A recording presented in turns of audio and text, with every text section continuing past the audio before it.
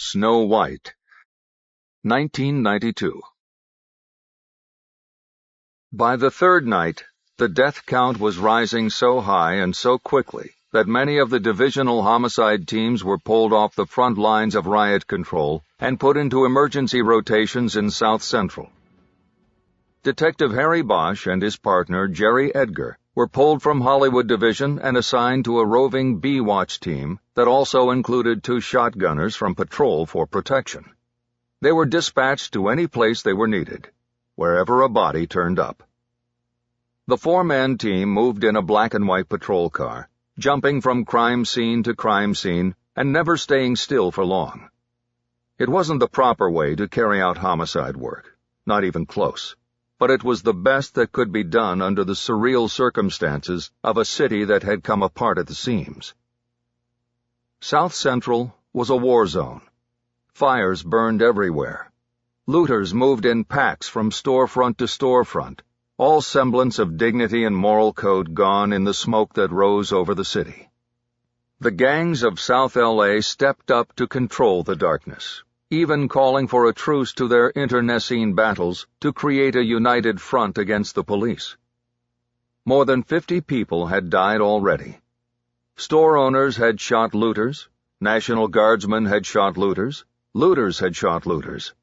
And then there were the others, killers who used the camouflage of chaos and civil unrest to settle long-held scores that had nothing to do with the frustrations of the moment and the emotions displayed in the streets. 2 days before, the racial, social, and economic fractures that ran under the city broke the surface with seismic intensity. The trial of 4 LAPD officers accused of excessively beating a black motorist at the end of a high-speed chase had resulted in the delivery of not guilty verdicts. The reading of the jury's decision in a suburban courtroom 45 miles away had an almost immediate impact on South Los Angeles. Small crowds of angry people gathered on street corners to decry the injustice. And soon, things turned violent. The ever-vigilant media went high and live from the air, broadcasting the images into every home in the city, and then to the world. The department was caught flat-footed. The chief of police was out of Parker Center and making a political appearance when the verdict came in. Other members of the command staff were out of position as well. No one immediately took charge, and more important, no one went to the rescue.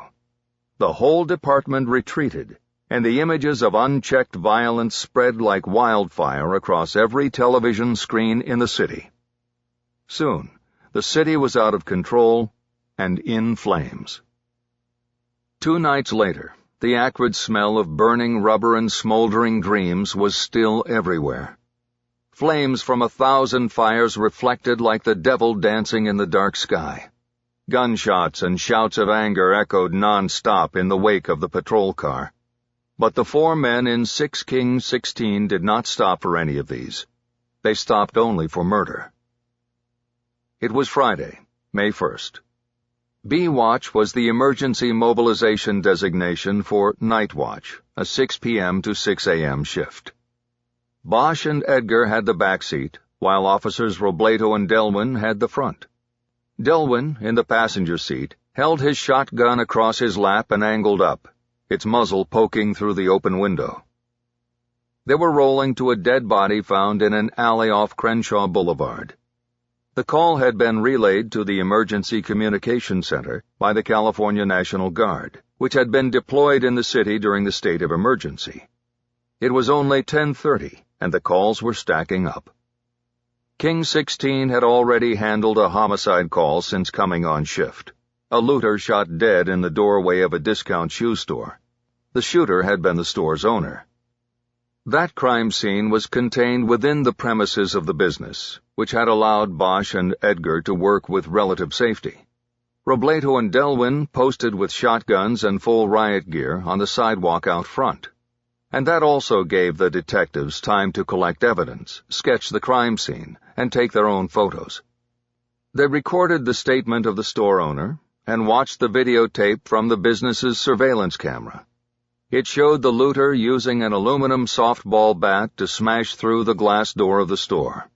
The man then ducked in through the jagged opening he had created and was promptly shot twice by the store owner, who was hiding behind the cash counter and waiting. Because the coroner's office was overrun with more death calls than it could handle, the body was removed from the store by paramedics and transported to County USC Medical Center. It would be held there until things calmed down, if they ever did, and the coroner caught up with the work. As far as the shooter went, Bosch and Edgar made no arrest. Whether it was self-defense or murder while lying in wait, the DA's office would make the call later. It was not the right way to proceed, but it would have to do. In the chaos of the moment, the mission was simple. Preserve the evidence, document the scene as well and as fast as possible, and collect the dead. Get in and get out, and do it safely. The real investigation would come later. Maybe. As they drove south on Crenshaw, they passed occasional crowds of people, mostly young men gathered on corners or roving in packs. At Crenshaw and Slauson, a group flying Crips colors jeered as the patrol car moved by at high speed without siren or flashing lights. Bottles and rocks were thrown, but the car moved too fast, and the missiles fell harmlessly behind it. "We'll be back, motherfuckers! Don't you worry!" It was Robledo who had called out, and Bosch had to assume he was speaking metaphorically. The young patrolman's threat was as hollow as the department's response had been once the verdicts were read on live TV Wednesday afternoon. Robledo, behind the wheel, only began to slow as they approached a blockade of National Guard vehicles and soldiers. The strategy drawn up the day before with the arrival of the Guard was to take back control of the major intersections in South LA and then move outward, eventually containing all trouble spots.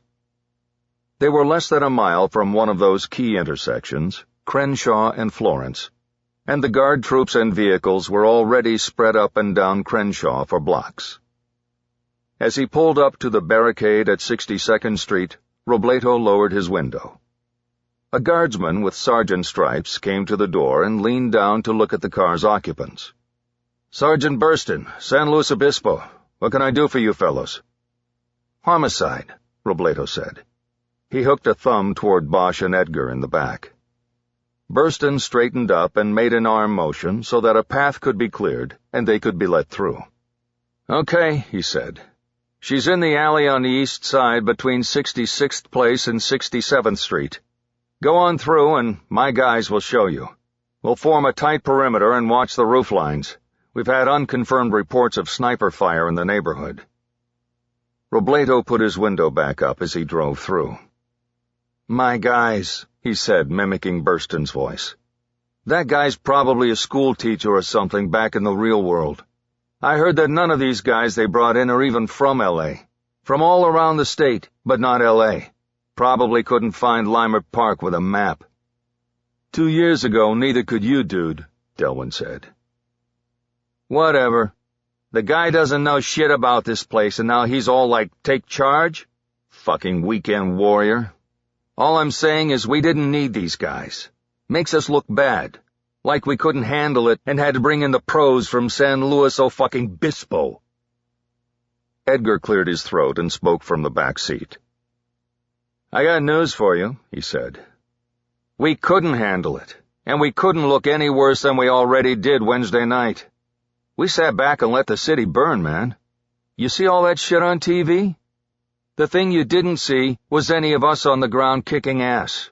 So don't be blaming the school teachers from Bispo. It's on us, man." "Whatever," Robledo said. "Says protect and serve on the side of the car," Edgar added. "We didn't do much of either." Bosch remained silent. Not that he disagreed with his partner. The department had embarrassed itself with its feeble response to the initial breakout of violence, but Harry wasn't thinking about that. He had been struck by what the sergeant had said about the victim being a she. It was the first mention of that, and as far as Bosch knew, there hadn't been any female murder victims so far. This wasn't to say that women weren't involved in the violence that had raked the city. Looting and burning were equal opportunity endeavors. Bosch had seen women engaged in both. The night before, he'd been on riot control on Hollywood Boulevard and had witnessed the looting of Frederick's, the famous lingerie store. Half the looters had been women. But the sergeant's report had given him pause nonetheless. A woman had been out here in the chaos, and it had cost her her life. Robledo drove through the opening in the barricade and continued south. 4 blocks ahead, a soldier was waving a flashlight, swinging its beam toward an opening between 2 of the retail shops that lined the east side of the street. Aside from soldiers posted every 25 yards, Crenshaw was abandoned. There was an eerie and dark stillness. All of the businesses on both sides of the streets were dark. Several had been hit by looters and arsonists. Others had miraculously been left untouched. On still others, boarded-up fronts announced with spray paint that they were black-owned, a meager defense against the mob. The alley opening was behind a looted wheel and tire shop called Dream Rims and a completely burned-out appliance store called Used, Not Abused. The burned building was wrapped with yellow tape and had been red-tagged by city inspectors as uninhabitable. Bosch guessed that this area had been hit early in the riots. They were only 20 blocks or so from the spot where the violence had initially sparked, at the intersection of Florence and Normandy, the place where people were pulled from cars and trucks and beaten while the world watched from above. The guardsman with the flashlight started walking ahead of 6K16, leading the car into the alley. 30 feet in, the guardsman stopped and held up his hand in a fist, as if they were on recon behind enemy lines. It was time to get out. Edgar hit Bosch on the arm with the back of his hand. "Remember, Harry, keep your distance. A nice 6-foot separation at all times." It was a joke meant to lighten the situation. Of the 4 men in the car, only Bosch was white. He'd be the likely first target of a sniper, of any shooter for that matter. "Got it," Bosch said. Edgar punched his arm again. "And put your hat on." Bosch reached down to the floorboard and grabbed the white riot helmet he had been issued at roll call. The order was to wear it at all times while on duty. He thought the shiny white plastic, more than anything else, made them targets. He and Edgar had to wait until Robledo and Delwyn got out and opened the rear doors of the cruiser for them. Bosch then finally stepped out into the night. He reluctantly put the helmet on, but didn't snap the chin strap. He wanted to smoke a cigarette, but time was of the essence, and he was down to a final smoke in the pack he carried in the left pocket of his uniform shirt. He had to conserve that one, as he had no idea when or where he would get the chance to replenish. Bosch looked around. He didn't see a body. The alley was clotted with debris, old and new.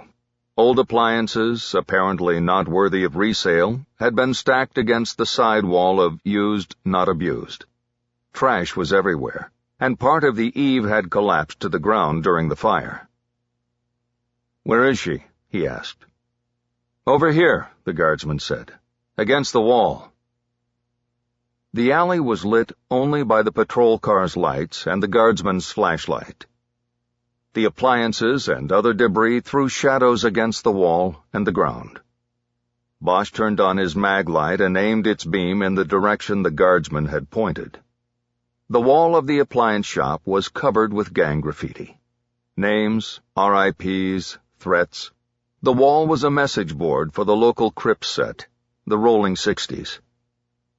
He walked 3 steps behind the guardsman, and soon he saw her. A small woman lying on her side at the bottom of the wall. She had been obscured by the shadow cast by a rusting-out washing machine. Before approaching any farther, Bosch played his light across the ground. At one point in time the alley was paved, but now it was broken concrete, gravel, and dirt. He saw no footprints or evidence of blood. He slowly moved forward and squatted down. He rested the heavy barrel of the 6-cell flashlight on his shoulder as he moved its beam over the body. From his long experience looking at dead people, he guessed she had been deceased at least 12 to 24 hours. The legs were bent sharply at the knees, and he knew that could be the result of rigor mortis, or an indication that she had been on her knees in the moments before her death. The skin that was visible on the arms and neck was ashen and dark where blood had coagulated. Her hands were almost black, and the odor of putrefaction was beginning to permeate the air. The woman's face was largely obscured by the long blonde hair that had fallen across it. Dried blood was visible in the hair at the back of the head, and was matted in the thick wave that obscured her face. Bosch moved the light up the wall above the body, and saw a blood spatter and drip pattern that indicated she had been killed here, not just dumped. Bosch took a pen out of his pocket and reached forward, using it to lift the hair back from the victim's face. There was gunshot stippling around the right eye socket and a penetration wound that had exploded the eyeball. She had been shot from only inches away, front to back, point-blank range. He put the pen back in his pocket and leaned in farther, pointing the light down behind her head. The exit wound, large and jagged, was visible. Death had no doubt been instantaneous. "Holy shit, is she white?" It was Edgar. He had come up behind Bosch and was looking over his shoulder like an umpire hovering over a baseball catcher. "Looks like it," Bosch said. He moved the light over the victim's body now. "What the hell's a white girl doing down here?" Bosch didn't answer. He had noticed something hidden under the right arm. He put his light down so he could pull on a set of gloves. "Put your light on her chest," he instructed Edgar. Gloves on, Bosch leaned back in toward the body. The victim was on her left side, her right arm extending across her chest and hiding something that was on a cord around her neck. Bosch gently pulled it free. It was a bright orange LAPD press pass. Bosch had seen many of them over the years. This one looked new. Its lamination sleeve was still clear and unscratched. It had a mugshot-style photo of a woman with blonde hair on it. Beneath it was her name and the media entity she worked for. Annika Jesperson, Berlingske Tidende. "She's foreign press," Bosch said. "Annika Jesperson." "From where?" Edgar asked. "I don't know. Germany, maybe. It says Berlin something. I can't pronounce it." "Why would they send somebody all the way over from Germany for this? Can't they mind their own business over there?" "I don't know for sure if she's from Germany. I can't tell." Bosch tuned out Edgar's chatter and studied the photograph on the press pass. The woman depicted was attractive even in a mugshot. No smile, no makeup, all business, her hair hooked behind her ears, her skin so pale as to be almost translucent. Her eyes had distance in them, like the cops and soldiers Bosch had known who had seen too much too soon. Bosch turned the press pass over. It looked legit to him. He knew press passes were updated yearly, and a validation sticker was needed for any member of the media to enter department news briefings or pass through media checkpoints at crime scenes. This pass had a 1992 sticker on it. It meant that the victim received it sometime in the last 120 days, but noting the pristine condition of the pass, Bosch believed it had been recently. Harry went back to studying the body. The victim was wearing blue jeans and a vest over a white shirt. It was an equipment vest with bulging pockets. This told Bosch that it was likely that the woman had been a photographer. But there were no cameras on her body or nearby. They had been taken, and possibly had even been the motive for the murder. Most news photographers he had seen carried multiple high-quality cameras and related equipment. Harry reached to the vest and opened one of the breast pockets. Normally this would be something he would ask a coroner's investigator to do, as jurisdiction of the body belonged to the county medical examiner's office. But Bosch had no idea if a coroner's crew would even show at the crime scene, and he wasn't going to wait to find out. The pocket held 4 black film canisters. He didn't know if this was film that had been shot or was unused. He rebuttoned the pocket, and in doing so felt a hard surface beneath it. He knew rigor mortis comes and goes in a day, leaving the body soft and movable. He pulled back the equipment vest and knocked a fist on the chest. It was a hard surface, and the sound confirmed this. The victim was wearing a bulletproof vest. "Hey, check out the hit list," Edgar said. Bosch looked up from the body. Edgar's flashlight was now aimed at the wall above. The graffiti directly over the victim was a 187 count, or hit list, with the names of several bangers who had gone down in street battles. Ken Dog, G-Dog, OG Nasty, Neckbone, and so on. The crime scene was in the rolling 60s territory. The 60s were a subset of the massive Crips gang. They were at endless war with the nearby 7 Treys, another Crips subset. The general public was for the most part under the impression that the gang wars that gripped most of South L.A. and claimed victims every night of the week came down to a Bloods versus Crips battle for supremacy and control of the streets. But the reality was that the rivalries between subsets of the same gang were some of the most violent in the city and largely responsible for the weekly body counts. The rolling 60s and 7 Treys were at the top of that list.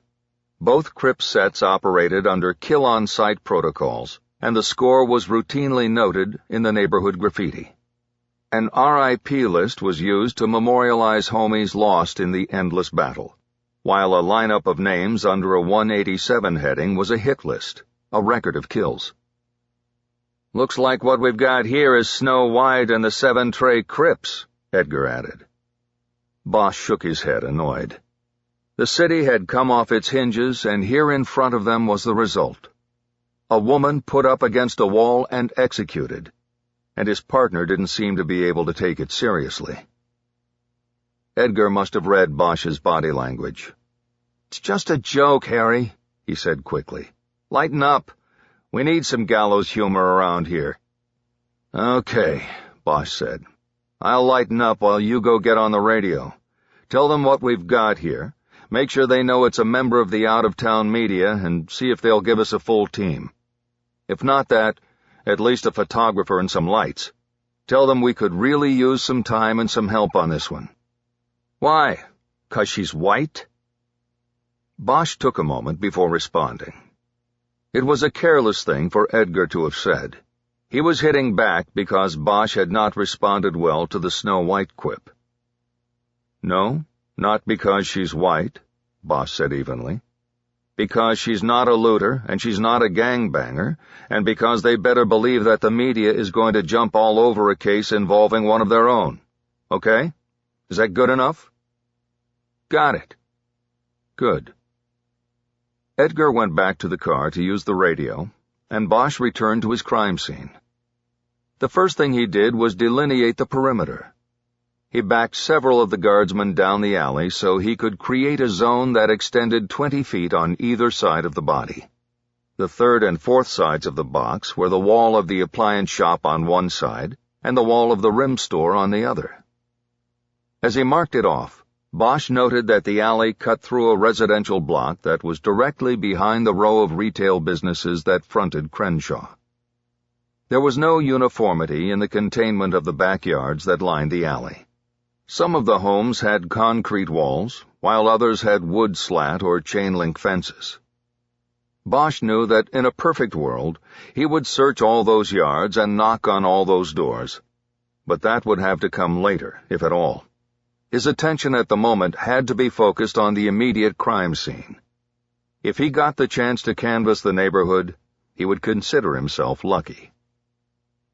Bosch noticed that Robledo and Delwyn had taken positions with their shotguns at the mouth of the alley. They were standing next to each other and talking, probably sharing a complaint about something. Back in Bosch's Vietnam days, that would have been called a sniper's 2-for-1 sale. There were 8 guardsmen posted inside the alley on the interior perimeter. Bosch noticed that a group of people were beginning to congregate and watch from the far end. He waved over the guardsman who had led them into the alley. "What's your name, soldier?" "Drummond, but everyone calls me Drummer." "Okay, Drummer, I'm Detective Bosch. Tell me who found her." "The body? That was Dowler. He came back here to take a leak and he found her. He said he could smell her first. He knew the smell." "Where's Dowler now?" "I think he's on post at the southern barricade." "I need to talk to him. Will you get him for me?" "Yes, sir." Drummond started to move toward the entrance of the alley. "Hold on, Drummer. I'm not done." Drummond turned around. "When did you deploy to this location?" "We've been here since 1800 yesterday, sir." "So you've had control of this area since then, this alley?" "Not exactly, sir.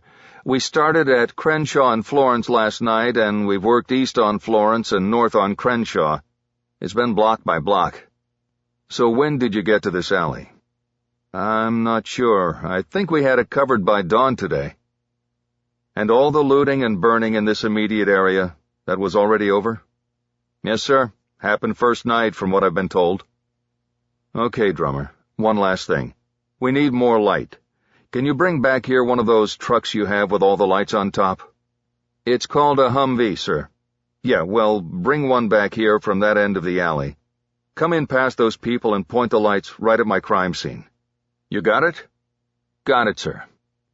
Bosch pointed to the end opposite the patrol car. "Good. I want to create a cross-hatching of light here, okay? It's probably going to be the best we can do." "Yes, sir." He started to trot away. "Hey, Drummer." Drummond turned around once more and came back. "Yes, sir?" Bosch whispered now. "All your guys are watching me. Shouldn't they be turned around, eyes out?" Drummond stepped back and twirled his finger over his head. "Hey, turn it around, eyes out. We've got a job here. Keep the watch." He pointed down the alley toward the gathering of onlookers. "And make sure we keep those people back." The guardsmen did as they were told, and Drummond headed out of the alley to radio Dowler and get the light truck.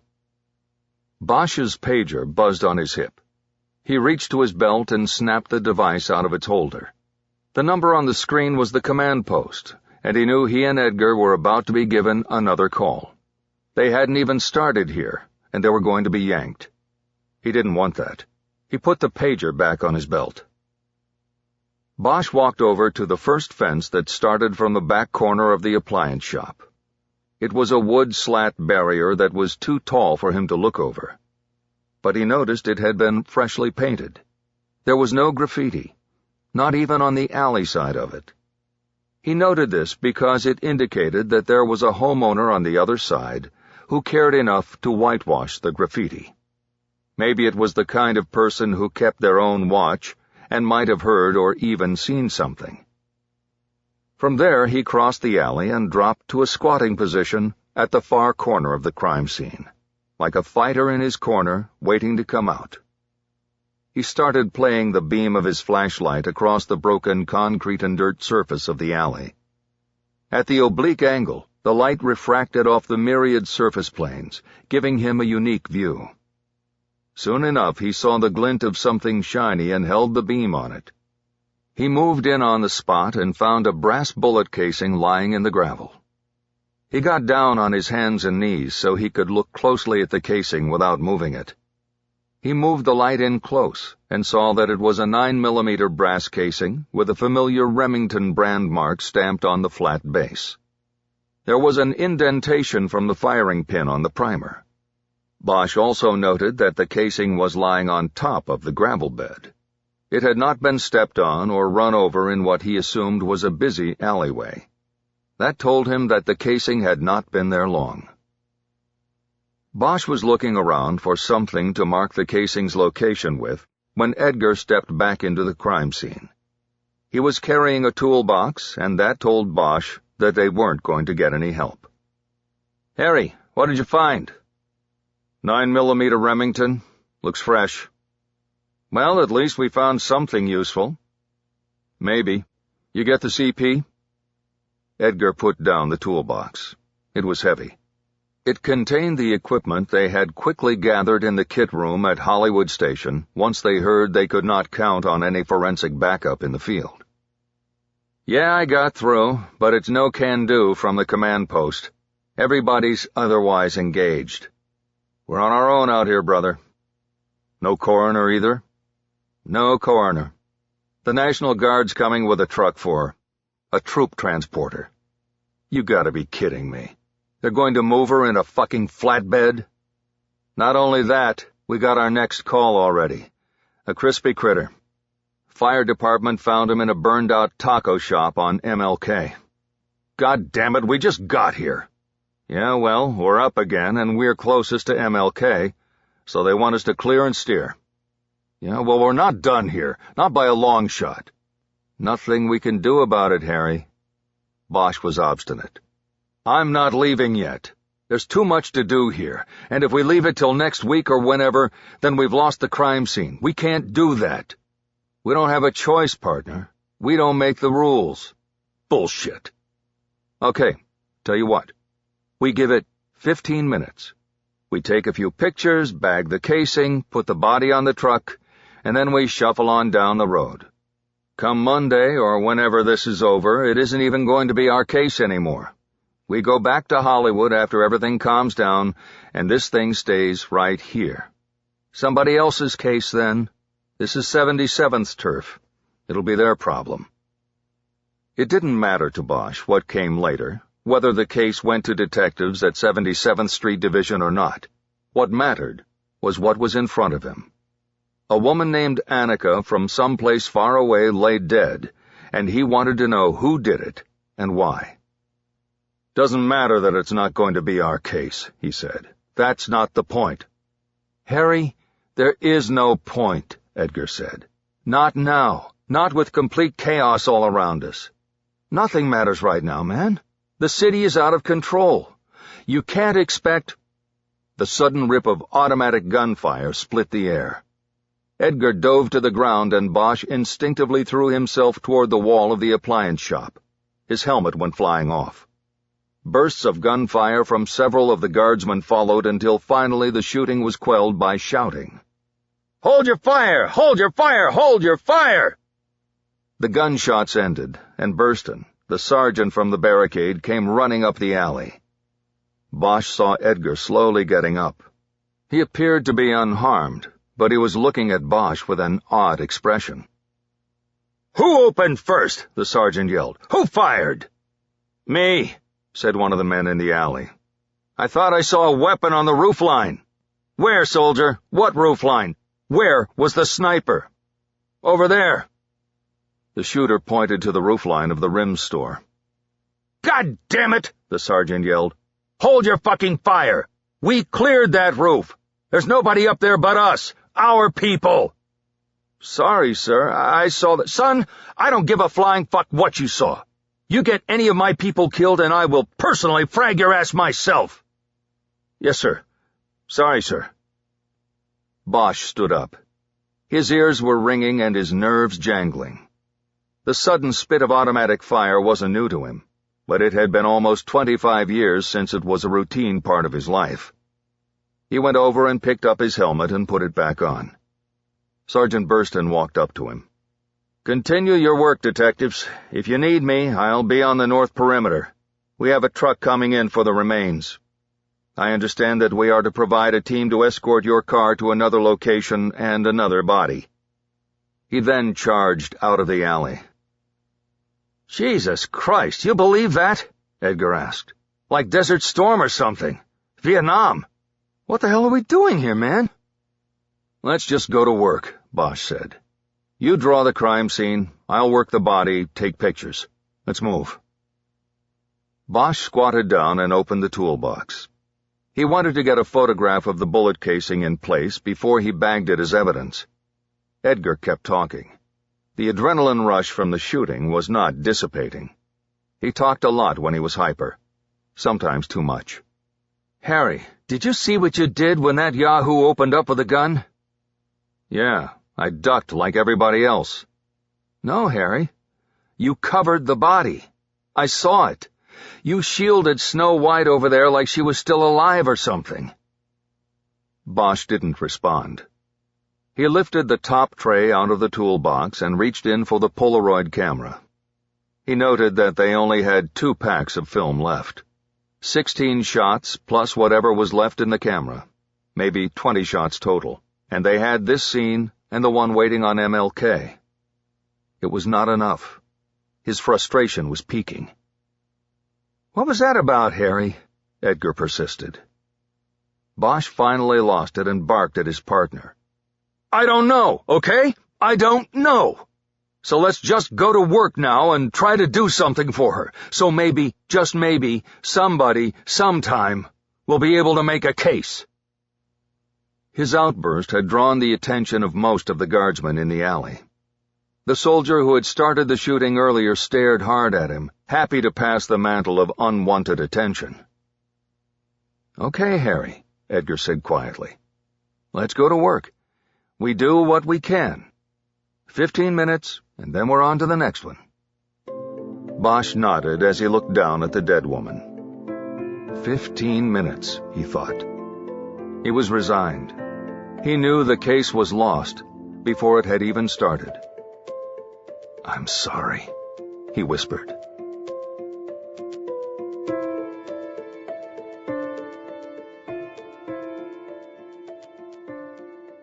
Part 1. The Gun Walk, 2012. Chapter 1. They made him wait. The explanation was that Coleman was at Chow, and pulling him out would create a problem, because after the interview they would have to reinsert him into the second meal block, where he might have enemies unknown to the guard staff. Someone could make a move against him, and the guards wouldn't see it coming. They didn't want that, so they told Bosch to hang loose for 40 minutes, while Coleman finished his Salisbury steak and green beans, sitting at a picnic table in D Yard, in the comfort and safety of numbers. All the rolling 60s at San Quentin shared the same food and rec blocks.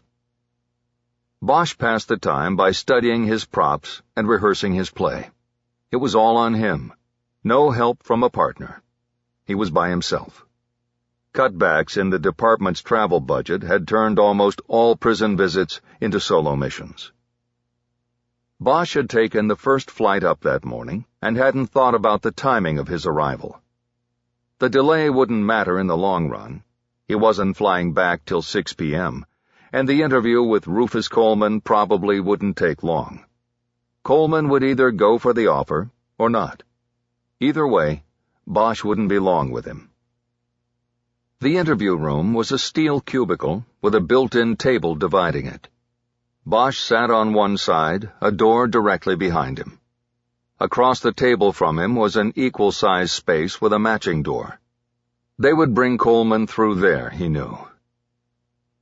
Bosch was working the 20-year-old murder of Annika Jesperson, a photographer and journalist shot to death during the 1992 riots. Harry had worked the case and the crime scene for less than an hour back then before being pulled away to work other murders in a crazy night of violence that had him moving from case to case. After the riots ended, the department formed the Riot Crimes Task Force, and the investigation of the Jesperson murder was taken over by that unit. It was never solved, and after 10 years of being classified as open and active, the investigation and what little evidence had been gathered was quietly boxed up and placed in archives. It wasn't until the 20th anniversary of the riots was approaching that the media-savvy chief of police sent a directive to the lieutenant in charge of the Open Unsolved Unit, ordering a fresh look at all unsolved murders that occurred during the unrest in 1992. The chief wanted to be ready when the media started their inquiries in regard to their 20 years later stories. The department might have been caught flat-footed back in 92, but it wouldn't be in 2012. The chief wanted to be able to say that all unsolved murders from the riots were still under active investigation. Bosch specifically asked for the Annika Jesperson case, and after 20 years returned to it. Not without misgivings. He knew that most cases were solved within the first 48 hours, and after that the chances of clearance dropped markedly. This case had barely been worked for even one of those 48 hours. It had been neglected because of circumstances, and Bosch had always felt guilty about it, as though he had abandoned Annika Jesperson. No homicide detective likes leaving a case behind unsolved, but in this situation Bosch was given no choice. The case was taken from him. He could easily blame the investigators that followed him on it, but Bosch had to count himself among those responsible. The investigation started with him at the crime scene. He couldn't help but feel that no matter how short a time he was there, he must have missed something. Now, 20 years later, he got another shot at it, and it was a very long shot at that. He believed that every case had a black box, a piece of evidence, a person, a positioning of facts that brought a certain understanding and helped explain what had happened and why. But with Annika Jesperson, there was no black box. Just a pair of musty cardboard boxes retrieved from archives that gave Bosch little direction or hope. The boxes included the victim's clothing and bulletproof vest, her passport and other personal items, as well as a backpack and the photographic equipment retrieved from her hotel room after the riots. There was also the single 9mm shell casing found at the crime scene and the thin investigative file put together by the Riot Crimes Task Force, the so-called murder book. The murder book was largely a record of inactivity on the case on the part of the RCTF. The task force had operated for a year and had had hundreds of crimes, including dozens of murders, to investigate. It was almost as overwhelmed as investigators like Bosch had been during the actual riots. The RCTF had put up billboards in South LA that advertised a telephone tip line and rewards for information leading to arrests and convictions for riot-related crimes. Different billboards carried different photos of suspects or crime scenes or victims. 3 of them carried a photo of Annika Jesperson and asked for any information on her movements and murder. The unit largely worked off what came in from the billboards and other public outreach programs, and pursued cases where there was solid information. But nothing of value ever came in on Jesperson, and so nothing ever came of the investigation. The case was a dead end. Even the one piece of evidence from the crime scene, the bullet casing, wasn't of value without a gun to match it to. In his survey of the archived records and case effects, Bosch found that the most noteworthy information gathered from the first investigation was about the victim. Jesperson was 32 years old and from Denmark, not Germany as Bosch had thought for 20 years. She worked for a Copenhagen newspaper called Berlingske Tidende, where she was a photojournalist in the truest sense of the word. She wrote stories and shot film. She had been a war correspondent who documented the world's skirmishes with both words and pictures. She had arrived in Los Angeles the morning after the riots had started, and she was dead by the next morning. In the following weeks, the Los Angeles Times ran short profiles of all those killed during the violence. The story on Jesperson quoted her editor and her brother back in Copenhagen and depicted the journalist as a risk-taker who was always quick to volunteer for assignments in the world's danger zones. In the 4 years prior to her death, she had covered conflicts in Iraq, Kuwait, Lebanon, Senegal, and El Salvador. The unrest in Los Angeles was hardly on the level of war or some of the other armed conflicts she had photographed and reported on, but according to the Times, she happened to be traveling across the United States on vacation when rioting in the City of Angels broke out. She promptly called the photo desk at the BT, as the newspaper in Copenhagen was more commonly known, and left a message with her editor saying that she was heading to LA from San Francisco.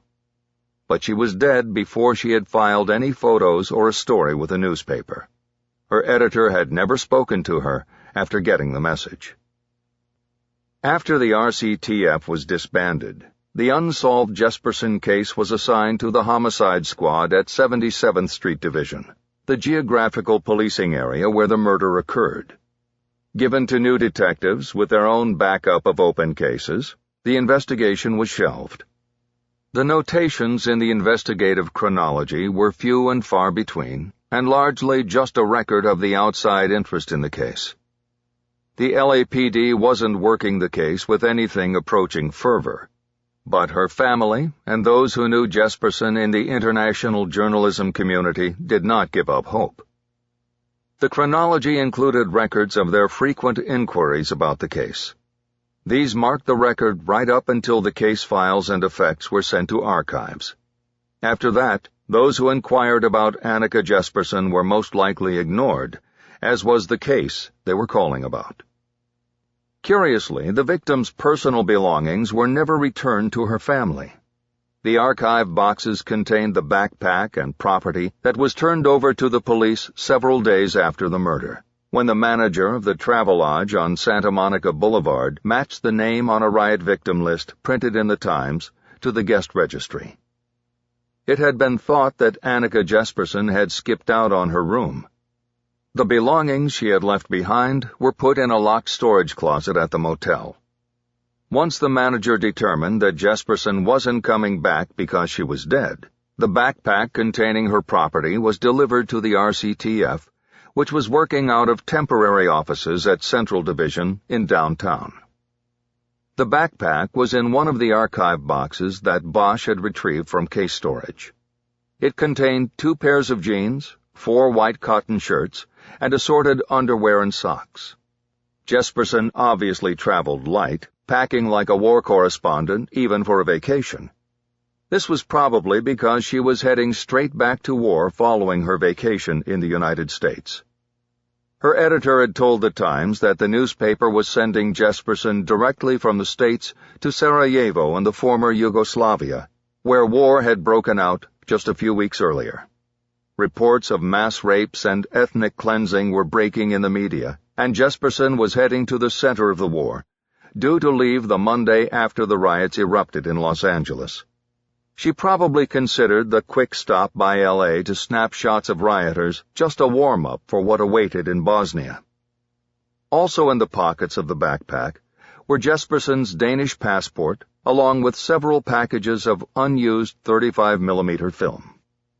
Jesperson's passport showed an INS entry stamp at John F. Kennedy International Airport in New York 6 days before her death.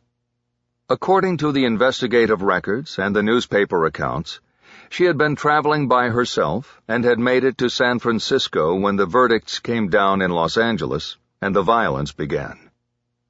None of the records or news stories accounted for where in the United States Jesperson had been during the 5 days leading up to the riots.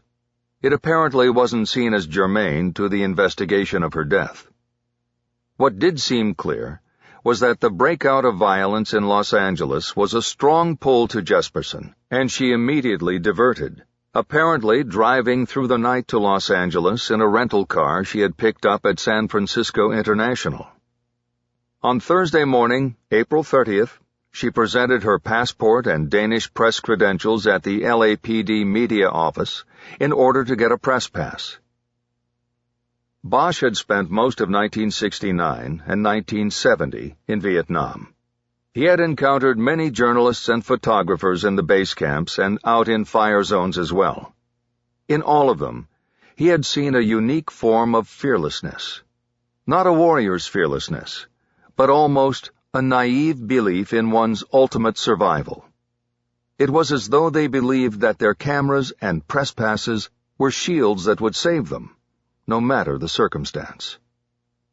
He had known one photographer particularly well. His name was Hank Zinn, and he worked for the Associated Press. He had once followed Bosch into a tunnel in Cu Chi. Zinn was the kind of guy who never turned down an opportunity to go out into Indian country and get what he called the real thing. He died in early 1970 when a Huey he had jumped on for transport to the front was shot down. One of his cameras was recovered intact in the debris field, and somebody at base developed the film. It turned out Zinn was shooting frames the whole time the chopper was taking fire and then going down. Whether he was valiantly documenting his own death or thinking he was going to have great shots to file when he got back to base camp could never be known. But knowing Zinn, Bosch believed he thought he was invincible, and the chopper crash would not be the end of the line. As Bosch took up the Jesperson case after so many years, he wondered if Annika Jesperson had been like Zinn. Sure of her invincibility, sure that her camera and press pass would lead her through the fire. There was no doubt that she had put herself in harm's way. He wondered what her last thought was when her killer pointed the gun at her eye. Was she like Zinn? Had she taken his picture? According to a list provided by her editor in Copenhagen and contained in the RCTF investigation file, Jesperson carried a pair of Nikon 4s and a variety of lenses. Of course, her field equipment was taken and never recovered. Whatever filmed clues might have been in her cameras were long gone. The RCTF investigators developed the canisters of film found in the pockets of her vest. Some of these black and white 8x10 prints, along with 4 proof sheets showing miniatures of all 96 shots, were in the murder book, but they offered very little in the way of evidence or investigative leads. They were simply shots of the California National Guard mustering at the Coliseum after being called into the fray in Los Angeles. Other shots were of guardsmen manning barricades at intersections in the riot zone. There were no shots of violence or burning and looting, though there were several of guardsmen on post outside businesses that had been looted or burned. The photos were apparently taken on the day of her arrival, after she had gotten her press pass from the LAPD. Beyond their historic value as documentation of the riots, the photos were deemed useless to the murder investigation in 1992, and Bosch couldn't disagree with that assessment 20 years later. The RCTF file also contained a property report dated May 11, 1992, and detailing the recovery of the Avis rental car that Jesperson had picked up at San Francisco International. The car had been found abandoned on Crenshaw Boulevard, 7 blocks from the alley where her body was found. In the 10 days it had been sitting there, it had been broken into and its interior stripped. The report stated that the car and its contents, or lack thereof, had no investigative value. What it came down to was that the one piece of evidence found by Bosch within the first hour of the investigation remained the most important hope for a resolution: the bullet casing. Over the past 20 years, law enforcement technologies had grown at light speed. Things not even dreamed about then were routine now. The advent of technological applications to evidence and crime solving had led to reassessments of old unsolved crimes everywhere on the planet. Every major metropolitan police department had teams assigned to cold case investigations. Using new technologies on old cases sometimes came down to shooting fish in a barrel. DNA matches, fingerprint matches, and ballistics matches often led to slam-bang cases against culprits who had long believed they had gotten away with murder. But sometimes it was more complicated. One of the first moves Bosch made upon reopening case number 9212-00346 was to take the bullet casing to the firearms unit for analysis and profiling. Because of the workload backup and the non-priority status of cold case requests coming from the open unsolved unit, 3 months went by before Bosch got a return. The response wasn't a panacea, an answer that would immediately solve the case, but it gave Bosch a pathway. After 20 years of no justice for Annika Jesperson, that wasn't bad at all. The firearms report gave Bosch the name Rufus Coleman, 41 years old and a hardcore member of the Rolling 60s Crips gang. He was currently incarcerated for murder in the California State Penitentiary at San Quentin. Chapter 2. It was almost noon by the time the door opened and Coleman was let in by 2 prison guards. He was locked with his arms behind his back into the seat across the table from Bosch. The guards warned him that they would be watching, and then left the two of them staring at each other across the table. "You a cop, right?" Coleman said. "You know what putting me in a room with a cop could do to me, if one of these hacks put word round." Bosch didn't answer. He studied the man across from him. He had seen mug shots, but they only framed Coleman's face. He knew Coleman was big. He was a known rolling 60s enforcer, but not this big. He had a heavily muscled and sculpted physique, a neck wider than his head, including his ears. 16 years of push-ups and sit-ups and whatever exercises he could manage in his cell had given him a chest that easily extended beyond his chin, and triceps vices that looked like they could crush walnuts to powder. In the mugshots, his hair had always had a stylized fade. Now his head was clean-shaven, and he had used his dome as a canvas for the Lord. On either side, he had blue prison ink crosses wrapped in barbed wire. Bosch wondered if that was part of the lobbying effort with the parole board. "I'm saved. It says so right here on my cranium." "Yes, I'm a cop," Bosch finally said. "Up from L.A. "Sheriff's or PD?" "LAPD. My name's Bosch. And Rufus, this is going to be the single luckiest or unluckiest day of your life. The cool thing is, you're going to get to pick which one of those days it is. Most of us, we never get the chance to choose between good luck and bad luck. One or the other of them just sort of happens. It's fate. But this time you do, Rufus. You get to choose. Right now." "Yeah? How's that? You the man with all the luck in your pockets?" Bosch nodded. "Today, I am." Bosch had placed a file folder on the table before Coleman was brought in. He now opened it and lifted out 2 letters. He left the envelope, which was addressed and already stamped, in the file, just far enough away that Coleman wouldn't be able to read it. "So next month you're taking your second shot at parole, I hear," Bosch said. "That's right," Coleman said, a slight tone of curiosity and concern in his voice. "Well, I don't know if you know how it works, but the same 2 board members who heard your first hearing 2 years ago come back for your second. So you got 2 guys coming who already turned you down once. That means you're going to need help, Rufus. I already got the Lord on my side." He leaned forward and turned his head from side to side, so Bosch could get a good look at the tattooed crosses. They reminded Harry of the team logo on the side of a football helmet. "I think you're going to need more than a couple tattoos, you ask me." "I'm not asking you, Dick. 5-0. I don't need your help. I got my letters all sorted and the D-Block chaplain and my good record. I even got a forgiveness letter from the Regis family." Walter Regis was the name of the man Coleman had murdered in cold blood. "Yeah? How much you pay for that?" "I didn't pay. I prayed, and the Lord provided. The family knows me and what I'm about now. They forgive my sins, as does the Lord."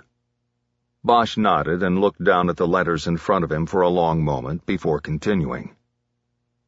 "All right. So you got it all set. You got the letter, and you've got the Lord. You may not need me working for you, Rufus, but you sure don't want me working against you. That's the thing. You don't want that. So get to it. What's your fucking play?" Bosch nodded. Now they were down to it. He lifted the envelope. "You see this envelope? It's addressed to the parole board in Sacramento, and it's got your inmate number down here in the corner, and it's got a stamp on it, all ready to go." He put the envelope down and picked up the letters, 1 in each hand, holding them out side by side for Coleman to look at and read. "I'm going to put one of these 2 letters in that envelope and drop it in a mailbox as soon as I get out of here today. You're going to decide which one." Coleman leaned forward, and Bosch heard the shackles click against the back of his metal chair. He was so big it looked like he was wearing a linebacker's shoulder pads under his gray prison jumpsuit. "What are you talking about, 5-0? I can't read that shit." Bosch leaned back and turned the letters so he could read them. "Well, they are letters addressed to the parole board. One speaks very favorably of you. It says you are remorseful about the crimes you have committed and have been cooperating with me in seeking the resolution of a long unsolved murder. It ends, "I ain't cooperating with you on shit, man. You can't put a snitch jacket on me. You watch your fucking mouth on that shit." It ends with me recommending that you be granted parole. Bosch put the letter down and turned his attention to the other. Now, the second one is not so good for you. This one says nothing about remorse. It says that you have refused to cooperate in a murder investigation in which you have important information. And lastly, it says that the LAPD's Gang Intelligence Unit has gathered intel that suggests that the Rolling 60s are awaiting your return to freedom so they can once again utilize your skills as a hitman for the— "That's some bullshit right there. That's a lie. You can't send that shit." Bosch calmly put the letter down on the table and started folding it for the envelope. He looked at Coleman deadpan. "You're going to sit there and tell me what I can do and can't do? That's not how this works, Rufus. You give me what I want, and I give you what you want. That's how it works." Bosch ran his finger along the creases of the letter and then started sliding it into the envelope. "What murder are you talking about?" Bosch looked up at him. There was the first give.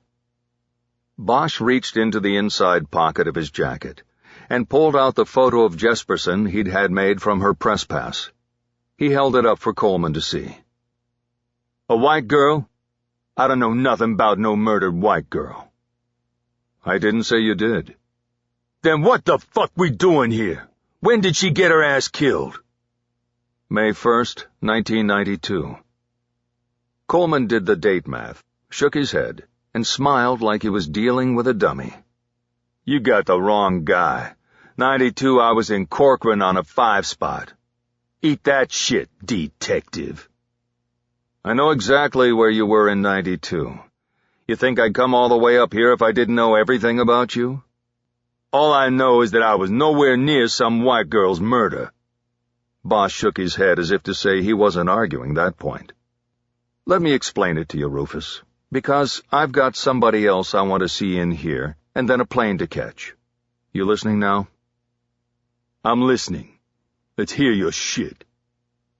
Bosch held the photo up again. "So we're talking 20 years ago. The night of April 30th going into May 1st, 1992. The second night of the LA riots. Annika Jesperson from Copenhagen is down on Crenshaw with her cameras. She's taking pictures for the newspaper back in Denmark." "The fuck's she doing down there? She shouldn't have been down there." "I won't argue that, Rufus, but she was there. And somebody stood her up against a wall in an alley and popped her right in the eye." "Wasn't me, and I don't know a thing about it." "I know it wasn't you. You've got the perfect alibi. You were in prison. Can I continue?" "Yeah, man. Tell your story." "Whoever killed Annika Jesperson used a Beretta. We recovered the shell at the scene. The shell showed the distinctive markings of a Beretta Model 92. Bosch studied Coleman to see if he was seeing where this was going. You following me now, Rufus? "I'm following, but I don't know what the fuck you're talking about." The gun that killed Annika Jesperson was never recovered. The case was never solved. Then 4 years later, you come along fresh out of Corcoran and get arrested and charged with the murder of a rival gang member named Walter Regis, age 19. You shot him in the face while he was sitting in a booth at a club on Florence. The supposed motivation was that he was seen selling crack on one of the 60s corners.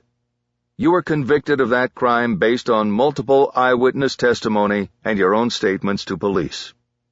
But the one piece of evidence they didn't have was the gun you used, a Beretta Model 92. The gun was never recovered. You see where I'm going with this? Not yet. Coleman was starting to dummy up, but that was okay with Bosch. Coleman wanted one thing: to get out of prison. He would eventually understand that Bosch could either help or hurt his chances. Well, let me keep telling the story and you try to follow along. I'll try to make it easy for you. He paused. Coleman didn't object. So now we're up to 1996, and you get convicted and get 15 to life and go off to prison like the good rolling 60s soldier that you were. Another 7 years go by, and now it's 2003 and there's another murder. A street dealer in the Grape Street Crips named Eddie Vaughn gets whacked and robbed while he's sitting in his car with a .40 and a blunt. Somebody reaches in from the passenger side and puts 2 in his head and 2 in a torso. But reaching in like that was bad form. The shells were ejected and they bounced all around inside the car. No time to grab them all. The shooter gets 2 of them and just runs off. What you got to do with me, man? I was up here by then. Bosch nodded emphatically. You're right, Rufus. You were up here. But you see, by 2003 they had this thing called the National Integrated Ballistic Information Network. It's a computer data bank run by the ATF, and it keeps track of bullets and casings collected from crime scenes and murder victims. That's fucking fantastic. Ballistics, Rufus. It's practically like having fingerprints now. They match those shells from Eddie Vaughn's car to the gun you used 7 years earlier to wipe out Walter Regis. Same gun used in both killings by 2 different killers. That's some cool shit there, detective. It sure is, but it's not really news to you. I know they came up here to talk to you about the Vaughn case. The investigators on that one, they wanted to know who you gave the gun to after you hit Regis. They wanted to know who the rolling 60s shot caller that you did the hit for was. Because they were thinking the same guy might have called the shot on Vaughn. I think I might remember that. It was a long time ago. I didn't tell him shit then, and I ain't telling you shit now. Yeah, I pulled the report. You told them to fuck themselves and go on back home. See, back then you were still a soldier, brave and strong. But that was 9 years ago, and you had nothing to lose then. The thought of making parole in 10 years was pie-in-the-sky stuff to you. But now it's a different story. And now we're talking about 3 murders with the same gun. Earlier this year, I took the shell we picked up at the Jesperson scene in '92 and had it run through the ATF databank. It matched up to Regis and Vaughn. 3 killings tied to 1 gun, a Beretta Model 92. Bosch sat back in his chair and waited for a reaction. He knew that Coleman knew what he wanted. I can't help you, man, Coleman said. You can call the hacks back in for me. You sure? Because I can help you. He lifted the envelope. Or I could hurt you. He waited. I could make sure you put in another 10 years here before they even look at you again for parole. Is that how you want to play it? Coleman shook his head. And how long you think I'd last out there if I helped you, man? Not long at all. I'll give you that. But nobody has to know about this, Rufus. I'm not asking you to testify in court or give a written statement. At least not yet, Bosch thought. All I want is a name. Between you and me right here, and that's it.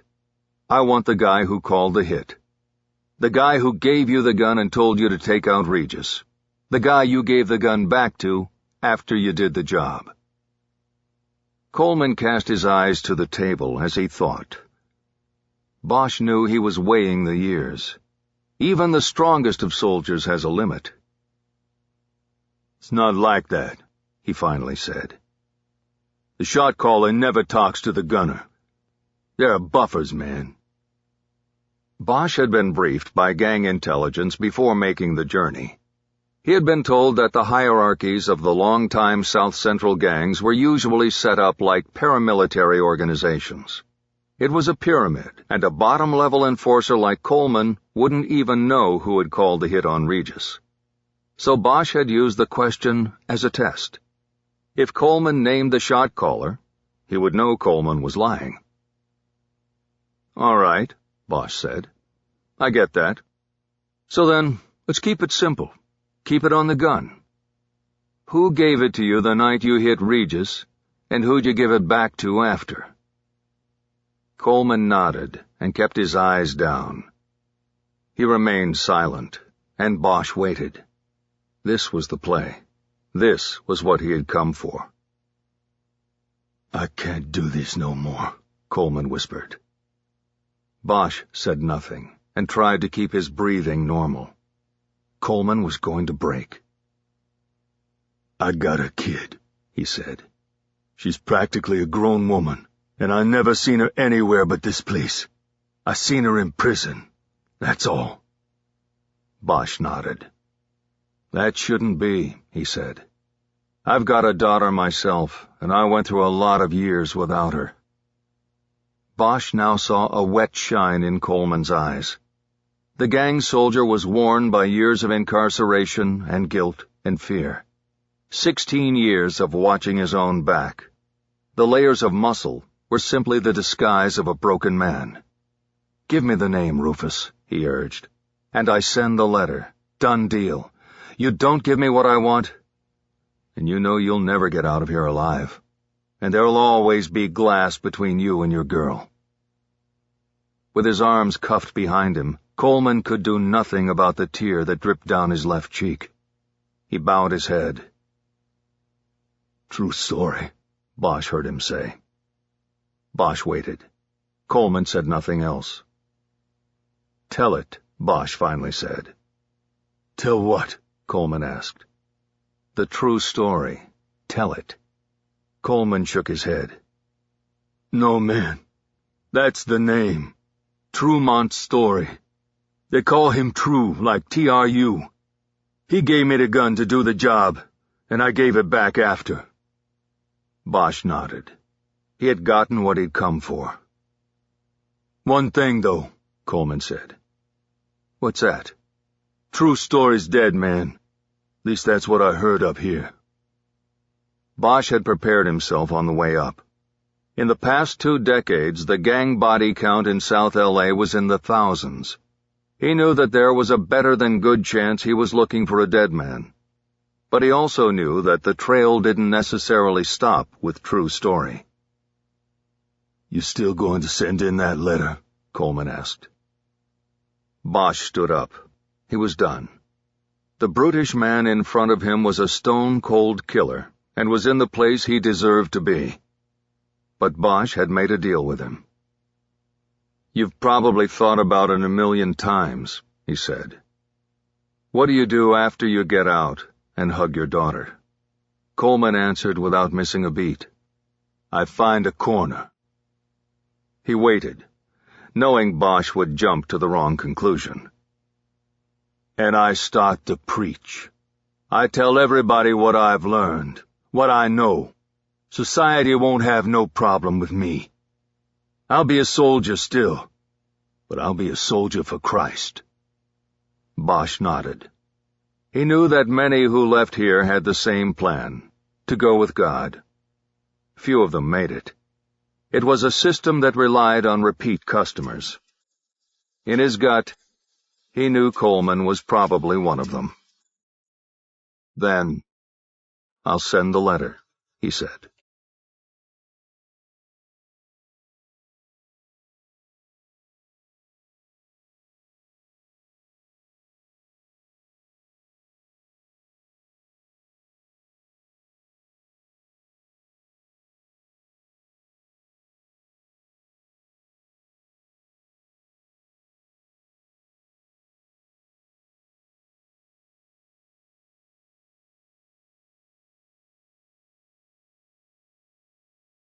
Chapter 3. In the morning, Bosch went to the South Bureau on Broadway to meet with Detective Jordy Gant in the gang enforcement detail. Gant was at his desk and on a phone call when Bosch arrived, but it didn't sound important, and he quickly got off. "How'd it go up there with Rufus?" he said. He smiled as a way of showing understanding if Bosch said, as expected, that the trip to San Quentin was a bust. "Well, he gave me a name, but he also told me the guy was dead, so the whole thing could have been him playing me while I was playing him." "What's the name?" "Trumont Story. Heard of him?" Gant just nodded and turned to a short stack of files on the side of his desk. Next to it was a small black box labeled Rolling 60s 1991 to 1994. Bosch recognized it as a box that was used in the old days for holding field interview cards. That was before the department started using computers to store intelligence data. "Imagine that," Gant said. "And I just happen to have True Story's file right here." "Yeah, imagine that," Bosch said, taking the file. He opened it directly to an 8x10 shot of a man lying dead on a sidewalk. There was a contact entry wound on his left temple. His right eye had been replaced with a large exit wound. A small amount of blood had oozed onto the concrete and coagulated by the time the photo had been shot. "Nice," Bosch said. "Looks like he let somebody get a little too close. Is still an open case?"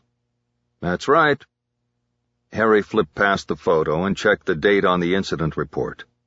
Trumont Story had been dead almost 3 years. He closed the file and looked at Gant sitting smugly in his desk chair. "True Story's been dead since '09, and you just happened to have his file on your desk?" "Nope. I pulled it for you. Pulled 2 others as well, and thought you might even want to look at our shake cards from back in '92. Never know. A name in there might mean something to you." "Maybe so." "Why'd you pull the files?" "Well, after we talked about your case and the ATF matches to the other 2, 3 cases, 1 gun, 3 different shooters, I started to— Actually, it's a long shot, but it could be just 2 shooters. The same guy who kills my victim in '92 comes back around and hits Vaughn in '03. Gant shook his head. "Could be, but I'm thinking no. Too long a shot. So I was thinking, for the sake of argument, 3 victims, 3 different shooters, 1 gun. So I went through our rolling 60s cases. That is, cases they were involved in on either side of the violence, as killers or the killed. I pulled cases that might be related to this gun, and I got 3 where there were gunshot killings in which no ballistics evidence was recovered. 2 were hits on 7 trays, and 1, you guessed it, was True Story." Bosch was still standing. Now he pulled up a chair and sat down. "Can I take a quick look at the other 2? Gant handed the files across the desk, and Bosch started a quick survey. These weren't murder books. They were gang files, and therefore abbreviated accounts and reports on the killings. The full murder books would be in the hands of the homicide investigators assigned to the cases. If he wanted more, Bosch would have to requisition them or drop by the lead detective's desk to borrow a look. "Typical stuff," Gant said as Bosch read. "You sell on the wrong corner or visit a girl in the wrong neighborhood and you're marked for death. The reason I threw True Story in there was that he was shot elsewhere and dumped." Bosch looked over the files at Gant. "And why's that significant?" "Because it might mean it was an inside job, his own crew. It's unusual to see a body dump in a gang killing. With the drive-bys and straight-up assassinations. Nobody takes the time to pop a guy and then move the body unless there's a reason. One might be to disguise that it was internal housekeeping. He was dumped on 7 tray turf, so the thinking was he was probably hit on his own turf and then dumped in enemy territory to make it look like he strayed across the line." Bosch registered all of this. Gant shrugged his shoulders. "Just a working guess," he said. "The case is still open." "It's got to be more than a working guess," Bosch said. "What do you know that leads you to make a guess like that? Are you working this?" "I'm not homicide, I'm intel. I was called in to consult." but that was back then, 3 years ago. All I know now is that the case is still open. The Gang Enforcement Detail was the overarching street gang branch of the LAPD. It had homicide squads, detective squads, intelligence units, and community outreach programs. "Okay, so you consulted," Bosch said. "So what do you know from 3 years ago?" "Well, Story was high up in the pyramid I told you about the other day. It can get contentious up there. Everybody wants to be at the top, and then when you're there, you gotta look over your shoulder, see who's coming up behind you." Gant gestured toward the files Bosch held. "You said so yourself when you saw the picture. He let somebody get too close, that's for damn sure. You know how many gang murders involve contact wounds? Almost none, unless like it's a club shooting or something, then only sometimes. But most of the time these guys don't get up close and personal. This time, however, with True Story, they did. So the theory at the time was that the 60s did this one themselves. Somebody near the top of the pyramid had reason to believe True Story had to go, and it got done. Bottom line, it could be the same gun you're looking for. There was no slug and no shell recovered, but the wound would work with a 9mm, and now that you've got Rufus Coleman up there in the queue putting your Beretta Model 92 in True Story's hands, then it sounds even better." Bosch nodded. It made a certain amount of sense. "And the GED never picked up on what this was about?" Gant shook his head. "Nah, they never got close. You gotta understand something, Harry. The pyramid is most vulnerable to law enforcement at the bottom, the street level. It's also most visible there." He was saying that the GED's efforts were largely focused on street dealers and street crimes. If a gang homicide wasn't solved within 48 hours, there would soon be a new one to run with. It was a war of attrition on both sides of the line. "So," Bosch said, "let's go back to the Walter Regis killing, the one Rufus Coleman carried out and was convicted for in '96. Coleman said True Story gave him the gun and his instructions. He did the job, and then he gave the gun back. He said that it wasn't Story's idea to whack Regis. He, too, had gotten the order. So, do we have any idea who it came from? Who was the shot caller for the Rolling 60s back in '96? Gant shook his head again. He was doing a lot of that. "It was before my time, Harry. I was in a black and white in Southeast. And to tell you the truth, we were kind of naive back then. That was when we ran Crash at them. You remember Crash?" Bosch did. The explosion of the gang population and its attendant violence occurred with the same speed as the crack epidemic in the 1980s. The LAPD in South Central was overwhelmed and responded with a program called Community Resources Against Street Hoodlums. The program had an ingenious acronym, and some said they spent more time coming up with that than they did on the actual program. Crash attacked the lower levels of the pyramid. It disrupted the street business of the gangs, but rarely reached toward the top. And no wonder. The street soldiers who sold drugs and carried out missions of retribution and intimidation rarely knew more than what the day's job was, and rarely gave even that up. These were young men fired in the anti-cop cauldron of South L.A. They were seasoned by racism, drugs, societal indifference, and the erosion of traditional family and education structures, then put out on the street, where they could make more in a day than their mothers made in a month.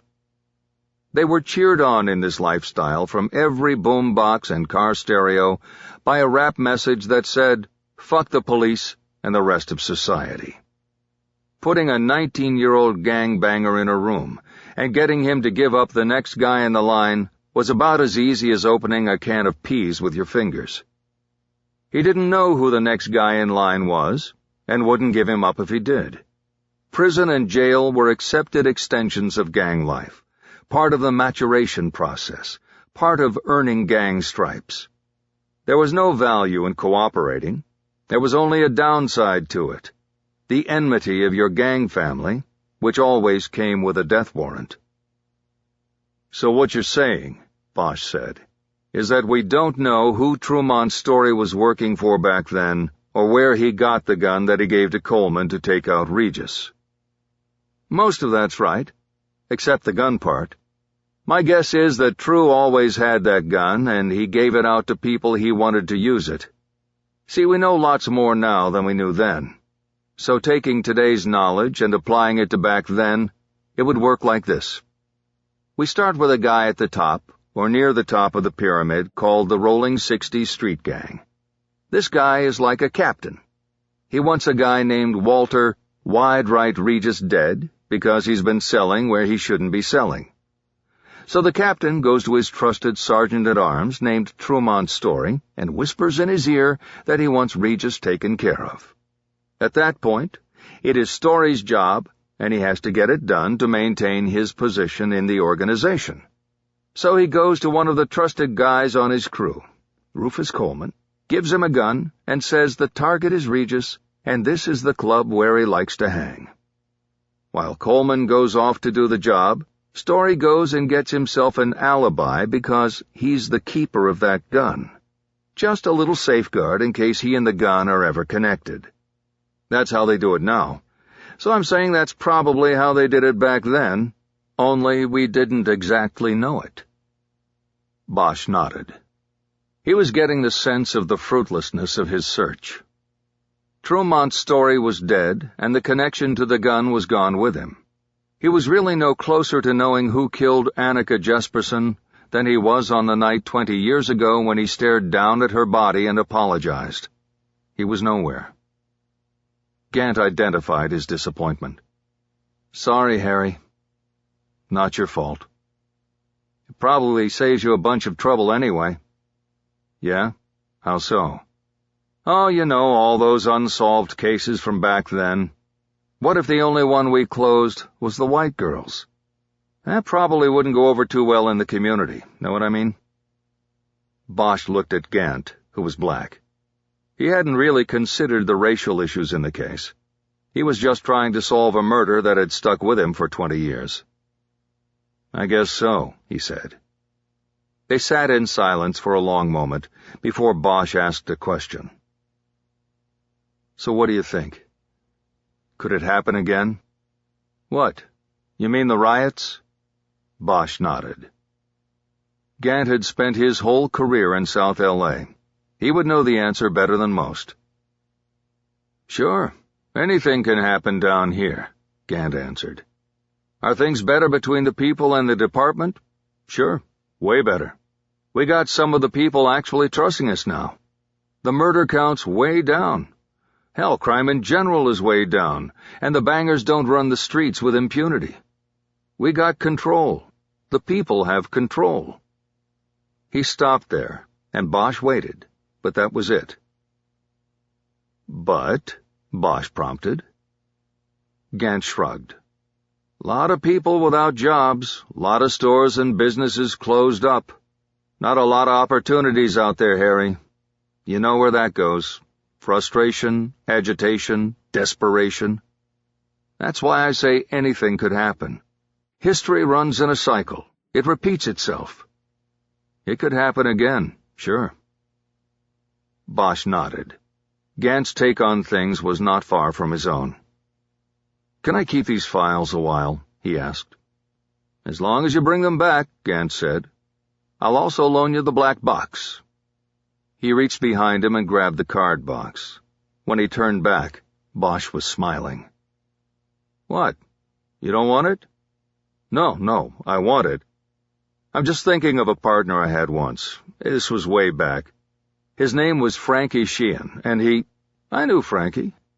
A shame what happened.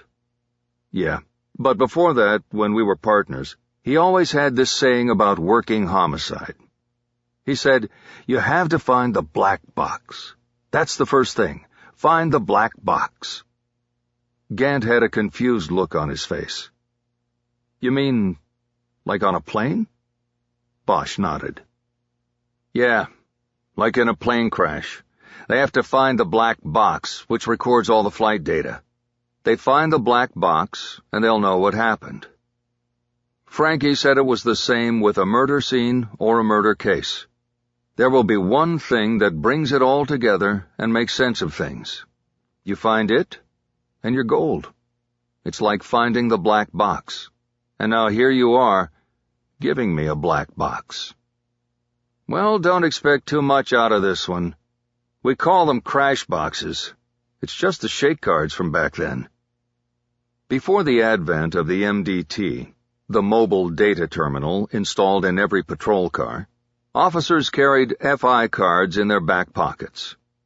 These were merely 3x5 cards for writing down notes from field interviews.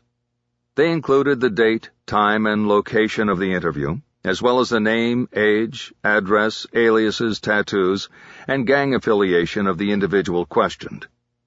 There was also a section for the officer's comments, which was primarily used to record any other observations worth noting about the individual. The local chapter of the American Civil Liberties Union had long decried the department's practice of conducting field interviews, calling them unwarranted and unconstitutional, likening them to shakedowns. Undaunted, the department continued the practice, and the FI cards became known across its ranks as shake cards. Bosch was handed the box, and opening it, he found it full of well-worn cards. "How did this survive the purging?" he asked. Gant knew he meant the department's shift toward digital data storage. Across the board, hard files were being turned into digital files to make way for an electronic future. "Man, we knew that if they archived these on computers, they would miss all kinds of stuff. These are handwritten, Harry. Sometimes you can't figure out the writing to save your life. We knew most of the info on these cards wouldn't make it across, know what I mean? So we held on to as many of those black boxes as we could. You were lucky, Harry. We still had the 60s in a box. Hope there's something in there that helps." Bosch pushed back his chair to get up. "I'll make sure you get it back." Chapter 4. Bosch was back at the open, unsolved unit before noon. The place was largely deserted, as most detectives came in early and took their lunch break early. There was no sign of David Chu, Harry's partner, but that wasn't a concern. Chu could be at lunch or anywhere in the building or the outlying crime labs in the area. Bosch knew that Chu was working on a number of submissions, that is, the early stages of cases in which genetic, fingerprint, or ballistics evidence is prepared and submitted to various labs for analysis and comparison. Bosch put the files and the black box down on his desk and picked up the phone to see if he had any messages. He was clear. He was just settling in and getting ready to start looking through the material he had received from Gant when the unit's new lieutenant came by the cubicle. Cliff O'Toole was new not only to the OU, but to Robbery Homicide Division as well. He had been transferred in from Valley Bureau, where he had run the full detective squad in Van Nuys. Bosch hadn't had a lot of interaction with him yet, but what he had seen and heard from others in the squad wasn't good. After arriving to take over command of Open Unsolved, in record time the lieutenant garnered not one, but two nicknames with negative connotations. "Harry, how'd it go up there?" O'Toole asked. Before authorizing the trip to San Quentin, O'Toole had been fully briefed on the gun connection between the Jesperson case and the Walter Regis murder carried out by Rufus Coleman. "Good and bad," Bosch answered. "I got a name from Coleman. One Trumont Story. Coleman said Story supplied the gun he used for the Regis hit and took it back right after. The catch is that I can't go to Story because Story is now dead. Got whacked himself in '09. So I spent the morning at South Bureau and did some checking to confirm the timeline, and that Story does fit in. I think Coleman was telling me the truth, and not just trying to lay it all off on a dead guy. So it wasn't a wasted trip, but I'm not really any closer to knowing who killed Annika Jesperson." He gestured to the files and the shake box on his desk. O'Toole nodded thoughtfully, folded his arms, and sat on the edge of Dave Chu's desk, right on the spot where Chu liked to put his coffee. If Chu had been there, he wouldn't have liked that.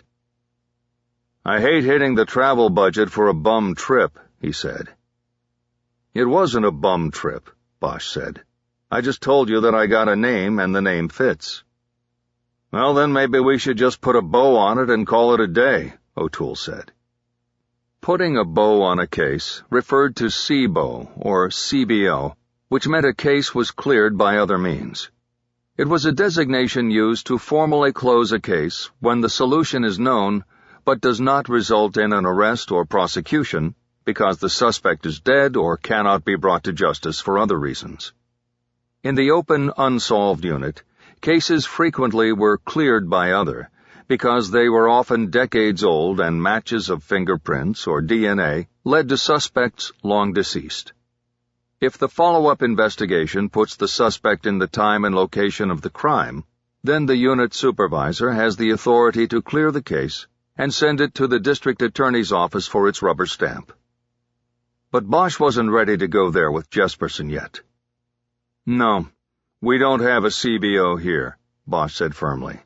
"I can't put the gun in Tremont Story's hands until 4 years after my case. That gun could have been in a lot of other hands before that." "Maybe so," O'Toole said. "But I don't want you turning this into a hobby. We've got 6,000 other cases. Case management comes down to time management." He put his wrists together as if to say he was handcuffed by the constraints of the job. It was this officious side of O'Toole that Bosch had so far been unable to warm up to. He was an administrator, not a cop's cop. That was why the Tool was the first nickname he had received. "I know that, Lieutenant," Bosch said. "My plan is to work with these materials, and if nothing comes of it, then it will be time to look at the next case. But with what we've got now, this isn't a CBO. So it won't go toward fattening our stats. It will go back as unsolved." Bosch was trying to make it clear with the new man that he wasn't going to play the statistics game. A case was cleared if Bosch was convinced it was truly cleared. And putting the murder weapon in a gangbanger's hand 4 years after the fact was hardly good enough. "Well, let's see what you get when you look it all over," O'Toole said. "I'm not pushing for something that's not there, but I was brought in here to push the unit. We need to close more cases. To do that, we need to work more cases. So what I'm saying is that if it's not there on this one, then move on to the next one, because the next one might be the one we can close. No hobby cases, Harry. When I came in here, too many of you guys were working hobby cases. We don't have the time anymore." "Got it," Bosch said, his voice clipped. O'Toole started to head back toward his office. Bosch threw a mock salute at his back and noticed the coffee ring on the seat of his pants. O'Toole had recently replaced a lieutenant who liked to sit in her office with the blinds closed. Her interactions with the squad were minimal. O'Toole was the opposite. He was hands-on to a sometimes overbearing degree. It didn't help that he was younger than half the squad and almost 2 decades younger than Bosch. His overmanagement of the largely veteran crew of detectives in the unit was unnecessary, and Bosch found himself chafing at the collar whenever O'Toole approached. Added to that, he was clearly a numbers cruncher. He wanted to close cases for the sake of the monthly and yearly reports that he sent up to the 10th floor. It had nothing to do with bringing justice to murder victims long since forgotten. So far, it appeared that O'Toole had no feel for the human content of the job. He had already reprimanded Bosch for spending an afternoon with the son of a murder victim who wanted to be walked through the crime scene 22 years after his father had been killed. The lieutenant had said the victim's son could have found the crime scene on his own, and Bosch could have used the half-day to work on cases. The lieutenant suddenly pirouetted and came back toward the cubicle. Bosch wondered if he had seen the sarcastic salute in the reflection of one of the office windows. "Harry, a couple other things. First, don't forget to get your expenses in on the trip. They're really on my ass about timely filing of that stuff. and I want to make sure you get anything back that you took out of your own pocket." Bosch thought about the money he deposited in the canteen account of the second inmate he had visited. "Don't worry about it," he said. "There's nothing. I stopped for a hamburger at the Balboa, and that was it." The Balboa Bar and Grill in San Francisco was a midway stop between SFO and SQ that was favored by homicide investigators from the LAPD. "You sure?" O'Toole asked. "I don't want to shortchange you." "I'm sure." "Okay, then." O'Toole began to walk away again when Bosch stopped him. "What was the other thing? You said a couple things." "Oh, yeah. Happy birthday, Harry." Bosch leaned his head back, surprised. "How'd you know?" "I know everybody's birthday. Everybody who works for me." Bosch nodded. He wished O'Toole had used the word with instead of for. "Thanks," he said. O'Toole finally went away for good, and Bosch was glad the squad room was empty and no one had heard that it was his birthday. At his age, that could start a volley of questions about retirement. It was a subject he tried to avoid. Left alone, Bosch first put together a time chart. He started with the Jesperson murder, placing it on May 1, 1992. Even though time of death was inconclusive, and she could have been murdered in the late hours of April 30th, he officially went with May 1st because that was the day Jesperson's body was found, and it was most likely when she was killed. From there, he charted all the killings leading up to the final murder connected or possibly connected to the Beretta Model 92. He also included the two other cases Gant had pulled files on and thought might be related. Bosch charted the killings on a blank piece of paper, rather than on a computer as most of his colleagues would have done. Bosch was set in his ways, and he wanted a document. He wanted to be able to hold it, study it, fold it up, and carry it in his pocket. He wanted to live with it. He left plenty of space around each entry so that he could add notes as he went. This was how he had always worked. May 1st, 1992. Annika Jesperson, 67th and Crenshaw, killer unknown. January 2nd, 1996. Walter Regis, 63rd and Brynhurst, Rufus Coleman. September 30th, 2003. Eddie Vaughn, 68th and East Park, killer unknown. June 18th, 2004. Dante Sparks, 11th Avenue and Hyde Park, killer unknown. July 8th, 2007. Byron Beckles, Centinela Park, Stepney Street, killer unknown. December 1st, 2009. Trumont Story, West 76th Street, Circle Park, killer unknown. The last three murders listed were the cases Gant had pulled files on where there was no ballistics evidence. Bosch studied the list and noticed the 7-year gap in known uses of the gun between the Regis and Vaughn cases, and then referred to the criminal record he had pulled off the National Crime Information Center databank on Trumont Story. It showed that Story had been in prison from 1997 to 2002, serving a 5-year stretch on an aggravated battery conviction. If Story had left the gun in a hiding place that only he knew of, then the gap in use of the weapon was explained. Bosch next opened his Thomas Brothers map book and used a pencil to chart the murders on the gridwork of the city. The first 5 murders all fit on one page of the thick map book, the killings occurring within the confines of rolling 60s turf. The last case, the killing of Trumont Story, was on the next map page. His body had been found lying on a sidewalk in Circle Park, which was in the heart of 7 Tray turf. Bosch studied the map for a long time, flipping the pages back and forth. Considering that Geordie Gant's said Story had most likely been dumped in the location where his body was found, Bosch concluded that he was looking at a very small concentration point in the city. 6 murders, possibly just 1 gun used, and it had all started with the one murder that did not fit with those that followed. Annika Jesperson, photojournalist, murdered in a spot far from home. "Snow White," Bosch whispered. He opened the Jesperson murder book and looked at the photo from her press pass. He could not fathom what she had been doing out there on her own, and what had happened. Harry pulled the black box across the desk. Just as he opened it, his cell phone rang. The caller ID showed it was Hannah Stone, the woman he had been in a relationship with for nearly a year. "Happy birthday, Harry." "Who told you?" "A little bird." His daughter. "She ought to mind her own business." "I think it is her business. I know she probably has you all to herself tonight, so I was calling to see if I could take you out for a birthday lunch." Bosch checked his watch. It was already noon. "Today?" "Today's your birthday, isn't it?" "I would have called earlier, but my group session went long."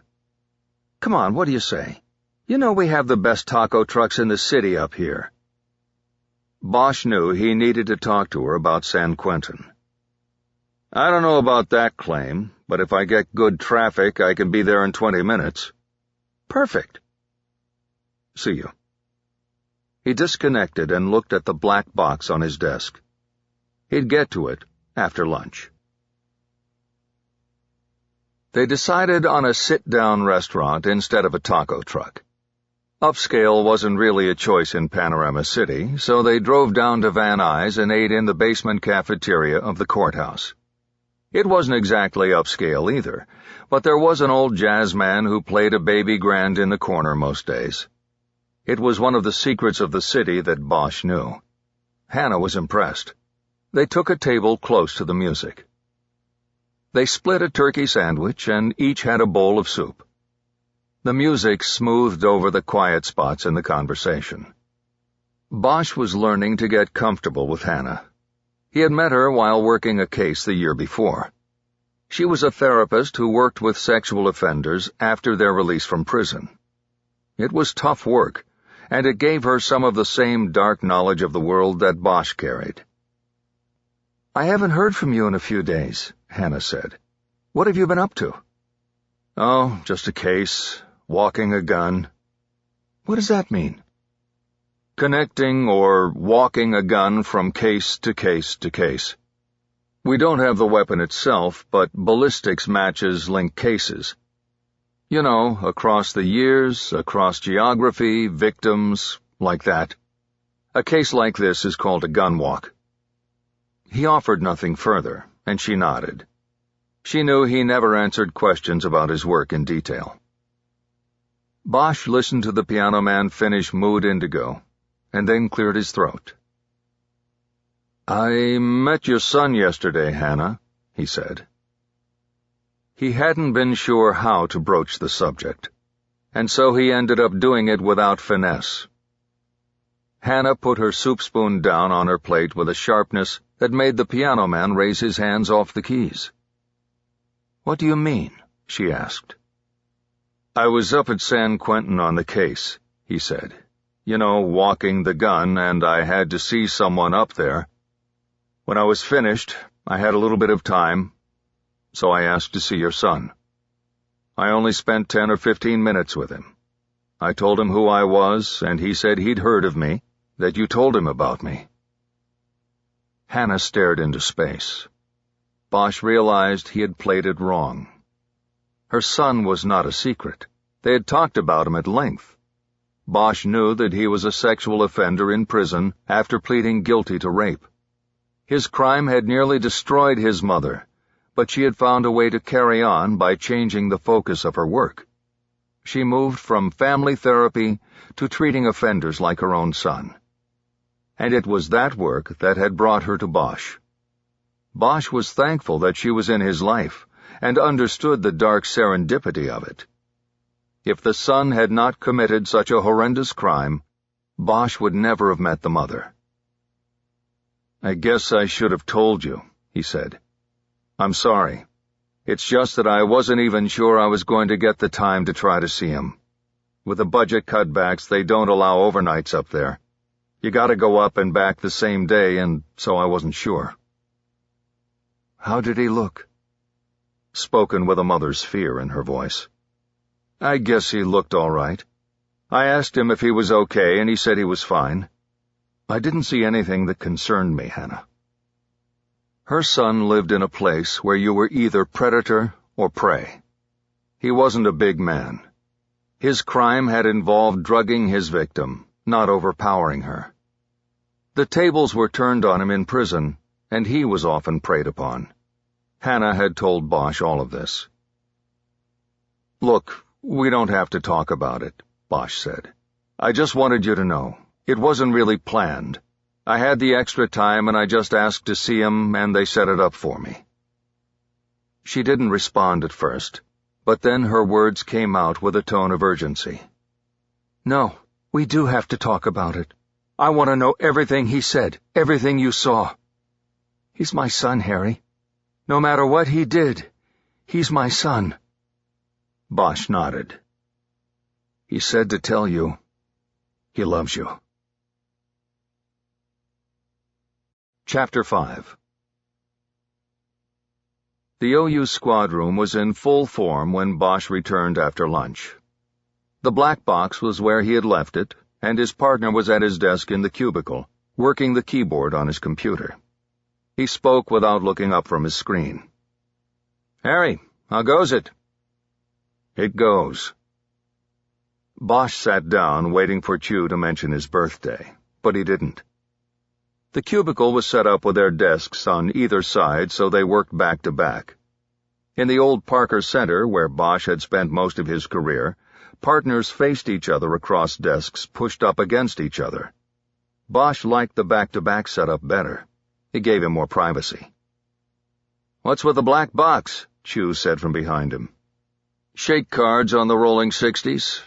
I'm grasping at straws on this thing, hoping something might pop." "Yeah, good luck with that." As partners, they were assigned the same cases, but then split them up and worked them solo until it was time for field work, such as surveillance or serving search warrants. Arrests were always a team job as well. This practice gave each an understanding of the other's workload. Usually they had coffee on Monday mornings to go over the cases and where each active investigation stood.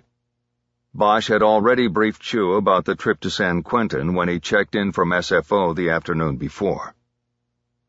Bosch opened the box and contemplated the thick stack of FI cards. Thoroughly going through them would probably take the rest of the afternoon and part of the evening. He was fine with that, but he was also an impatient man. He removed the brick of 3x5 cards, and a quick survey of them told him they were stacked chronologically, covering the 4 years on the box's label. He decided that he would center his initial work on the year of the Annika Jesperson murder. He culled the cards from 1992 and started reading. Each card took only a few seconds to digest. Names, aliases, addresses, driver's license numbers, and assorted other details. Often the officer who conducted the interview wrote down the names of other gang members who were with the individual at the time of the field interview.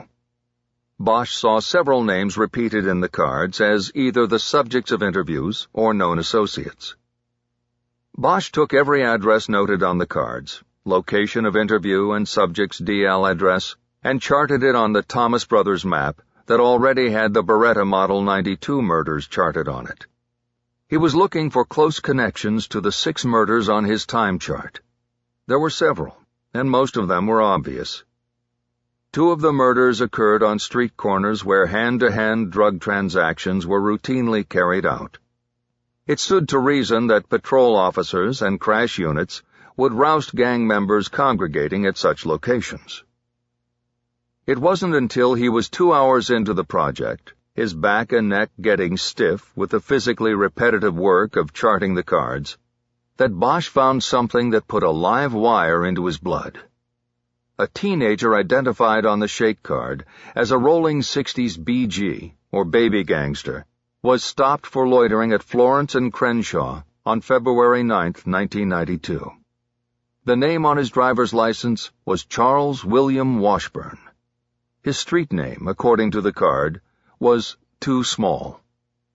At 16 years old and 5'3", he had already managed to get the signature Rolling 60s tattoo, the number 60 on a gravestone signifying gang loyalty until death, on his left biceps. What drew Bosch's attention was the address on his driver's license. Charles Too Small Washburn lived on West 66th Place, and when Bosch charted the address on the map, he pinpointed it to a property backing up to the alley where Annika Jesperson had been murdered. Looking at it on the map, Bosch estimated that Washburn lived no more than 50 feet from the spot where Jesperson's body was found. Bosch had never worked in a gang-specific unit, but he had investigated several gang-related murders over the years.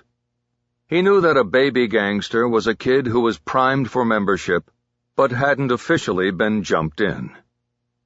There was a cost of admission, and that was usually a show of neighborhood or gang pride, a piece of work, a showing of dedication. Routinely, this meant an act of violence, sometimes even a murder. Anyone with a 187 on their record was elevated to full gangster status forthwith.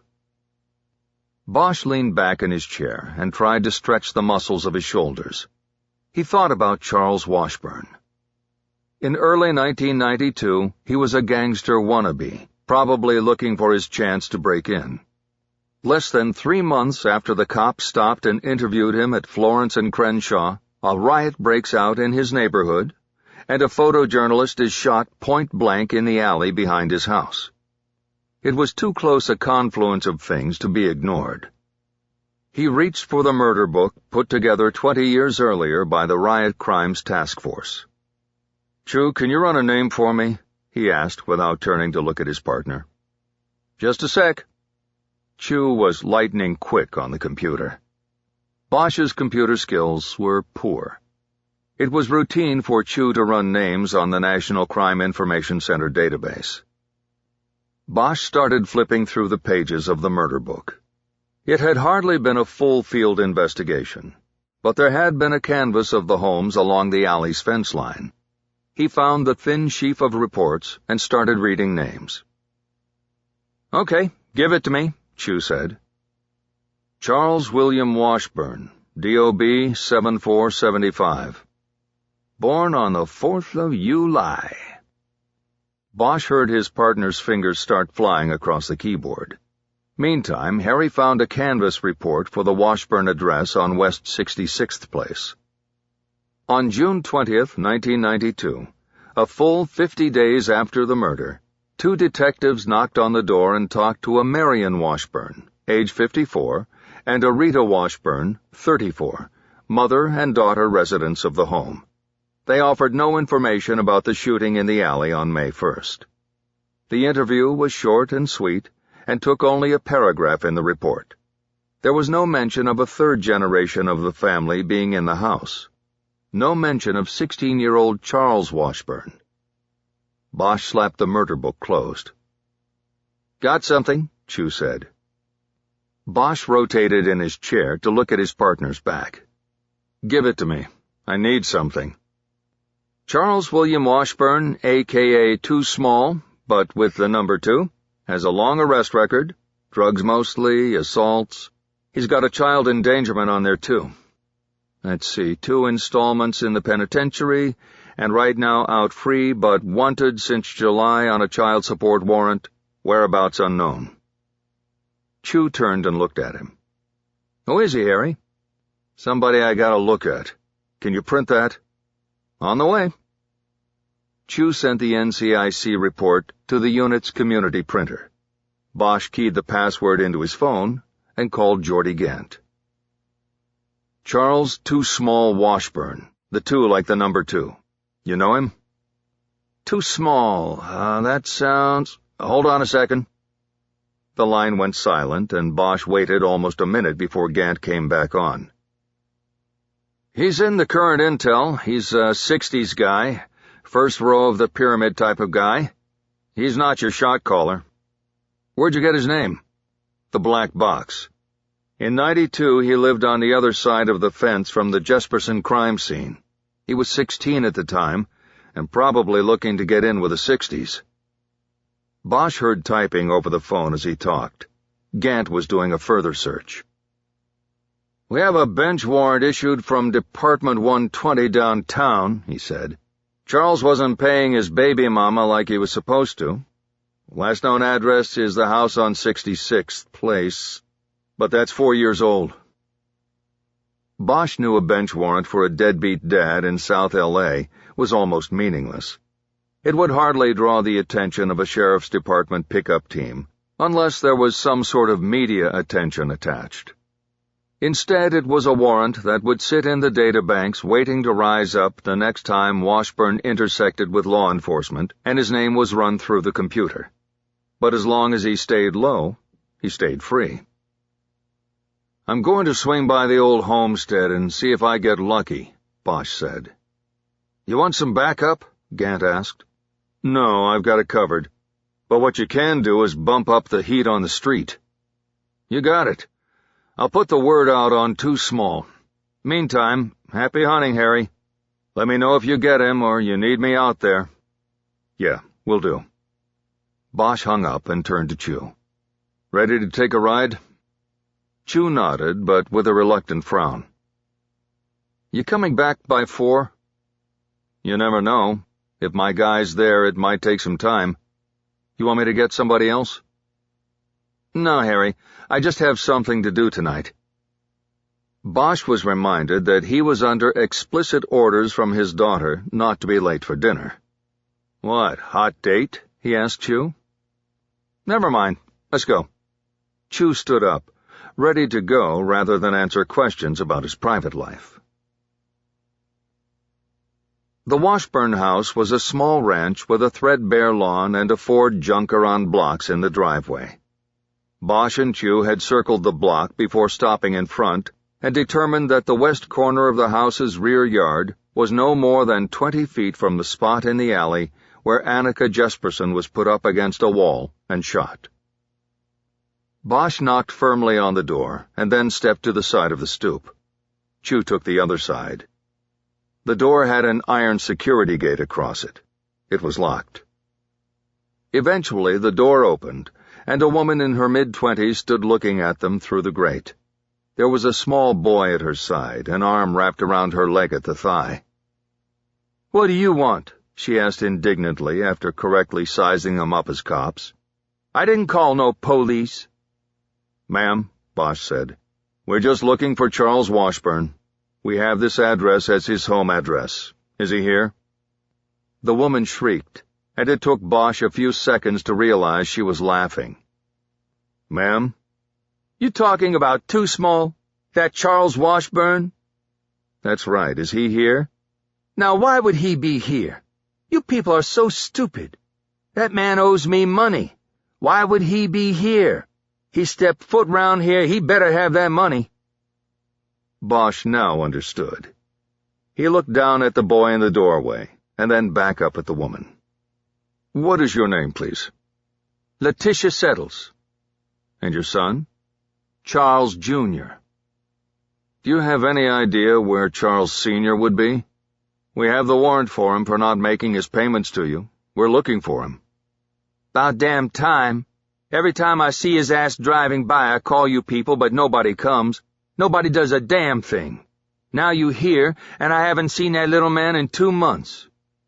"What do you hear, Letitia? Do people tell you they've seen him around?" She shook her head emphatically. "He's gone." "What about his mother and his grandmother? They used to live in this house." "His grandmother's dead and his mom's moved up to Lancaster a long time ago. She got out of this place." "Does Charles go up there?" "I don't know. He used to go up and see her for birthdays and such. I don't know anymore if he's dead or alive. All I know is my son ain't seen a dentist or a doctor, and he's got no new clothes his whole life." Bosch nodded.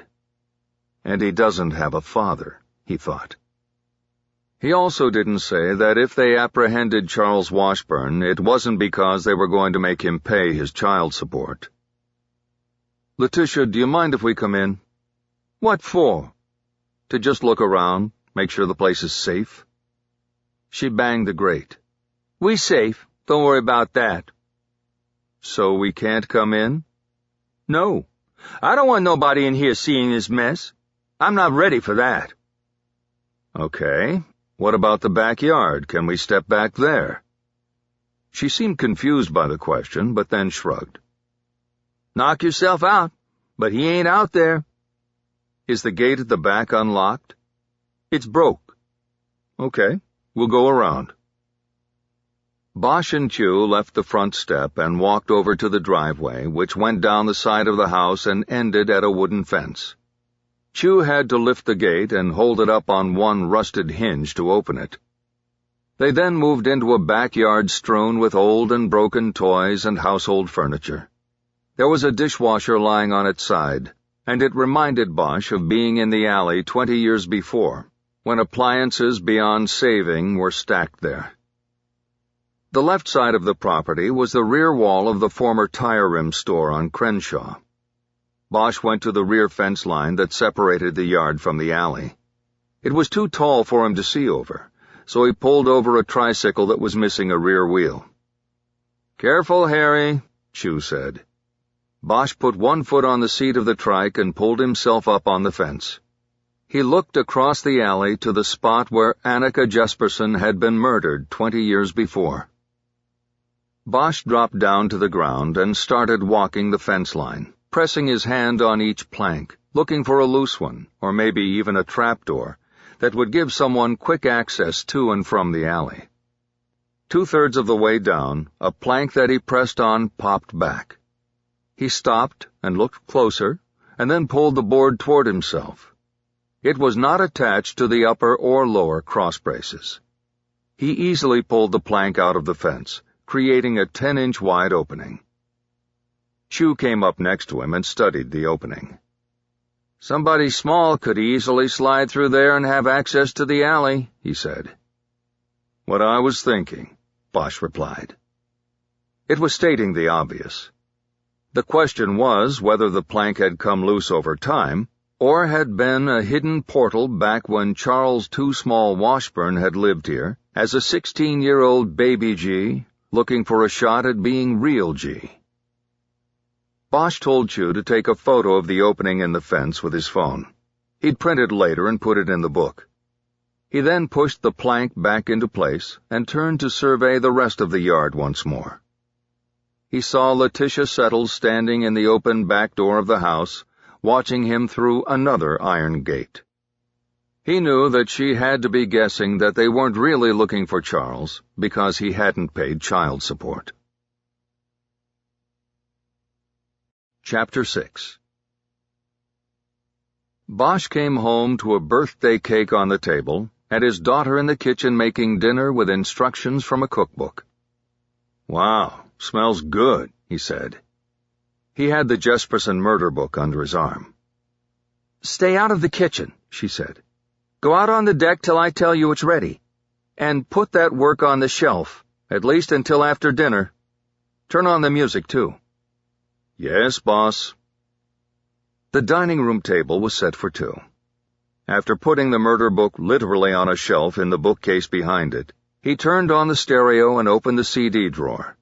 His daughter had already loaded the tray with 5 of his favorite discs. Frank Morgan, George Cables, Art Pepper, Ron Carter, and Thelonious Monk. He set it on random play and stepped out onto the deck. Outside on the table there was a bottle of Fat Tire waiting for him in a clay flower pot filled with ice. This puzzled him. Fat Tire was one of his favorite beers, but he rarely kept alcohol in the house and knew he had not purchased any beer recently. His daughter, at 16, looked older than her years, but not old enough to buy beer without getting her driver's license checked. He cracked open the bottle and took a long pull. It felt good going down, burning the back of his throat with its cold bite. It was a welcome relief after a day of walking the gun and narrowing in on Charles Washburn. A plan had been set with the help of Geordie Gant. By the last roll call the next day, all patrol officers and gang units in South Bureau would have seen Washburn's photo and been told he was a high-priority pickup. The legal cause would be the child support warrant, but once Washburn was in custody, Bosch would be alerted, and he would go see him with something else to talk about entirely. Still, Bosch could not rest on a bolo. He had work to do. Forgetting it was his birthday, he had brought the murder book home with the plan of combing through every page, looking for any reference to Washburn and anything else he had missed or not followed up on. But now he was rethinking that plan. His daughter was making him a birthday dinner, and that would be his priority. There could be nothing better in the world than to have her full attention. Beer in hand, Bosch looked out across the canyon where he had lived for more than 20 years. He knew its colors and contours by heart. He knew the sound of the freeway from down at the bottom. He knew the trail the coyotes took into the deeper vegetation. And he knew he never wanted to leave this place. He was here till the end. "Okay, it's ready. I hope it's good." Bosch turned. Maddie had slid the door open without him hearing it. He smiled. She had also slipped out of the kitchen and put on a dress for the sit-down meal. "Can't wait," he said. The food was already on the table. Pork chops and applesauce and roasted potatoes. The cake had been moved to the side. "I hope you like it," she said as they sat down. "Smells great and looks great," he said. "I'm sure I will." Bosch grinned broadly. She had not gone to such lengths on the previous 2 birthdays during which she had lived with him. She held up her wine glass filled with Dr. Pepper. "Cheers, Dad." He held up his beer. It was almost empty. To good food and music, and most of all, to good company. They clinked glasses. "There's more beer in the fridge if you want more," she said. "Yeah, where did that come from?" "Don't worry, I have ways." She narrowed her eyes like a schemer. "That's what I am worried about." "Dad, don't start. Can you please enjoy the dinner I made?" He nodded, letting it go, for the moment. "I sure can." He started to eat, noticing as they began that Helen's song was coming from the stereo. It was a wonderful song, and he could feel the love George Cable's put into it. Bosch had always assumed that Helen was a wife or a girlfriend.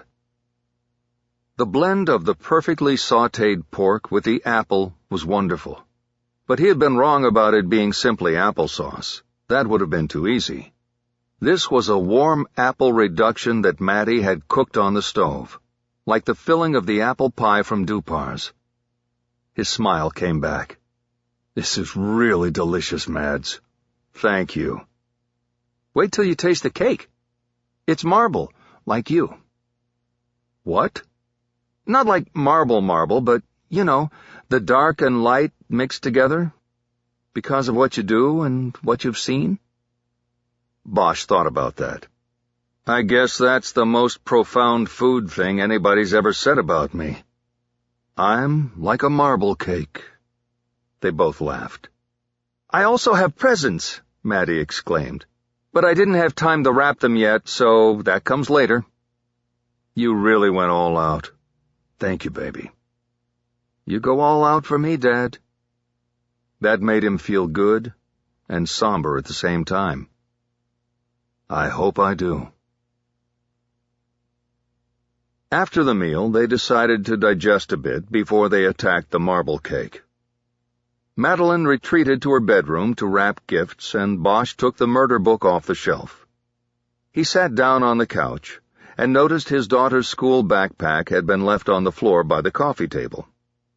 He thought for a few moments about it, trying to decide whether he should wait till the end of the night when she was in bed.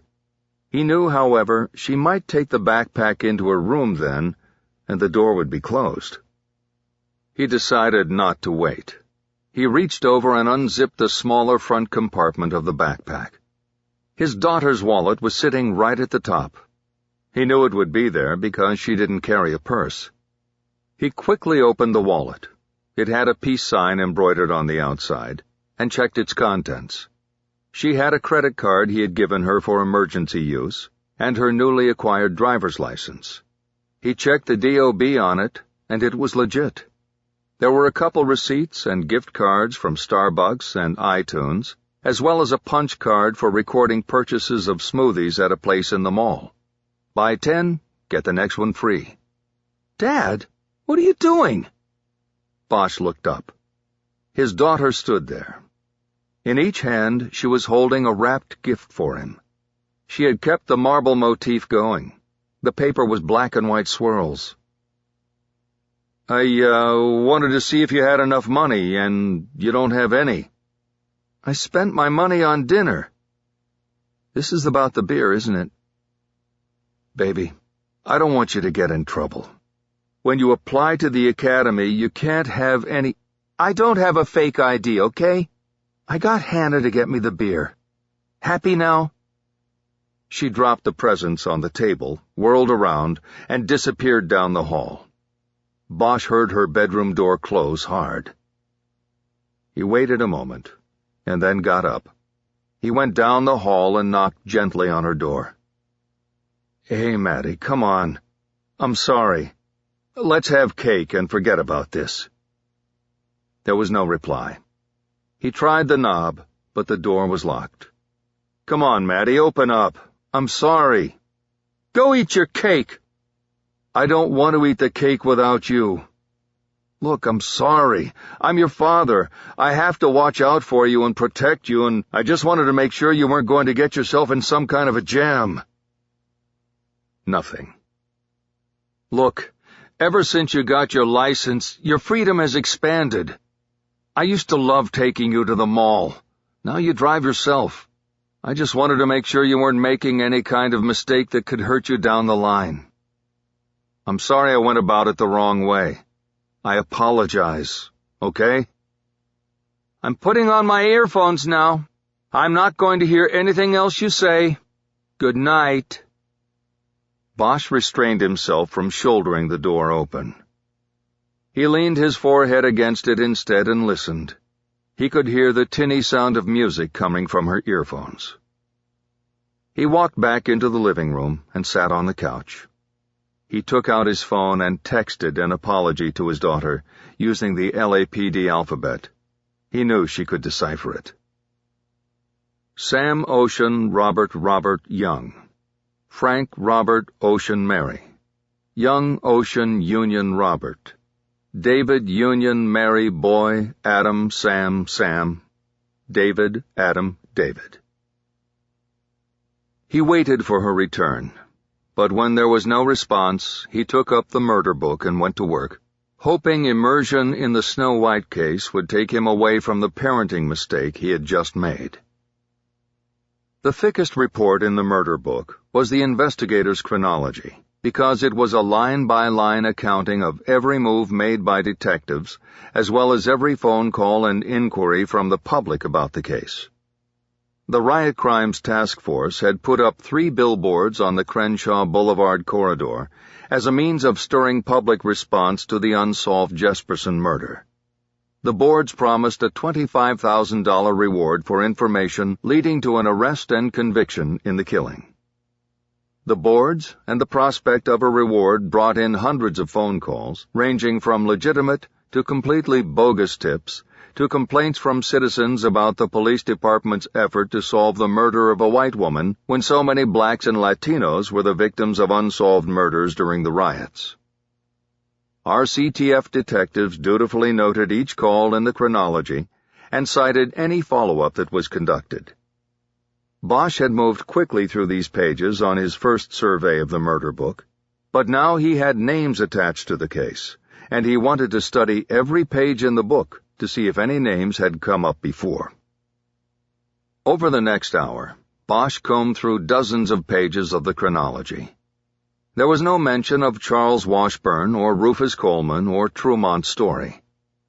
Most of the tips seemed useless at face value, and Bosch understood why they'd been dismissed. Several callers gave other names, but those suspects were dismissed upon follow-up investigation. In many instances, anonymous callers fingered innocent people, knowing that the police would investigate them and make their lives difficult until they were cleared. The whole exercise payback for something unrelated to the murder. The calls noted in the chronology began to thin by 1993 and the closing of the task force and removal of the billboards. Once the Jesperson case was shifted to 77th Street Division homicide, the notations in the chronology became few and far between. Primarily, only Jesperson's brother, Henrik, and a number of different reporters checked in on the case's status from time to time. But one of the very last entries finally caught Bosch's eye. On May 1, 2002, the 10th anniversary of the murder, a call was noted in the chronology from someone named Alex White. The name meant nothing to Bosch, but its entry in the chrono was followed by a phone number with a 209 area code. It was listed as a status inquiry. The caller wanted to know if the case had ever been closed. There was nothing further noted in the entry as to what White's interest in the case was. Bosch had no idea who White was, but was intrigued by the area code. It wasn't one of LA's codes, and Bosch couldn't place it.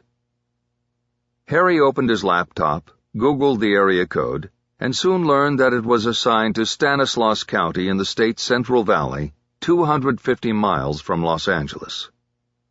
Bosch checked his watch. It was late, but not that late. He called the number that followed Alex White's name in the chrono. The line rang once, and then went to a recording of a woman's pleasant voice. "You have reached Cosgrove Tractor, the Central Valley's #1 John Deere dealership, located at 912 Crow's Landing Road in Modesto. We are convenient to the Golden State Highway and are open Monday through Saturday from 9 to 6. If you would like to leave a message, a member of our sales team will call you back as soon as possible." Bosch hung up before the beep, deciding that he would call back the next day during business hours. He also knew that Cosgrove Tractor might have nothing to do with the call. The number could have been assigned to a different business or individual back in 2002. "Are you ready for your cake?" Bosch looked up. His daughter had come out of her bedroom. She was wearing a long sleep shirt now, the dress probably hung in her closet. "Sure." He closed the murder book and, getting up, put it on the coffee table. As he approached the dining room table, he attempted to hug his daughter, but she gently ducked away and turned toward the kitchen. "Let me get a knife and some forks and plates." From the kitchen, she called for him to open his 2 gifts, starting with the obvious one, but he waited for her return. As she cut the cake, he opened the long, thin box that he knew contained a tie. She often remarked on how old and colorless his ties were. She once even suggested he got his ideas about ties from the old Dragnet television show, from the black and white years. He opened the box to find a tie with a tie-dyed pattern of blues and greens and purples. "It's beautiful," he proclaimed. "I'll wear it tomorrow." She smiled, and he moved on to the second gift. He unwrapped it to find a box containing a stack of 6 CD cases. It was a collection of recently released live recordings of Art Pepper. "Unreleased art," Bosch read. "Volumes 1 to 6. How did you find these?" "Internet," Maddie said. "His widow puts them out." "I never heard of this stuff before." "She has her own label, Widow's Taste." Bosch saw that some of the cases contained multiple discs. It was a lot of music. "Should we listen?" She handed him a plate with a piece of marble cake on it. "I still have some homework," she said. "I'm going to go back to my room, but you go ahead." "I might start the first one." "I hope you like it." "Pretty sure I will. Thanks, Maddie, for everything."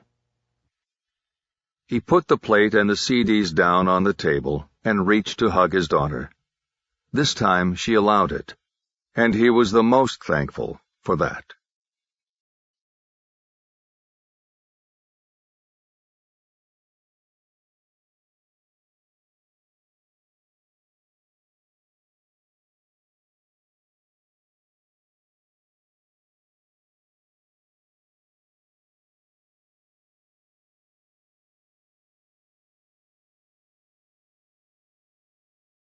Chapter 7. Bosch got to the cubicle early Wednesday morning, and before anyone in the squad had arrived. He poured coffee out of the take-out cup he'd brought with him into the mug he kept in his desk drawer. He put on his readers and checked for messages, hoping he had gotten lucky and would find that Charles Washburn had been picked up overnight and was waiting for him in a holding cell at 77th Street Division.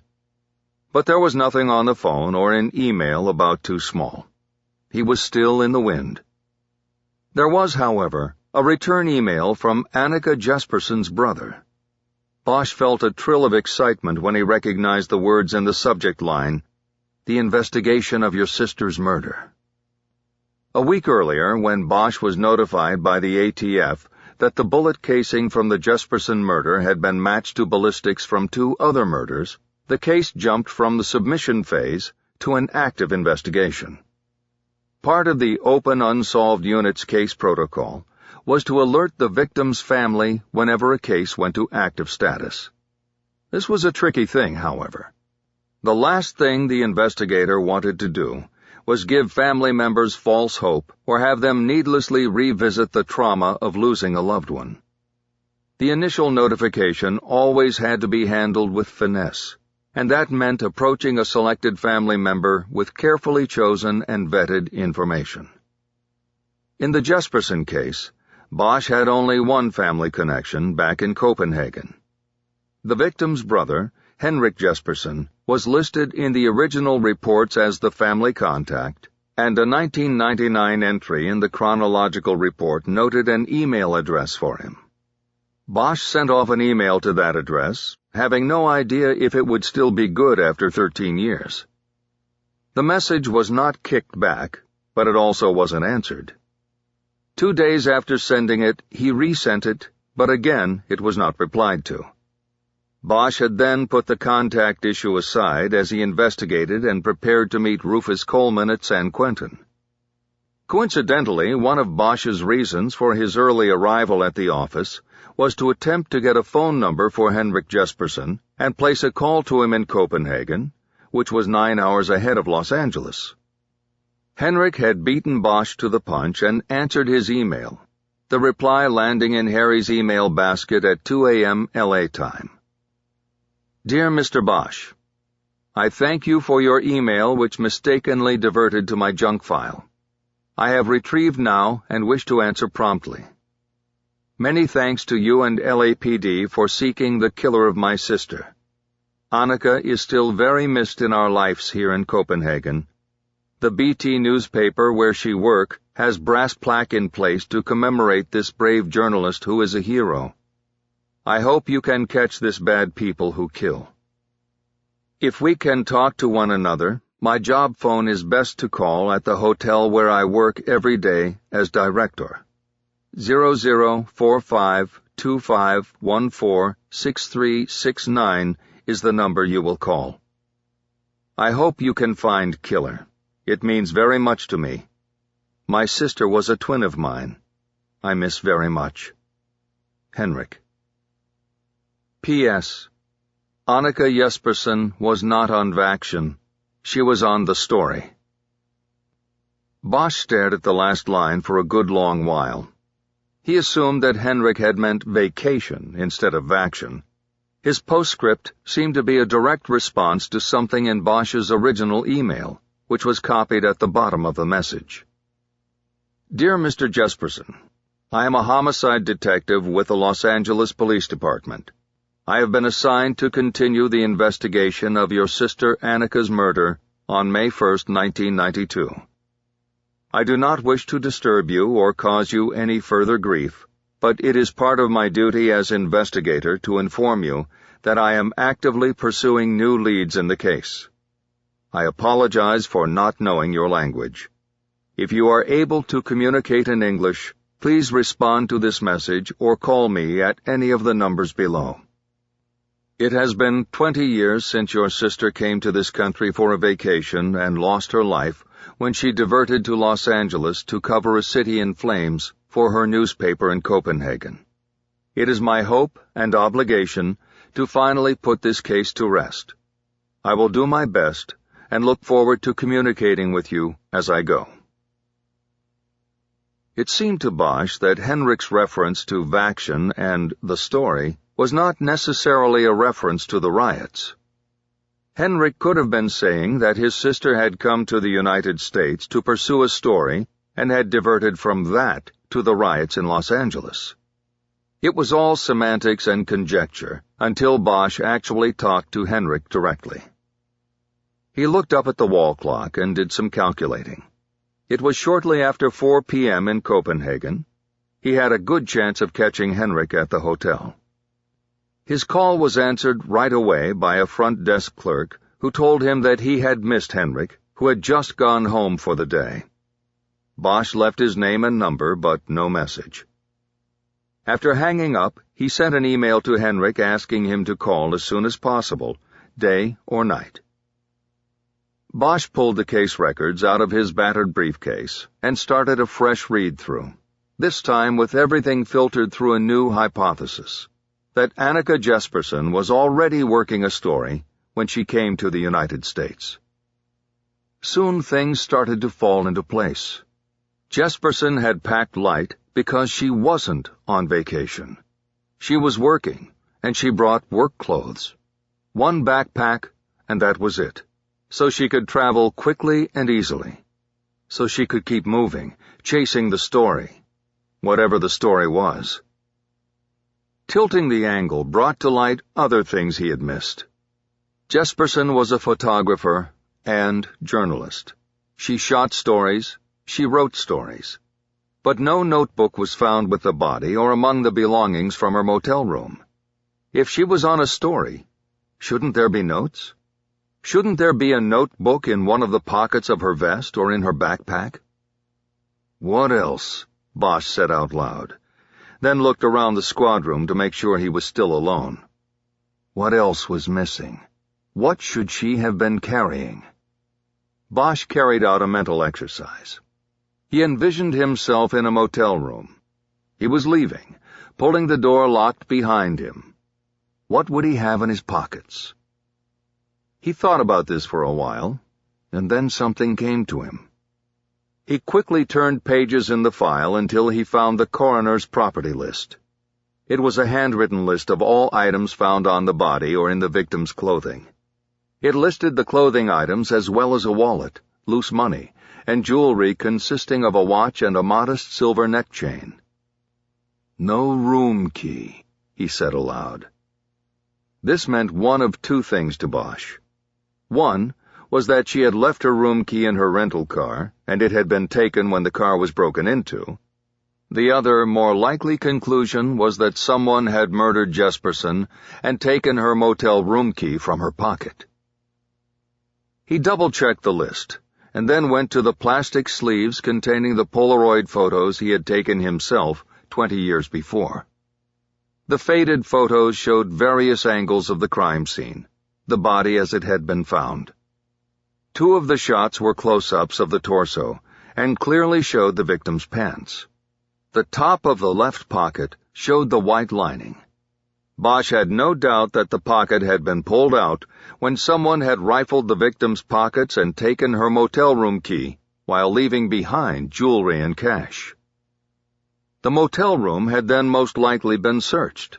For what was not clear, but not a single notebook or even a piece of paper had been found among the belongings turned over by the motel staff to the police. Bosch stood up because he was too tense to keep sitting. He felt he was on to something, but he had no idea what, and whether it ultimately had anything to do with Annika Jesperson's murder. "Hey, Harry." Bosch turned from his desk and saw his partner arriving at the cubicle. "Morning." "You're in early?" "No, the usual time. You're in late." "Hey, did I miss your birthday or something?" Bosch looked at Chu for a moment before answering. "Yeah, yesterday. How'd you know that?" Chu shrugged. "Your tie. Looks brand new, and I know you'd never have gone for bright colors like that." Bosch looked down at his tie and smoothed it on his chest. "My daughter," he said. "She's got good taste then." Too bad you don't.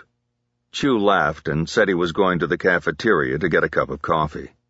It was his routine to report to the squad room each morning and then immediately take a coffee break. You want anything, Harry? Yeah. I need you to run a name for me on the box. I mean, do you want a coffee or something? No, I'm good. I'll run the name when I get back. Bosch waved him off and sat back down at his desk.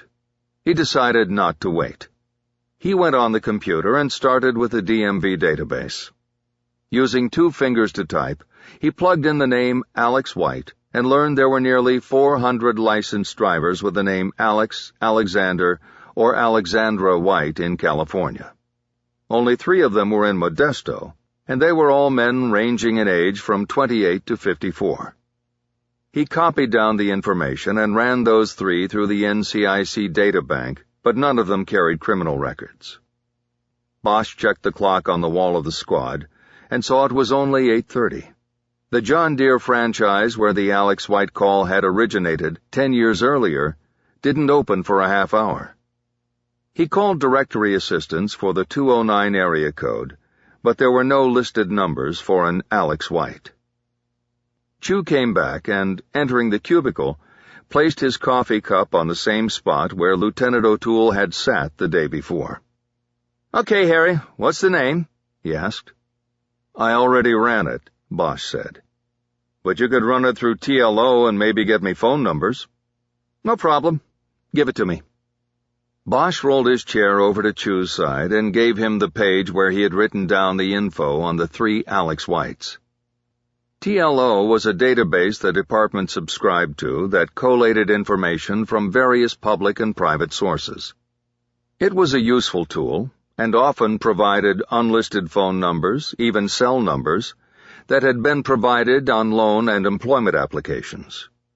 There was an expertise involved in using the database, knowing just how to frame the request, and that was where Chu's skills far exceeded Bosch's. Okay, give me a few minutes here, Chu said. Bosch moved back to his desk.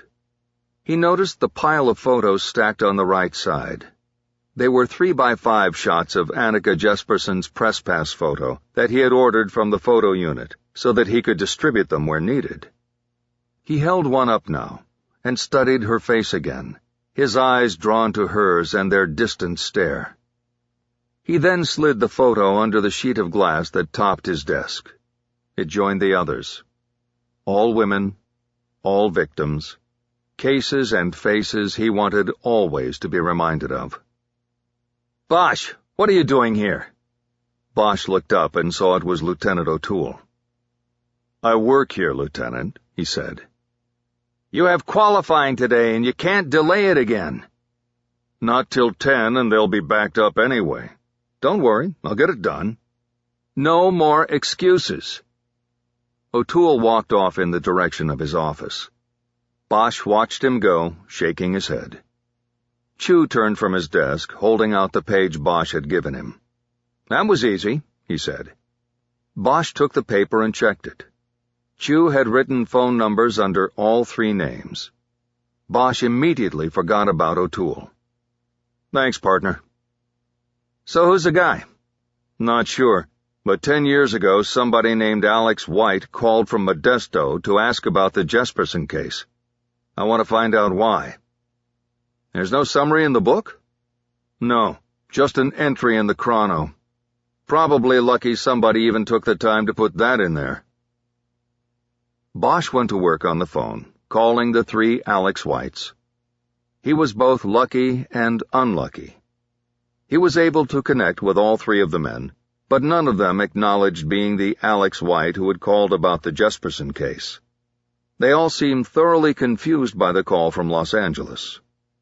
With each call, he had asked not only about Jesperson, but also about what the men did for a living, as well as whether they were familiar with the John Deere dealership where the call supposedly originated.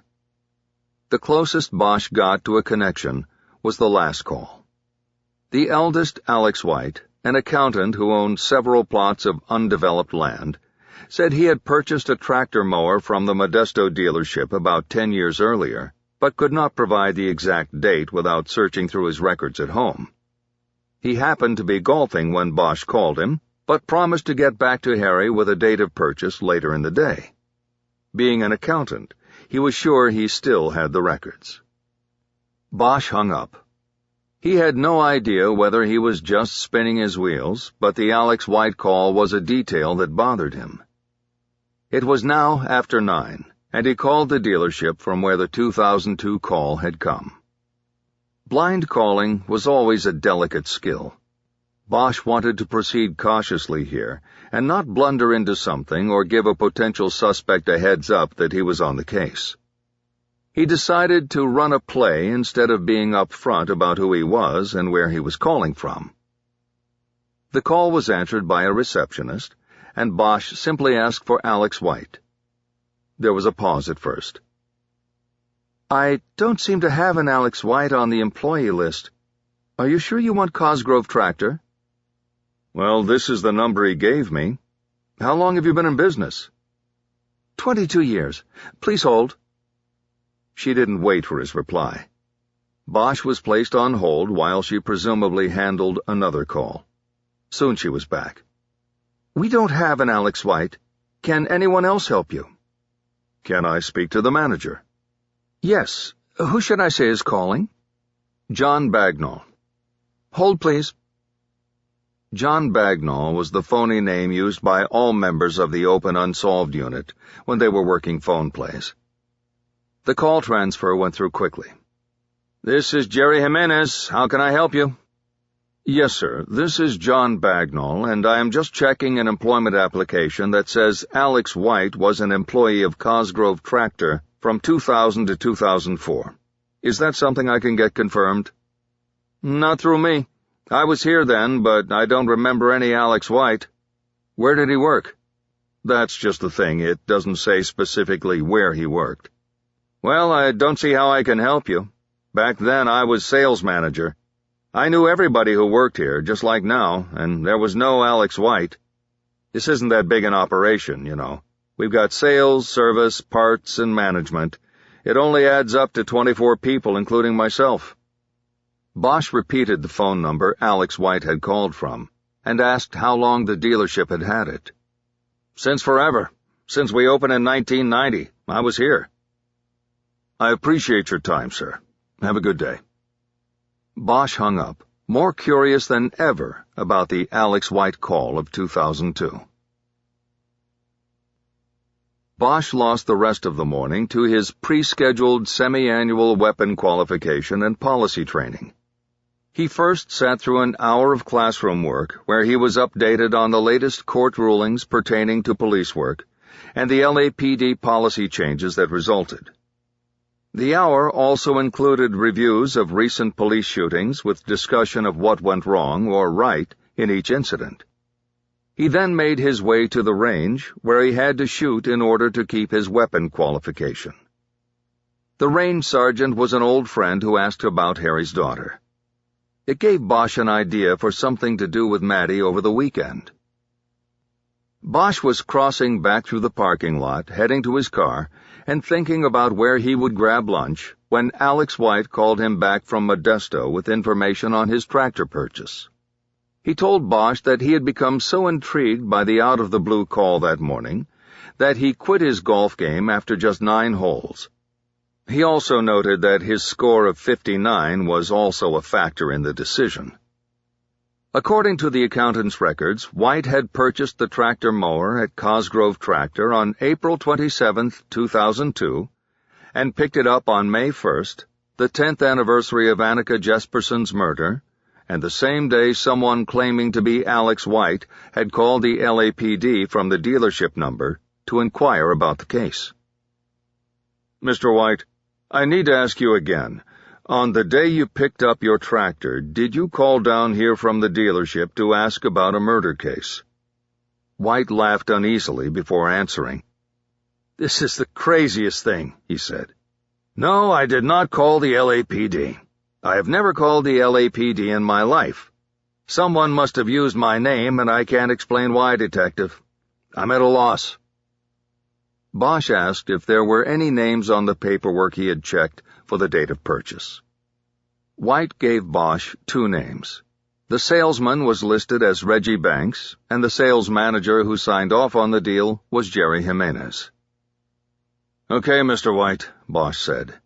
"You've been very helpful. Thank you very much, and I'm sorry if I messed up your golf game today." "No problem, Detective. My tempo was off anyway. But I'll tell you what, if you ever solve this mystery of who called down there using my name, let me know, okay?" "Will do, sir. Have a nice day." Bosch thought about things as he unlocked his car.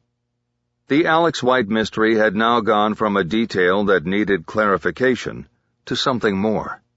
It was apparent that someone had called from the John Deere dealership to inquire about the Jesperson case, but had given a false identity, borrowing the name of a customer who had been in the dealership that very day.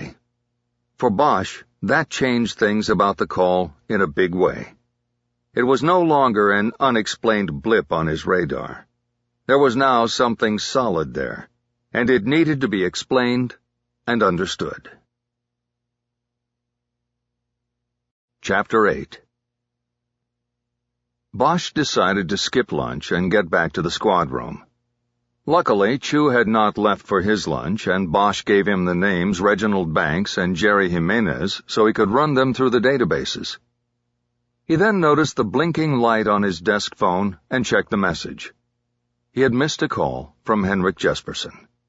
He cursed as he wondered why Henrik hadn't also tried Bosch's cell, which he had provided in his emails. Bosch checked the wall clock and did the math. It was 9 o'clock at night in Denmark. Henrik had left his home number on the message, and Harry called it. There was a long silence as the call crossed a continent and an ocean. Bosch started to wonder if the call had gone east or west, but then a man answered after just 2 rings.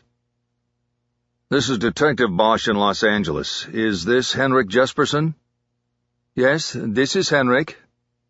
"I'm sorry to return your call so late. Can we talk for a few minutes now?" "Yes, of course." "Good. I appreciate your response to my email and have a few follow-up questions if you don't mind." "I am happy to talk now. Please, go ahead." "Thank you. I first want to say, as I said in my email, that the investigation of your sister's death is high priority. I am actively working on it. Though it was 20 years ago, I'm sure your sister's death is something that hurts till this day. I'm sorry for your loss." "Thank you, Detective. She was very beautiful and very excited about things. I miss her very much." "I'm sure you do." Over the years, Bosch had talked to many people who had lost loved ones to violence. There were too many to count, but it never got any easier and his empathy never withered. "What is it that you wanted to ask me?" Jesperson asked. "Well, first I wanted to ask you about the postscript you put on your email to me. You said that Annika was not on vacation, and I wanted to clarify that if I could." "Yes, she was not." "Well, I know she was not on vacation when she was in L.A. to cover the riots for her newspaper, but are you saying that she was never on vacation when she came to the United States?" "She was working the whole time. She had a story." Bosch pulled a pad of paper over in front of him so he could take notes. "Do you know what the story was?" "No, she did not tell me." "Then how is it that you know she came over here to work?" "She told me she was going for a story. She did not tell me what it was because she was a journalist, and she kept these things to herself." "Would her boss or her editor have known what the story was?" "I think not. She was freelance, you see. She sold photos and stories to the BT. Sometimes she was assigned to a story, but not always. She did her stories and then she would tell them what she had, you see." There were references to Annika's editor in the reports and news stories, so Bosch knew he had a starting point, but he asked Henrik anyway. "Do you happen to know the name of her editor from back then?" "Yes, it was Yannick Fry. He spoke at her memorial service. Very kind man." Bosch asked him to spell both names and if he happened to have a contact number for Fry. No, I never had a number. I am sorry. That's okay, I can get it. Now, can you tell me when you last spoke to your sister? Yes, that was the day before she left for America. I saw her. And she didn't say anything about the story she was on? I did not ask, and she did not offer. But you knew she was coming over here, right? You were there to say goodbye. Yes, and to give her the hotel information. What information was that? I work now 30 years in the hotel business. At the time, I made Annika's hotel bookings for her when she did her travel. Not the newspaper? No, she was freelance, and she could get better through me. I always arranged her travel, even with the wars. We did not have internet back then, you see. It was more difficult to find the places to stay. She needed me to do it. I see. Do you happen to remember where she stayed in the United States?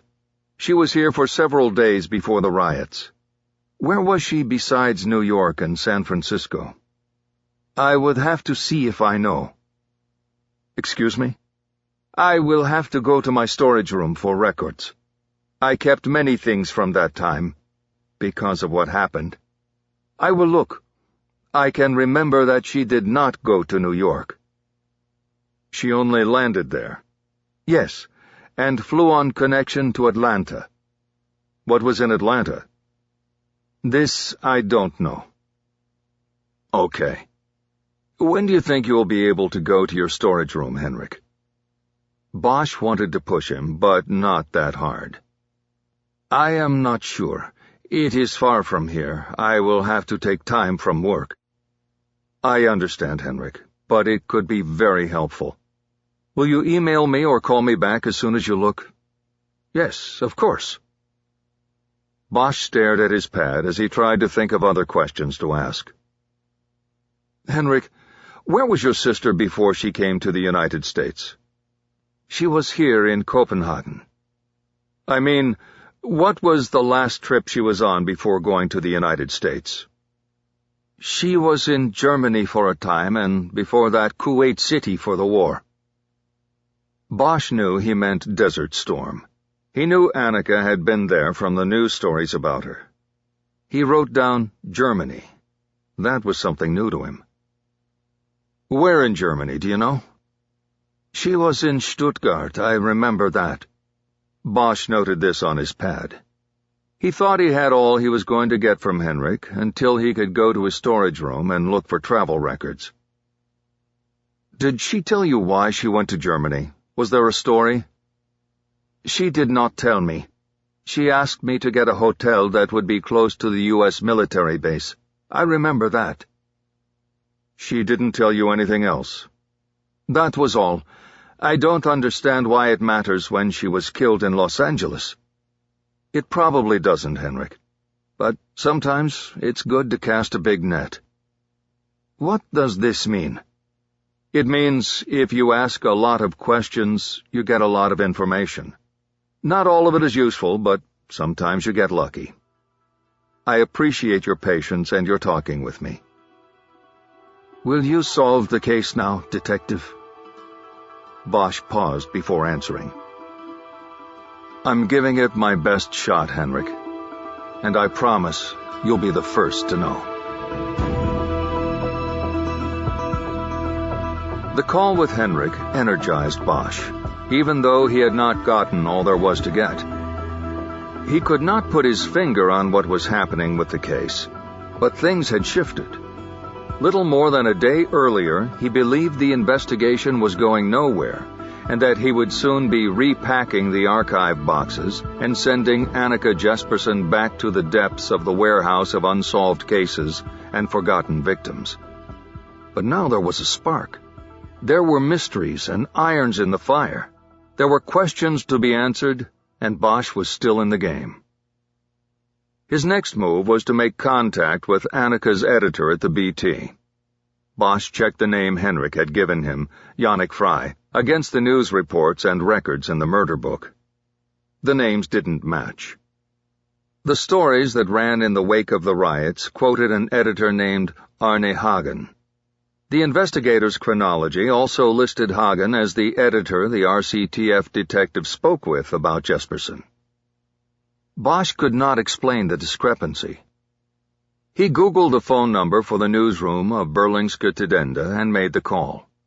He guessed that someone would have to be in the newsroom despite the late hour. Nøyde.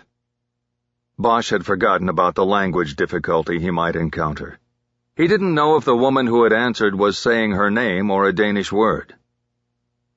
Hey, Nøyde skrivable. Hello? Do you speak English? A little. How do I help you? Bosch referred to his notes. I am looking for Arne Hagen or Jannik Fry, please. There was a slight pause before the woman on the other end of the line spoke. Mr. Hagen is dead, yes? He's dead? What about Mr. Fry? No one here. When did Mr. Hagen pass away? Hold on the line, please. Bosch waited for what seemed to be 5 minutes. He looked around the squad room as he waited and soon saw Lieutenant O'Toole staring at him through the window of his office. O'Toole fired an imaginary gun and then gave the thumbs-up signal with his eyebrows raised in a question. Bosch knew he was asking if he had qualified at the academy. Bosch gave him a thumbs up and then looked away. Finally, a male voice came on the line. This speaker's English was excellent and with only the slightest accent. This is Michael Bonn. How can I help you? Yes. I wanted to speak with Arne Hagen, but the woman before you said he passed away. Is that true? Yes. Arne Hagen died 4 years ago. Can I ask why you're calling? My name is Harry Bosch. I'm a detective with the Los Angeles Police Department. I'm investigating the death 20 years ago of Annika Jesperson. Are you familiar with the case? I know who Annika Jesperson was. We are very familiar here. Arne Hagen was the editor of the newspaper at that time, but he retired and then he died. What about an editor named Jannik Fry? Is he still there? Jannik Fry, no, Jannik is not. When did he leave? Is he still alive? A few years ago, he retired also. He is alive as far as I know. Okay, do you know how I can reach him? I need to talk to him. I can see if someone has contact information. Some of the copy editors may still be in touch with him. Can you tell me if there is activity on the case? I am a reporter and would want to— The case is active. I'm investigating, but there is nothing other than that. I'm just starting. I see. Can I get back to you with contact information for Jannik Fry? I'd rather hold while you get it for me now. There was a pause. I see. Very well, I will try to be quick. Bosch was put on hold again. This time he didn't look toward the lieutenant's office. He turned and looked behind him and saw that Chu was gone, probably having stepped out for lunch. Detective Bosch. It was Bond back on the line. Yes. I have an email for Jannik Fry. What about a phone number? We don't have that available at the moment. I will keep looking and will get it to you. But for now, do you want the email address? Yes, I do. He copied Fry's email address down and then gave Bond his own email and phone number. Good luck, Detective, Bond said. Thank you. You know, I wasn't here back then when it happened, but 10 years ago I was here, and I remember we did a big story on Annika and the case. Would you like to see it? Bosch hesitated. It would be in Danish, wouldn't it? Yes, but there are several translation sites on the internet that you could use. Bosch wasn't sure what he meant, but invited Bond to send him a link to the story. He thanked him again, and then disconnected. Chapter 9. Bosch realized he was famished. He took the elevator down to the lobby, went out the main entrance, and crossed the front plaza. The plan was to walk over to Philippe's for a roast beef sandwich, but his cell buzzed before he even got across First Street. It was Geordie Gant. "Harry, we already got your guy." "Too small?" "That's right. I just got the call from one of my guys. They picked him up coming out of a McDonald's on Normandy. One of the guys I got to enroll call this morning had his picture on the visor. Sure enough, it was too small." "Where'd they take him?" 77th. He's being booked as we speak, and right now they're only holding him on the bench warrant. I figure if you move now, you can get there before he can get to a lawyer." "I'm on my way." "How about I meet you and sit in?" "See you there." It took him only 20 minutes in midday traffic to get to 77th Street Station. The whole way he thought about how to play Washburn. Bosch had nothing on Too Small, but a hunch based on proximity. No evidence of anything, and nothing for sure. It seemed to him that his one shot was a play, to convince Washburn that he had something, and to use the lie to draw out an admission. It was the weakest way to go, especially with a suspect that had been around the block a few times with the police. But it was all he had. At 77th, Gant was already in the watch office waiting for him. "I had him moved down to the D Bureau. You ready?" "I'm ready." Bosch saw a box of Krispy Kreme donuts on a counter behind the patrol lieutenant's desk. It was open, and there were only 2 donuts left, probably sitting there since the morning's roll call. "Hey, does anybody mind?" He pointed toward the donuts. "Knock yourself out," Gant said. Bosch took a glazed donut and ate it in 4 bites while he followed Gant down the back hallway of the station to the detective bureau. They entered the sprawling squad room of desks, file cabinets, and piles of paperwork. Most of the desks were empty, and Bosch figured the detectives were out working cases or on lunch break. He saw a tissue box on one of the empty desks and pulled out 3 tissues to wipe the sugar off his fingers. A patrol officer was sitting outside the door of one of the 2 interrogation rooms. He stood up as Gant and Bosch approached. Gant introduced him as Chris Mercer, the patrolman who had spotted Too Small Washburn. "Nice work," Bosch said, shaking his hand. "Did you read him the words?" Meaning his constitutional rights and protections. "I did." "Great." "Thank you, Chris," Gant said. "We'll take it from here." The officer gave a mock salute and headed out. Gant looked at Bosch. "Any particular way you want to do this?" "We have anything on him besides the warrant?" "A little. He had a half ounce of weed on him." Bosch frowned. It wasn't much. "He also had $600 cash." Bosch nodded. That made things a little better. He might be able to work with the money, depending on how smart Washburn was about current drug laws. "I'm going to run a game on him, see if I can get him to hurt himself. I think it's our best shot. Put him in a corner so he has to talk his way out." "Okay, I'll play along if you need it."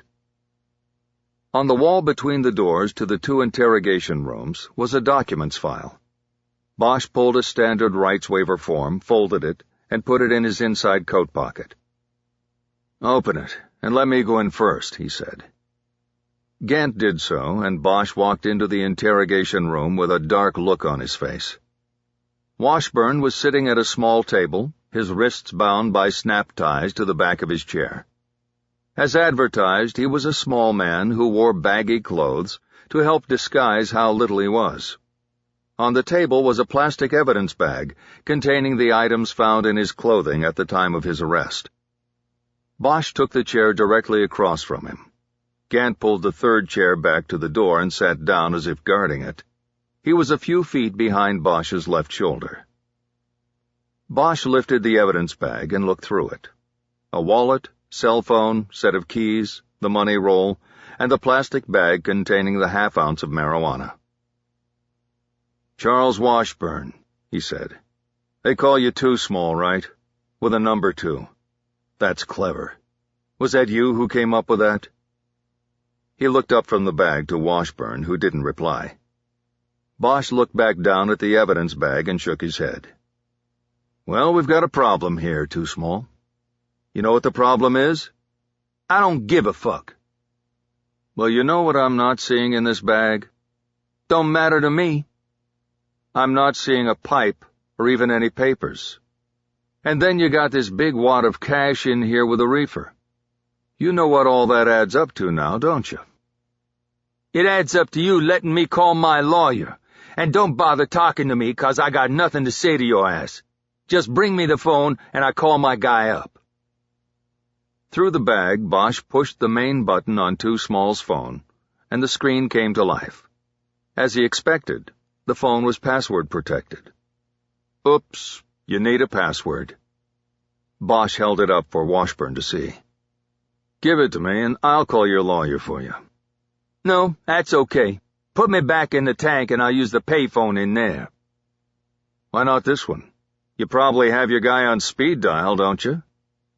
"'Cause that ain't my phone and I don't know the password." Bosch knew the phone probably had call information and contact lists that could lead to further trouble for Washburn. Too Small had no choice but to deny ownership, even if it was laughable. "Really? That's sort of strange since this came out of your pocket, along with the weed and the money." "You people put that shit on me. I want to call a lawyer." Bosch nodded and turned to Gant and addressed him. He was strolling along a very thin constitutional line here. "You know what that means, Geordie?" "Tell me." "It means this guy had a controlled substance in one pocket and a wad of cash in the other. See, not carrying a pipe was a mistake, because without carrying a means of personal consumption, the law views that as possession with intent to sell, and that bumps it up to a felony. His lawyer will probably tell him all of that." "What are you talking about, man?" Washburn protested. "That isn't even half a lid. I ain't selling it, and you fucking know it." Bosch looked back at him. "Are you talking to me?" he asked. "Because you just told me you wanted a lawyer, and when you say that, I gotta shut it down. You want to talk to me now?" "All I'm saying is I wasn't selling shit." "Do you want to talk to me?" "Yeah, I'll talk to you if it gets this bullshit taken care of." "Well then, we gotta do it right." Bosch pulled the rights waiver out of his jacket pocket and had Washburn sign it. Bosch doubted his play would stand up to Supreme Court scrutiny, but didn't think it would ever come to that. "Okay, Too Small.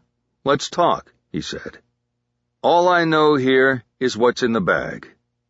It says you're a drug dealer, and that's how we have to charge you." Bosch saw Washburn flex the muscles in his thin shoulders and hang his head down. Bosch checked his watch. "But don't get all anxious about that, Too Small, because the weed is the least of my worries. It's just something I'm going to be able to hold you with, because my guess is that a guy who doesn't pay his child support isn't going to have enough dough to put up a 25 grand bond." Bosch raised the bag containing the weed again. "This will keep you inside while I work out this other thing I've got on my plate." Washburn looked up. "Yeah, bullshit. I'll be out. I got people." "Yeah, well, people seem to disappear when it's time to put up money." Bosch turned and looked at Gant. "You ever notice that, Geordie?" "I have. People seem to scatter, especially when they know a brother is going down. They think, why bother putting up a bond if he ain't going nowhere but to slam?" Bosch nodded as he looked back at Washburn. "What is this bullshit?" Washburn said. "Why you on me, man? What'd I do?" Bosch drummed the fingers of one hand on the table. "Well, I'll tell you, Too Small. I work in downtown, and I wouldn't come all the way down here just to bust somebody's chops on a dime bag. See, I work homicide. I work cold cases. You know what that means? I work old cases, years old. Sometimes 20 years old." Bosch gauged Washburn for a reaction, but didn't register a change. "Like the one we're going to talk about." I don't know nothing about no homicide. You got the wrong motherfucker there. Yeah? Really? That's not what I heard. I guess some people have been talking some shit about you then. That's right. So take that shit out of here. Bosch leaned back as if maybe he was considering following Washburn's order, but then he shook his head once. No, I can't do that. I got a witness, Charles. Actually, an ear witness. You know what that is? Washburn looked away when he answered. The only thing I know is that you're full of shit. I got a witness who heard you cop to the crime, man. She said you told her. You were acting like a big man and told her how you put the white bitch against the wall and popped her. She said you were real proud of it because it was going to grease you right into the 60s. Washburn tried to stand up, but his bindings pulled him right back into his seat. White bitch? Man, what the fuck you talking? Was that Letitia you talking about? She's full of shit. She's just trying to cause me trouble on account I ain't paid her in 4 months. Her lying ass will say anything. Bosch leaned his elbows down on the table and moved closer to Washburn. Yeah, well, I don't name informants, Charles. But I can tell you that you've got a big problem here, because I did some checking based on what I was told, and it turns out that in 1992, a white woman was murdered in the alley right behind your house. So this isn't no made-up shit. Washburn's eye lit with recognition. You mean that reporter bitch during the riots? You ain't putting that on me, man. I'm clean on that, and you can tell your ear witness that she keep lying and she's gonna get fucked up. Charles, I'm not sure you want to be threatening witnesses in front of 2 law enforcement officers. Now, you see, if something were to happen to Letitia, whether or not she was a witness, you are going to be the first person we come after. You understand? Washburn said nothing, and Bosch pressed on.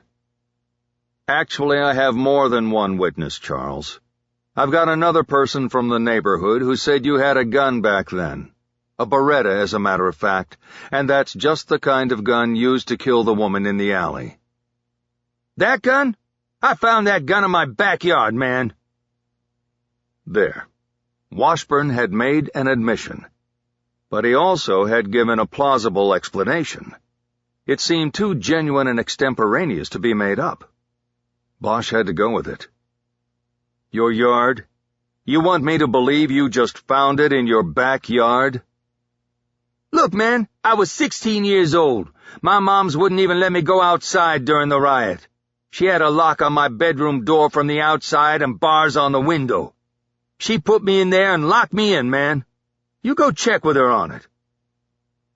So when did you find this gun? When it was over, man. All over. I went out back and there it was in the grass when I was mowing the lawn. I didn't know where it came from. I didn't even know about that kill until my moms told me some police came and knocked on the door. Did you tell your moms about the gun? No. Fuck no. I wasn't going to tell her about no gun. And by then I didn't even have it no more. Bosch made a furtive glance over his shoulder to Gant. Harry was moving out of his zone here. Washburn's story had the desperation and detail of truth. Whoever had shot Jesperson could have tossed the murder weapon over the fence to get rid of it. Gant picked up on the glance and stood up. He pulled his chair over next to Bosch's. He was an equal player now. Charles, you've got a serious thing here, he said in a tone that imparted that seriousness perfectly. You have to know that we know more about this than you ever could. You can dig yourself out of a hole here if you don't bullshit us. If you lie, we're going to know it. Okay, Washburn said meekly. What I gotta say? You gotta tell us what you did with that gun 20 years ago. I gave it away. First I hid it, then I gave it away. To who? A guy I knew, but he's gone now. I'm not going to ask you again. Who? His name was Truman, but I never knew if that was his real name or not. On the street they call him True Story. Is that a nickname? What was his last name? Gant was following standard interview technique in asking some questions he already knew the answers to. It helped gauge the interview subject's veracity, and sometimes provided a strategic advantage when the subject thought the interviewer knew less than he actually did. I don't know, man, Washburn said. But he's dead now. He got clipped a few years back. Who clipped him? I don't know. He was street. Somebody just took him down, you know? It happens. Gant leaned back in his chair, and this was a signal to Bosch to take the lead back if he wanted it. He did. Tell me about the gun. Like you said, a Beretta. It was black. Where exactly did you find it in your yard? I don't know, by the swing set. It was just there in the grass, man. I didn't see it and ran over it with a lawnmower, put a big fucking scratch on the metal. Where was the scratch? Right down the side of the barrel. Bosch knew the scratch could be an identifier if the gun was ever found. More important, the scratch would help confirm Washburn's story. Did the weapon still work? Oh, yeah, it worked. Worked fine. I fired it right there, put a slug in one of the fence posts. Surprised me. I was hardly pulling the trigger. Your mother hear the shot? Yeah, she came out, but I put it in my pants under my shirt. I told her it was a lawnmower backfiring. Bosch wondered about the slug in the fence post. If it was still there, it would further corroborate the story. He moved on. All right, so you said your mother had you locked up in your room during the riots, right? That's right. Okay. So when did you find the gun? The riots pretty much ended after 3 days. May 1st was the last night. Do you remember when you found the gun? Washburn shook his head like he was annoyed. That's too far back, man. I can't remember what day. I just remember I found the gun is all. Why did you give it to True Story? 'Cause he was a street boss. I give it to him. You mean he was a boss in the Rolling 60s Crips, correct? Yes, correct. He said it in a mocking white man's voice. It was clear he wanted to talk to Gant and not Bosch. Harry glanced toward Gant, and he took the lead back. You said Trumont. You mean Trumont, right? Trumont Story? I guess, man. I didn't know him that well. Why'd you give him the gun, then? Because I wanted to know him. I wanted to move up the ladder, you know? And did you? Not really. I took a bust and got sent to J.D. up in Sylmar. I was there for almost 2 years.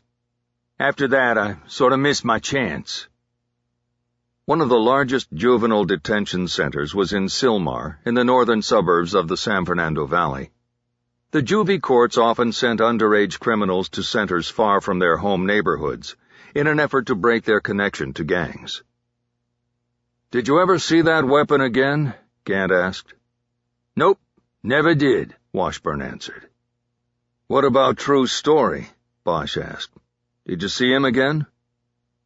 I'd see him on the street, but we never were together. We never spoke. Bosch waited a moment to see if he would say more. He didn't.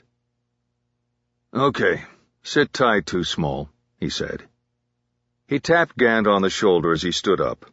The detectives left the interrogation room, closed the door, and huddled together outside. Gant shrugged his shoulders and spoke first. It hangs together, he said. Bosch nodded reluctantly.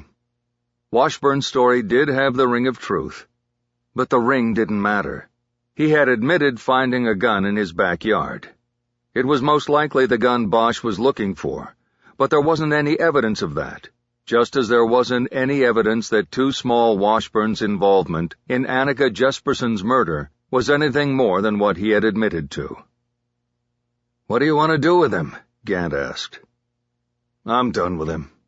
Book him on the warrant in the weed, but let him know that it wasn't Letitia or anybody else who talked to us. Will do. Sorry it didn't work out, Harry. Yeah. I was thinking. Thinking what? Trumont's story. What if he wasn't whacked with his own gun? Gant cupped his elbow in one hand and rubbed his chin with the other. That was almost 3 years ago.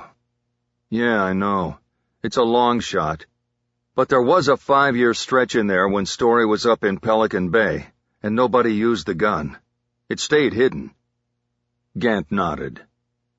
He lived on 73rd. About a year ago I had occasion to be in that neighborhood on a community relations thing we were running. I knocked on that door and his baby mama was still living in the house. Bosch nodded. The team that caught his killing. You know if they ever checked the house? Gant shook his head. I don't know, Harry, but I'm thinking probably not too closely. Not with a warrant, I mean. I can check. Bosch nodded and started toward the squad room door. Let me know, he said. If they didn't go through that place, then maybe I will.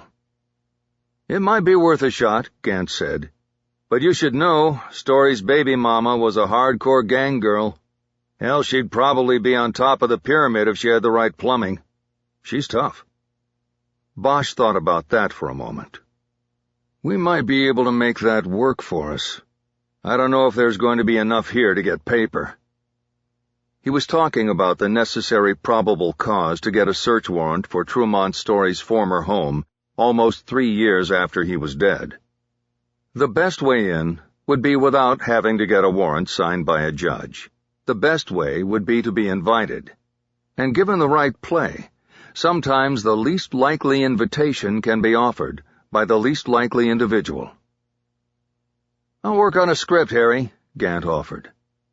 Okay, let me know. Chapter 10. Chu was at his computer working on a Word document when Bosch got back to the squad room. What's that? Parole letter on the Clancy case. Bosch nodded.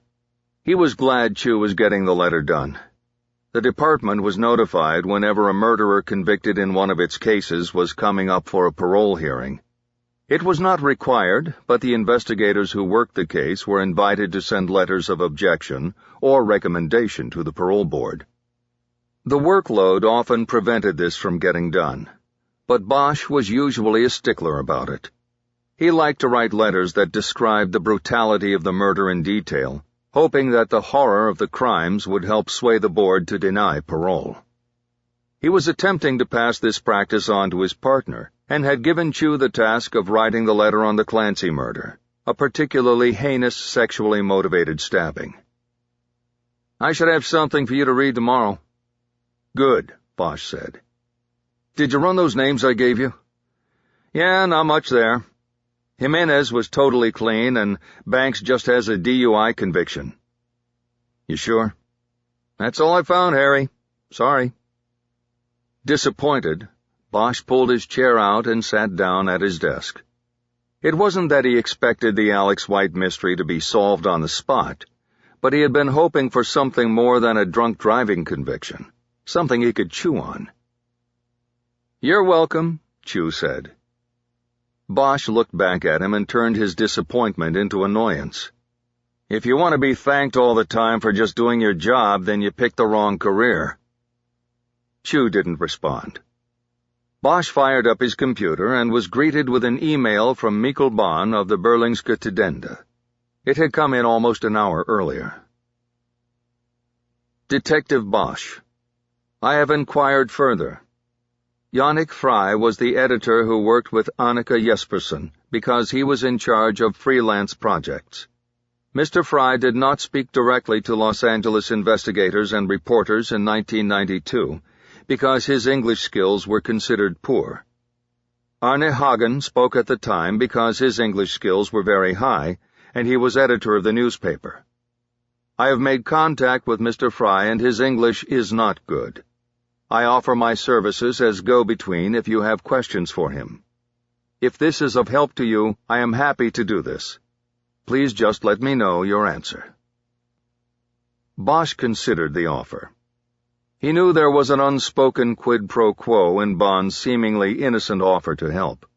He was a newspaperman, and he was always looking for the story. Plus, Bosch's use of him as a go-between would give Bond information that might be vital to the investigation, It was not a good place to be, but Bosch felt the need to keep momentum going. He started typing a reply. Mr. Bond, I would like to take you up on your offer if you can promise me that the information Mr. Fry provides will be kept confidential until I tell you it is okay to use in a newspaper story. If you can agree to that, here is what I would like to ask. Do you know if Annika Jesperson flew to the United States to pursue a story? If yes, what was the story about? What was she doing here? What can you tell me about her destinations in the United States? She went to Atlanta and San Francisco before coming to L.A. Why? Do you know if she went to any other cities in the USA? Before her U.S. trip, she went to Stuttgart, Germany, and stayed in a hotel near the U.S. military base. Do you know why? I think this is a good start, and I would appreciate any information you can get in regard to Annika's trip here. Thank you for your help, and once again, please keep this information confidential. Bosch reread the email before sending it. He tapped the send button and immediately felt a sense of regret about involving Bond, a journalist he had never met and had had only one conversation with. He turned away from the computer screen and checked the wall clock. It was almost 4, which made it almost 7 in Tampa. Bosch opened the murder book and got the number he had written on the inside cover for Gary Harrod, the now-retired detective who had run the Jesperson case for the Riot Crimes Task Force back in 1992. He had talked to Harrod when he had reopened the case. There had not been much to ask then, but now there was. Bosch wasn't sure if the number he had for Harrod was a home, cell, or work phone. He had retired as a young man at 20 years in, moved to Florida, where his wife was from, and now ran a successful real estate firm. This is Gary. Hey, Gary, this is Harry Bosch in L.A. Remember we talked about the Jesperson case last month? Sure, Bosch, yes, of course. Do you have a couple minutes to talk, or are you eating dinner? Dinner's not for a half hour. Until then, I'm all yours. Don't tell me you solved the Snow White case already. Bosch had told him in their first call that Annika had been nicknamed Snow White by his partner on the night of the murder. Not quite. I'm still fishing around on things, but a couple things have come up that I wanted to ask you about. Go ahead, shoot. Okay. The first thing is the paper Jesperson worked for. Were you the one who made contact with the people in Denmark? There was a long pause as Harrod probed his memory of the case. Bosch had never worked directly with Harrod, but he knew of him back when he was with the department. He had a reputation as a solid investigator. It was the reason Bosch had chosen to contact him out of all of the investigators who'd had a piece of the case in those early years. He knew Harrod would help if he could, and that he wouldn't hold back information. Bosch always made the effort to touch base with the original investigators on cold cases. It was surprising how many were still infected with professional pride, reluctant to help another investigator solve a case they were unable to close themselves. Not so with Harrod. In their very first conversation, he revealed his guilt over not closing out the Jesperson case and many of the other riot murders he was assigned to. He said the task force was overwhelmed by too many cases with too little evidence to pursue. Like the Jesperson case, most RCTF investigations were based on incomplete or almost non-existent crime scene investigations. The lack of forensic evidence was crippling. Most cases, we didn't know where to start, Harrod had told Bosch. We were running around in the dark, so we put up billboards and offered rewards, and primarily that's what we worked off of. But we didn't get much, and at the end of the day, we didn't break any new ground. I don't remember a single case that we closed. So frustrating. It was one of the reasons I pulled the pin at 20. I had to get away from L.A. Bosch couldn't help but think that the city and the department had lost a good man. His hope was that if he was able to close out the Jesperson case, then Harrod would find a measure of solace in that. I remember talking to somebody over there, Harrod said. It wasn't her direct boss because that person couldn't speak English. So it was more of a general supervisor, and I just got general info. I remember there was a uniform up in Devonshire who spoke the language, Danish, and we used him to make some calls over there. This was news to Bosch. There were no reports in the murder book about a phone interview with anyone other than Arne Hagen, the newspaper's editor-in-chief. Who was interviewed? Do you remember? I think it was just other people on the newspaper staff, maybe family members too. Her brother? Maybe, but I don't remember, Harry. It was 20 years ago, and a different life for me. I understand. Do you remember who it was in Devonshire Division that you used on the calls? It's not in the book? No. Nothing in the book about any Danish language interviews. It was just somebody in Devonshire Patrol? Yeah, some guy that was born over there and grew up here and knew the language. I don't remember the name. Personnel found him for us.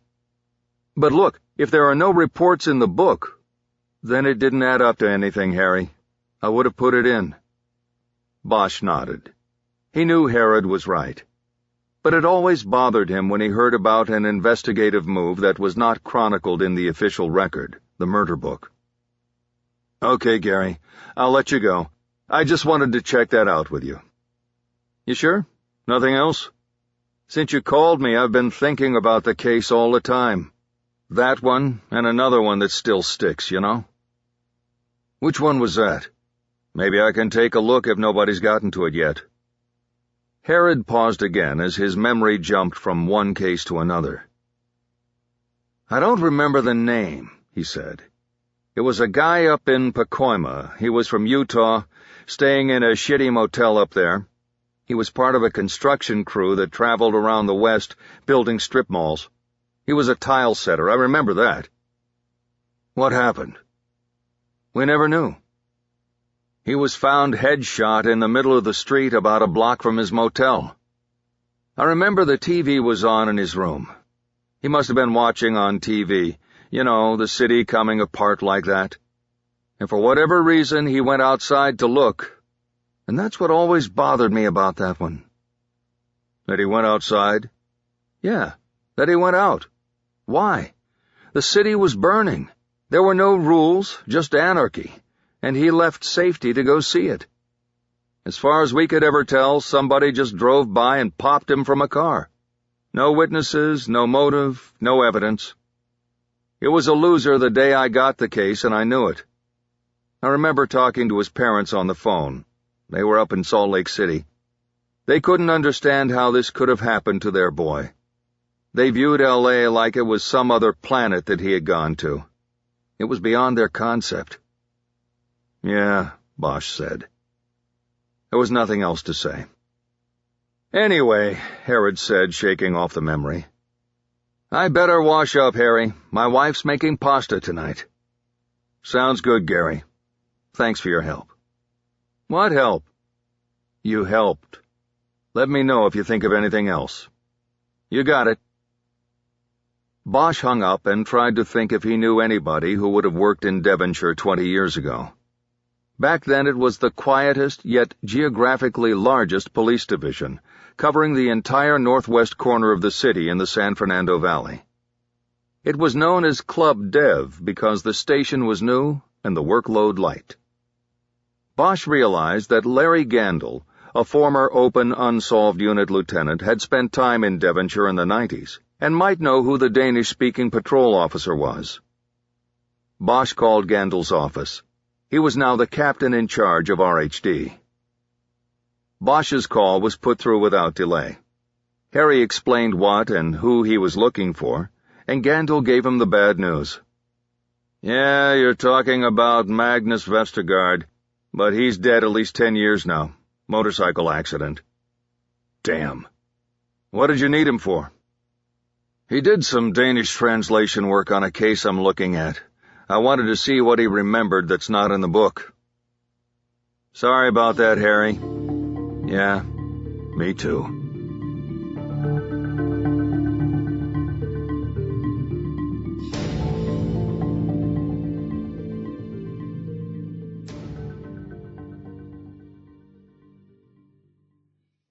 As soon as Bosch put down the phone, it rang while still in his hand. It was Lieutenant O'Toole. "Detective, can you come into my office for a moment?" "Sure thing." Bosch killed his computer screen and got up. A summons to O'Toole's office was not a good thing.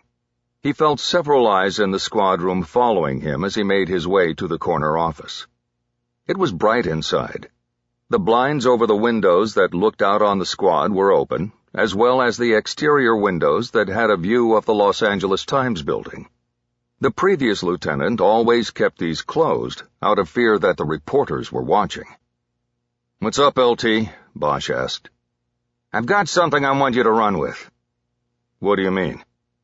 "A case. I got a call from an analyst named Pran in the death squad.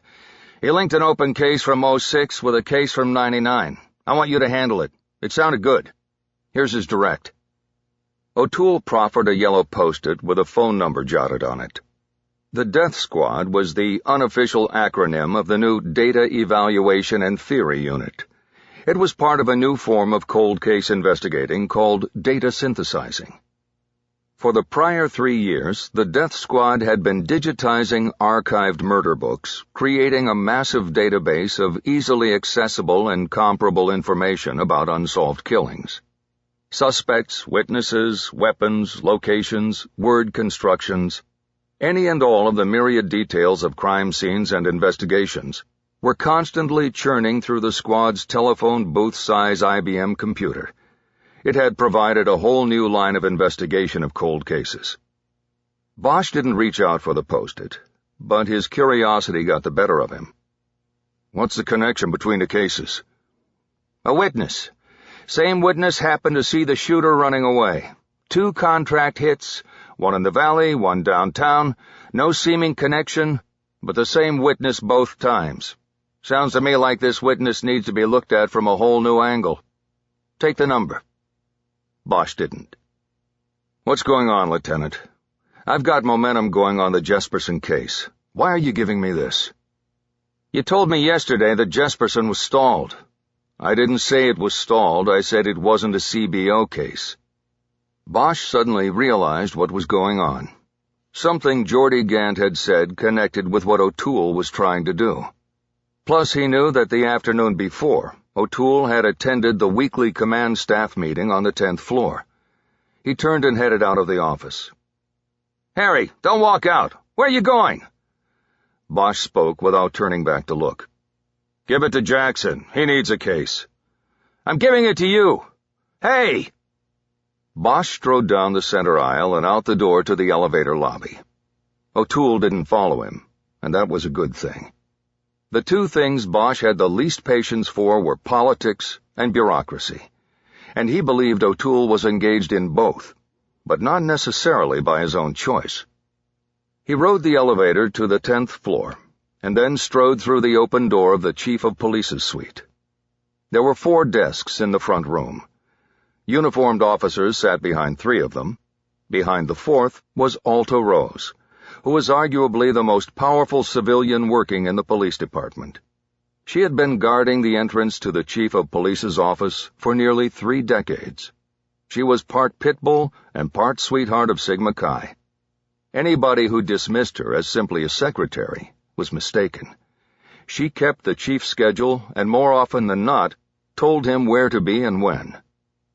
Bosch had been summoned to the chief's office enough times over the years that Rose recognized him on sight. She smiled sweetly at him as he approached her desk. "Detective Bosch, how are you?" she asked. "I'm fine, Ms. Rose. How are things up here?" "I'm not sure they could be any better. But I am sorry I don't have you on the chief's calendar today. Have I made a mistake?" No mistake, Ms. Rose. I was just hoping to see if if the chief has 5 minutes for me." Her eyes flitted down for a moment to the multiple-line telephone on her desk. One of the line buttons was glowing red. "Oh dear, he's on a call." But Bosch knew that line was always lit, just so Alta Rose could turn people away if need be. Harry's former partner, Kiz Ryder, had spent time working in the chief's office and had told Bosch the secret. He also has an evening appointment he's going to have to leave for as soon as— 3 minutes, Miss Rose. Just ask him. I think he's probably even expecting me. Alta Rose frowned, but got up from her desk and disappeared behind the big door to the inner sanctum. Bosch stood waiting. Chief Martin Maycock had come up through the ranks. 25 years before, he had been an RHD detective assigned to Homicide Special. So was Bosch. They had never partnered, but they had worked task force cases together, most notably on the Dollmaker investigation, which ended when Bosch shot the infamous serial killer to death in his Silver Lake kill pad. Maycock was handsome and more than competent, and he had a name that was easily, if awkwardly, remembered.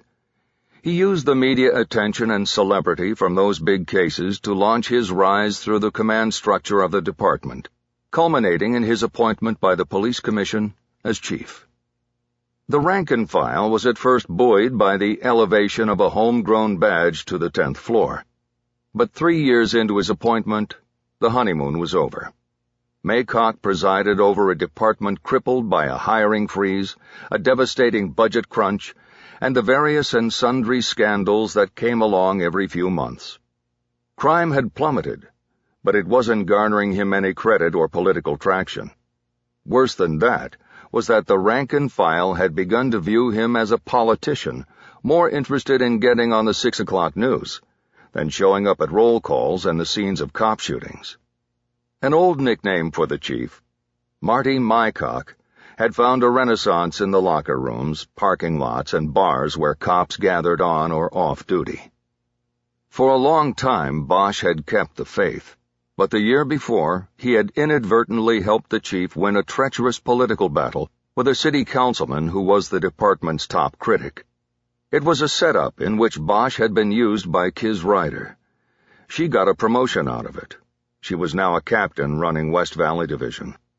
But Bosch had not spoken to her or the chief since. Alta Rose returned through the inner sanctum door and held it open for Bosch.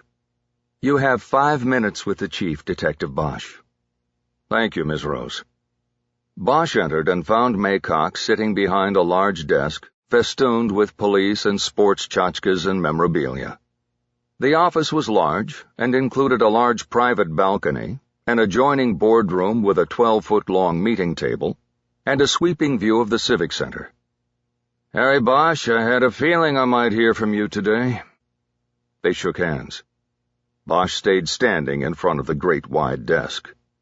He couldn't deny that he liked his old colleague. He just didn't like what he was doing and what he had become.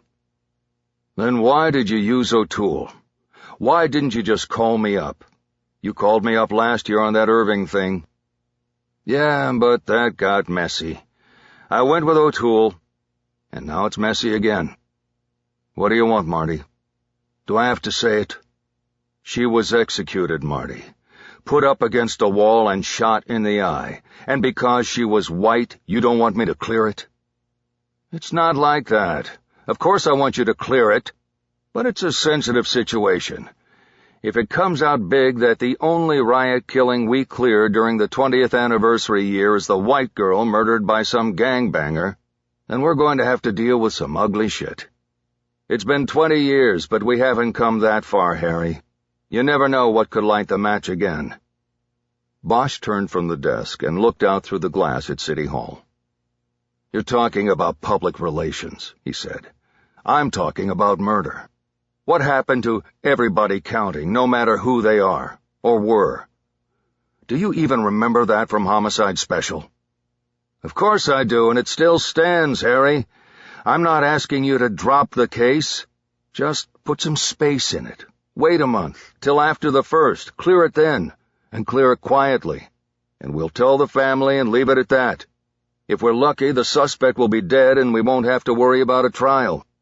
Meantime, O'Toole told me he had a hot shot from the death squad that you can run with.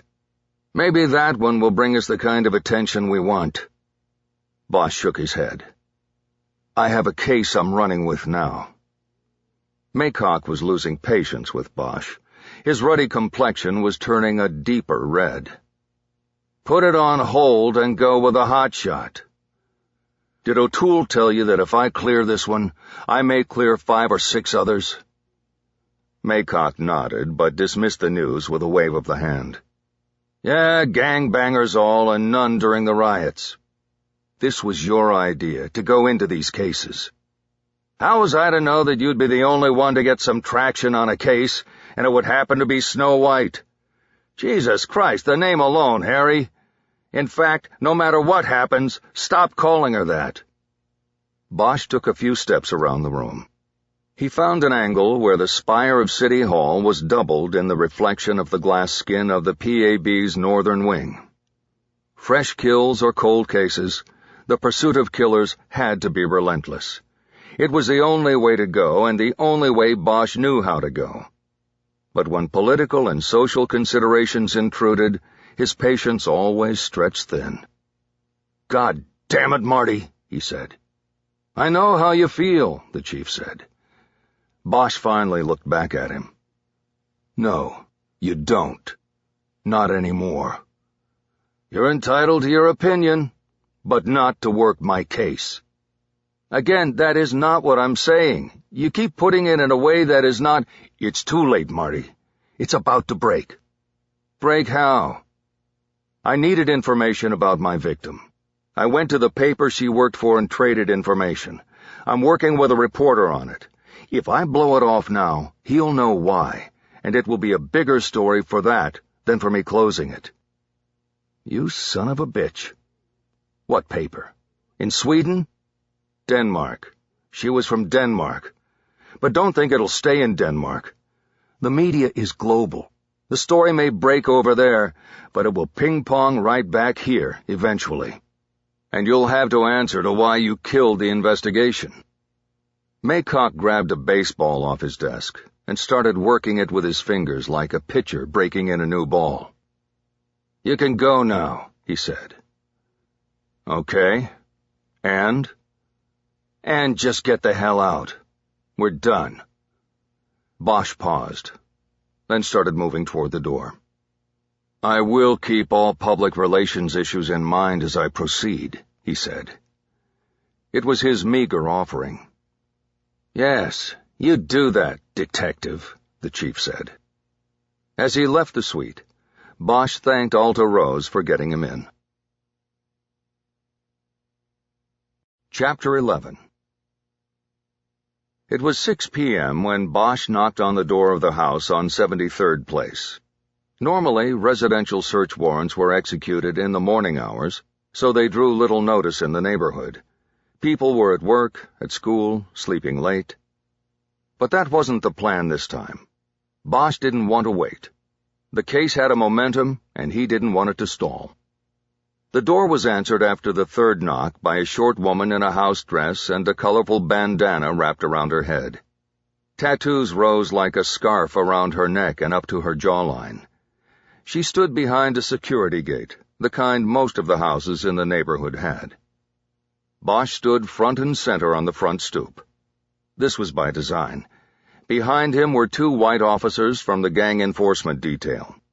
Geordie Gant and David Chu were standing farther back in the front yard and to the left.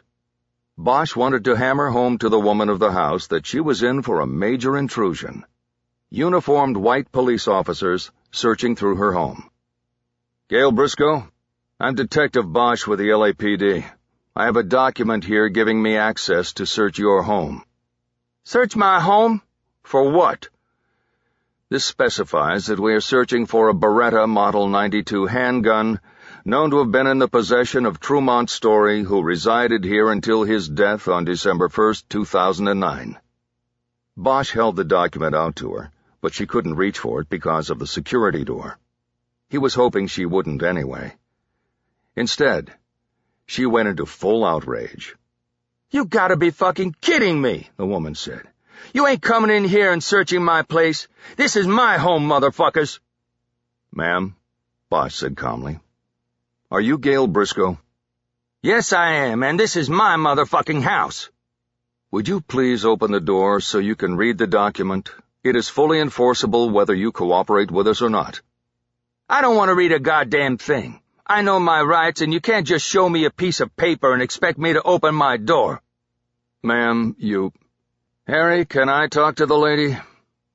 It was Gant coming up to the stoop at just the right moment and just according to the script they had worked out.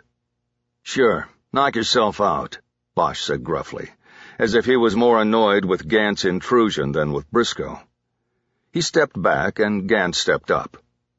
She's got 5 minutes to open up, or we cuff her, put her in a car, and then go in. I'm calling backup now.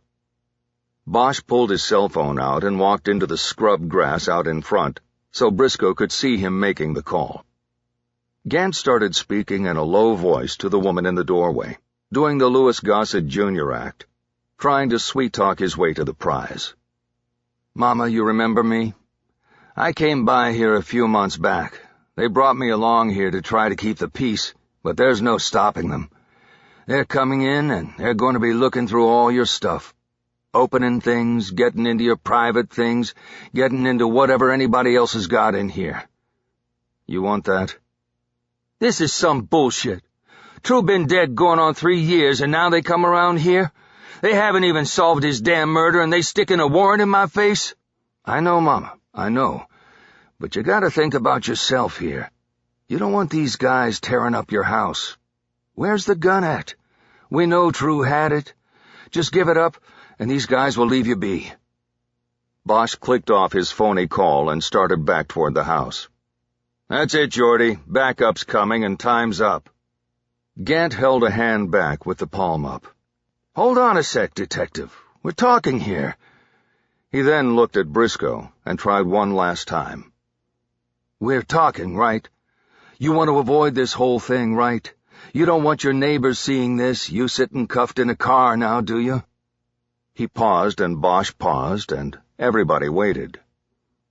Only you, Briscoe finally said. She pointed through the gate at Gant. That's cool, he said. You going to lead me to it? She unlocked the security gate and pushed it toward him. Only you come in. Gant looked back at Bosch and winked. He was in. He went through the doorway and Briscoe pulled the gate closed and locked it again. Bosch didn't like that last part. He moved up the steps and looked in through the bars. Briscoe was leading Gant down a hallway toward the rear of the house. For the first time, he noticed a boy of about 9 or 10 sitting on a couch playing a handheld video game. "Geordie, you okay?" he called.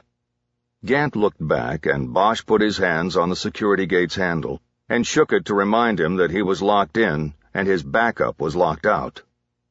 "We're cool," Gant called back. "Mama's going to give it up. She doesn't want you crackers tearing her place up." He smiled as he disappeared from sight. Bosch stayed at the door, leaning close to it so he would hear any sound that might be trouble. He put the phony warrant, dummied off an old one, into his coat's inside pocket to be used another day. He waited 5 minutes and heard nothing except the electronic beeps of the boy's game. He assumed that the kid was Tremont Story's child. "Hey, Geordie," he finally called out. The boy didn't look away from his game. There was no reply. "Geordie?" Again, no reply. Bosch tried the door handle, even though he knew it was locked. He turned back to the 2 GED cops and signaled them to go around the house to the back to see if there was an open door. Chu jumped up on the stoop. Then Bosch saw Gant appear at the mouth of the hallway. He was smiling and holding up a large Ziploc bag containing a black pistol.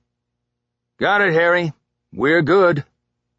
Bosch told Chu to retrieve the 2 GED guys, and he let out his first full breath in 10 minutes. It was the best way to have worked it. There was no way O'Toole would have approved his going for a search warrant. There wasn't enough probable cause for a judge to okay a search 3 years after the subject's death. So the dummy warrant scam was the best way, and Gant's script had worked perfectly. Briscoe had given them the gun voluntarily without their having to illegally search the house. As Gant approached the door, Bosch could see that the Ziploc bag was wet. "Toilet tank?" An obvious place. One of the top 5 hiding places used by criminals. They all watched The Godfather at some point in their maturation process. "Nope. The drain pan under the washing machine. Bosch nodded. That wasn't even top 25. Briscoe reached around Gant and unlocked the security gate. Bosch pulled it open to let him out. "Thank you for your cooperation, Ms. Briscoe," he said. "Just get the fuck off my property now and don't come back," she said. "Yes, ma'am." Gladly. Bosch threw her a mock salute and followed Gant off the stoop. Gant handed him the bag, and Harry checked the weapon as they walked. The plastic bag was smeared with black mold and scratched from years of use, but he could tell the gun was a Beretta Model 92. At the trunk of his car, Harry put on a pair of latex gloves and removed the gun from the plastic bag so he could carefully examine it. He first noted that the left side had a deep scrape mark along the barrel and frame that had been painted over or filled in with a marker. It appeared to be the weapon that Charles Too Small Washburn had described finding in his backyard after the Jesperson murder. Bosch next checked the serial number on the left side of the frame, but it appeared that the machine-stamped number was gone. By holding the weapon up closer and angling it in the light, he could see where the metal had been scarred by several scrape marks. He doubted these could have been caused by the lawnmower blade. Rather, it looked like a concentrated and deliberate effort to obliterate the tracking number. The closer he looked at the scarring on the metal, the more he was convinced. Either Trumont's story or a previous holder of the gun had purposely removed the serial number. "That it?" Gant asked. "Looks like it." "You see the serial number?" "No, it's gone." Bosch ejected the fully loaded magazine and the bullet from the gun's chamber. He then transferred the weapon to a new plastic evidence bag. Ballistics testing would have to confirm the gun's connection to the Jesperson killing and those that followed, but Bosch felt sure that he was holding the first solid piece of evidence produced in the case in 20 years. It didn't necessarily move him any closer to Annika Jesperson's killer, but it was something. It was a starting point. "I told you all to get," Briscoe called from behind her security gate. "Leave me alone or I'll sue your asses for harassment.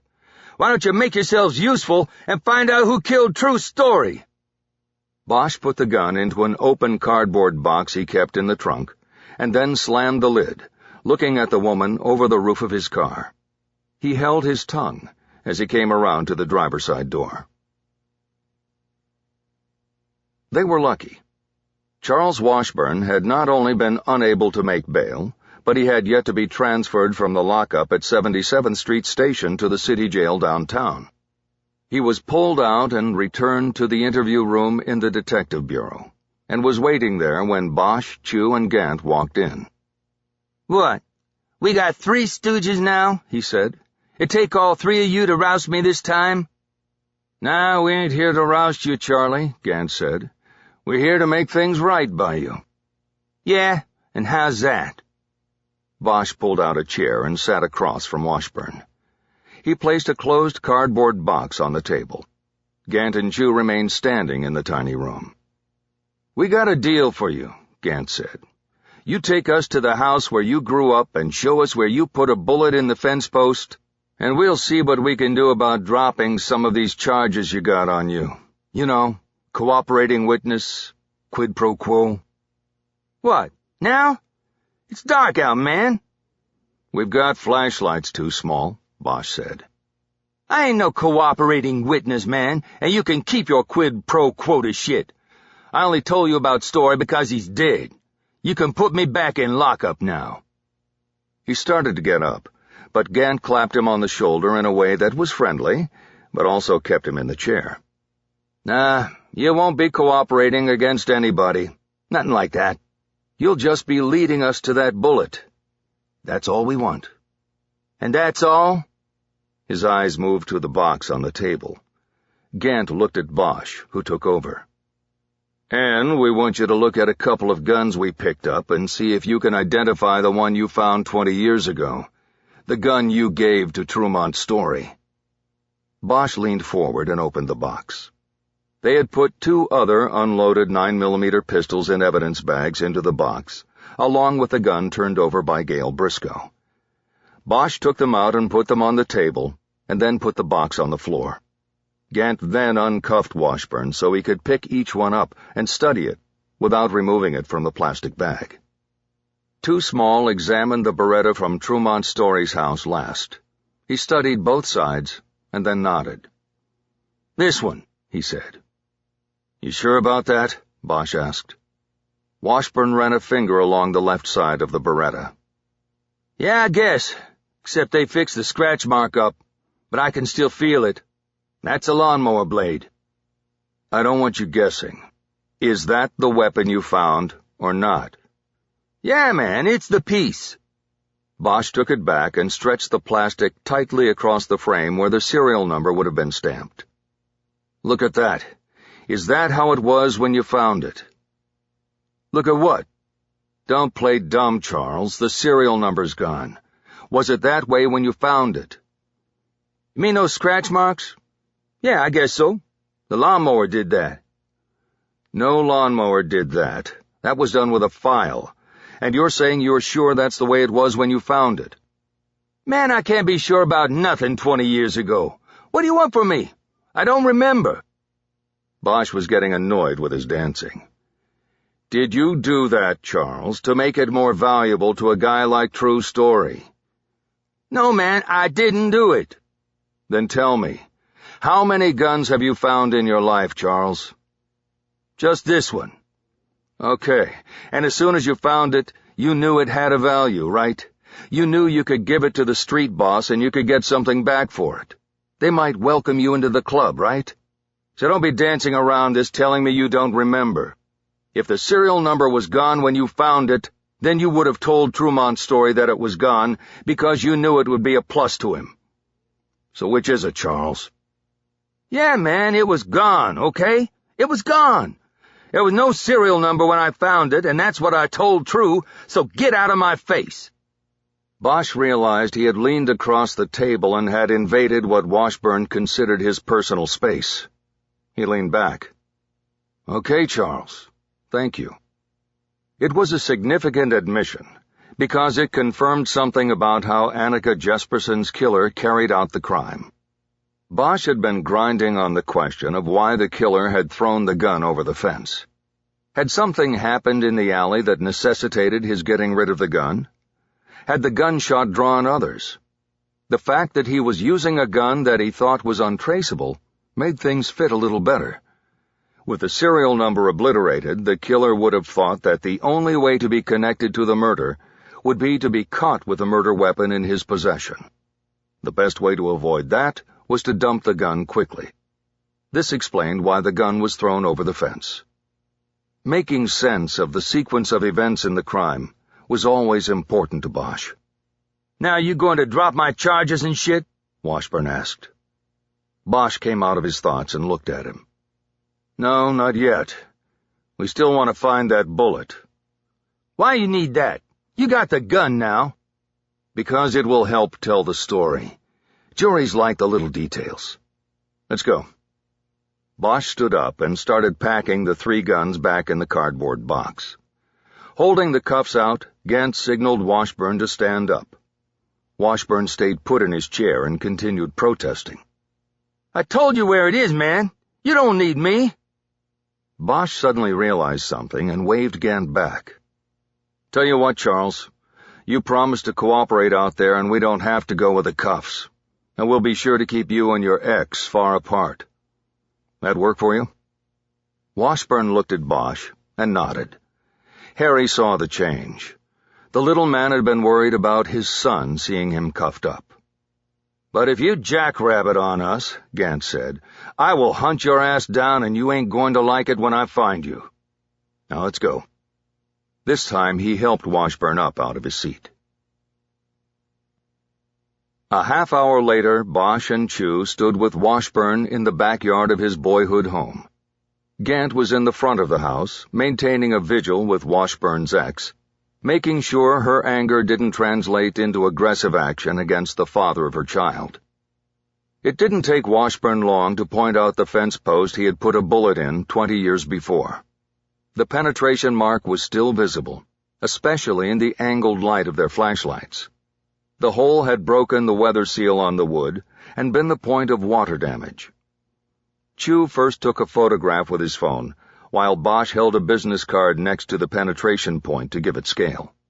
Then Bosch opened the blade of his folding knife and dug into the soft, rotting wood, soon prying out the lead slug. He rolled it between his fingers to clean it off, and then held it up. The bullet that had been ahead of it in the gun had killed Annika Jesperson. He dropped the slug into a small evidence bag opened by Chu.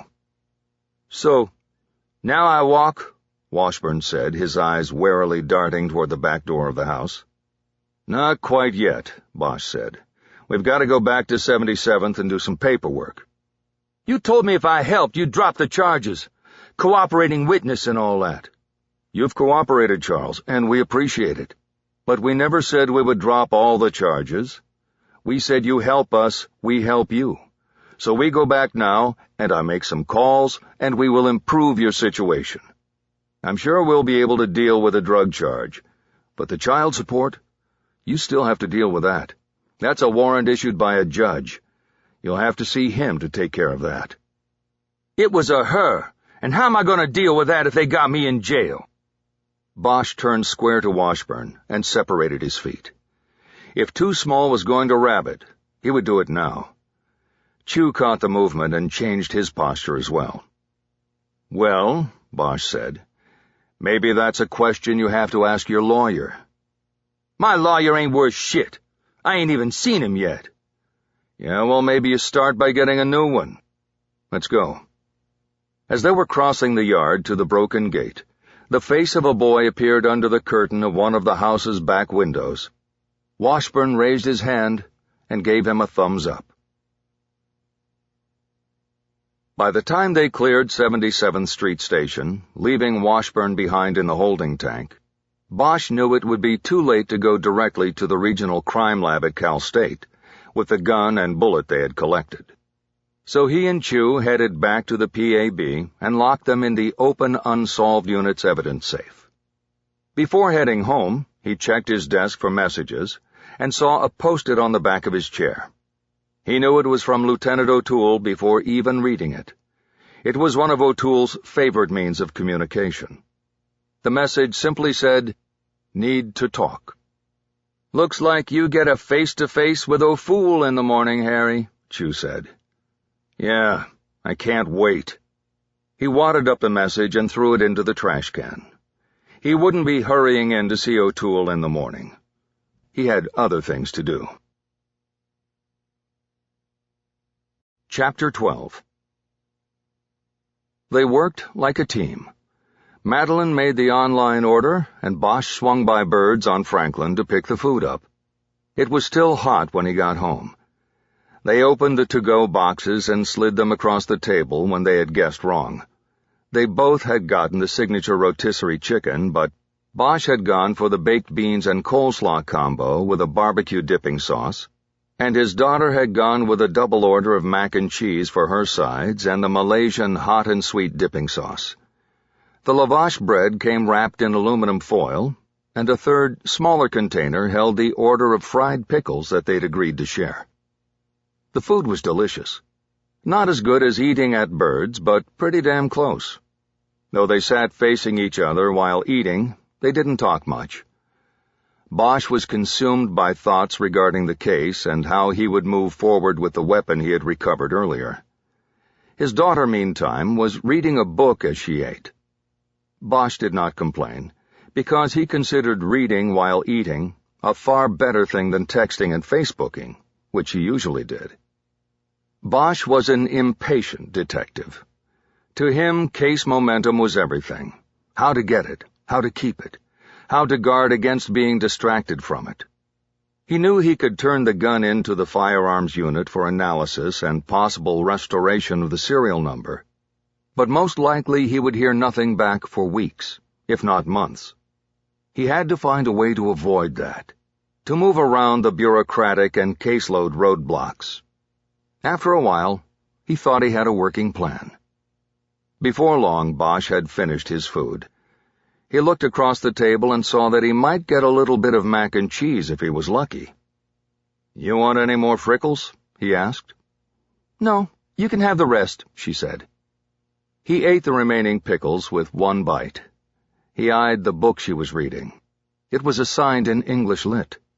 She was near the end. Bosch guessed she had no more than a couple chapters left. I've never seen you jump on a book like that before, he said. You going to finish it tonight? We're not supposed to read the last chapter tonight, but there's no way I can stop. It's sad. You mean the guy dies? No, I mean, I don't know yet. I don't think so, but I'm sad because it will be over. Bosch nodded. He wasn't much of a reader, but he knew what she meant. He remembered feeling that way when he got to the end of Straight Life, which might have been the last book he actually read cover to cover. She put the book down so she could work on finishing her meal. Harry could now see that there would be no leftover mac and cheese for him. You know, you sort of remind me of him, she said. Really? The kid in the book? Mr. Maul said it's about innocence. He wants to catch little children before they fall off the cliff. That's the metaphor for the loss of innocence. He knows the realities of the real world and wants to stop the innocent children from having to face it. Mr. Maul was her teacher. Maddie had told Bosch that when they took tests in class, he climbed up and stood on his desk so he could watch the students from above and guard against cheating. The kids called him the catcher on the desk. Bosch didn't know how to respond to her, because he had never read the book. He had grown up in youth halls and occasional foster homes. Somehow, the assignment had never come to him. Even if it had, he probably wouldn't have read it. He was not a good student. Well, he said, I think I sort of come in after they've gone over the cliff, don't you think? I investigate murders. No, but it's what makes you want to do that, she said. You were robbed of things early. I think that made you want to be a policeman. Bosch fell silent. His daughter was very perceptive, and whenever she hit the target with him, he was half embarrassed and half in awe. He also knew that in terms of being robbed early, she was in the same boat. And she had said she, too, wanted to do what her father did. Bosch was both honored and scared by it. He secretly hoped that something else would come along, horses, boys, music, anything, and grab her intensity and interest and change her course. So far, nothing had, so he did all he could to help prepare her for the mission ahead. Maddie cleared her tri-sectioned container and only chicken bones were left. She was a high-energy kid, and gone were the days when Bosch could expect to finish her plate. He gathered up all the trash and took it to the kitchen to dispose of. He then opened the refrigerator and grabbed a bottle of fat tire left over from his birthday. When he came back out, Maddie was on the couch with her book. Hey, I have to leave super early tomorrow, he said. Can you get up and make your lunch and everything? Of course. What will you have?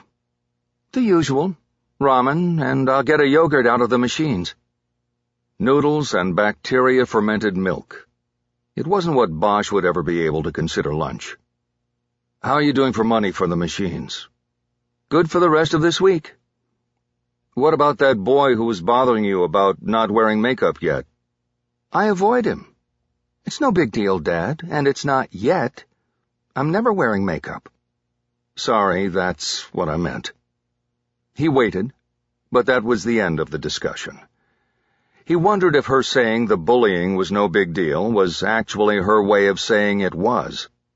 He wished she would look up from the book when they talked, but she was on the last chapter. He let it go. He took his beer out to the back deck so he could look out at the city. The air was cold and crisp. It made the lights in the canyon and down on the freeway sharper and clearer. Cold nights always made Bosch feel lonely. The chill worked its way into his backbone and held there, made him think about things he had lost over time. He turned and looked in through the glass at his daughter on the couch. He watched her finish the book she was reading.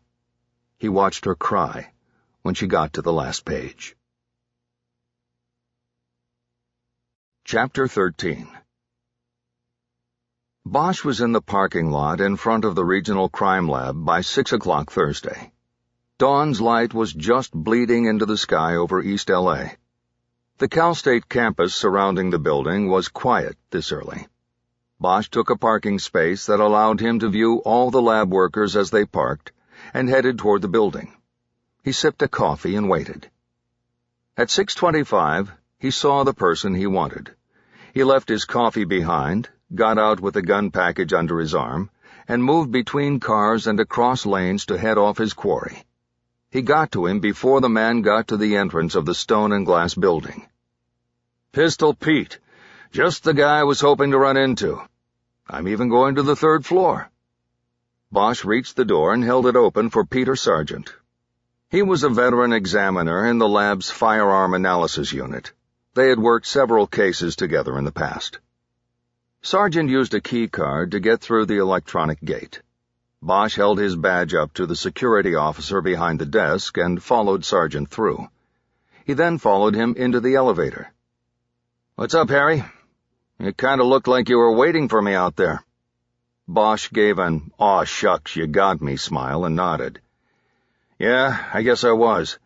Because you're the guy I need on this. I need Pistol Pete."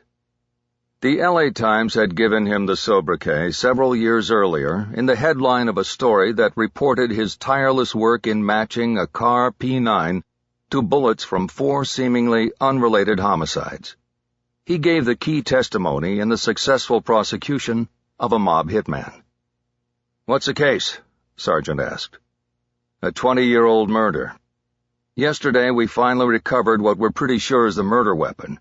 I need the bullet match done, but I also need to see if we can raise the serial number. That's the key thing. We get that number, and I think it leads us to the suspect. We solve the case." "That's simple, huh?" He reached for the package as the elevator doors opened on 3. "Well, we both know nothing is that simple, but the case has got some mojo going and I don't want to slow it down." "Was the number filed or acid burned?" They were walking down the hall toward the double-door entrance to the firearms unit. "Looks to me like it was filed down, but you can raise it, right?" "Some of the time we can, at least partially. But you know the process takes 4 hours, right? A half day. And you know that we're supposed to take these in line. The wait's running 5 weeks, no cutting in line." Bosch was ready for that. "I'm not asking to cut in line. I'm just wondering if maybe you could look at it on your lunch break, and if it looks good, then you put your magic mix on it and check it at the end of the day to see what you've got. 4 hours, but no time taken off the clock from your regular work." Bosch spread his arms like he was explaining something that was so simple it was beautiful. "The line stays intact, and nobody gets upset." Sargent smiled as he raised his hand to punch in the combo on the unit's door lock. He typed 1852 on the keypad, the year Smith & Wesson was founded. He pushed the door open. "I don't know, Harry. We only get 50 minutes for lunch, and I need to go out. I don't bring my lunch like some of the other guys." "That's why you need to tell me what you want for lunch, so I can be back here with it at 11:15. "For real?" "For real." Sargent led him to a workstation that was mainly a padded stool and a high table that was littered with gun parts and barrels and several evidence bags containing bullets or handguns. Taped to the wall over the table was the Times headline, "Pistol Pete Makes State's Case Against Alleged Mob Hitman." Sargent put Bosch's package down front and center on the table, which Harry took as a good sign. Bosch looked around to make sure nobody else could see him trying to work Sargent. They were the only ones in the unit so far. "So what do you think?" Bosch said. "I bet after you guys moved down here you haven't had a pepper steak from Giamella's since forever." Sargent nodded thoughtfully. The regional lab was only a few years old, and it consolidated the crime labs of both the LAPD and the LA County Sheriff's Office. The LAPD's gun unit had previously been located at the Northeast Station up near Atwater. The go-to place up there was a sub-shop called Giamella's. Bosch and whoever his partner of the moment was would always stop there, even scheduling gun runs around lunchtime, and often taking their takeout subs into the nearby Forest Lawn Memorial Park to eat. Bosch once had a partner who was a baseball fanatic, and always insisted that they make a stop on gun runs to check Casey Stengel's grave. If it was not properly trimmed and weeded, he would personally alert the caretakers to the problem. "You know what I miss?" Sargent said. "I miss their meatball sub. That sauce was kick-ass." "One meatball sub coming up," Bosch said. "You want cheese on that?" "No cheese. But can you get the sauce on the side in a cup or something? That way it won't get soggy." "Good thinking. I'll see you at 11:15. Deal done. He turned to leave the unit before anything changed Sargent's mind. "Whoa, wait, Harry," Sargent quickly said. "What about the ballistics matching? You need that too, don't you?"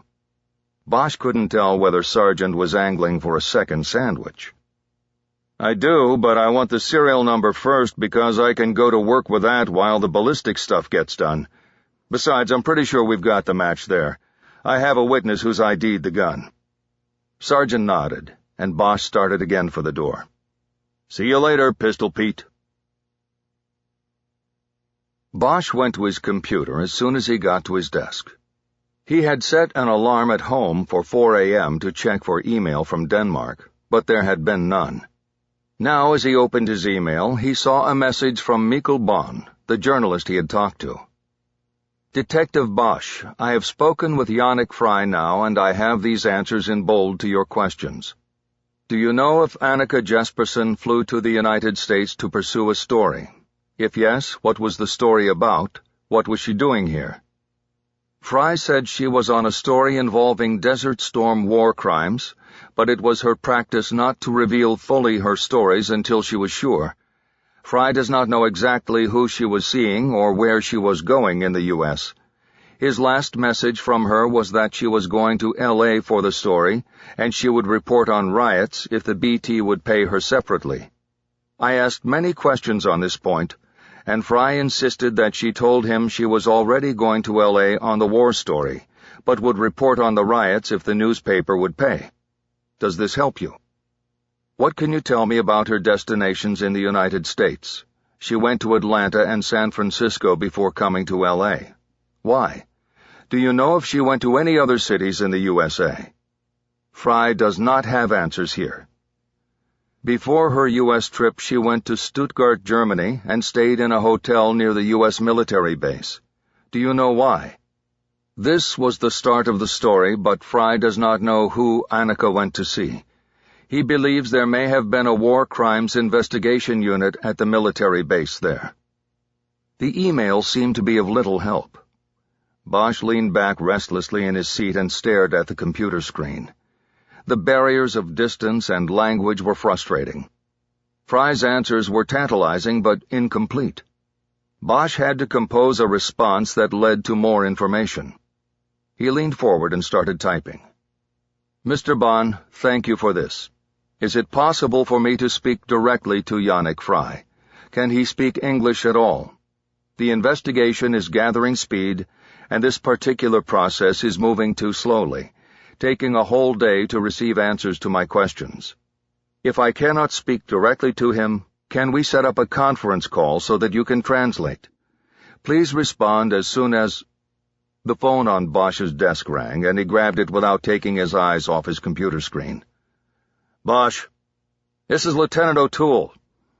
Bosch turned and glanced toward the corner office.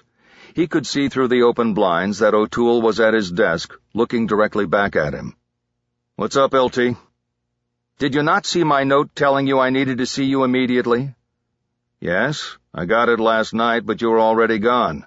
Today I didn't realize you were here yet. I had to send an important email to Denmark. Things are— I want you in my office now." "On my way." Bosch quickly finished typing the email and sent it. He then got up and went to the lieutenant's office, surveying the squad room as he went. No one else was in yet, just O'Toole and him. Whatever was about to happen, there would be no independent witnesses. As Bosch entered the office, O'Toole told him to sit down. Bosch did so. "Is this about the death squad case? Because Who is Sean Stone?" What? I said, who is Sean Stone? Bosch hesitated, trying to figure out what O'Toole was trying to do. He instinctively knew that the best move was to play it wide open and honest. He's a convicted rapist serving a sentence at San Quentin. And what is your business with him? I don't have any business with him. Did you speak to him Monday when you were up there? O'Toole was looking at a single-page document that he held in both hands, elbows on his desk. Yes, I did. Did you deposit $100 in his prison canteen account? Yes, I did that too. Since you say you have no business with him, what is your relationship with him? He's the son of a friend of mine. I had some extra time up there, so I asked to see him. Previously, I'd never met him before. O'Toole frowned, his eyes still on the paper he held between his two hands. So at taxpayers' expense, you paid a visit to your friend's son and dropped $100 into his canteen account. Do I have that right? Bosch paused as he sized up the situation. He knew what O'Toole was doing. No, you don't have anything right, Lieutenant. I went up there, at taxpayers' expense, to interview a convict with vital information in the Annika Jesperson case. I got that information, and with time left before I had to return to the airport, I checked on Sean Stone. I also made the deposit in his account. The whole thing took less than a half hour, and it caused me no delay in my return to Los Angeles. If you're going to take a run at me, Lieutenant, you're going to need something more than that. O'Toole nodded thoughtfully. Well, we'll let the PSB decide that. Bosch wanted to reach over and yank O'Toole across the desk by his tie. The PSB was the Professional Standards Bureau, the new name for internal affairs. A black rose by any other name smelled just as rotten to Bosch. He stood up. You are filing a 128 on me? I am. Bosch shook his head. He could not believe the short-sightedness of the move. Do you realize you are going to lose the entire room if you go ahead with this? He was talking about the squad room. As soon as the rest of the detectives learned that O'Toole was making a move on Bosch for something as trivial as a 15-minute conversation at San Quentin, the meager level of respect O'Toole enjoyed would collapse like a bridge made of toothpicks. Oddly, Bosch was more worried about O'Toole and his standing in the unit than about the PSB investigation that would follow his ill-advised move. That's not my concern, O'Toole said. My concern is the integrity of the unit. You are making a mistake, Lieutenant. And for what? For this?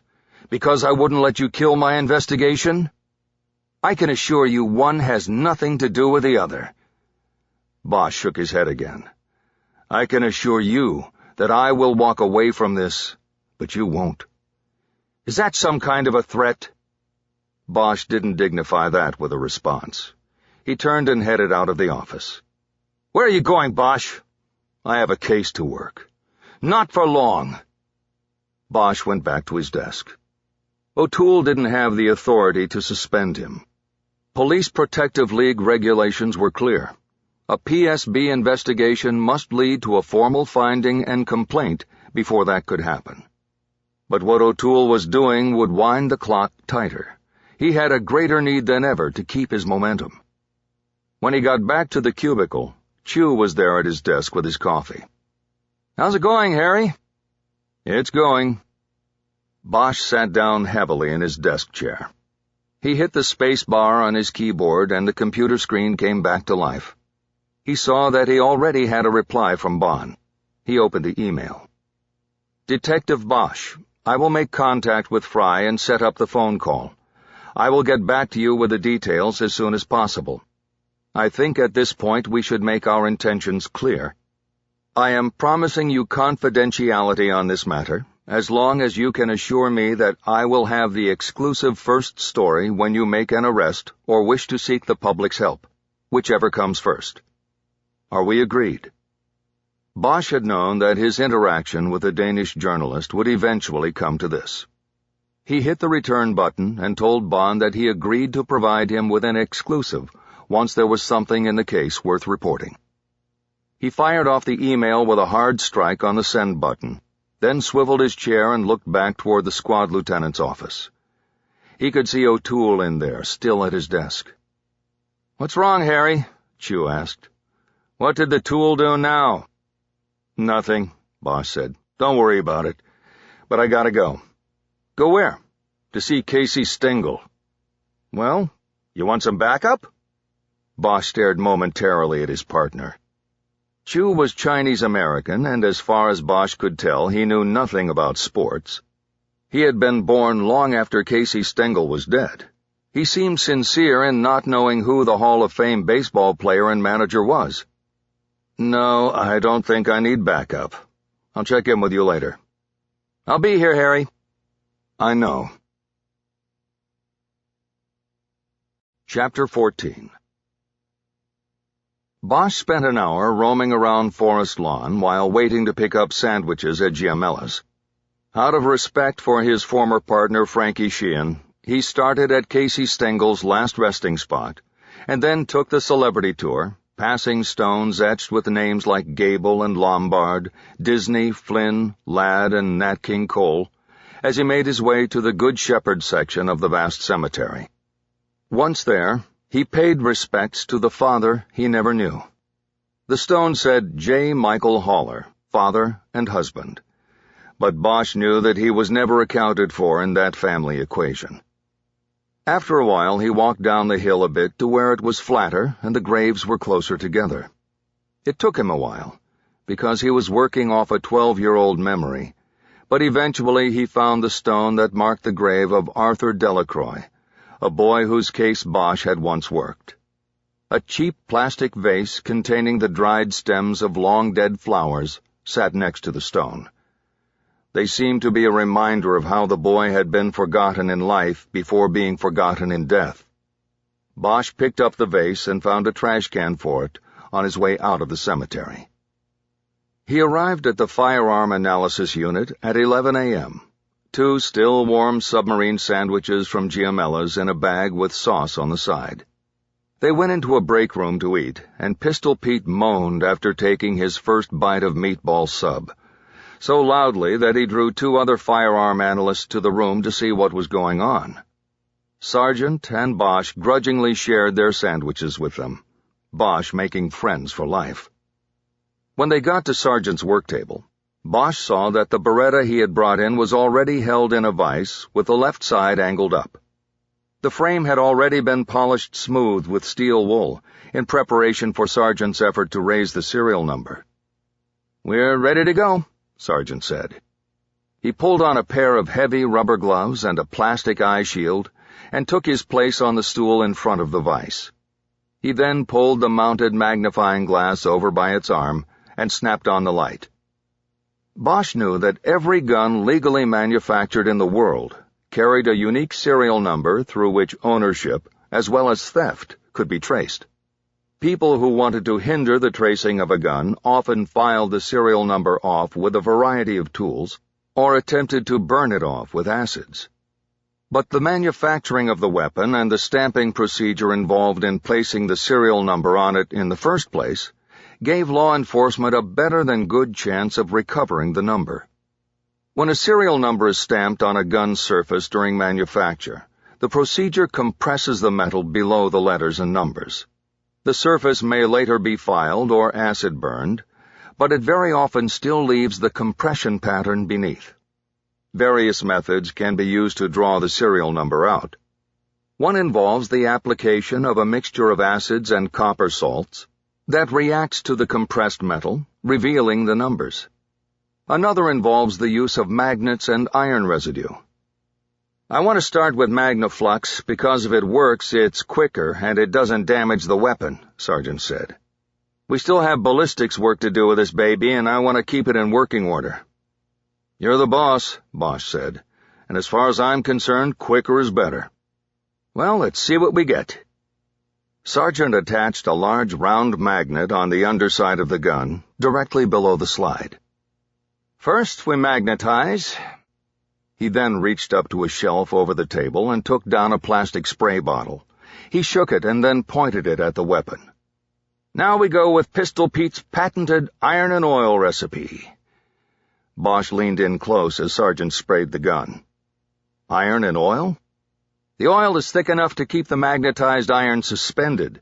You spray it on, and then the magnet will draw the iron to the surface of the gun. Where the serial number was stamped and the metal is denser, the magnetic pull is greater.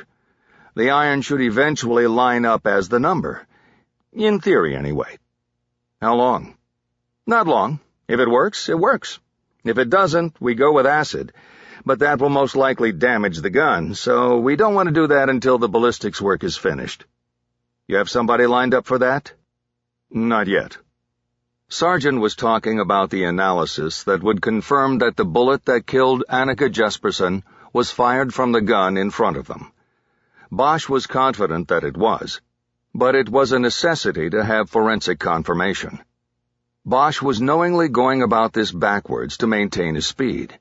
He wanted that serial number so he could trace the gun, but he also knew that if Sargent's oil and iron process didn't work, he would have to slow things down and proceed in proper order. With O'Toole making his PSB complaint, the delay could effectively kill the forward progression of the case, just what O'Toole was hoping to do, so that he could bask in the glow of approval from the chief. "Well then, let's hope this works," Sargent said, bumping Bosch out of these thoughts. "Yeah," Harry said. "So should I wait, or do you want to call me?" "I like to give it about 40 minutes. You can wait if you want." "Tell you what, call me as soon as you know." "You got it, Harry. Thanks for the sub." "Thanks for the work, Pete." There had been times in Bosch's career when he knew the phone number of the Police Protective League's Defense Assistance Office by heart. But back in his car, Bosch opened his phone to talk with a defense rep in regard to the O'Toole matter, and realized that he had forgotten the number. He thought for a moment, hoping it would come to him. Two young criminalists moved through the parking lot, the wind lifting their white lab coats. He guessed that they were crime scene specialists because he didn't know them.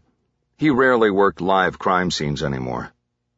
Before the league number came back to him, his phone started to buzz in his hand. The ID showed a procession of numbers following a plus sign. He knew it was an international call. "Harry Bosch." "Yes, Detective, it is Bonn. I have Mr. Yannick on the line. Can you talk with him? I can translate." "Yes, hold on for a moment."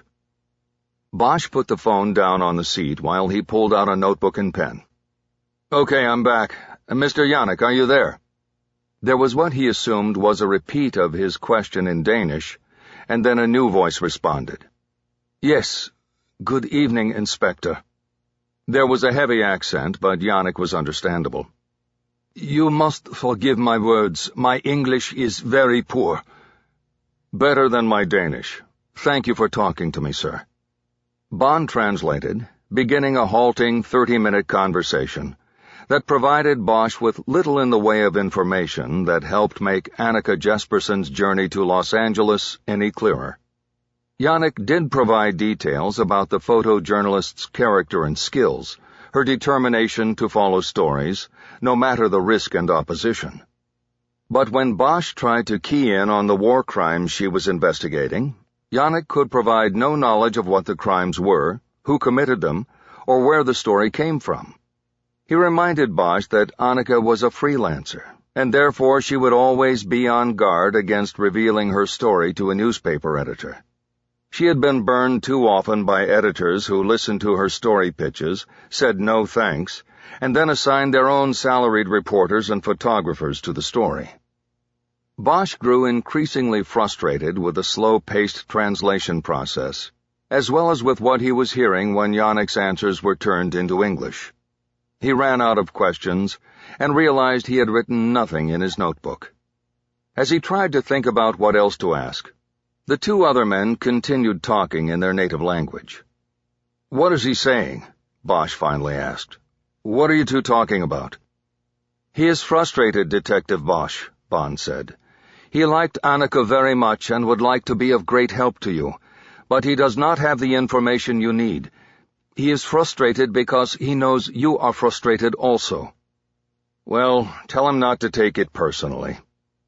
Bond translated, and Yannick started giving a long answer in return. Let's work backwards, Bosch said, cutting them off. I know a lot of reporters over here. They're not war correspondents, but I'm sure reporters work the same way. Usually one story leads to another. Or if they find somebody they trust, then they keep going back to the well. That means that they go back to that same person for other stories. So, see if he remembers the last few stories he worked on with Annika. I know she was in Kuwait the year before, but ask him, just see if he remembers what stories she worked on. Bond and Yannick then started a long back and forth. Bosch could hear one of them typing and guessed it was Bond. While he waited for the translation into English, he got a call waiting beep on his phone. He checked the ID and saw the call was coming from the Firearms Analysis Unit. Pistol Pete.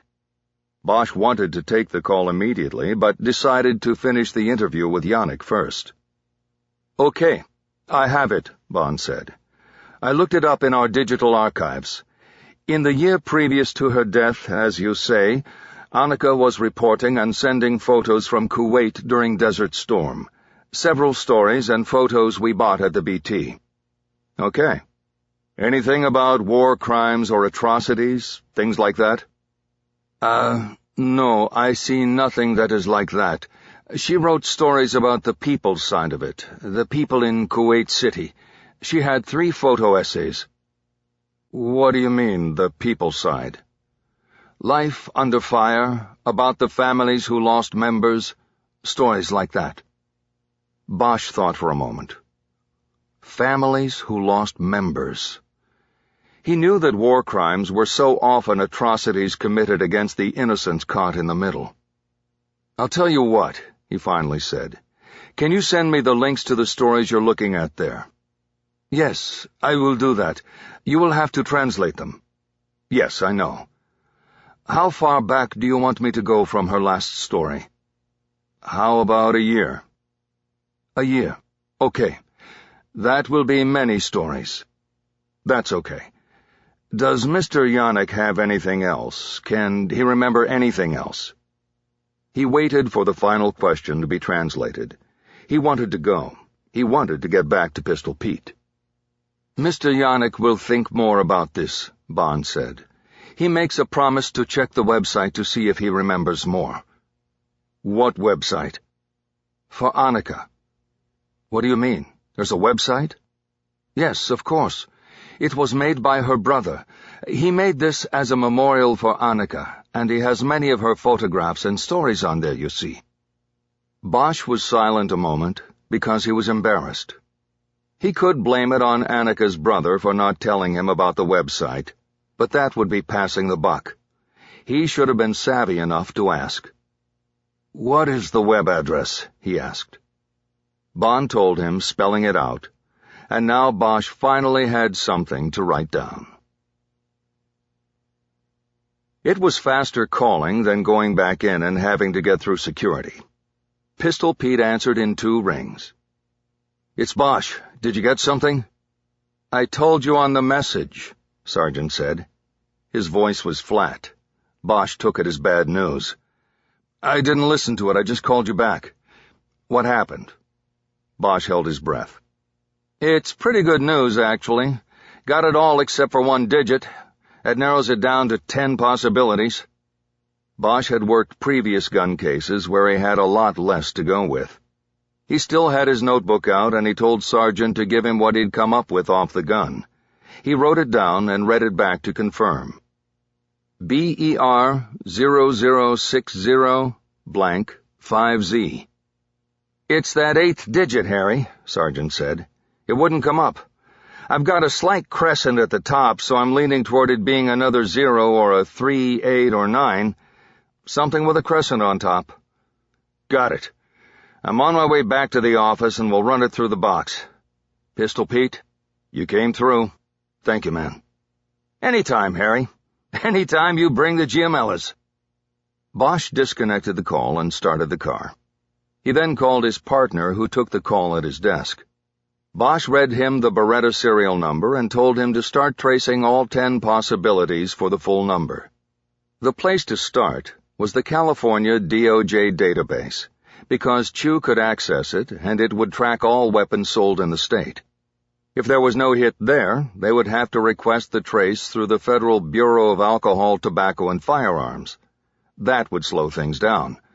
The feds weren't the fastest movers, and the ATF had been rocked by a series of scandals and blunders that had also served to slow down action on requests from local law enforcement.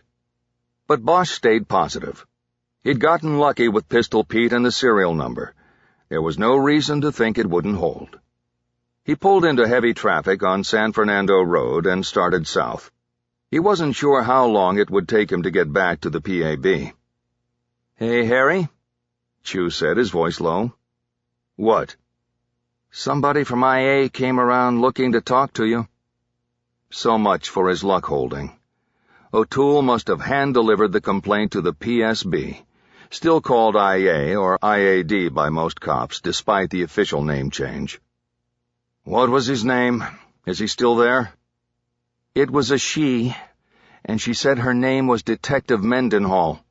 She went in with O'Toole and closed the door for a little bit, and then I think she left." "Okay, I'll deal with it. Run that number." "Will do." Bosch disconnected. His lane was not moving, and he could not see ahead because the Humvee in front of him blocked his view. He blew out his breath and honked the car horn in frustration. He felt that more than his luck was suddenly ebbing away. His momentum and positive attitude were eroding. It suddenly felt like it was getting dark out.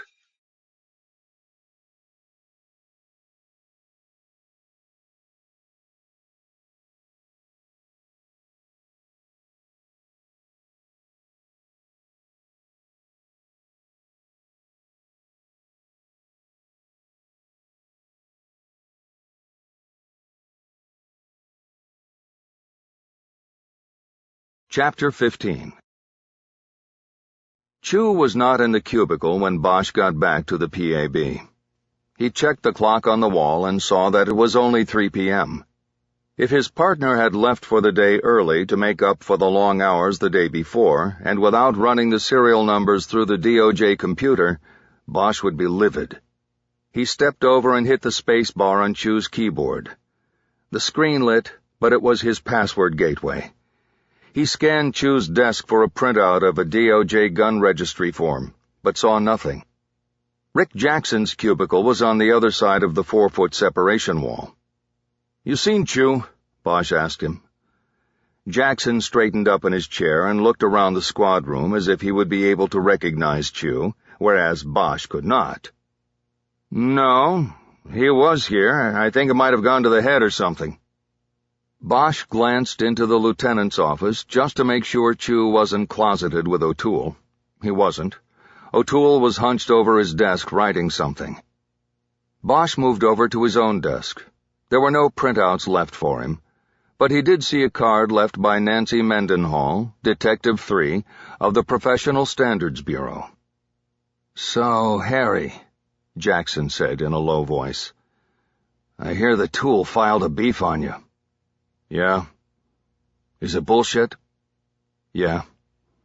Jackson shook his head. "I figured." What an ass. Jackson had been around longer than anybody in the squad except Bosch. He knew that the play by O'Toole would ultimately hurt him more than it would Bosch. Now, nobody in the squad would trust him. Nobody would tell him more than the minimum required. Some supervisors inspired their squad's best work. Now the detectives of the Open Unsolved Unit would give their best effort in spite of the man in charge. Bosch pulled his chair out and sat down. He looked at Mendenhall's card and considered calling her, confronting the bullshit beef head-on and dealing with it. He opened the middle drawer of his desk and pulled out the old leather address book he'd had for going on 3 decades. He found the number he could not remember before, and called the League's Defense Assistance Line. He gave his name, rank, and assignment within the department, and said he needed to speak to a defense rep. The unit supervisor told him there wasn't a rep available at the moment, but that he would get a call back without delay. He almost pointed out that there was already a delay, but just thanked the supervisor and disconnected. Almost immediately a shadow loomed over his desk, and Bosch looked up to see O'Toole hovering. He had his suit jacket on, and that told Bosch he was probably heading up to the 10th floor. "Where have you been, Detective?" "At the gun shop, running ballistics." O'Toole paused as if committing the answer to memory so he could check on Bosch's veracity later. "Pete Sargent," Bosch said. "Call him. We had lunch, too. Hope that wasn't against the rules." O'Toole shrugged off the shot and leaned forward, tapping his finger on Mendenhall's card on the desk. "Call her. She needs to set up an interview." "Sure. When I get to it." Bosch saw Chu come through the doorway from the exterior hallway. He stopped when he saw O'Toole in the cubicle, acted like he had suddenly forgotten something, and pirouetted and went back out through the door. O'Toole didn't notice. "It was not my intention to have a situation like this," he said. "My hope had been to promote strong and trusting relationships with the detectives in my squad." Bosch replied without looking up at O'Toole. "Yeah, well, I didn't last long, did it?" he said. "And it's not your squad, Lieutenant. It's just the squad.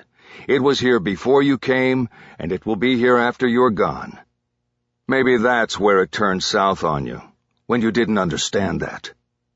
He said it loud enough for some of the others in the squad to hear it. If that sentiment had come from someone without a file drawer full of past complaints and internal investigations, I might be insulted. Bosch leaned back in his chair and finally looked up at O'Toole. "Yeah, all of those complaints, and yet I'm still sitting here. And I'll still be sitting here after they're finished with yours." "We'll see." O'Toole was about to walk away, but he couldn't help himself. He put a hand on Bosch's desk and leaned down to speak in a low, venomous voice. "You are the worst kind of police officer, Bosch. You are arrogant, you are a bully, and you think the laws and regulations simply don't apply to you. I'm not the first to attempt to rid this department of you, but I will be the last." Finished having his say, O'Toole took his hand off the desk and rose to his full height. He straightened his jacket by pulling it down from the bottom with a sharp tug. "You left something out, Lieutenant," Bosch said. "What was that?" O'Toole asked. "You forgot that I close cases. Not for the stats you send up to the 10th floor PowerPoint shows. For the victims and their families. And that's something you'll never understand, because you're not out there like the rest of us." Bosch gestured to the rest of the squad room. Jackson was obviously listening to the conversation, and he stared at O'Toole with unblinking judgment. "We do the work, we clear the cases, and you ride up the elevator to get the pat on the back." Bosch stood up, coming face to face with O'Toole. "That's why I don't have time for you or your bullshit." He walked away, heading to the door Chu had gone through, while O'Toole headed to the door leading to the elevator alcove. Bosch pushed through the door and into the hallway. One side was a wall of glass affording a view of the front plaza and off toward the heart of the Civic Center. Chu was standing at the glass, looking toward the familiar spire of City Hall. "Chu, what's going on?" Chu was startled by his sudden appearance. "Hey, Harry, sorry, I forgot something and then "What? You forget to wipe your ass? I've been waiting. What happened with the DOJ? "Yeah, no hits, Harry. Sorry." "No hits? Did you run all 10 possibles?" "I did, but no California transactions. The gun wasn't sold in the state. Somebody brought it here and it was never registered." Bosch put his hand on the railing and leaned his forehead on the glass. He could see City Hall reflected in the long wall of glass running on the perpendicular hallway. He was resigned that his luck couldn't get any worse. "You got anybody at ATF?" he asked. "Not really," Chu said. "Don't you?" "Not really. Nobody who can expedite. I waited 4 months just for them to run the casing through their computer." Bosch didn't mention that he also had a checkered history of interactions with federal law enforcement agencies. He couldn't count on anyone doing him a favor at the ATF or anywhere else. He knew if he went through standard procedure and filled out the forms, he might hear something back in 6 weeks minimum. He had one shot he could try. He stepped away from the glass wall and headed back to the squad room door. "Harry, where are you going?" Chu asked. "Back to work." Chu started following him. "I wanted to talk to you about one of my cases. We have to do a pickup in Minnesota." Bosch stopped at the door to the squad room. A pickup was what they called going to another state to confront and arrest a suspect in a cold case. Usually the suspect had been connected to an old murder through DNA or fingerprint evidence. There was a map on the wall in the squad room with red pins marking all the pickup locations the squad had been to in the 10 years since it was established. Dozens of pins were scattered across the map. "Which case?" Bosch asked. "Stillwell. I finally located him in Minneapolis.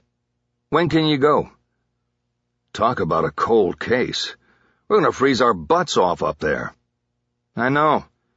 What do you think? I have to put in the travel request." "I have to see where Jesperson takes me for the next few days. And then there's the professional standards thing. I could be on suspension."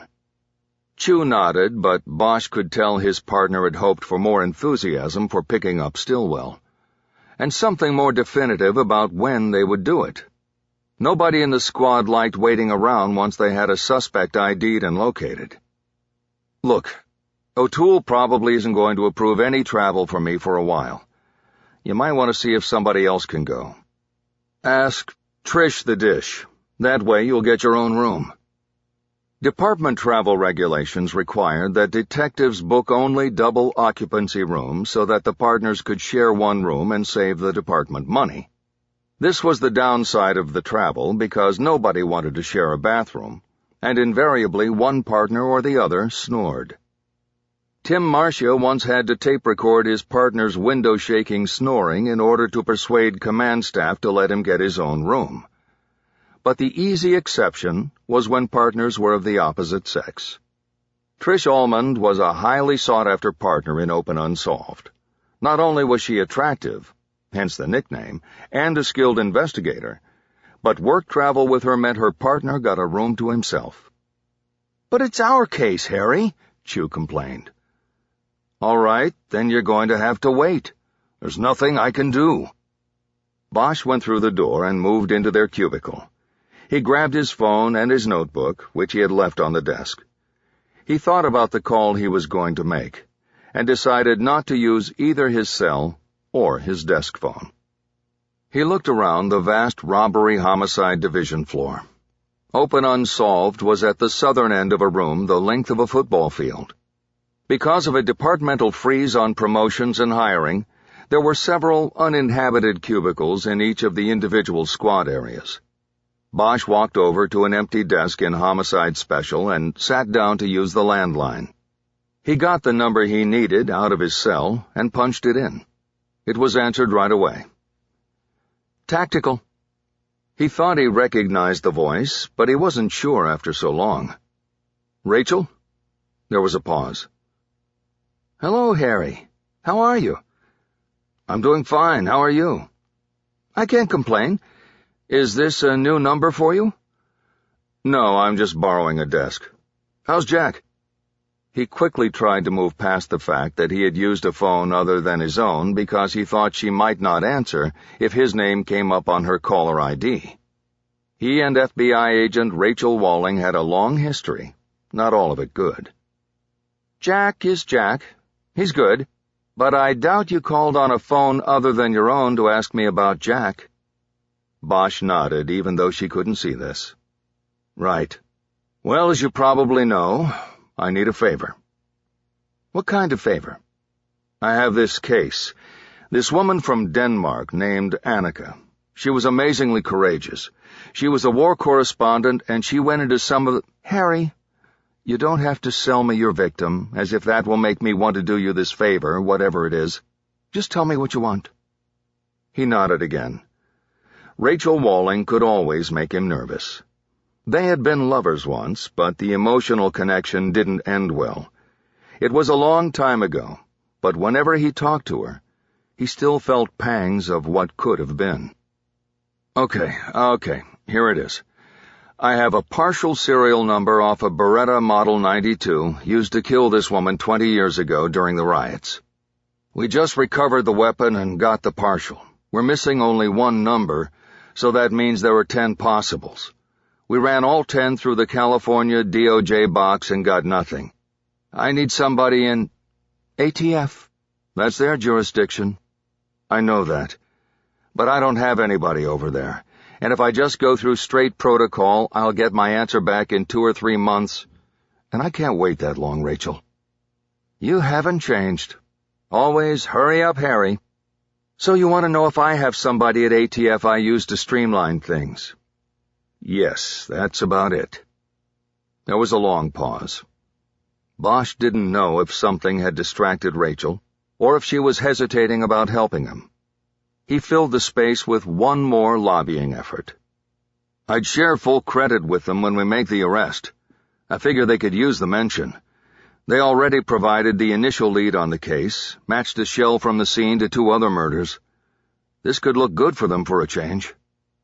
The ATF was mostly in the news these days for the agency's sponsorship of an undercover operation that completely backfired and placed hundreds of guns into the hands of narco-terrorists. The outrage reached the point that the fiasco became fodder in the presidential campaign season. I know what you mean, Walling agreed. Well, I have a friend over there. I could talk to her. I think the way I would want to do it is for you to give me the serial number and for me to give it to her. Just giving you her cell number isn't going to work. No problem, Bosch said quickly. Whatever works best. She can probably punch it in and get the transaction record in 10 minutes. It's not that easy. Access to these sorts of searches are monitored and assigned case numbers. She'll still need to get supervisor approval to do this. Damn. Too bad they weren't so tight with those guns they let cross the border last year. Very funny, Harry. I'll tell her you said that. I think it might be better if you didn't. Walling then asked for the Beretta's serial number, and he read it out to her, noting that the 8th digit was missing. She said that either she would get back to him or her friend, Agent Suzanne Wingo, would contact him directly. She ended the call with a personal question.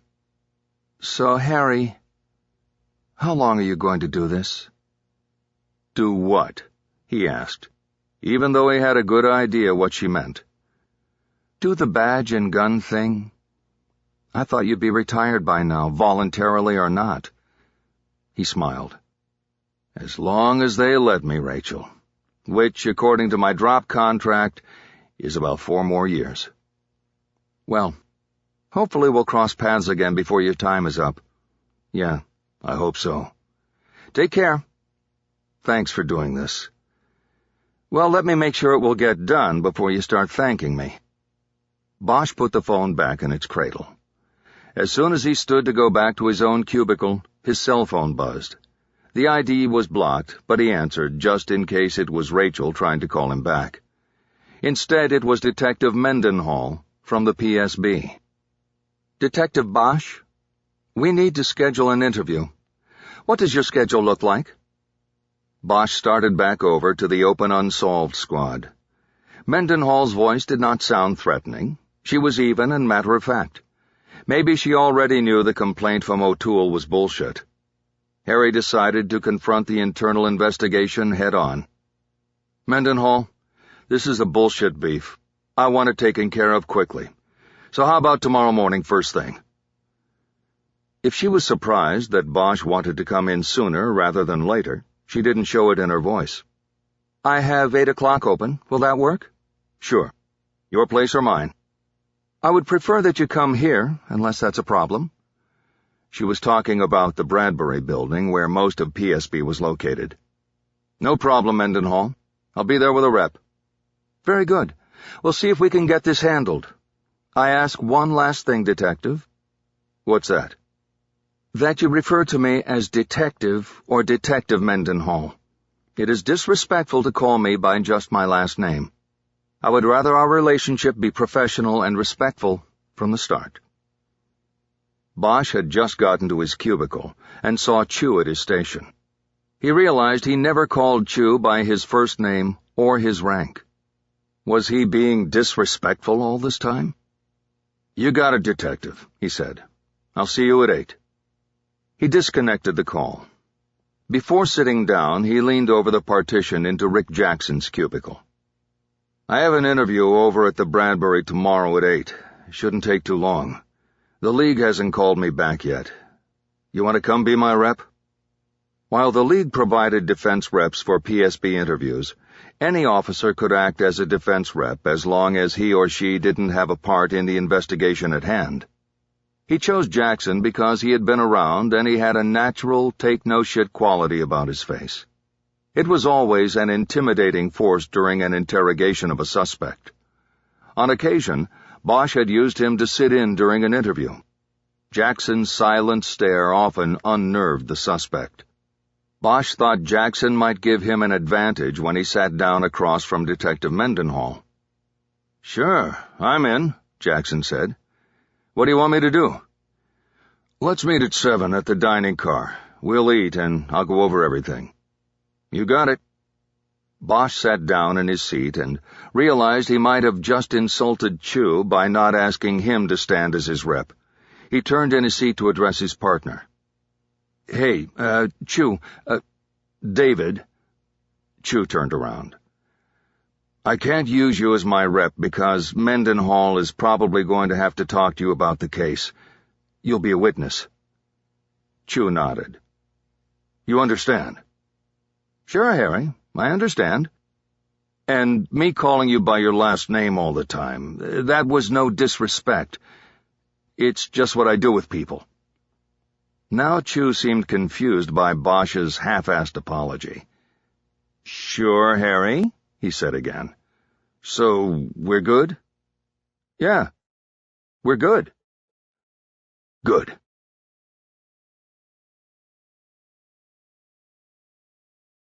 Part 2. Words and Pictures. Chapter 16. Bosch had begun making his way through the Art Pepper recordings his daughter had given him for his birthday. He was on Volume 3 and listening to a stunning version of Patricia, recorded 3 decades earlier at a club in Croydon, England. It was during Pepper's comeback period, after the years of drug addiction and incarceration. On this night in 1981, he had everything working. On this one song, Bosch believed he was proving that no one would ever play better. Harry wasn't exactly sure what the word ethereal meant, but it was the word that came to mind.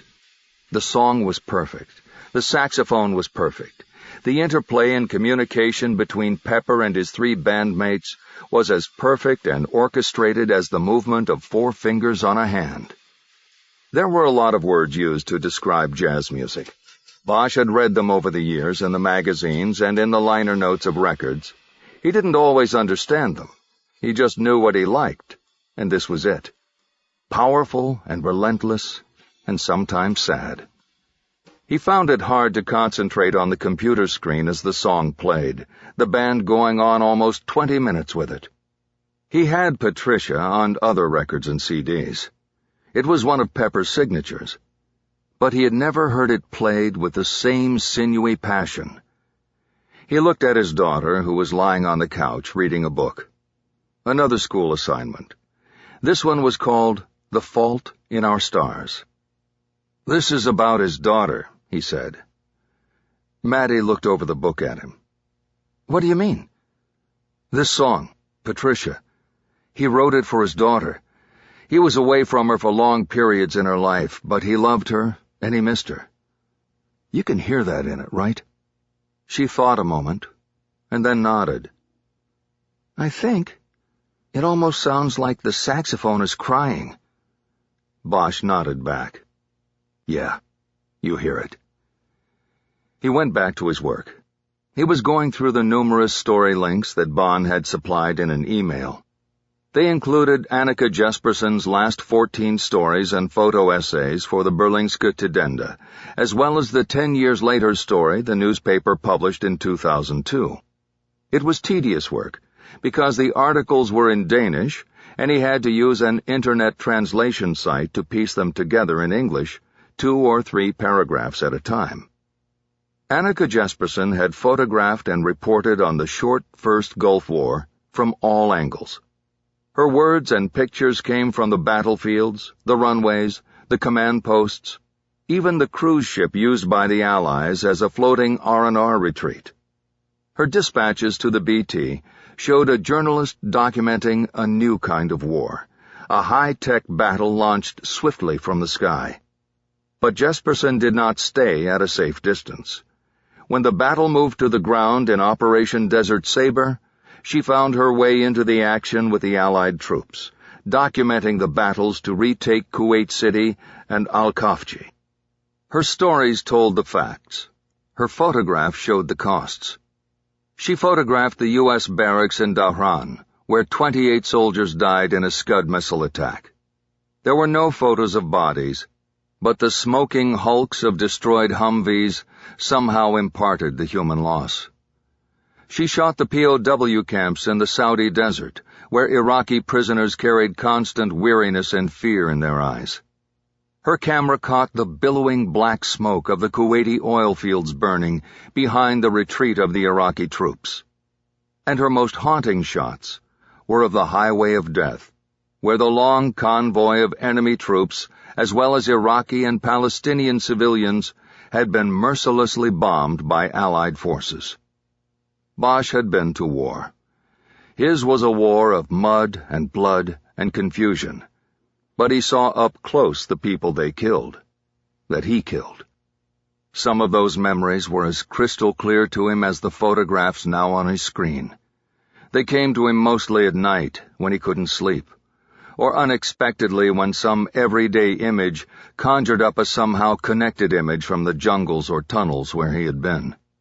He knew war firsthand, and Annika Jesperson's words and pictures struck him as the closest he had ever seen it through a journalist's eyes. After the ceasefire, Jesperson didn't go home. She stayed in the region for months, documenting the refugee camps and destroyed villages, the efforts to rebuild and recover as the Allies transitioned into something called Operation Provide Comfort. If it was possible to get to know the unseen person on the other side of the camera, the one holding the pen, it was in these post-war stories and photos. Jesperson sought out the mothers and children, and those most damaged and dispossessed by war. They may have just been words and pictures, but together they told the human side and cost of a high-tech war and its aftermath.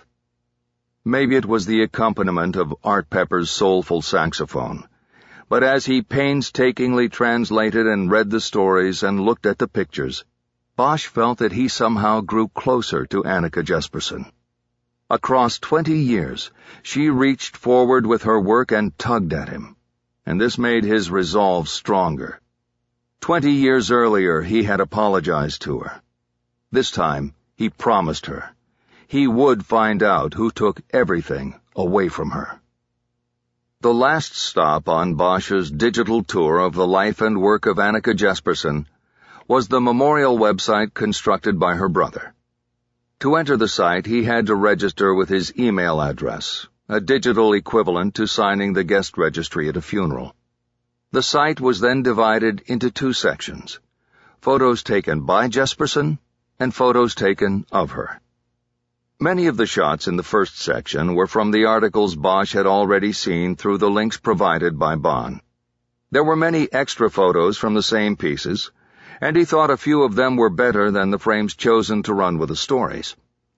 The second section was more like a family photo album, with shots of Annika starting from when she was a skinny little girl with white blonde hair. Bosch moved through these quickly until he came to a series of photographs that Annika had taken herself. These were all shot in front of different mirrors over several years. Jesperson posed with her camera on a strap around her neck, holding it at chest level and shooting without looking through the viewfinder. Taken together, Bosch could see the progression of time in her face. She remained beautiful from image to image, but he could see the wisdom deepening in her eyes. In the last photos, it was as if she was staring directly and only at Bosch. He found it hard to break away from her stare. The site had a comments section, and Bosch opened it to find that a flurry of comments beginning in 1996, when the website was constructed, tapered over the years to just one in the past year. The poster was her brother, who built and maintained the site. So that he could read the comment in English, Bosch copied his comment into the internet translator he had been using. Annika, time does not erase the loss of you. We miss you as a sister, artist, friend. Always. With those sentiments, Bosch clicked out of the website and closed his laptop. He was finished for the night, and though his efforts had brought him closer to Annika Jesperson, they did not in the end give him insight into what had sent her to the United States a year after Desert Storm. It gave him no clue to why she had come to Los Angeles. There was no story on war crimes, nothing that appeared to warrant follow-up, let alone a trip to Los Angeles. Whatever it was that Annika was chasing, it remained hidden from him. Harry looked at his watch. The time had flown. It was after 11, and he had an early start in the morning. The disc had ended and the music had stopped, but he hadn't noticed when. His daughter had fallen asleep on the couch with her book, and he had to decide whether to wake her to go to bed or just cover her with a blanket and leave her undisturbed. Bosch stood up and his hamstrings protested as he stretched. He took the pizza box off the coffee table and, limping, walked it slowly into the kitchen, where he put it on top of the trash can to take out later. He looked down at the box and silently chastised himself for once again putting his work ahead of his daughter's proper nutrition. When he came back out to the living room, Madeline was sitting up on the couch, still half asleep, holding a hand in front of a yawn. "Hey, it's late," he said. "Time for bed." "No, duh." "Come on, I'll walk you in." She stood and leaned into him. He put his arm around her shoulders and they walked down the hall to her bedroom. "You're on your own again tomorrow morning, kid. That okay?" "You don't have to ask, Dad." "I've got a breakfast appointment at 7 and—" "You don't have to explain." At her doorway, he let her go, kissing her on the top of her head, smelling the pomegranate from her shampoo. "Yes, I do. You deserve somebody who's more around, who's here for you." "Dad, I'm too tired. I don't want to talk about this." Bosch gestured back down the hall toward the living room. "You know, if I could play that song like him, I would. Then you'd know." He had gone too far with it, pushing his guilt on her. "I do know," she said in an annoyed tone. "Now good night." She went through the doorway and closed the door behind her. "Good night, baby," he said. Bosch went to the kitchen and took the pizza box out to the trash can. He made sure the top was sealed against coyotes and other creatures of the night. Before going back inside, he used his keys to open the padlock on the storage room at the back wall of the carport. He pulled the string to the overhead light and started scanning the crowded shelves. Junk he had kept through most of his life was in boxes on the dusty shelves. He reached up and brought one box down to the workbench, and then reached back for what had been behind it on the shelf. He pulled down the white riot helmet he had worn on the night he met Annika Jesperson. He looked over its scratched and dirty surface. With his palm he wiped the dust off the sticker affixed to the front, the winged badge. He studied the helmet and remembered the nights the city came apart. 20 years had gone by. He thought about all of those years, all that had come to him, and all that had stayed or gone away. After a while, he put the helmet back on the shelf and replaced the box that had hidden it. He locked the storage room and went back inside to bed.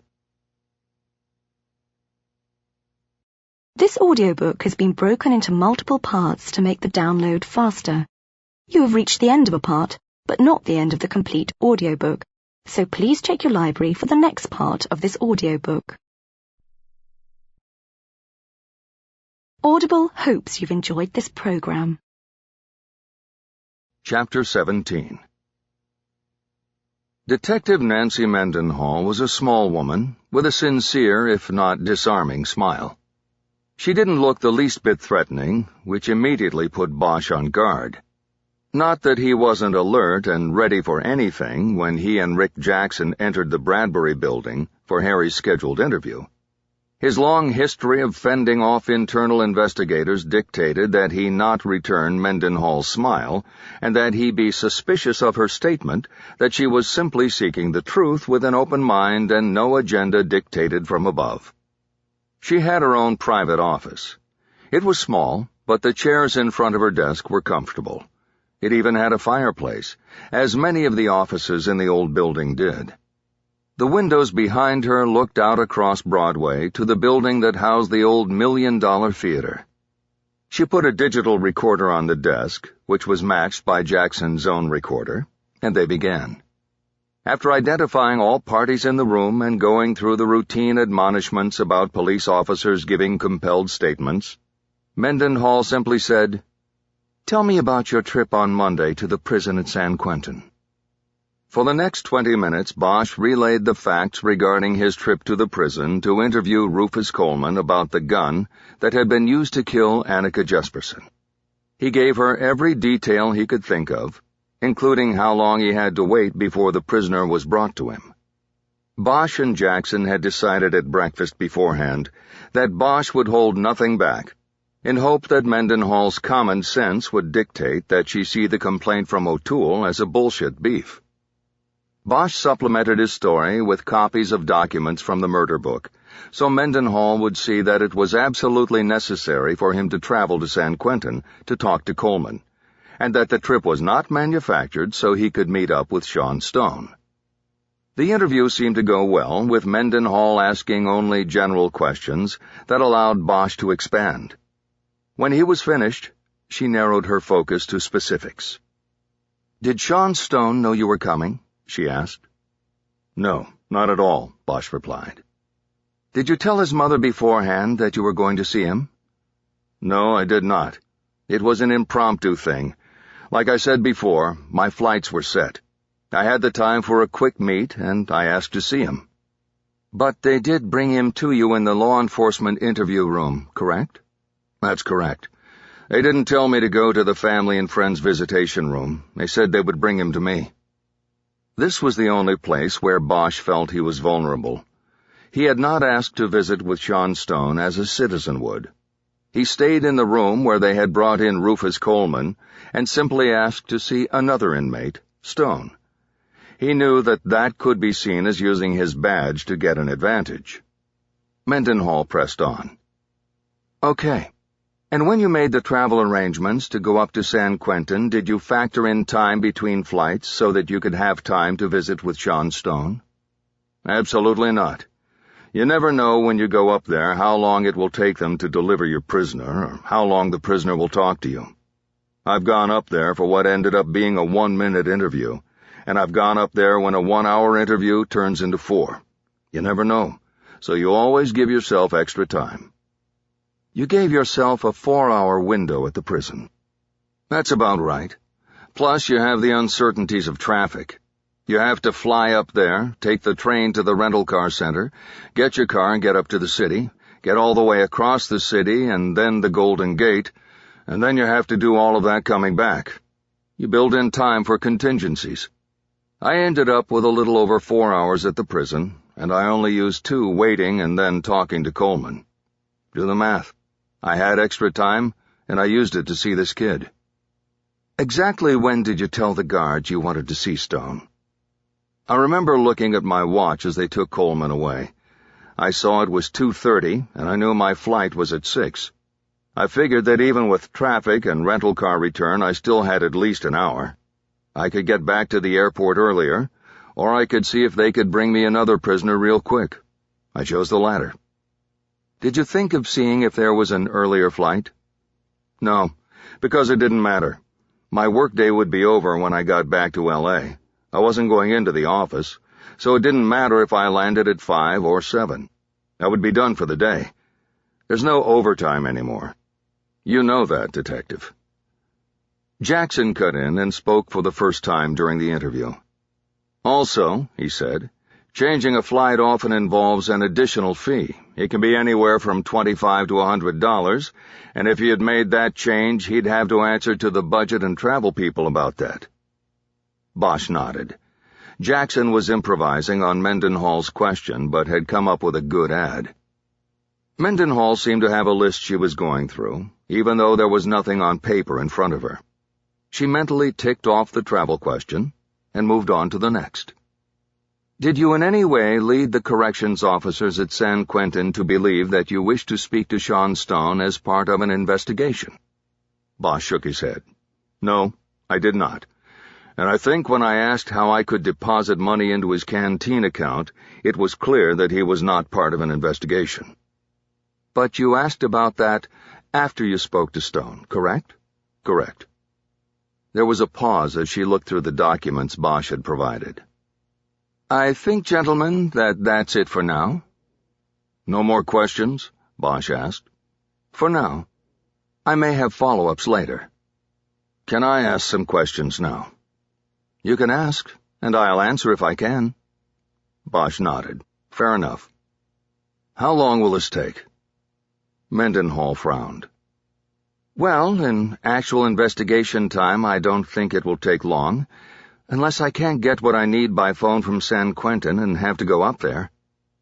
So they might spend the money to send you all the way up there to check out what I did with an extra hour of my time. That would be my captain's call. He'll certainly look at the costs involved and the level of seriousness of the investigation. He also knows that I carry several other investigations at the moment. He might decide that it is not worth the expenditure of money and investigative time. Bosch had no doubt that they would send Mendenhall to San Quentin if needed.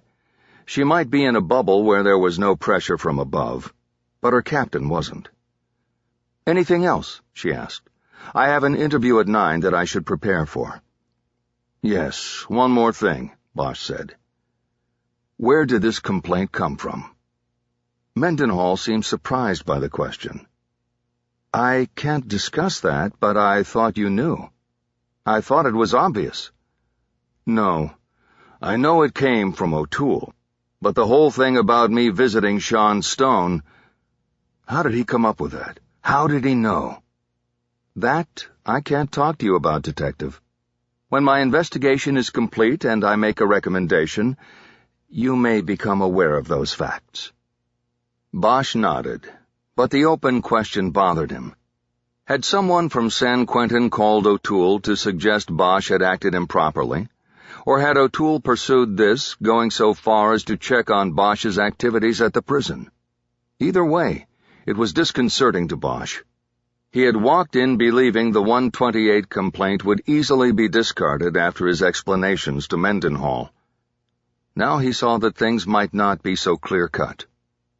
After leaving the PSB, Jackson and Bosch took one of the ornately designed elevators down to the lobby.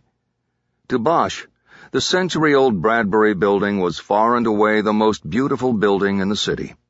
The only blemish on its image was the fact that it housed the Professional Standards Bureau. As they crossed the lobby beneath the atrium to the West 3rd Street exit, Bosch could smell the fresh bread being baked for the lunch rush in the sandwich shop, next to the building's main entrance. That was another thing that always bothered him. Not only was the PSB housed in one of the city's hidden gems, and not only were there fireplaces in some of the offices, but the place also smelled so damn good every time Bosch was there. Jackson was quiet as they moved through the lobby, and then turned left into the dimly lit side exit lobby.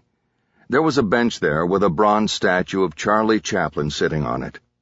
Jackson sat down next to the figure and signaled Bosch to the other side. "What?" Bosch said as he sat down. "We should get back." Jackson was upset. He shook his head and leaned across Charlie Chaplin's lap so he could whisper. "Harry," he said, "I think you're really screwed on this."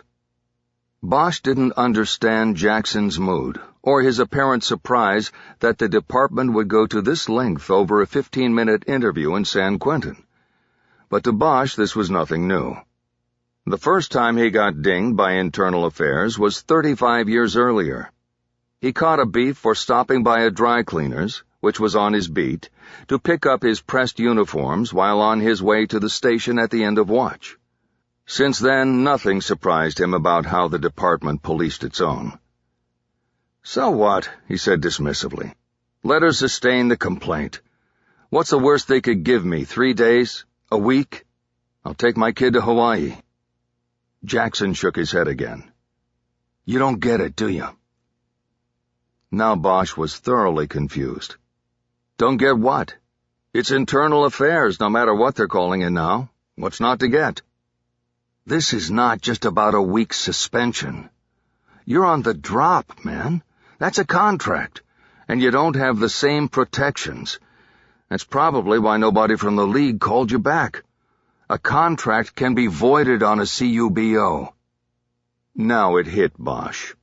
The year before, he had signed a 5-year contract under the Deferred Retirement Option Plan. He had effectively retired in order to freeze his pension, and then came back to work under the contract. There was a clause in that contract that allowed the department to dismiss him if he was found guilty of committing a crime or if an internal charge of conduct unbecoming an officer was sustained against him. "Don't you see what O'Fool is doing?" Jackson asked. "He's reshaping the squad, trying to make it his squad. Anybody he doesn't like or has a problem with or isn't showing him the proper respect and allegiance, he'll pull this sort of shit to move them out." Bosch nodded as he saw the scheme come together. He knew what Jackson didn't, that O'Toole might not be acting alone just to feather his nest. He might be doing the bidding of the man on the 10th floor. "There's something I didn't tell you," he said. "Oh, shit," Jackson said. "What?" "Not here. Let's go." They left Charlie Chaplin behind and headed back to the PAB on foot. Along the way, Bosch told Jackson 2 stories, one old and the other new. The first was the backstory behind the case Bosch worked the year before, involving the death of then-Councilman Irvin Irving's son. Bosch recounted how he had been used by the chief and a former partner he trusted in a successful political coup, resulting in Irving losing his bid for re-election. A police department sympathizer was elected in his stead. "That already put me on a collision course with Marty," he said, "and with the case I'm working now, we've collided." He then explained how the man on the 10th floor was trying through O'Toole to pressure him into slowing down the forward momentum of the Annika Jesperson case. By the time he was finished with the story, Bosch guessed that Jackson fully regretted having signed on as Harry's defense rep. "So in the grand scheme of things," Jackson said as they entered the front courtyard of the PAB, "you are not interested in slowing it down, not even just pushing it quietly over into next year?" Bosch shook his head. "She's waited too long," he said, "and whoever killed her has been free too long. I'm not slowing down for anything." Jackson nodded as they went through the automatic doors. "I didn't think so." Chapter 18. Bosch was no sooner at his desk in his cubicle in the open unsolved unit than he was visited by his new nemesis, Lieutenant O'Toole. "Bosch, did you set up an appointment with a PSB investigator yet?" Bosch swiveled in his seat so he could look up at his supervisor. O'Toole had his suit jacket off and was wearing suspenders with a design of little golf clubs on them. His tie-tack was a miniature LAPD badge. They sold them in the gift shop at the police academy. "It's taken care of," Bosch said. "Good. I want this cleared up as soon as possible." "I'm sure you do." "It's nothing personal, Bosch." Bosch smiled at that.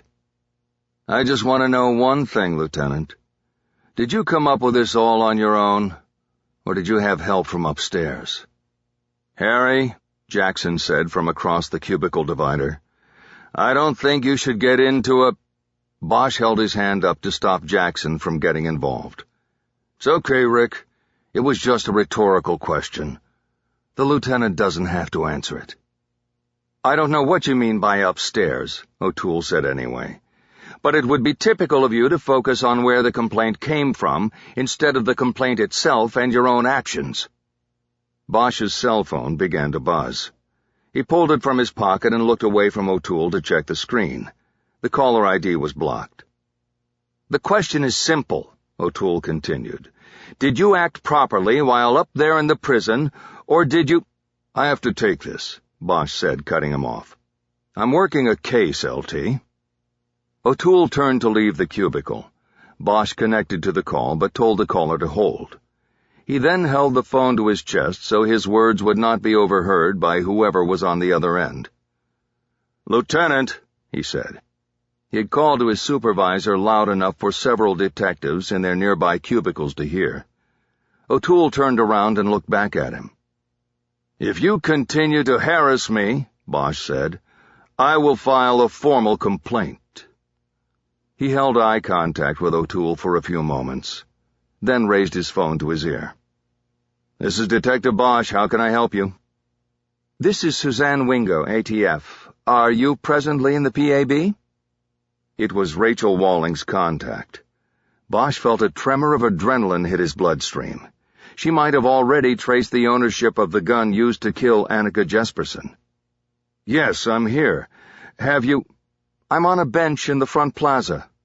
Can you come down? I have something for you." Sure. But would you rather come up to the office? I can—" "No. I would prefer that you come down here." "Then I'll be there in 2 minutes." "Come alone, Detective." She disconnected. Bosch sat for a long moment, wondering why she had told him to come alone. He quickly called Rachel Walling's number. "Harry?" "It's me. This Suzanne Wingo. What's with her?" "What do you mean? She told me she would run the numbers. I gave her your cell." "I know. She just called me and told me to meet her down in the front plaza. She told me to come alone." "What am I getting into here, Rachel?" Walling laughed before she answered. "Nothing, Harry. She's just that way. Very secretive, very cautious. She's doing you a favor and doesn't want anybody else to know." "You sure that's all?" "Yes, and she'll probably want something in return for the favor. Quid pro quo." "Like what?" "I have no idea, Harry. It might not even be right now. You may just owe her one. Either way, if you want to find out who owns the gun you've got, go down and see her." "Okay. Thanks, Rachel." Bosch disconnected and stood up. He looked behind him. Chu was still not at his desk. Bosch hadn't seen him yet that morning. He saw Jackson looking at him, and Bosch gave him a signal to meet him at the door. Harry waited until they were out in the hallway before speaking. "You have a few minutes?" he asked. "I guess," Jackson said. "What's up?" "Come over here." Bosch moved to the glass wall that allowed him to look down on the plaza. He scanned the concrete benches until he saw a woman sitting alone, holding a file. She wore a blazer over slacks and a golf shirt. Bosch could see where the blazer rode up into a sharp ridge behind the right pocket. The woman had a gun holstered under the jacket. It was Wingo. Bosch pointed down at her. "See the woman on the bench? Blue jacket?" "Yeah?" "I'm going down to meet her for a few minutes. I just need you to watch us. Maybe take a picture with your phone. Can you do that?" "Sure. But what's going on?" "Probably nothing. She's from ATF and wants to give me something." "So?"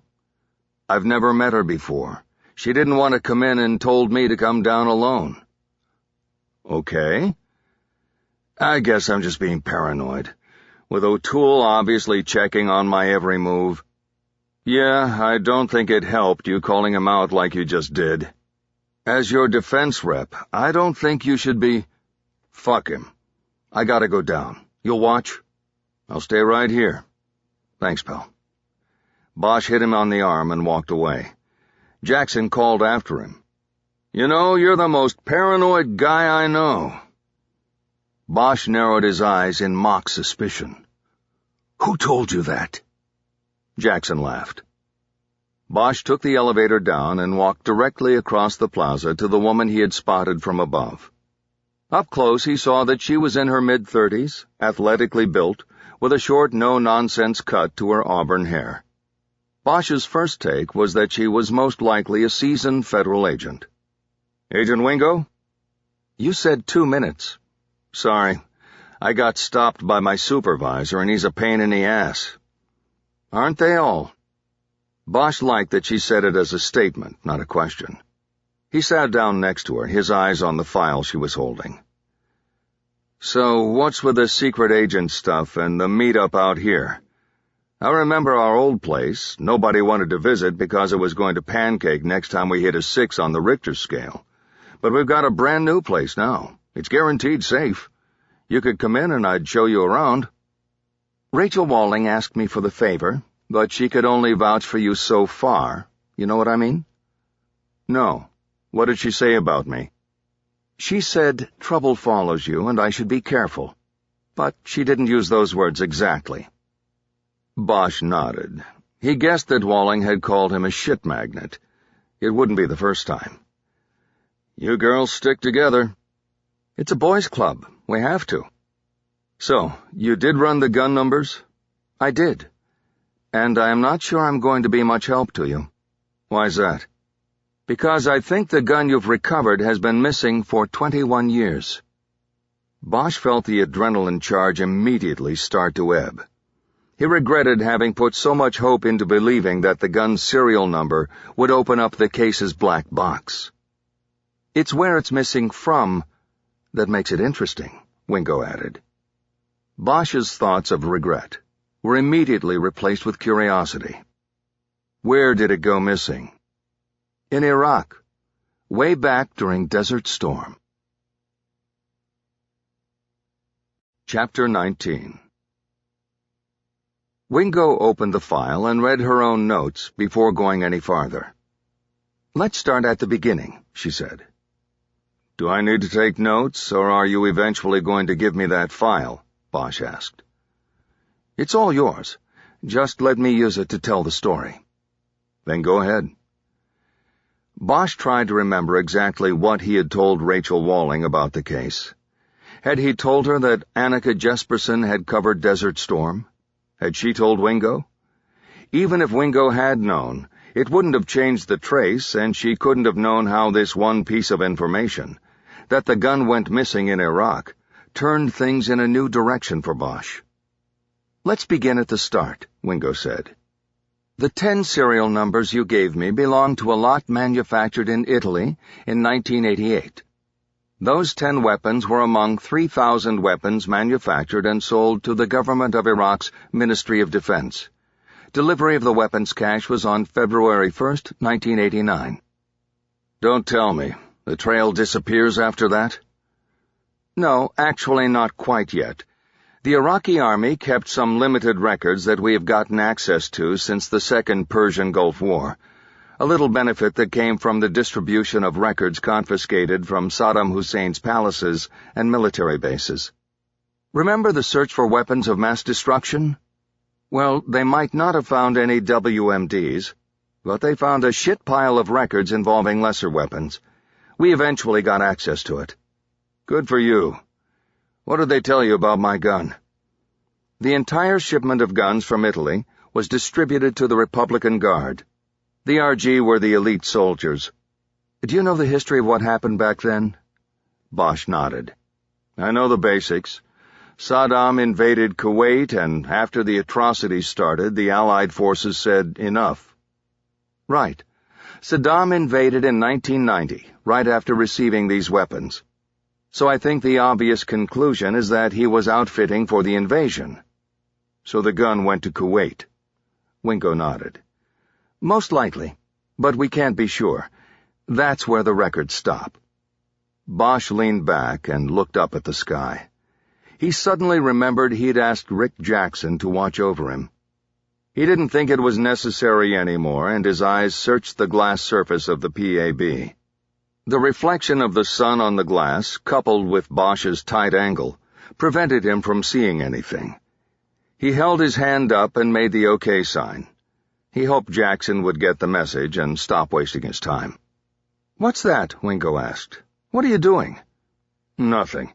I had some guy checking on me because you were so spooky about me coming alone and everything. I just told him it was okay." "Thanks a lot." Bosch smiled at her sarcasm. She handed him the file. Her report was complete. "Look, I'm a paranoid guy and you hit the right buttons," Bosch said. "Sometimes paranoia is a good thing," Wingo replied. "Sometimes." "So what do you think happened to the gun? How did it get over here?" Bosch was working on his own answers to those questions, but wanted to hear Wingo's take before she left. After all, she worked for the federal agency charged with monitoring firearms. "Well, we know what happened in Kuwait during Desert Storm."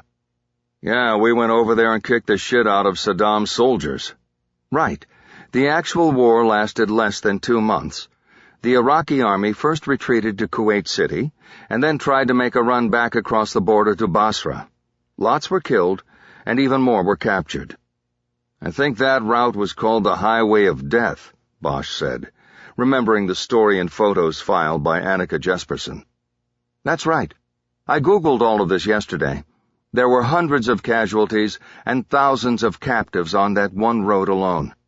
They put the captives in buses and their weapons in trucks and shipped both out to Saudi Arabia, where they had set up the POW camps." "So my gun could have been on one of those trucks." "That's right.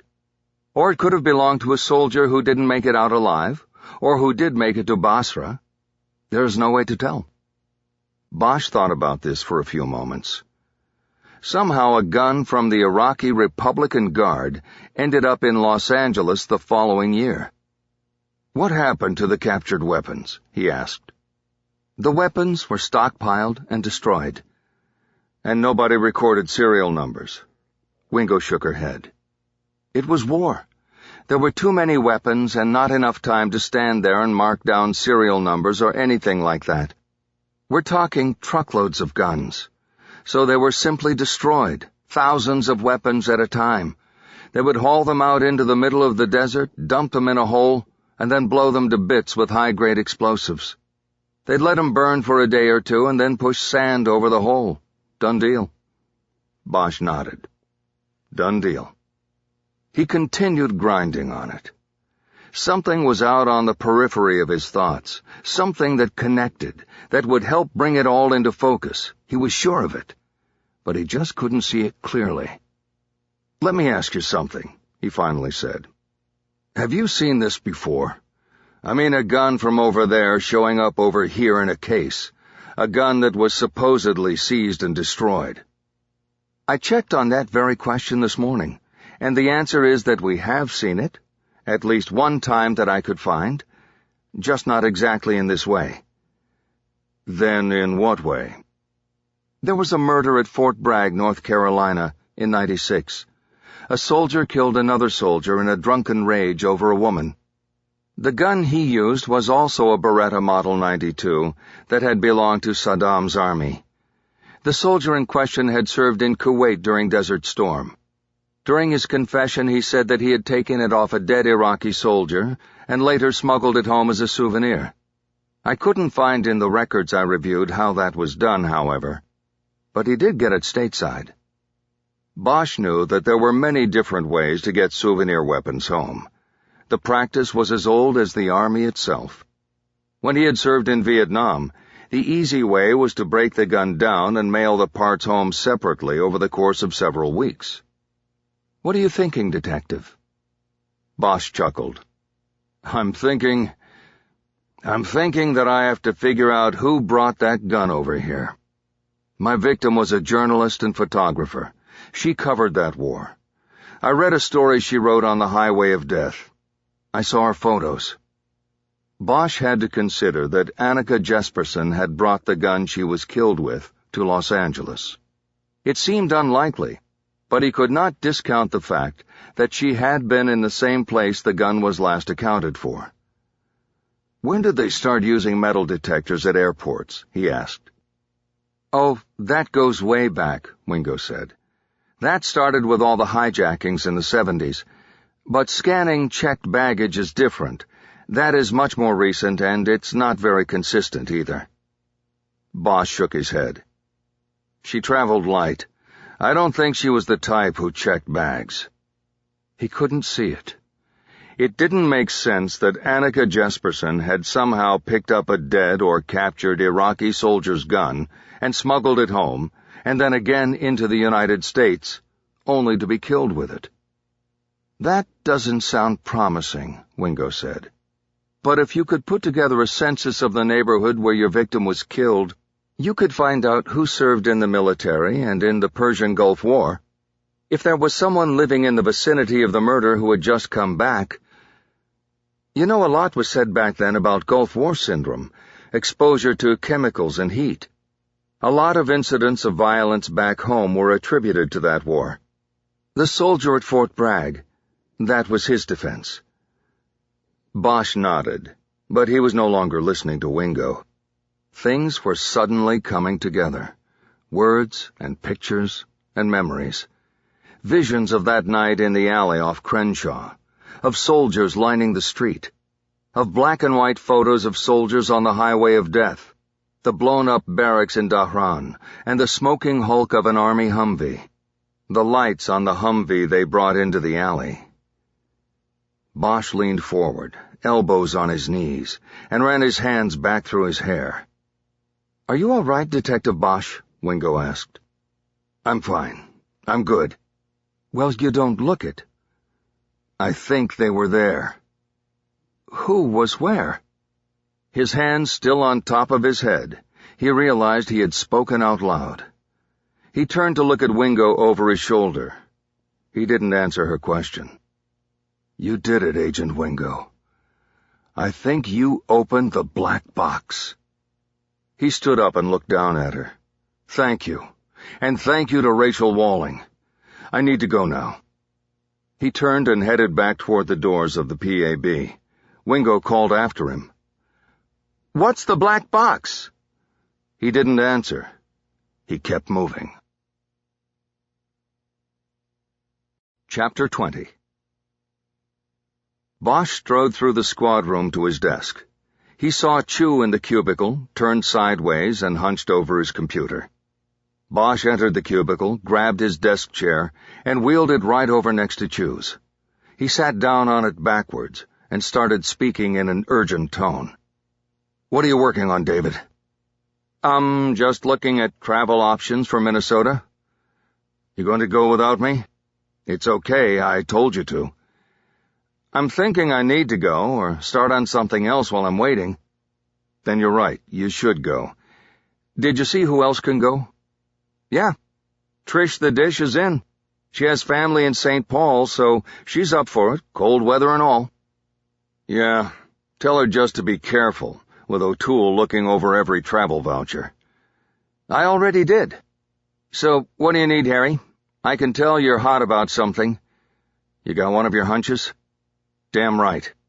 What I need you to do is get on the box and find out which California National Guard units were sent to Los Angeles during the '92 riots.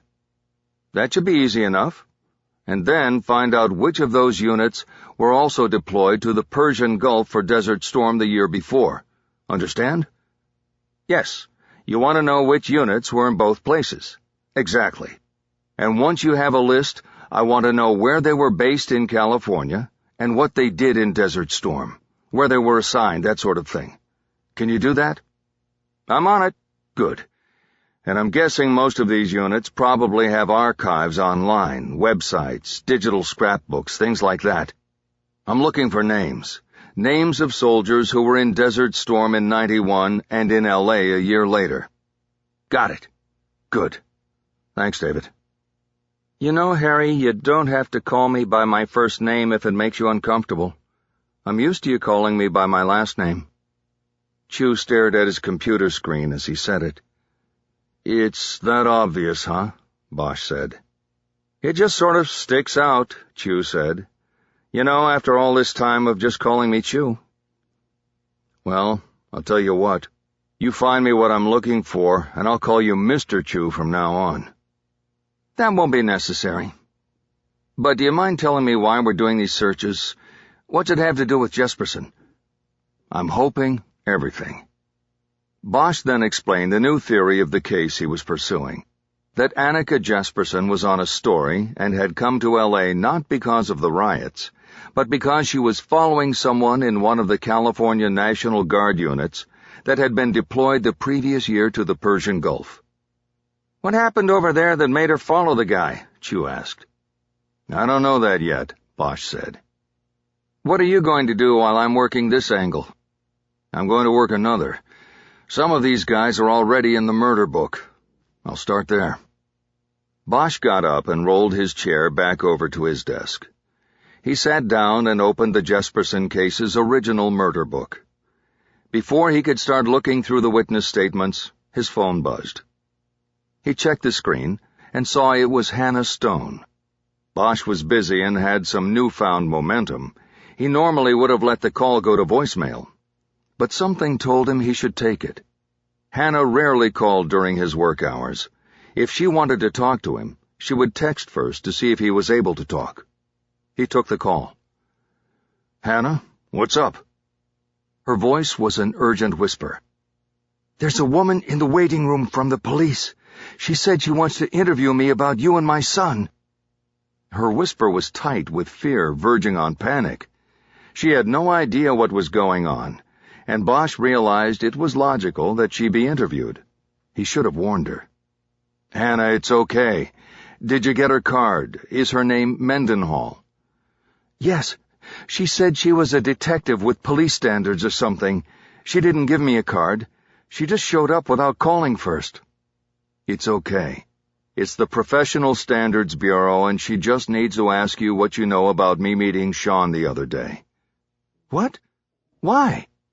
Because my lieutenant made a beef about it, basically saying I used company time for personal reasons. Look, Hannah, it doesn't matter. Just tell her what you know. Tell her the truth. Are you sure? Are you sure I should talk to her? She said I didn't have to.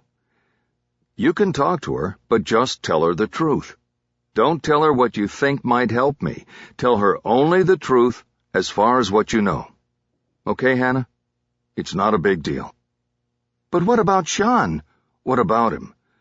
Can she do anything to him? No, Hannah. There's nothing like that. This is about me, not Sean. So bring her into the office and answer her questions only with the truth. Okay? If you say it's all right. I do. It is. No worries. I'll tell you what. Call me back after she leaves. I can't. I have appointments. They're going to stack up because I have to talk to her. Then make it quick with her, and then call me when you catch up on your clients. Why don't we just have dinner tonight? Okay, that sounds good. Call me or I'll call you, and we'll figure out where to meet. Okay, Harry. I feel better. Good, Hannah. I'll talk to you. He disconnected and went back to the murder book. Chew interrupted from behind, having heard Bosch's half of the conversation with Hannah. So they aren't letting up on that, he said. Not yet. Has Mendenhall scheduled you for an interview? Nope, haven't heard from her. Don't worry, you will. If anything, she seems like a pretty thorough investigator. Bosch went to the front of the murder book to find and reread the statement from Francis John Dowler, the California National Guard soldier who found Annika Jesperson's body in the alley off Crenshaw. The report was a transcript of a telephone interview conducted by Gary Herod of the Riot Crimes Task Force. Bosch and Edgar had never gotten the chance to interview Dowler the first night of the investigation. Herod caught up with him by phone 5 weeks after the murder. By then, he had returned to civilian life in a town called Manteca. The witness report and statement said Dowler was 27 years old and worked as a big rig driver. It said he had been in the California National Guard for 6 years and was assigned to the 237th Transportation Company based in Modesto. A blast of adrenaline drilled through Bosch's body. Modesto. Someone calling himself Alex White had called from Modesto 10 years after the murder.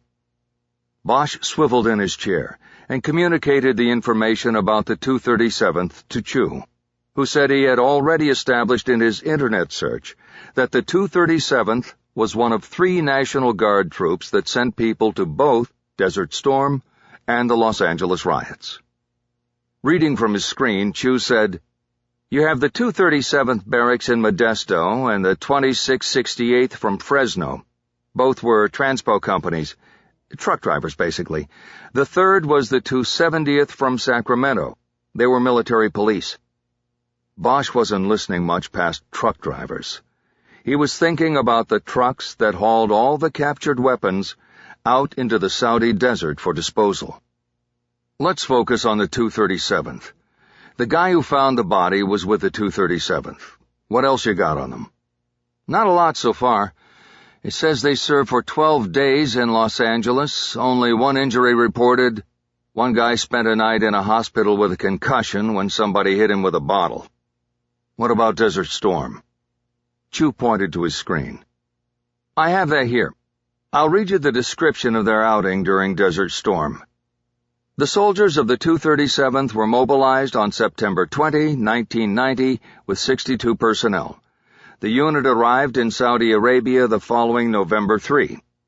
During Desert Shield and Desert Storm operations, the unit transported 21,000 tons of cargo, moved 15,000 personnel and prisoners of war, and drove 837,000 accident-free miles. The unit returned to Modesto without a single casualty on April 23, 1991. See what I mean? These guys were truck drivers and bus drivers." Bosch contemplated the information and statistics for a few moments. "We've got to get those 62 names," he said. "I'm working on it. You were right. Each unit has an amateur website and an archive. You know, newspapers, stories, and whatnot. But I haven't found any lists of names from 91 or 92. Just mentions of different people here and there. Like one guy from back then is the sheriff of Stanislaus County now, and he's also running for Congress." Bosch rolled his chair over so he could look at what Chu had on his screen.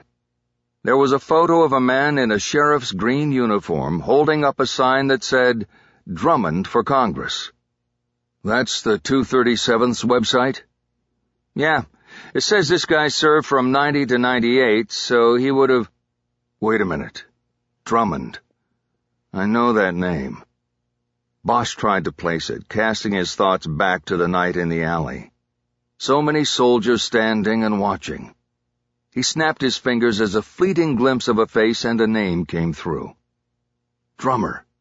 That's the guy they called Drummer. He was there that night. "Well, J.J. Drummond's sheriff up there now," Chu said. "Maybe he'll help us with the names." Bosch nodded. "He might, but let's hold off on that until we have a better lay of the land." Chapter 21. Bosch went to his computer and pulled up a map of Modesto, so he could get a better geographic understanding of where Manteca, Francis Dowler's hometown, was in relation to Modesto. Both were in the heart of the San Joaquin Valley, which was better known as the Central Valley and the food basket of the state. Livestock, fruit, nuts, vegetables, everything that was put down on the kitchen or restaurant table in Los Angeles and most parts of California came from the Central Valley, and that included some of the wine on those tables as well. Modesto was the anchor city of Stanislaus County, while Manteca was just across the northern border and part of San Joaquin County. The county seat there was Stockton, the largest city in the valley. Bosch did not know these places. He had spent little time in the valley except to pass through on trips to San Francisco and Oakland. But he knew that on Interstate 5 you could smell the stockyards outside Stockton long before you got to them. You could also pull off at almost any exit on California 99 and quickly find a fruit or vegetable stand with produce that reaffirmed your belief that you were living in the right place. The Central Valley was a big part of what had made California the Golden State. Bosch went back to Francis Dowler's statement. Though he had already read it at least twice since reopening the case, he now read it again, looking for any detail that he might have missed. I, the undersigned Francis John Dowler, 7/21/64, was on duty with California National Guard, 237th Company, on Friday, May 1, 1992 in Los Angeles. My unit's responsibilities were to secure and maintain major traffic arteries during the civil unrest that occurred following the verdicts in the Rodney King police beating trial. On the evening of May 1, my unit was stationed along Crenshaw Boulevard, from Florence Avenue north to Slauson Avenue. We had arrived in the area late the night before, after it had already been hit extensively by looters and arsonists. My position was at Crenshaw and 67th Street. At approximately 10 p.m., I retreated to a nearby alley next to the tire store to relieve myself. At this time, I noticed the body of a woman lying near the wall of a burned-out structure. I did not see anyone else in the alley at this time, and did not recognize the dead woman. It appeared to me that she had been shot. I confirmed that she was deceased by checking for a pulse on her arm, and then proceeded out of the alley. I went to radioman Arthur Fogel and told him to contact our supervisor, Sergeant Eugene Burston, and tell him that we had a dead body in the alley. Sergeant Burston came in and inspected the alley and the body, and then LAPD homicide was informed by radio communication. I returned to post, and later was moved down to Florence Avenue when crowd control was needed because of angry residents at that intersection. This is a complete, truthful, and accurate account of my activities on the night of Friday, May 1, 1992, so attested by my signature below. Bosch wrote the names Francis Dowler, Arthur Fogel, and Eugene Burston on a page in his notebook under the name J.J. Drummond. At least he had the names of 4 of the 62 soldiers on the 1992 roll of 237th Company. Bosch stared at Dowler's statement as he considered what his next move should be. That was when he noticed the printing along the bottom edge of the page. It was a fax tag. Gary Herod had obviously typed up the statement and faxed it to Dowler for his approval and signature. It had then been faxed back. The fax identification along the bottom of the page gave the phone number and a company name. Cosgrove Agriculture, Manteca, California. Bosch guessed that it was Dowler's employer. Cosgrove, Bosch said. The same name was on the John Deere dealership where the Alex White call had come from 10 years ago. "Yeah, I've got that," Chu said from behind him. Bosch turned around. "Got what?" "Cosgrove. Carl Cosgrove. He was in the unit. I got him in some of the pictures here. He's some sort of a bigwig up there." Bosch realized that they had stumbled onto a connection. "Send me that link, will you?" "Sure thing." Bosch turned to his computer and waited for the email to come through. "This is the 237th's website you're looking at?" he asked. "Yeah, they got stuff on here going back to the riots and Desert Storm."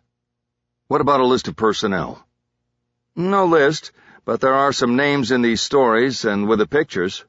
Cosgrove's one." The email came through. Bosch quickly opened it and clicked on the link. Chu was right. The website looked amateurish, to say the least.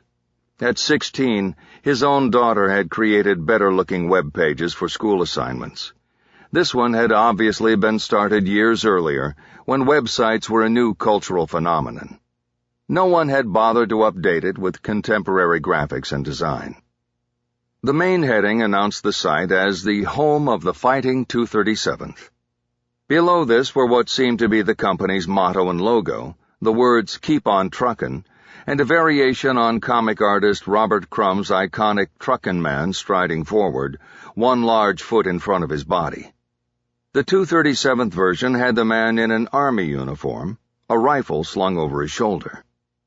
Beneath that were blocks of information about the current company's training outings and recreational activities.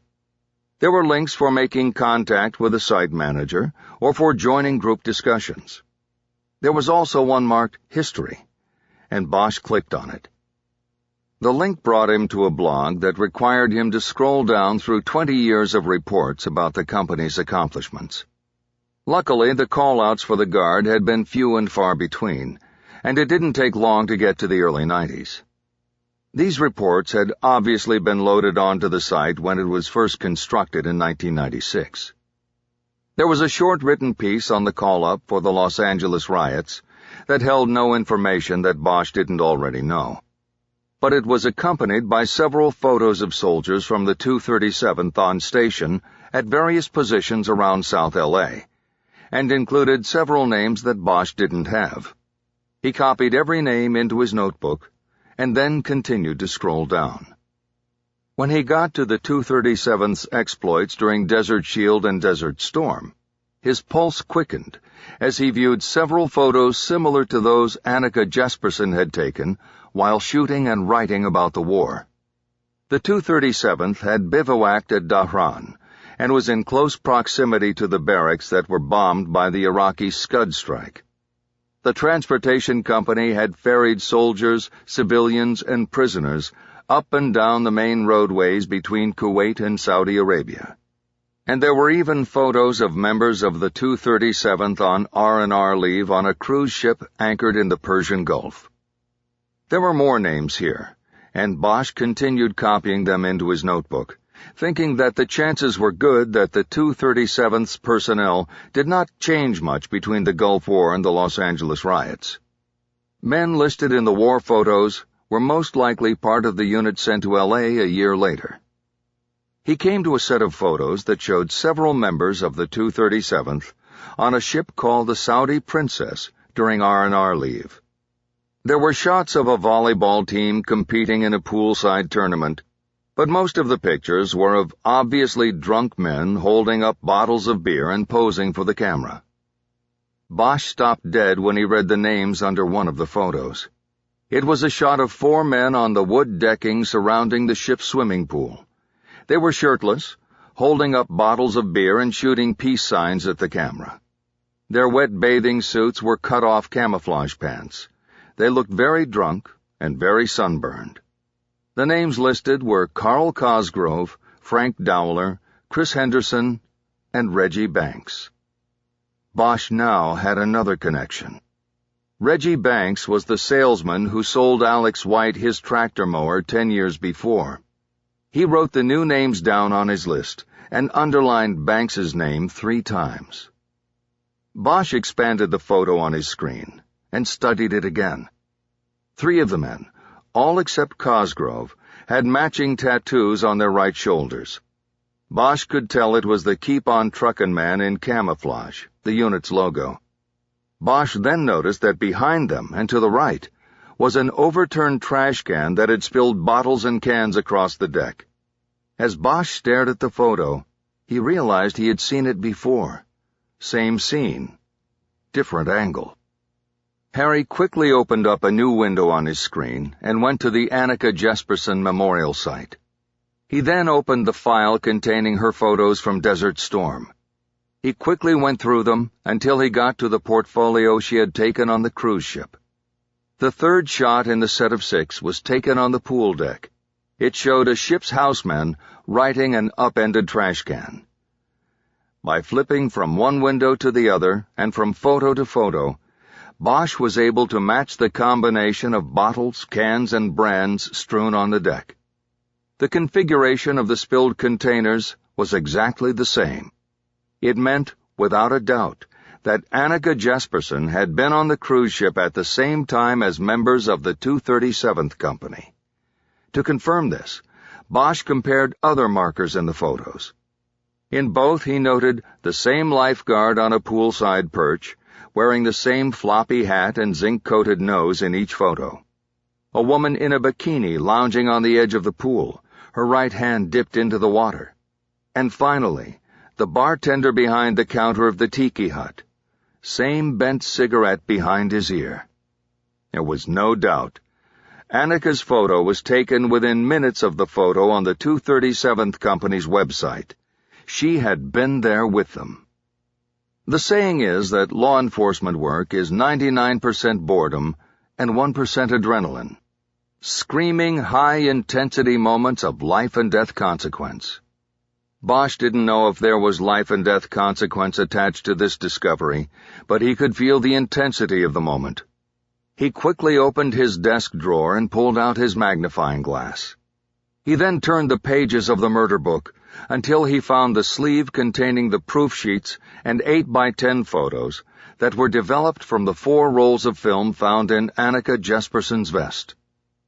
There were only 16 8x10 photos, and each was marked on the back with the number of the film roll it came from. Bosch guessed that investigators randomly selected and processed 4 shots from each of the rolls of film to process. Harry urgently looked through these now, comparing the soldiers in each one to the photo of the 4 men on the Saudi Princess. He drew a blank until he got to the 4 shots from roll 3. All 4 of the shots showed several soldiers lining up to climb into a troop transport truck outside the Coliseum. But clearly at center and in focus in each shot was a tall, well-built man who looked like the man identified as Carl Cosgrove in the cruise ship shot. Bosch used the magnifying glass to fine-tune the comparison, but he could not be sure. The man in the Jesperson shot wore a helmet and was not looking directly at the camera. Bosch knew that he would need to turn the photos, proof sheets, and film negative strips over to the photo unit for comparison, using better means than a handheld magnifying glass.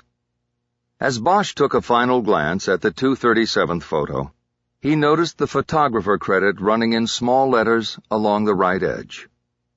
Photo by J. Drummond. Bosch now underlined Drummond's name on his list and paused as he considered the coincidence he was staring at. 3 names he already knew from the investigation. Banks, Dowler, and Drummond belonged to men who had been on the pool deck of the Saudi Princess on the same day and time as photojournalist Annika Jesperson. A year later, one of them would find her body in a back alley in riot-torn Los Angeles.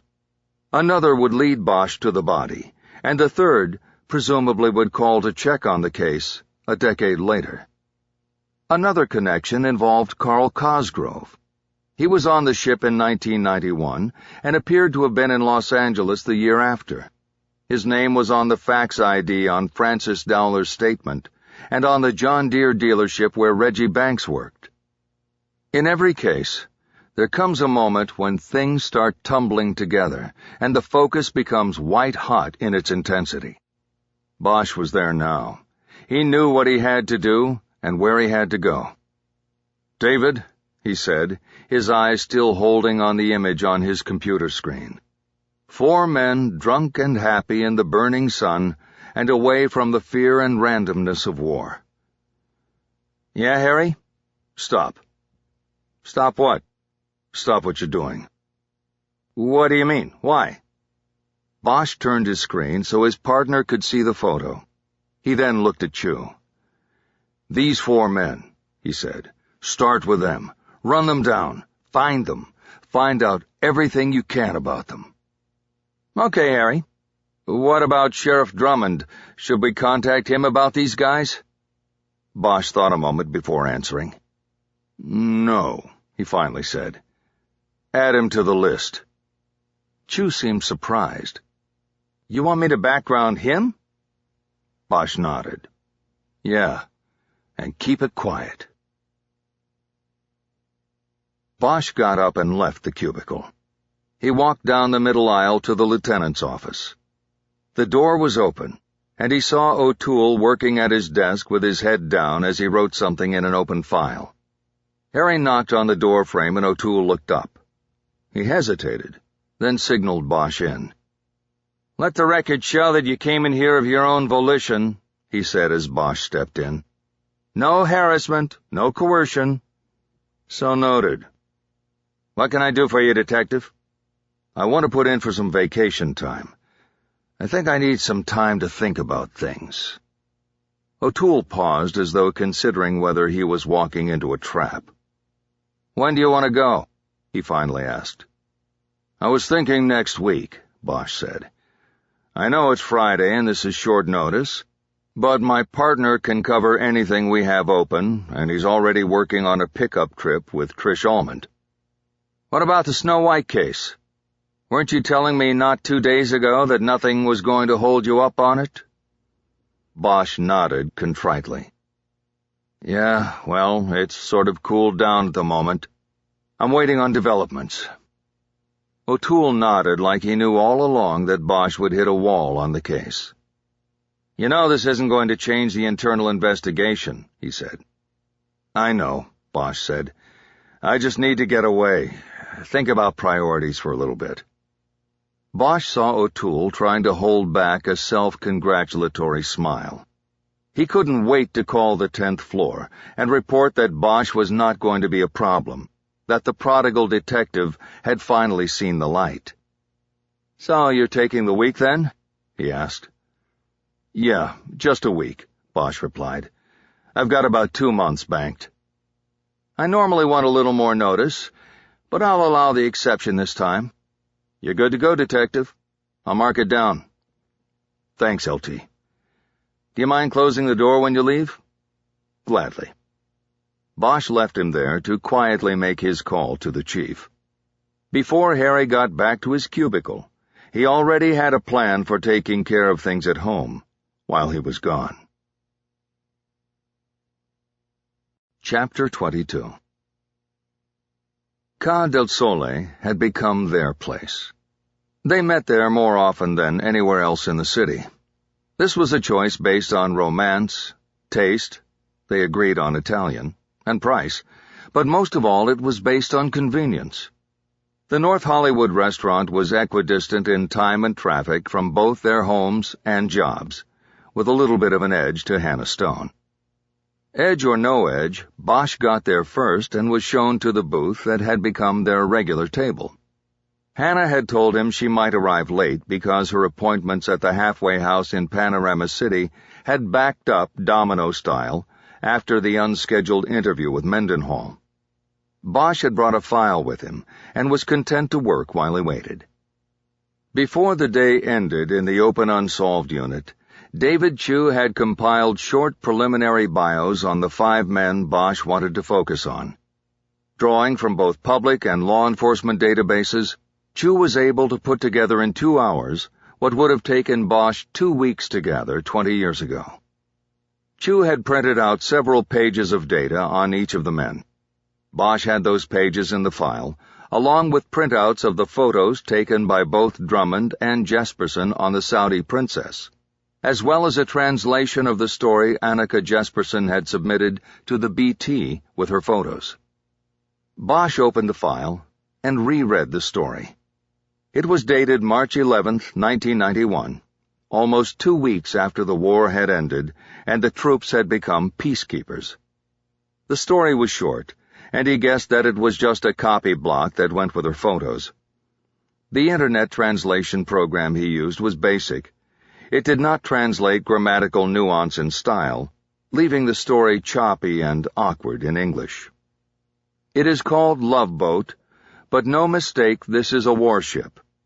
Luxury liner Saudi Princess never leaves port, but always has maximum security and capacity.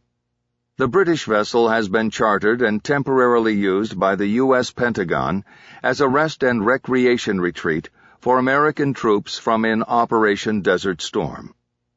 Men and women with service in Saudi Arabia are allowed occasional 3-day rest and relaxation leave, and since the ceasefire, the demand for it is very big.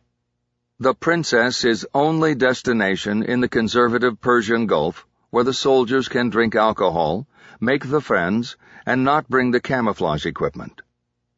The ship stays in port and is well guarded by armed Marines in uniform. The Pentagon asks journalists who visit cannot reveal the ship's exact location. But on board there are no uniforms, and life is a party. Has 2 disco, 10 24-hour bars, and 3 pools. Soldiers who stationed in the region for weeks and months and dodged Scud missile and bullets of Iraqi have 72 hours to have fun, taste their alcohol, and flirt with the opposite sex. All of the things forbidden in camp. For 3 days we are civilians once more, said Bo Bentley, a 22-year-old soldier from Fort Lauderdale, Florida. Last week I was in a firefight in Kuwait City. Today I sip a cold one with my friends. You cannot beat that. The alcohol flows freely in the bars and at the pool edge. Celebrations of the Allied victory are many. Men on board the ship are more than women by 15 to 1, reflecting the composition of the U.S. troops in the Gulf. It is not just men on the Saudi Princess who wish the sides were more even. I haven't had to buy a drink for the time I've been here, said Charlotte Jackson, a soldier from Atlanta, Georgia. But the guys constantly hitting on you gets olden. I wish I had brought a good book to read. I'd be in my cabin right now. Based on the comment from Bo Bentley about being in a firefight only a week before, Bosch figured the story had been written and then held almost a week by the BT before publication. That meant Annika Jesperson had probably been on board the ship sometime during the first week of March. Bosch had initially not viewed the Saudi Princess story as significant. But now, with the connection established between Jesperson and the members of 237th Company on the ship, things were different. He realized he was looking at the names of 2 potential witnesses. He pulled his phone and called Chu. The call went to message. Chu was off duty and had probably shut down for the night. Bosch left a message in a low voice so he wouldn't disturb the other patrons in the restaurant. Dave, it's me. I'm going to need you to take a stab at a couple names. I got them out of a 1991 news story, but what the hell, give it a try. The first name is Bo Bentley, and he is or was from Fort Lauderdale, Florida. The second is Charlotte Jackson. She was listed as from Atlanta. Both were soldiers in Desert Storm. I don't know what branch. The story didn't say. Bentley was 22 then, so he's 42 or 43 now. I've got no age on Jackson, but she could be anywhere from, I'd say, 39 to maybe 50 years old. See what you can do and let me know. Thanks, partner. Bosch disconnected and looked toward the front door of the restaurant. Still no sign of Hannah Stone. He went back to his phone and shot a quick text to his daughter to ask if she had gotten something to eat, then went back to the file folder. He leafed through the biographical material his partner had drawn up on the 5 men. 4 of the reports contained a driver's license photo at the top. Drummond's DL was not included, because his law enforcement status kept him out of the DMV computer. Bosch stopped on the sheet for Christopher Henderson. Chu had handwritten "deceased" in large letters next to the photo. Henderson had survived Desert Storm and the L.A. riots as a member of the Fighting 237th, but he didn't survive an encounter with an armed robber at a restaurant he managed in Stockton. Chu had included a 1998 newspaper account reporting that Henderson had been accosted while he was alone and locking up at a popular steakhouse called the Steers. An armed man wearing a ski mask and a long coat forced him back inside the restaurant. A passing motorist saw the incident and called 911, but when police arrived shortly after the emergency call came in, they found the front door unlocked and Henderson dead inside. He had been shot execution-style while kneeling in the kitchen's walk-in refrigerator. A safe where the restaurant's operating cash was kept at night was found open and empty in the manager's office. The newspaper report said that Henderson had been planning to leave his job at the Steers to open up his own restaurant in Manteca. He never got the chance. According to what Chu could find on the computer, the murder was never solved, and no suspects were ever identified by the Stockton police. Chu's bio on John James Drummond was extensive because Drummond was a public figure. He joined the Stanislaus County Sheriff's Department in 1990 and rose steadily through the ranks until he challenged the incumbent sheriff in 2006 and won an upset election. He successfully ran for re-election in 2010 and was now setting his sights on Washington, D.C. He was campaigning for Congress, hoping to represent the district that encompassed both Stanislaus and San Joaquin counties. A political biography that was circulated online during his first run for sheriff described Drummond as a local kid who made good. He grew up in a single-parent family in the Graciata Park neighborhood of Modesto. As a deputy, he served in all capacities in the sheriff's department, even as pilot of the agency's one helicopter. But it was his superior management skills that accelerated his climb. The biography also called him a war hero, crediting him with serving with the National Guard in Desert Storm, as well as noting that he was injured during the 1992 Los Angeles riots while protecting a dress shop from being looted. Bosch realized that Drummond accounted for the one injury the 237th Company sustained during the riots. A bottle thrown back then could be one of the little things that got him to Washington now. He also noted that Drummond was already a law officer when called out with the Guard to the Persian Gulf and then Los Angeles. The self-serving material in the campaign biography also noted how crime across the board in Stanislaus County had dropped during Drummond's watch. It was all canned stuff, and Bosch moved on. Next, looking at the sheet on Reginald Banks, who was 46 years old and a lifelong resident of Manteca. Banks had been employed for 18 years as a salesman at the John Deere dealership in Modesto. He was married and the father of 3 kids. He had a degree from Modesto Junior College. On this deeper dig, Chu had also found that in addition to his DUI conviction, Banks also had 2 other DUI arrests that did not result in conviction. Bosch noted that the one conviction came from an arrest in San Joaquin County, where Manteca was located. But 2 DUI stops in neighboring Stanislaus County never resulted in charges being filed. Bosch wondered if being foxhole buddies with the Stanislaus County Sheriff might have had something to do with that. He moved on to Francis John Dowler and read a bio not too different from his pal Banks's curriculum vitae.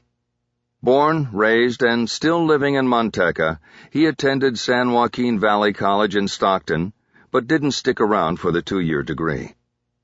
Bosch heard a low snickering sound and looked up to see Pino, their usual waiter, smiling. "What?" Bosch asked. "I read your paper. I am sorry." Bosch looked down at the data sheet on Dowler and then back at Pino. He was Mexican-born, but posed as Italian since he worked in an Italian restaurant.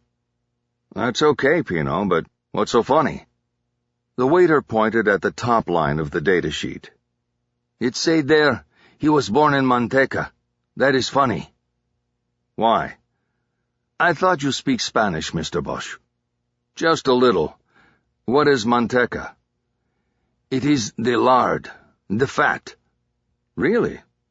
"Si." Bosch shrugged. "I guess they must have thought it sounded nice when they named the place," he said. "They probably didn't know." "Where is this town called Lard?" Pino asked. "North of here, about 5 hours. If you go, take a picture for me. Welcome to Lard." He laughed and moved away to check on customers at other tables. Bosch checked his watch. Hannah was now a half-hour late. He thought about calling to check on her. He pulled out his phone and noticed that his daughter had answered his text with a simple, "Ordered in pizza." That was pizza for the 2nd night in a row, while he was out for a supposedly romantic dinner with salad and pasta and wine. A wave of guilt hit him again. He seemed incapable of being the father he knew he should be. The guilt turned to self-directed anger, and it gave him all the resolve he needed for what he planned to ask Hannah, if she ever showed up. He decided he would give it another 10 minutes before he pestered her with a call, then went back to his work. Dowler was 48 years old and had logged exactly half of his life in the employ of Cosgrove Ag. His job description was listed on the sheet as contract transport, and Bosch wondered if that meant he was still a truck driver. Like Banks, he also had a DUI bust without subsequent filing on his record in Stanislaus County. He also had an arrest warrant that had been sitting on the computer for 4 years for unpaid parking tickets in Modesto. That would be understandable if he resided in L.A. County, where thousands of minor warrants idled in the computer until the wanted person happened to be stopped by a law officer and their ID was checked for wanteds. But it seemed to Bosch that a county the size of Stanislaus would have the personnel and time to pursue local scofflaws wanted on warrants. The duty to execute a warrant pickup would, of course, fall to the county sheriff's office. Once again, it looked to Bosch like the bonds of Desert Storm and other places were protecting a former soldier in the 237th Company, at least when it came to Stanislaus County.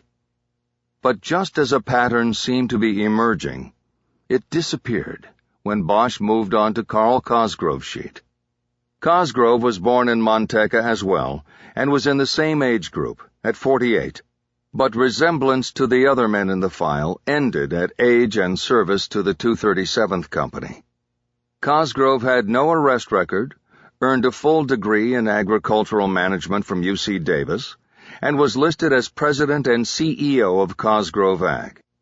A 2005 profile in a publication called California Grower stated that the company held nearly 200,000 acres of farm and ranch lands in California. The company managed both livestock and produce, and was one of the largest suppliers of beef, almonds, and wine grapes in the state. Not only that, but Cosgrove Ag was even harvesting the wind. The article credited Carl Cosgrove with turning much of the company's cattle grazing land into wind farms, double-dipping on the land by producing electricity and beef. On the personal side, the article described Cosgrove as a long-divorced bachelor with a penchant for fast cars, fine wines, and finer women. He lived on an estate near Salida on the northern edge of Stanislaus County.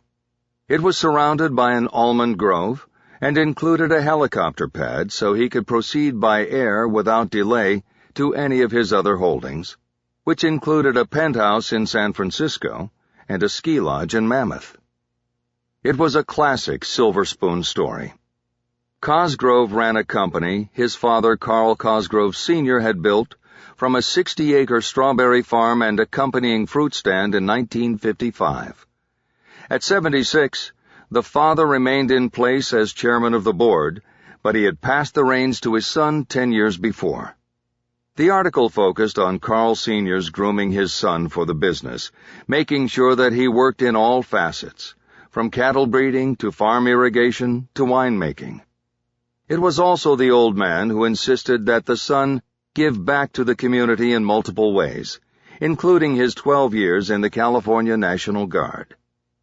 The article did credit Carl Jr. with taking the 50-year-old family business to new heights and in bold new directions, most notably with the wind farms that produced green energy and the expansion of the family-owned chain of steakhouses called the Steers, now with 6 locations throughout the Central Valley. The last line of the article said, Cosgrove is most proud of the fact that it is virtually impossible to have a meal at any one of the Steers restaurants without eating or drinking something his vast company has produced. Bosch read the last 4 lines twice. They were confirmation of another connection between the men in the Saudi princess photo. Christopher Henderson had been closing manager at one of Carl Cosgrove's restaurants until he was murdered there. Chu had added a note at the bottom of the California Grower story. It said, Ran a check on Dad. He died 2010, natural causes. Junior runs the whole show now. Bosch translated that to mean that Carl Cosgrove had inherited complete control over Cosgrove Ag and its many holdings and interests. That made him the king of the San Joaquin Valley. "Hi. Sorry." Bosch looked up as Hannah Stone slipped into the booth next to him. She gave him a quick kiss on the cheek and said she was starving. Chapter 23.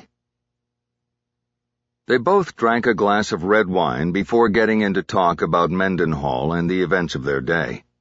Hannah said she needed to decompress for a few minutes before turning the discussion serious. "This is good," she said about the wine Bosch had ordered. She reached across the table and turned the bottle to read the label. She smiled. "Modus operandi. Of course, that would be what you'd order." "You've got me pegged." She took one more sip, and then took her napkin and needlessly rearranged it on her lap. Bosch noticed she often did this as a nervous tell when they were in restaurants and the discussion turned toward her son. "Detective Mendenhall told me she was going up to talk to Sean on Monday," she finally said. Bosch nodded. He wasn't surprised that Mendenhall was going to San Quentin. He was just a little surprised that she had told Hannah.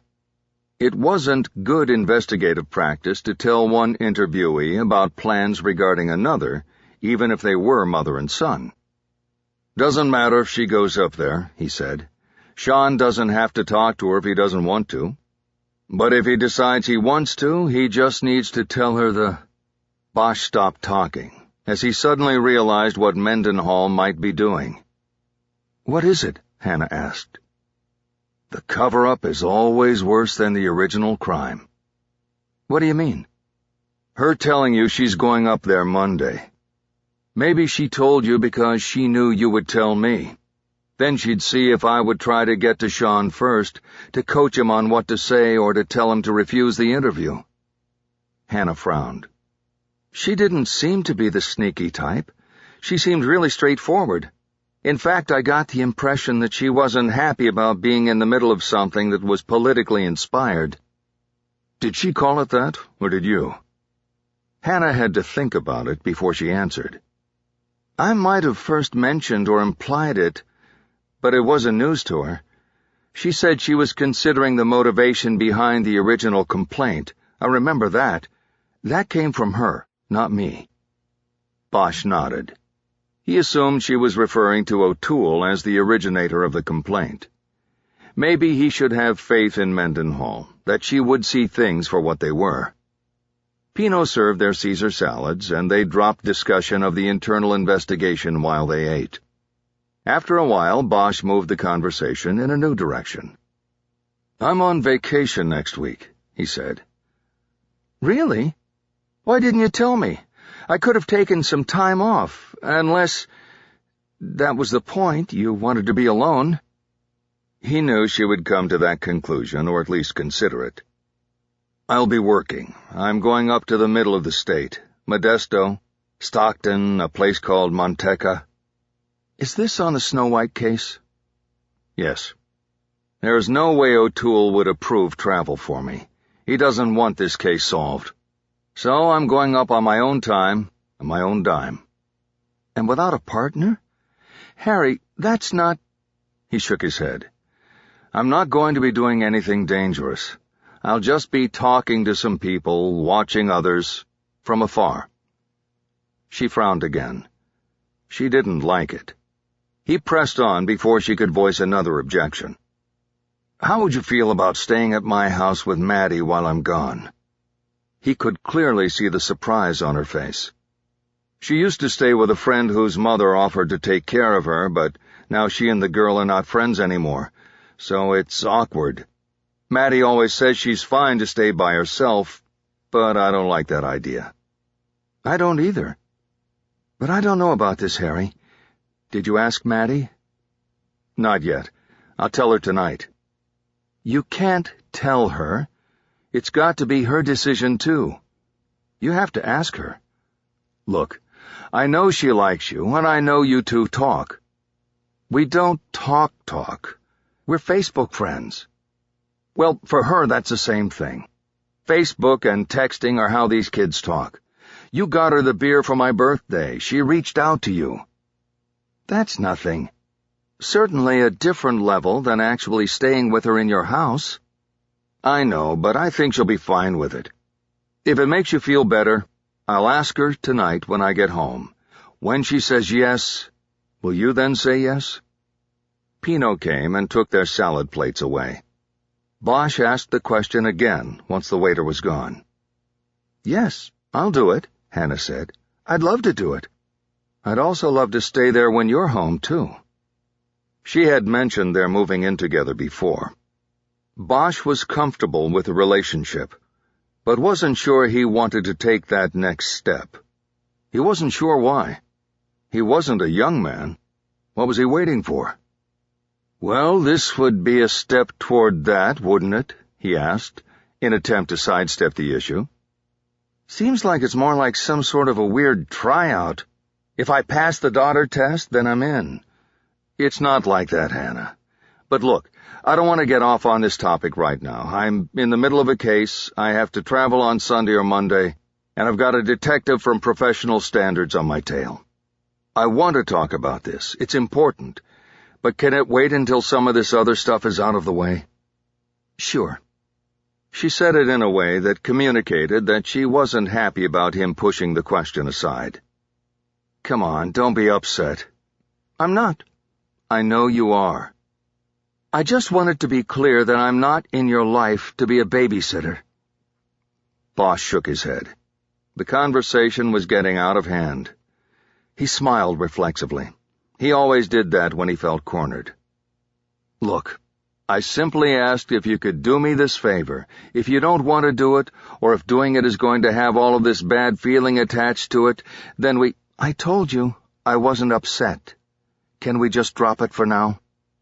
Bosch reached for his glass and took a long drink of wine, draining it. He then reached for the bottle so he could pour some more. "Sure," he said. Chapter 24. Bosch split Saturday between work and family. He had persuaded Chu to meet him in the squad room in the morning so they could work without the scrutiny of Lieutenant O'Toole and others in the unit. Not only was OU dead, but both wings of the vast robbery-homicide division squad room were completely abandoned. With paid overtime, a thing of the past, the only time there was activity in the elite detective squads on a weekend was when there was a breaking case. It was lucky for Bosch and Chu that there was no such case. They were left alone and undisturbed in their cubicle to do their work. Once he finished grumbling about giving up half a Saturday for no pay, Chu dug in on the computer and conducted a third and fourth layer search on the men of the 237th Transportation Company of the California National Guard. While Bosch had ratcheted down his focus on the 4 men in the photograph on the Saudi princess and on the 5th man who had taken the photograph, he knew that a thorough investigation required that they check every name they had come up with in regard to the 237th, especially those who had also been on the cruise ship, either at or around the same time as Annika Jesperson. If nothing else, Bosch knew the exercise could pay dividends if a prosecution should arise from the case. Defense attorneys were always quick to claim the police had put on blinders and focused only on their clients while the true culprit slipped away. By widening their scope and thoroughly looking at all known members of the 237th in 1991 and 1992, Bosch was undercutting the tunnel vision defense before it had even been put forth. While Chu worked his computer, Bosch did the same, printing out everything they had accumulated on the 5 men in the main focus. All told, there were 26 pages of information, more than 2/3 of which were dedicated to Sheriff J.J. Drummond and Carl Cosgrove, the two who were powerful in Central Valley business, politics, and law enforcement. Bosch next printed out maps of the Central Valley locations he intended to visit in the week ahead. These also allowed him to see the geographical relationships between the places where the 5 men worked and lived. It was all part of a travel package that was routine to put together before making a case trip. While Bosch worked, he received an email from Henrik Jesperson. He had finally gotten to his storage room and found the details of his sister's travel in the last months of her life. The information merely confirmed much of what he had told Bosch about Annika's trip to the United States. It also confirmed her short trip to Stuttgart. According to Henrik's records, his sister had spent only 2 nights in Germany in the last week of March 1992, staying at a hotel called the Schwabian Inn, located outside Patch Barracks at the U.S. Army garrison. Henrik could offer nothing further about her purpose there, but Bosch was able to confirm through his own internet search that Patch Barracks was where the Army's Criminal Investigation Division was located. He also determined that the Stuttgart CID office handled all investigations of alleged war crimes pertaining to Desert Storm. It seemed obvious to Bosch that Annika Jesperson had made inquiries at Stuttgart about an alleged crime committed during Desert Storm. Whether what she learned there led her to the United States was unclear. Bosch knew from experience that even his status as a law enforcement officer did little to earn cooperation with the Army CID. It seemed to him that a foreign journalist would face an even greater challenge in getting information on a crime that was most likely still under investigation at the time she asked about it. By noon, Bosch had his travel package put together and was ready to go. More so than Chu, it seemed. He was anxious to leave. For Harry, it had nothing to do with overtime pay. He simply had plans for the remainder of the day. He knew his daughter would be waking soon, and the plan was to hit Henry's Tacos in North Hollywood. It would be lunch for him and breakfast for her. After that, they had pre-ordered tickets for a 3D movie that Maddie had been waiting to see. This would be followed in the evening, with both of them going to dinner with Hannah at a restaurant on Melrose called Craig's. "I'm good to go," Bosch told Chu. "Then so am I," his partner responded. "Got anything there worth talking about?" He was referring to Chu's data sweep on the other names from the 237th. Chu shook his head. "Nothing to get excited about." "Did you get to that search I left a message about last night?" "Which one? The soldiers interviewed in Jesperson's story about Saudi Princess?" Chu snapped his fingers. "I totally forgot. I got the message late last night and just forgot about it today. I'll get on it now." He turned back to his computer. "Nah, go home," Bosch said. "You can hit that tomorrow from home or back here on Monday. That's a long shot anyway." Chu laughed. "What?" Bosch asked. "Nothing, Harry. It's just that with you, everything's a long shot." Bosch nodded. "Maybe so. But when one of them pays off—" Now Chu nodded. He had seen enough of Bosch's long shots pay off. "I'll see you, Harry. Be careful up there." Bosch had confided in Chu and told him the plan for his vacation. "I'll keep in touch." On Sunday, Bosch got up early, made coffee, and took it and his phone out to the back deck so he could take in the morning. It was cold and damp outside, but Bosch loved Sunday mornings, because they were the most peaceful time of the week in the Cahuenga Pass. Low freeway noise, no echo of hammers from various construction projects in the mountain cleft, no coyotes barking. He checked his watch. He had a call to make, but planned to wait until 8. He put the phone on the side table and leaned back on the chaise longue, feeling the morning dew work into the back of his shirt. That was okay with him. It felt good. Usually he woke up hungry, but not today. The night before at Craig's he had eaten half a basket of garlic bread before putting down a green goddess salad and the New York strip that followed. This was then topped off with half of his daughter's bread pudding for dessert. The food and conversation had been the best Bosch had had in a long time, and he considered the evening a great success. Maddie and Hannah did as well, though they didn't care what the food tasted like once they spied the actor Ryan Philippe eating in a back booth with a group of friends. Now Bosch slowly sipped his coffee, and knew it would be his only breakfast. At 8, he slid the door closed and made a call to his friend Bill Holodnak to make sure their plan for the morning, which they had previously set up, was still in play. He spoke in a low voice so he would not be overheard or wake his daughter prematurely.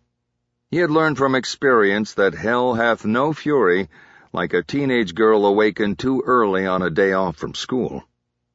"We're good to go, Harry," Holodnak said. "I zeroed the lasers yesterday, and no one's been in there since. I have one question, though. Do you want to go with the blowback option? If so, we'll put her in armor, but she still might want to wear old clothes." Holodnak was the LAPD training officer who ran the Force Options Simulator at the Academy in Elysian Park. "I think we'll skip the blowback this time, Bill." "Less cleanup for me. When will you be there?" "As soon as I can get her up. Been there, done that with my own. But you gotta give me a time so I'm there." "How about 10? "That'll work." "Good.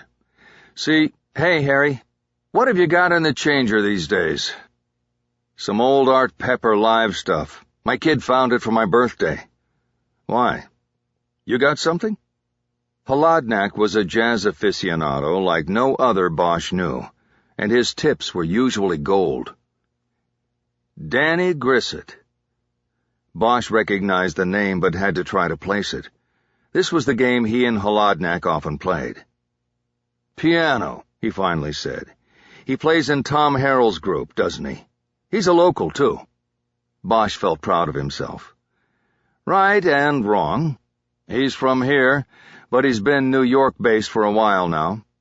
Saw him with Harrell at the Standard when I was last back there visiting Lily." Holodnak's daughter was a writer living in New York. He went there often and made many jazz discoveries in the clubs he haunted at night when his daughter kicked him out of her apartment so she could write. "Grissett's been putting out his own stuff," he continued. "I recommend a disc called Form. It's not his latest, but it's worth a listen. Neo-bop stuff. He's got a great tenor on there you'd like. Seamus Blake. Check the solo on Let's Face the Music and Dance. It's tight." "All right, I'll check it out," Bosch said. "And I'll see you at 10. "Wait a minute. Not so fast there, buddy boy," Holodnak threw right back at him. "Your turn. Give me something." That was the rule. Bosch had to give after receiving. He had to give back something that hopefully wasn't already on Holodnak's jazz radar. He thought hard. He had disappeared into the pepper discs Matty had given him, but before receiving the birthday bounty, he had been attempting to expand his jazz horizons a bit, and also to get his daughter interested by going young. "Grace Kelly," he said. "Not the princess." Holodnak laughed at the ease of the challenge. "Not the princess, the kid. Young alto sensation. She's teamed with Woods and Konitz on records. I think the Konitz is better. Next." The challenge seemed hopeless to Bosch. "Okay. One more. How about Gary Smulyan?" "Hidden Treasures," Holodnak answered quickly, naming the very disc Bosch was thinking of. "Smulyan on the berry and then just bass and drums in rhythm. Good stuff, Harry. But I got you. Well, someday I'll get you. Not on my watch. See you at 10. Bosch disconnected and checked the clock on the phone. He could let his daughter sleep for another hour, wake her with the smell of a fresh pot of coffee, and cut down on the chances of her being grumpy about being wakened at what she would consider such an early hour on a Sunday. He knew that, grumpy or not, she'd eventually come around and like the plan he had for the day. He went back inside to write down the name Danny Grissett.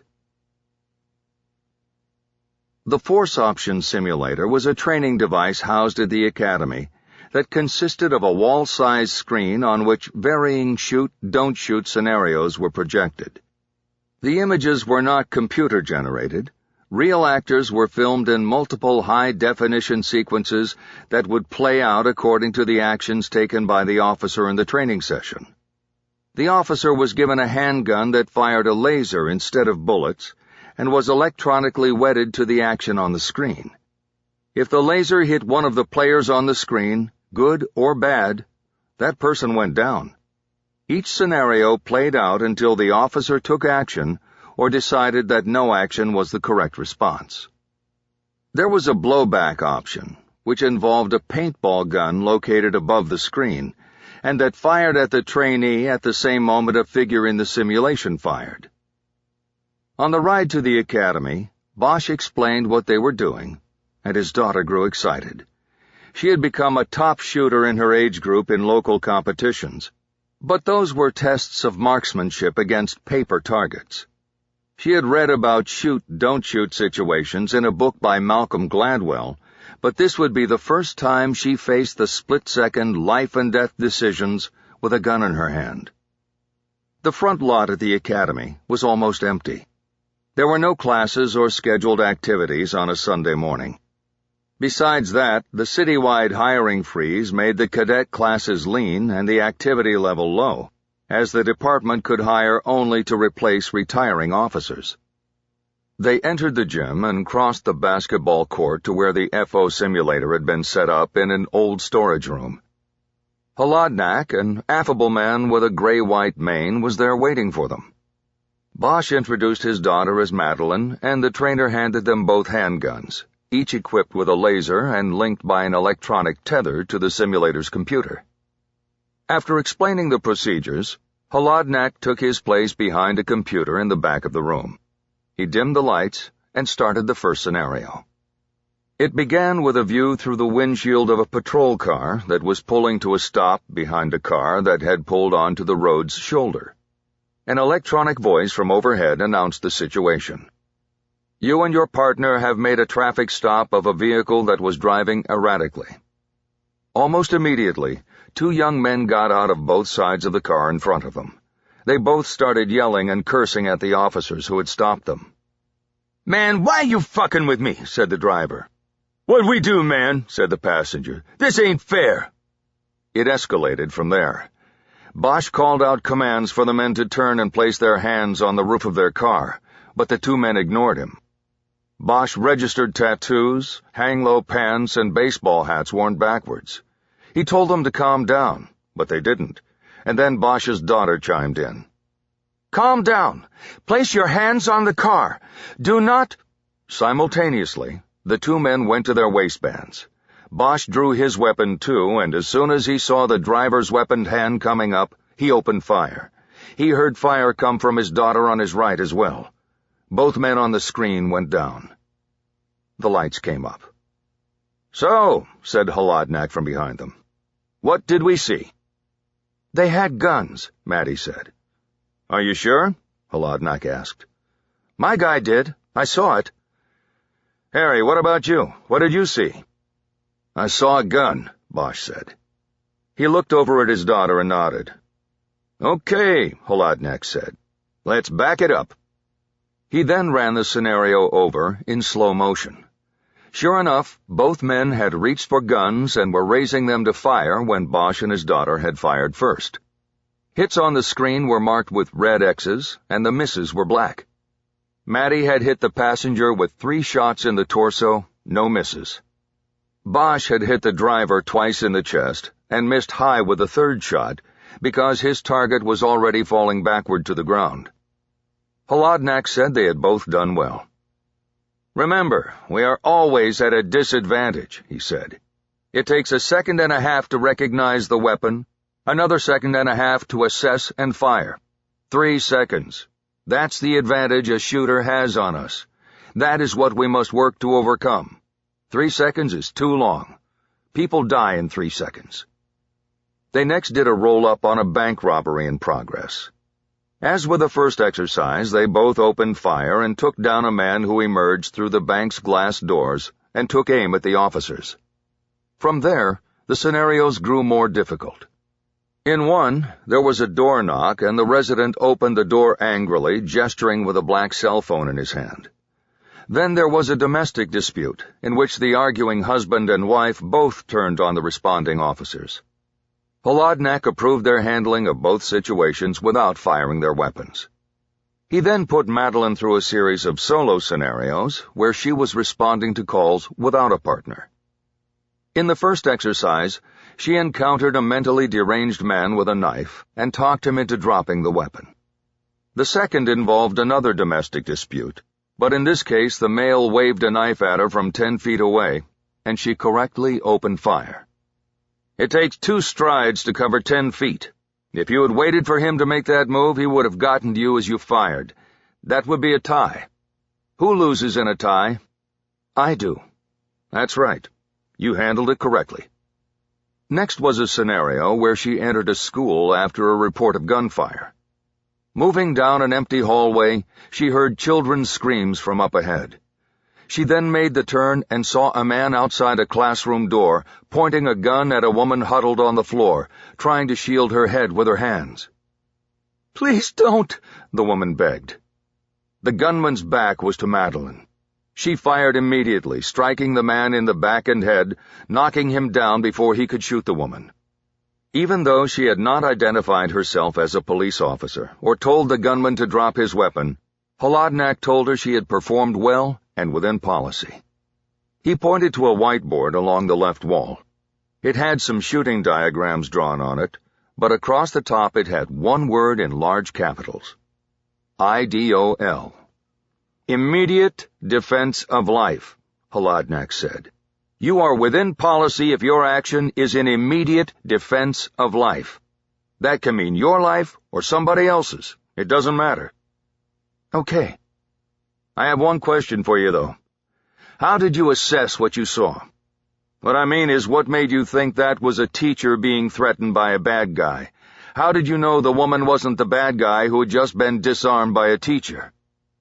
Bosch had drawn the same immediate conclusions as his daughter. It had just been instinct.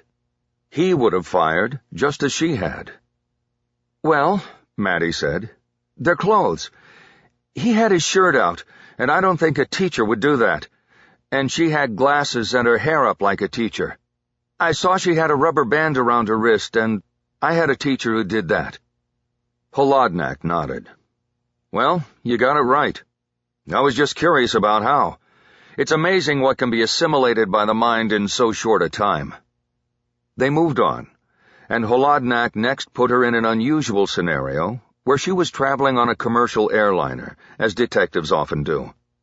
She was armed and in her seat when a traveler 2 seats ahead of her jumped up and grabbed a flight attendant around the neck and threatened her with a knife. Madeline stood and raised her weapon, identifying herself as a police officer, and ordering the man to release the shrieking woman. Instead, the man pulled his hostage closer as cover and threatened to cut her. Other passengers were yelling and moving about the cabin, seeking places to hide. Finally, there was a moment when the flight attendant tried to break free, and a few inches separated her and the man with the knife. Madeline fired, and the flight attendant went down. "Shit!" Madeline bent over in horror. The man on the screen yelled, "Who's next?" "Madeline," Holodnak yelled. "Is it over? Is the danger over?" Maddie realized she had lost focus. She straightened up and fired 5 rounds into the man with a knife. He dropped to the floor. The lights came up and Holodnak came out from behind the computer station. "I killed her," Maddie said. "Well, let's talk about it," Holodnak said. "Why did you shoot?" "Because he was going to kill her." "Good. That's good under the IDOL rule, immediate defense of life. Could you have done anything else?" "I don't know. He was going to kill her." "Did you have to stand and show your weapon, identify yourself?" "I don't know. I guess not." That was your advantage. He didn't know you were a cop. He didn't know you were armed. You forced the action by standing. Once your gun came out, there was no going back. Maddie nodded and hung her head, and Bosch suddenly felt bad that he had set up the whole session. "Kid," Holodnak said, "you're doing better than most of the cops who come through here. Let's do another and end it on a good note. Forget this one and get ready." He returned to the computer, and Maddie went through one more scenario, an off-duty incident where she was approached by an armed carjacker. She put him down with a center mass shot as soon as he started to pull his gun. Then she held back when a passing civilian suddenly ran up and started shaking a cell phone at her and screaming, "What did you do? What did you do?" Holodnak said she handled the situation expertly, and that seemed to raise her spirits. He once again added that he was impressed with her shooting and decision-making processes. Harry and Maddie thanked Holodnak for the time on the machine and headed out. They were recrossing the basketball court when Holodnak called from the door of the simulator room. He was still playing pin-the-tail on the donkey with Bosch. "Michael Formanek," he said. "The rub and spare change." He pointed at Bosch in a gotcha gesture. Maddie laughed, even though she didn't know that Holodnak was talking jazz. Bosch turned, started walking backwards, and raised his hands in an I-give-up fashion. "Bass player from San Francisco," Holodnak said. "Great inside-outside stuff. You gotta expand your equation, Harry. Not everybody who's worth listening to is dead. Madeline, your dad's next birthday? You come see me." Bosch waved him off as he turned back around.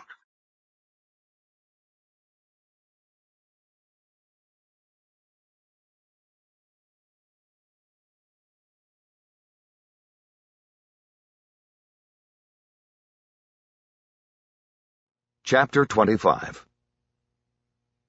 They stopped for lunch at the Academy Grill, where the walls were adorned with LAPD memorabilia, and the sandwiches were named after past police chiefs and famous cops, real and imagined.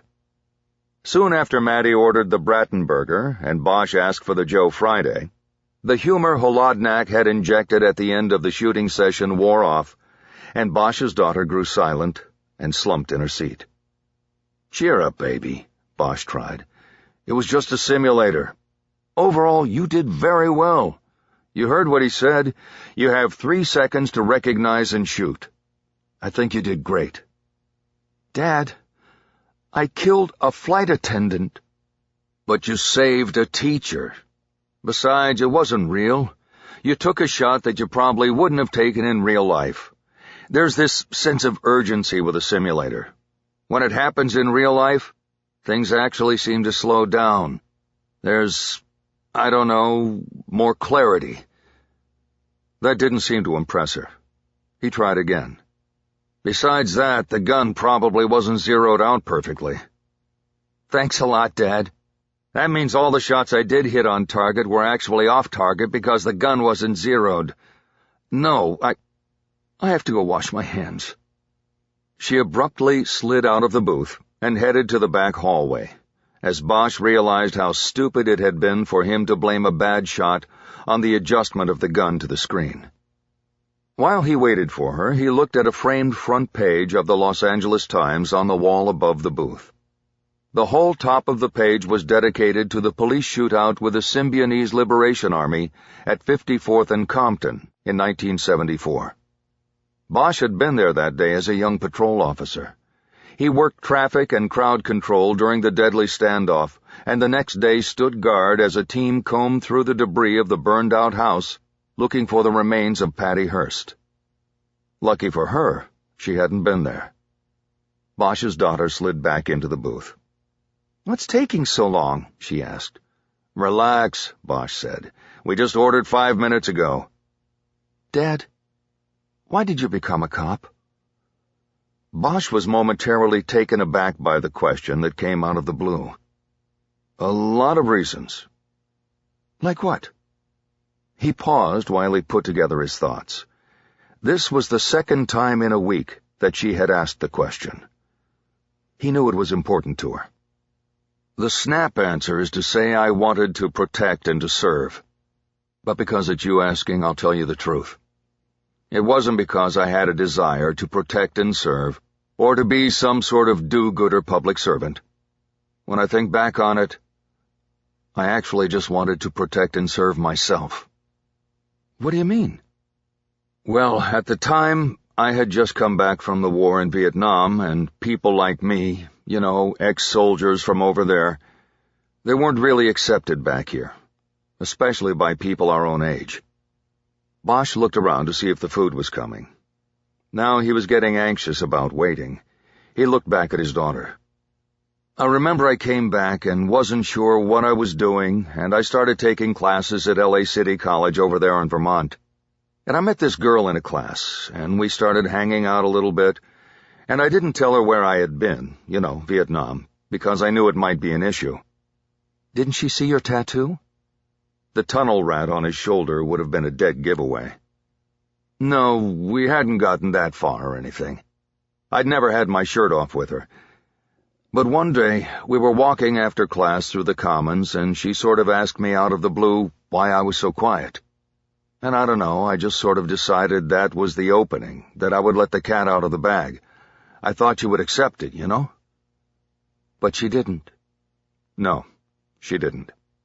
I said something like, well, I've spent the last few years in the military, and she right away asked if that meant I was in Vietnam, and I told her. I said, yes. What did she say? She didn't say anything. She just did one of those pirouette moves like a dancer and walked away. She didn't say a thing. Oh my God, how mean! That was when I really knew what I'd come back to. Well, what happened when you went to class the next day? Did you say anything to her? No, because I didn't go back. I never went back to that school because I knew that's how it was going to be. So that's a big part of why a week later I joined the cops. The department was full of military vets, and a lot had been over there in Southeast Asia. So I knew there would be people like me and I could be accepted. It was like somebody coming out of prison and going to a halfway house first. I wasn't inside anymore, but I was with people like me. His daughter seemed to have forgotten about killing a flight attendant. Bosch was glad for that, but wasn't too happy about pushing his own memory buttons. He suddenly smiled. What? Maddie asked. Nothing. I just sort of jumped to another memory from back then. A crazy thing. Well, tell me. You just told me a super sad story, so tell me the crazy story. He waited while the waitress put down their food. She had been working there since Bosch had been a cadet nearly 40 years before. Thanks, Margie, Bosch said. You're welcome, Harry. Madeline put ketchup on her Brattenburger, and they took a few bites of food before Bosch began his story. Well, when I graduated and got my badge and was put out on the street, it was sort of the same thing all over again. Counterculture, the war protest movement, crazy stuff like that going on. He pointed to the framed front page on the wall next to them. The police were viewed by a lot of people out there as maybe just a slight level above the baby killers coming back from Vietnam. You know what I mean? I guess. So my first job out on the street as a slick sleeve was to walk— What's a slick sleeve? A rookie, a boot. No stripes on my sleeves yet. Okay. My first assignment out of the academy was a footbeat on Hollywood Boulevard, and back then it was pretty grim on the boulevard. Really run down. It's still pretty sketchy in some parts. That's true. But anyway, I was assigned to a partner who was an old guy named Pepin, and he was my training officer. I remember everybody called him the French Dip, because on the beat he stopped every day for an ice cream at this place called Dips near Hollywood and Vine, like clockwork, every day. Anyway, Pepin had been around a long time, and I walked the beat with him. We'd do the same routine. Walk up Wilcox from the station, go right on Hollywood till we got to Bronson, then turn around and walk all the way down to La Brea, and then back to the station.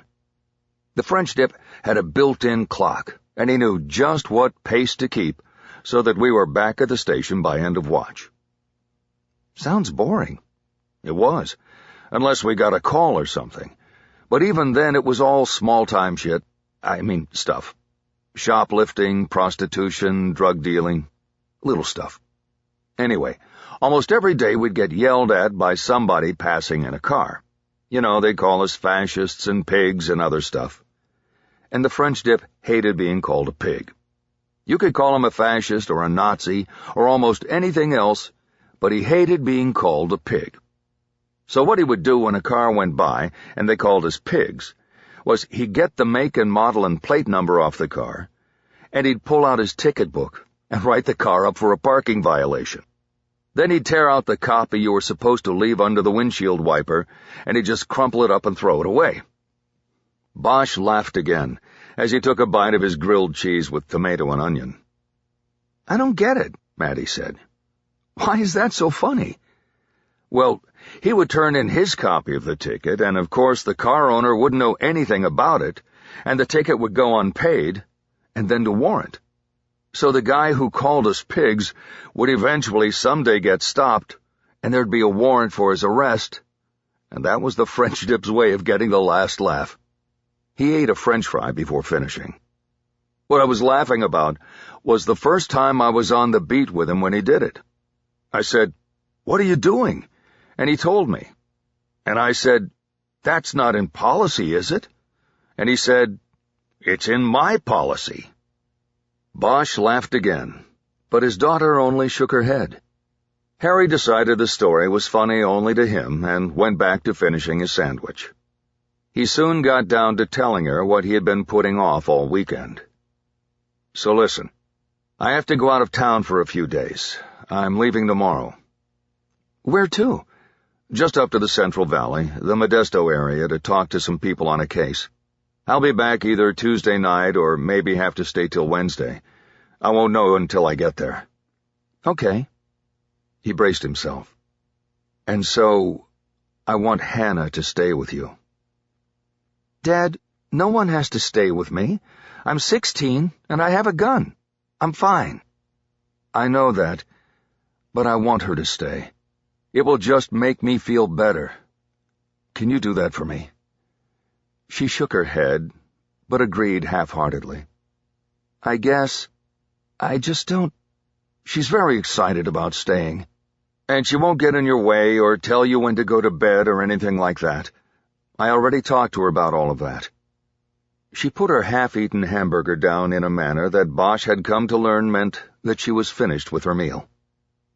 "How come she never stays over when you're there?" "I don't know, but that's not what we're talking about." "Like last night. We had a great time, and then you dropped her off at her house." "Maddie, that stuff's private." "Whatever." All such conversations universally ended with whatever. Bosch looked around and tried to think of something else to talk about. He felt he had fumbled the Hannah situation. "Why did you suddenly ask me before why I became a cop?"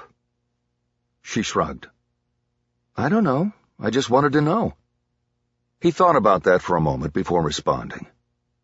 "You know, if you're thinking about whether it's the right choice for you, you've got plenty of time." "I know. It's not that." "And you know that I want you to do whatever you want to do in life. I want you happy, and that will make me happy. Never think you have to do this for me or follow in my footsteps. It's not about that." "I know, Dad. I just asked you a question, that's all." He nodded. "Okay, then. But for what it's worth, I already know you would be a damn good cop and a damn good detective. It's not about how you shoot, it's about how you think, and your basic understanding of fairness. You got what it takes, Mads. You just have to decide if it's what you want. Either way, I got your back." "Thanks, Dad." "And just getting back to the simulator for a second, I'm really proud of you. Not just because of the shooting. I'm talking about how cool you were, how confident you were with your commands. It was all good." She seemed to take the encouragement well, and then he watched the line of her mouth turn down in a frown. "Tell that to the flight attendant," she said. Part 3. The Prodigal Detective. Chapter 26. Bosch left in darkness Monday morning. It was at least a 5-hour drive to Modesto, and he didn't want to waste the day just getting there. He had rented a Crown Victoria from Hertz at the airport in Burbank the night before, because LAPD regulations didn't allow him to use his department car while on vacation. Normally that would be one of the rules Bosch would bend, but with O'Toole checking his every move these days, he decided to play it safe. He did, however, bring the mobile strobe light from the work car, and transfer his equipment boxes from trunk to trunk. There were no regulations about that as far as he knew. With a rented Crown Vic, he would look the part if he needed to. Modesto was pretty much a straight shot north from Los Angeles. Bosch took I-5 out of the city and up over the Grapevine before splitting off on California 99, which would take him through Bakersfield and Fresno on the way. As he drove, he continued through the catalog of Art Pepper's music that Maddie had given him. He was now up to Volume 5, which was a concert that happened to be recorded in Stuttgart in 1981. It contained a kick-ass version of Pepper's signature song, Straight Life, but it was the soulful Over the Rainbow that made Bosch hit the replay button on the dash. He got to Bakersfield during the morning rush hour and dropped below 60 miles per hour for the first time. He decided to wait out the traffic and pulled over for breakfast at a place called the Knotty Pine Cafe. He knew of it because it was just a few blocks from the Kern County Sheriff's Office, where he had had business on occasion over the years. After he ordered eggs, bacon, and coffee, he unfolded the map he had printed Saturday on 2 sheets of paper, and then taped together. The map showed the 40-mile stretch of the Central Valley that had become important to the Annika Jesperson case. All the points he had marked hugged California 99, beginning with Modesto at the south end and moving north through Ripon, Manteca, then Stockton. What was noteworthy to Bosch was that the map he had taped together stretched across 2 counties, Stanislaus to the south and San Joaquin to the north. Modesto and Salida were in Stanislaus County, where Sheriff Drummond held power and jurisdiction, but Manteca and Stockton fell under the jurisdiction of the sheriff of San Joaquin County. To Bosch, it seemed no wonder that Reggie Banks, who lived in Manteca, preferred to do his drinking down in Modesto. Same, too, with Francis Dowler. Bosch circled the locations he wanted to check out before the day was over. The John Deere dealership where Reggie Banks worked, the Stanislaus County Sheriff's Department, Cosgrove Ag's Operations Center in Manteca, as well as the homes of the men he was coming to observe. His plan for the day was to immerse himself as much as possible in the world where these men now lived. From there, he would map out his next move, if there was a move to be made. Once he was back on California 99 and moving north again, he propped a printout of a Sunday night email from Dave Chu on his right thigh.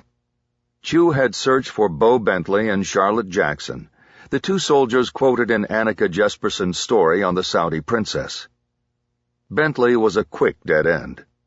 Chu found a 2003 obituary for a Brian Bo Bentley, Gulf War veteran, in the Fort Lauderdale Sun-Sentinel that stated he had succumbed to cancer at the age of 34. Chu had only modestly better luck with the other soldier.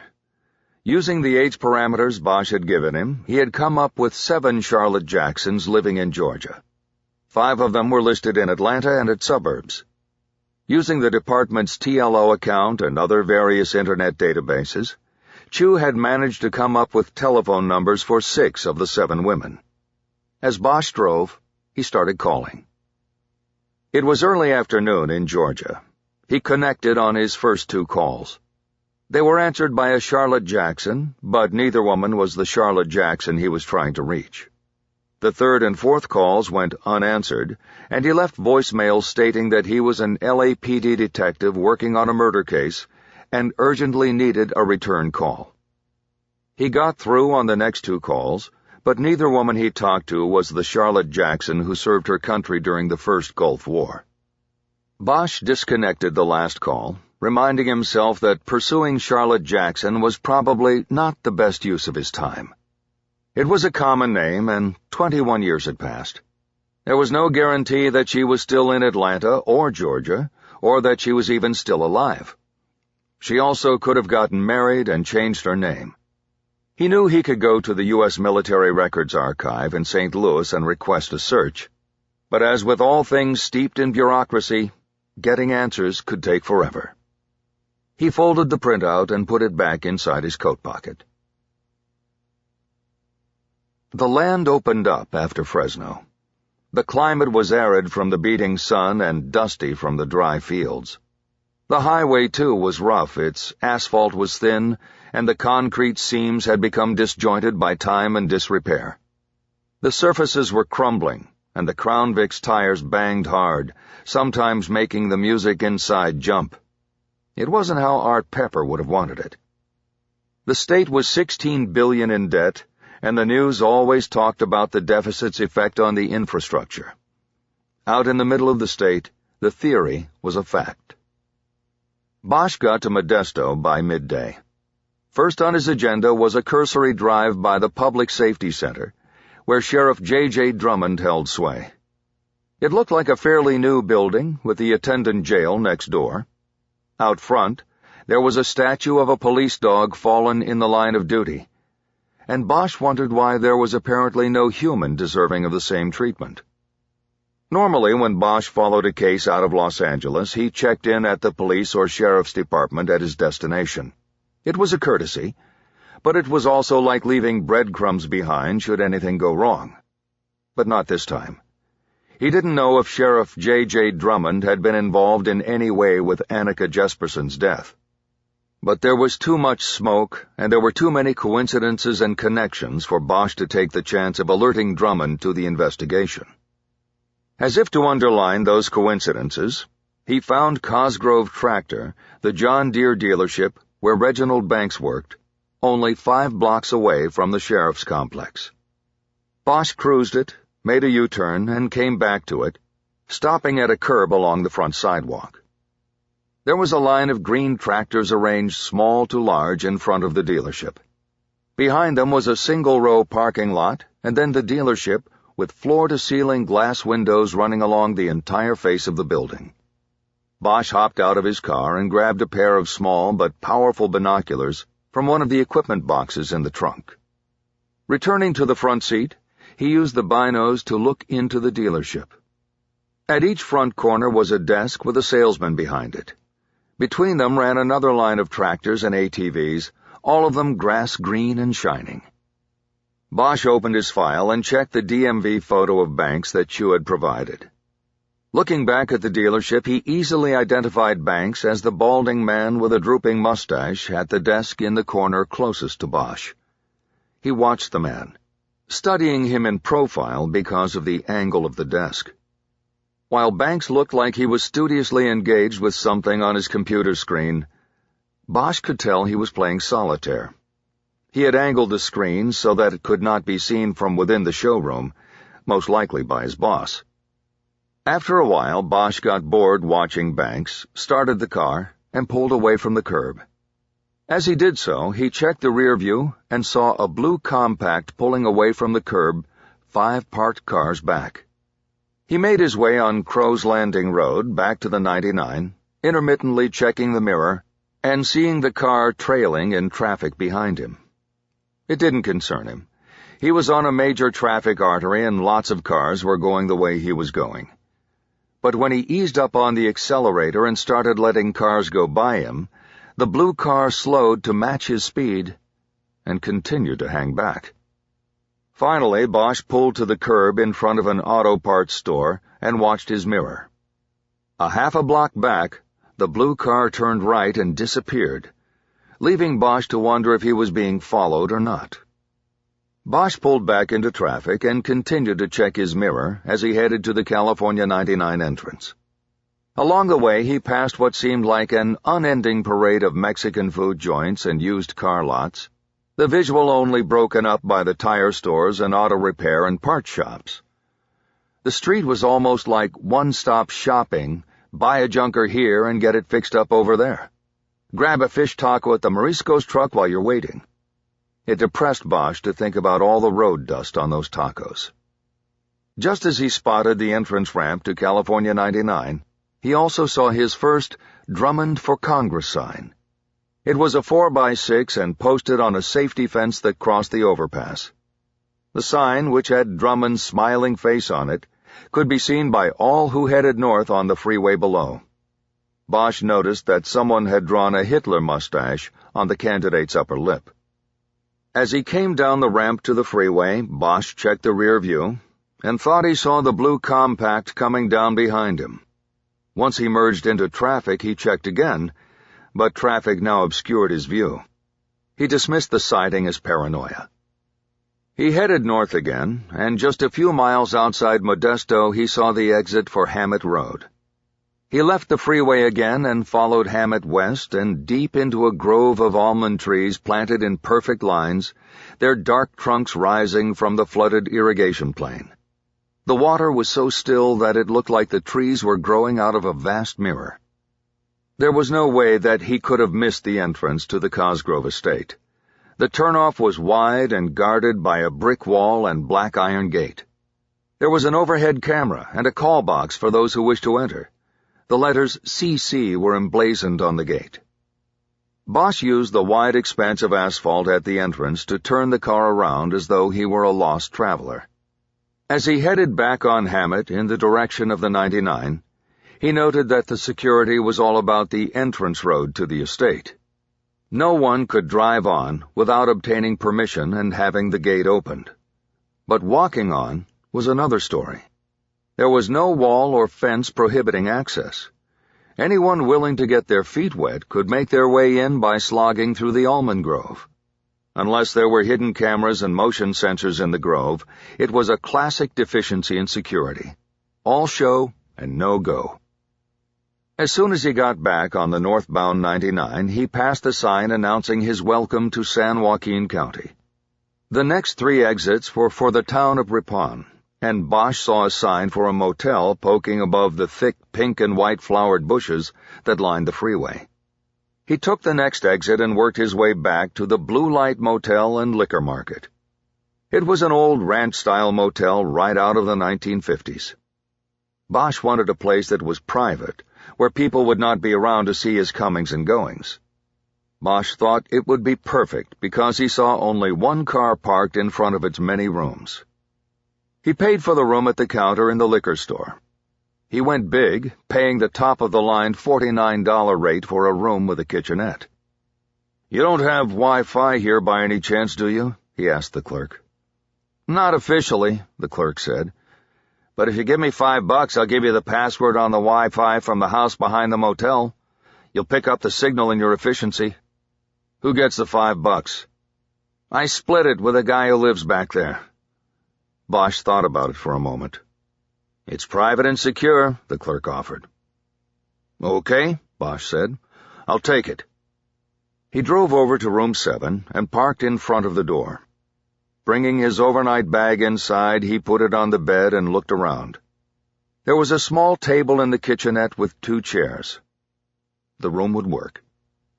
Before leaving, Bosch changed his shirt, hanging the blue button-down in the closet in case he stayed through Wednesday and needed to wear it again.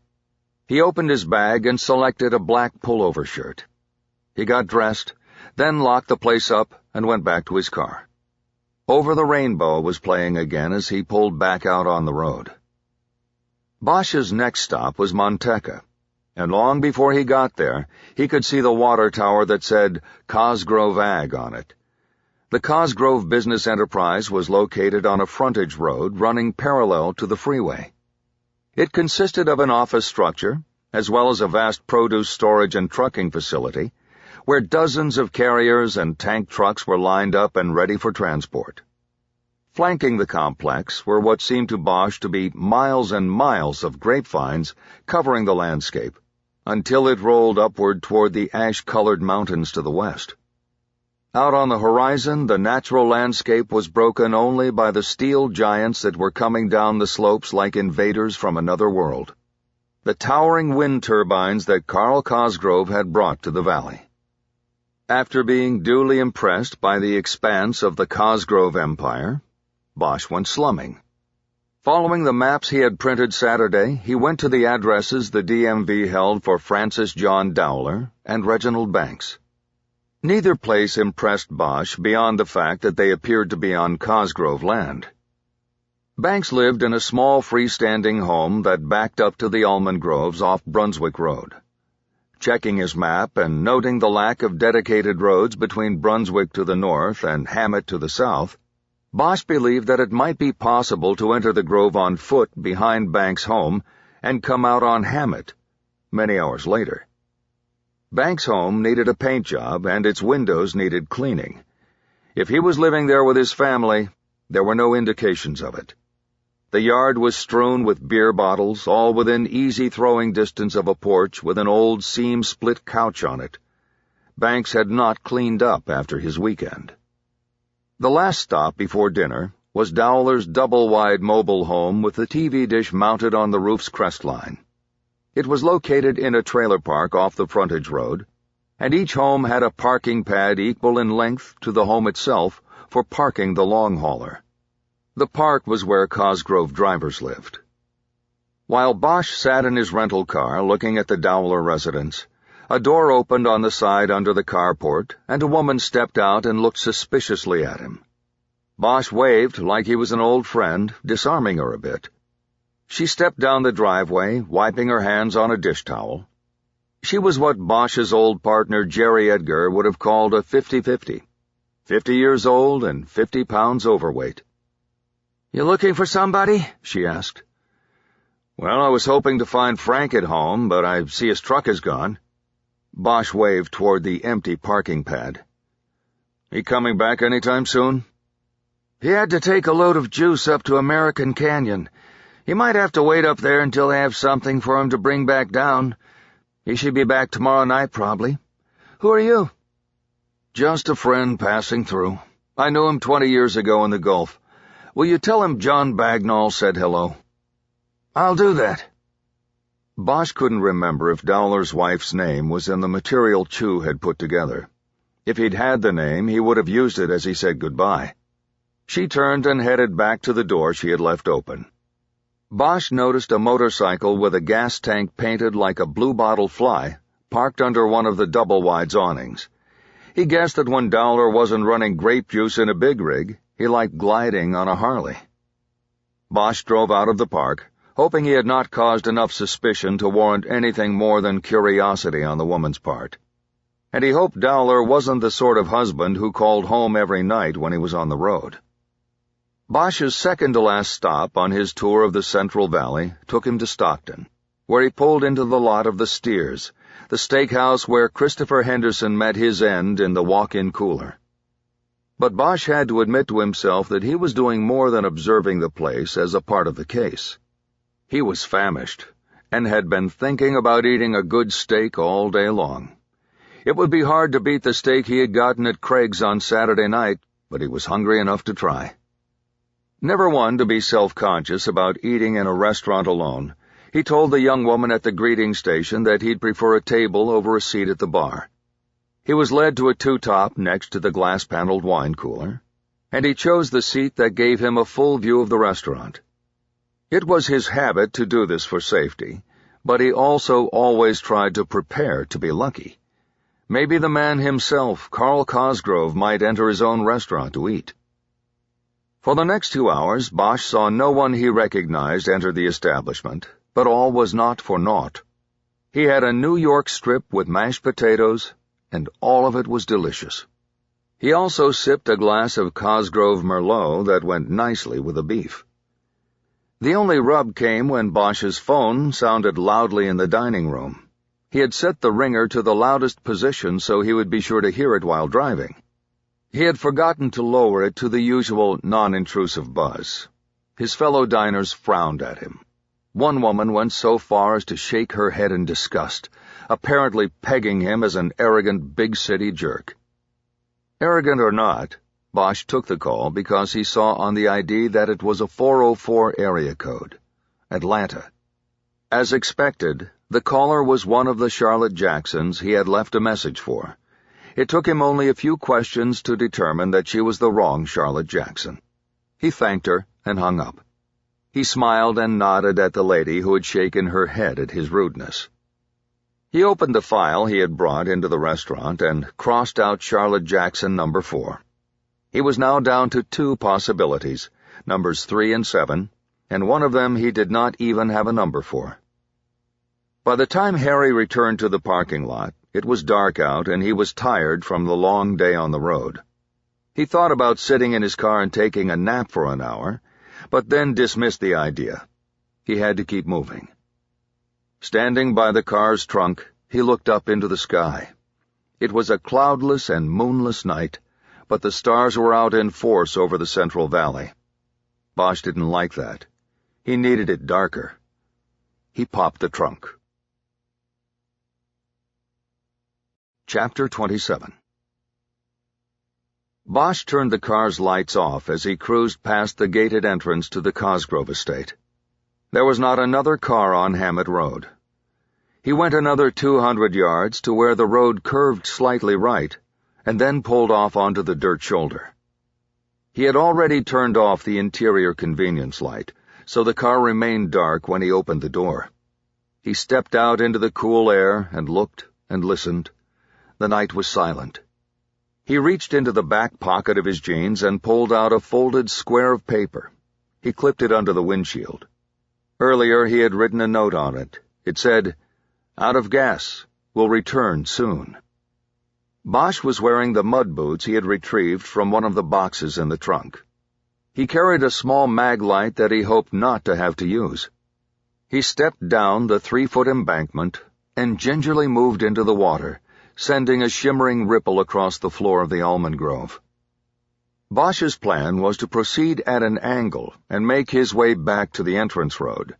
He would then move parallel to it until he got to the Cosgrove home. He wasn't sure what he was doing or looking for. He was following his instincts, and they told him Cosgrove, with his money and power, was at the center of things. He felt the need to move in closer to him, to see where and how he lived. The water was only a few inches deep, but the mud sucked at Bosch's boots and made his progress slow. Several times the wet earth refused to let go its grip, and he almost pulled his foot right out of its boot. The water floor reflected the starscape above and made Bosch feel as though he was completely exposed in his trespass. Every 20 yards or so he would move in under a tree for cover, and so he could rest for a moment and listen. The grove was deathly quiet, with not even the occasional buzz of insects in the air. The only sound was in the distance, and Bosch didn't know what was making it. It was a steady whooshing, and he thought it might be some sort of irrigation pump keeping water in the grove. After a while, the grove began to feel like a maze to him. The fully mature trees stood 30 feet high and appeared to be exact duplicates of one another. The trees had been planted along astonishingly straight lines. This made every direction in which Bosch looked appear to be the same. He began to fear that he would become lost, and wished he had brought something with him to mark the trail. Finally, after a half hour, he made it to the entrance road. He already felt exhausted, as though his boots were made of concrete, but he decided not to abandon the mission. He proceeded along a parallel, moving from tree to tree in the first row next to the road. Almost an hour later, Bosch saw the lights of the mansion up ahead through the branches of the last few rows of trees. He plodded on, noting that the whooshing sound was growing louder as he got nearer and nearer to the lights. When he got to the end of the grove, he crouched on the side of the embankment and studied what lay before him. The mansion was an exotic take on a French chateau. It was only 2 stories high, but had steeply pitched roof angles and turreted corners. Something about it reminded Bosch of a smaller version of the Chateau Marmont back in L.A. The house was lit from the outside by floodlights angled up from the ground. There was a large turnaround at the front and a tributary drive that wrapped around behind the main structure. Bosch assumed the garage was in the back. There were no vehicles anywhere in sight, and Bosch realized that all of the lights that he had seen through the grove were exterior. The house itself was dark. It looked like nobody was home. Bosch stood up and climbed the embankment. He started toward the house and soon found himself on a raised concrete pad. The H design painted in the center indicated that it was a helicopter pad. He continued on, moving directly toward the house, when a deviation in his peripheral vision distracted him. He looked to his left, toward a slight rise in the landscape. At first he didn't see anything. The house was so brightly lit that the stars above were barely visible, and the area around the mansion seemed pitch black. But then he saw the movement again, high up over the hill. He suddenly realized that he was seeing the dark blades of a windmill cutting through the air, momentarily blocking the dim light of the stars and rearranging the sky. The whooshing sound he had been listening to as he moved through the grove was coming from the wind turbine. Cosgrove so believed in the power of the wind that he had built one of his iron giants in his own backyard. Bosch guessed that the lights that bathed the exterior of the chateau were powered by the winds that tirelessly moved across the valley. Bosch refocused his attention on the lighted mansion, and almost immediately he was struck with a feeling of hesitation, a second-guessing of his actions. The man who lived inside the walls in front of him was smart enough and powerful enough to harness the wind. He lived behind a wall of money and a phalanx, no, make that an army of trees. He did not need to run a fence along the edges of his vast property, because he knew the grove would intimidate any intruder who dared to cross it. He lived in a castle with a surrounding moat, and who was Bosch to think he could take him down? Bosch didn't even know the exact nature of the crime. Annika Jesperson was dead, and Bosch was chasing a hunch. He had no evidence of anything. He had a 20-year-old coincidence and nothing else. Suddenly, a wave of mechanical sound and wind broke over him as a helicopter came in over the grove and hovered above. Bosch broke and ran toward the grove, sliding down the embankment into the mud and water. He looked back and watched the helicopter, a black silhouette against the dark sky, maneuver into position over the landing pad. A spotlight on the craft's underside came on and lit the targeted H on the pad. Bosch ducked down lower and watched as the craft seemed to struggle against the wind to hold the line of its landing rails. As the helicopter slowly came down and gently met the pad, the light cut off, and the high-pitched turbine was shut down. The rotors free-spun for a while, and then came to a halt. The pilot's side door opened, and a figure climbed out.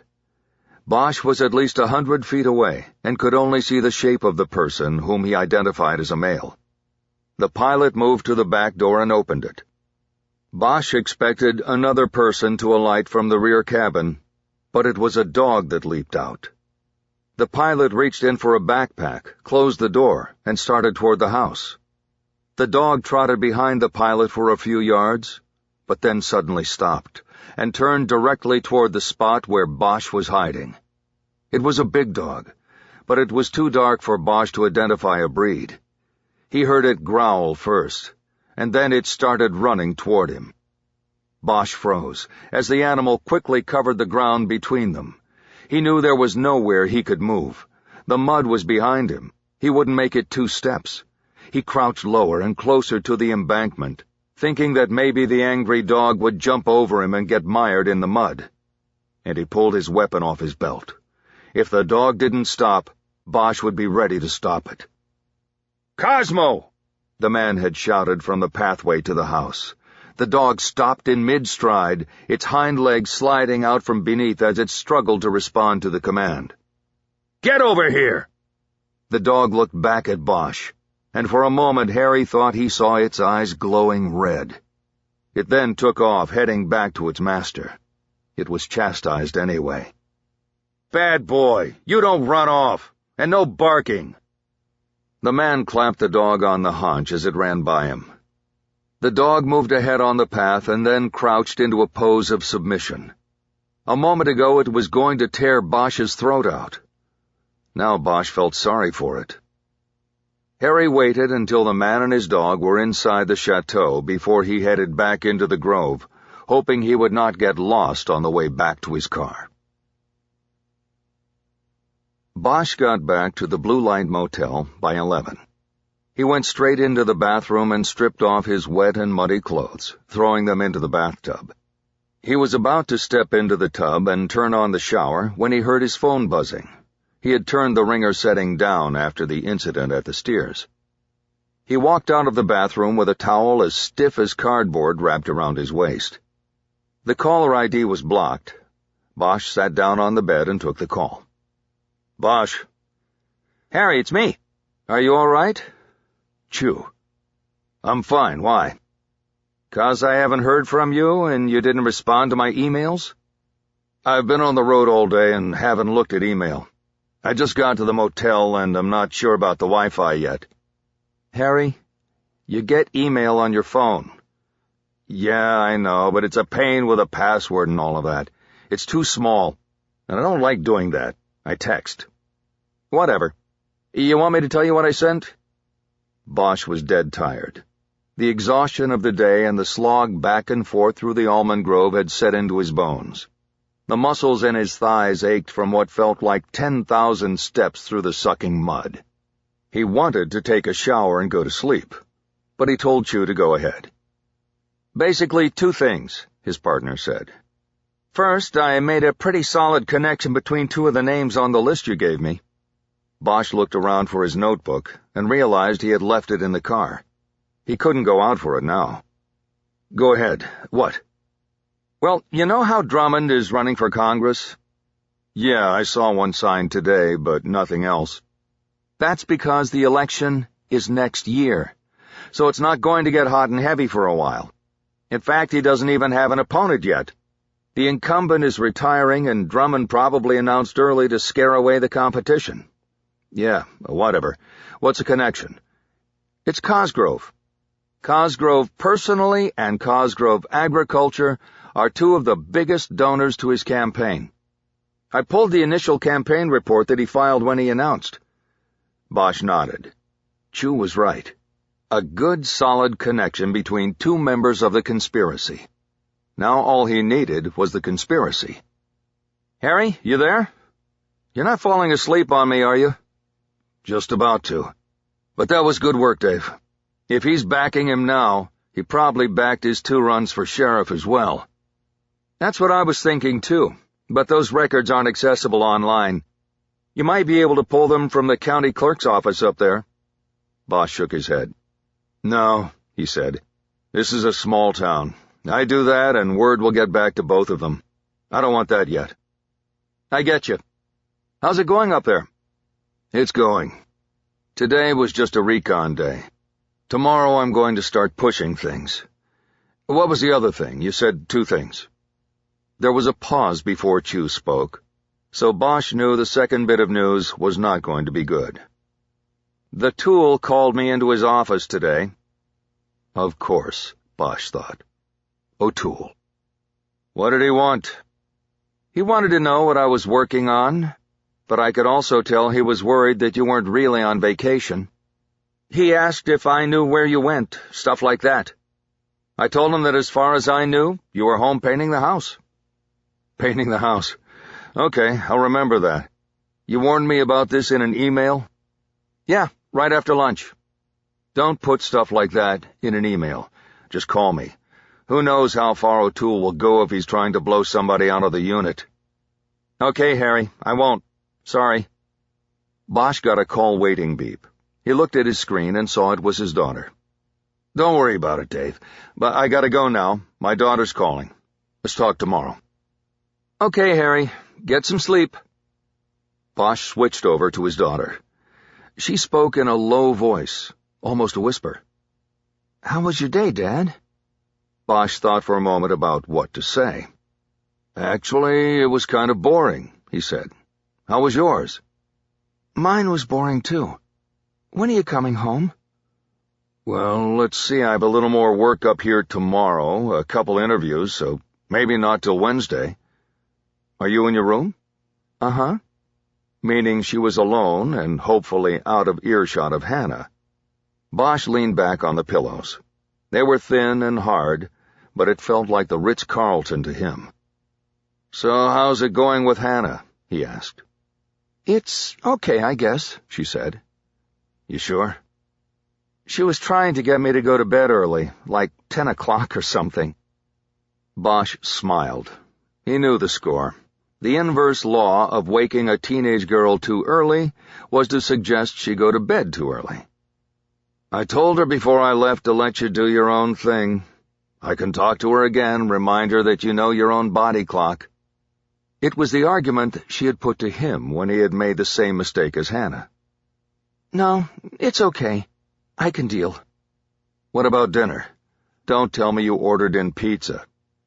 No, she made dinner, and it was really good. What was it? It was chicken with like a yogurt sauce and mac and cheese. Gotta have mac and cheese. She made it different from me. Meaning Maddie liked her own better. Bosch could feel himself falling off. He tried to rally. Yeah, well, the chef gets to choose.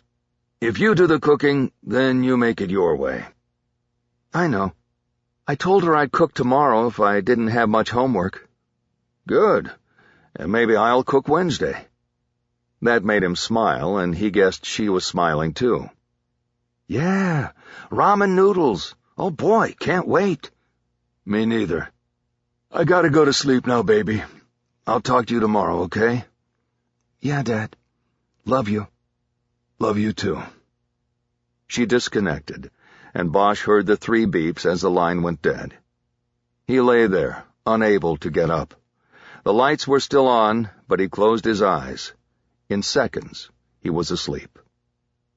Bosch dreamed of an endless march through the mud, but the almond trees were gone and replaced by burned-off stumps with jagged black branches reaching out to him like hands.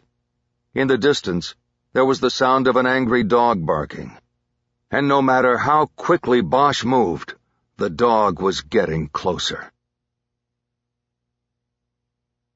Chapter 28. Bosch was dragged from a deep sleep by his phone buzzing on his chest. His first thought was that it was his daughter, either in trouble or upset about Hannah for some reason. The bedside clock said 4:22 a.m. He grabbed the phone but didn't see the photo of Maddie, tongue sticking out at him, which came up on screen when she called.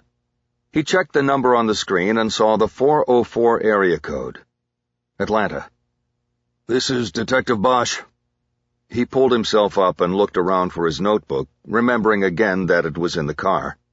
He realized he was naked except for the towel wrapped around his waist.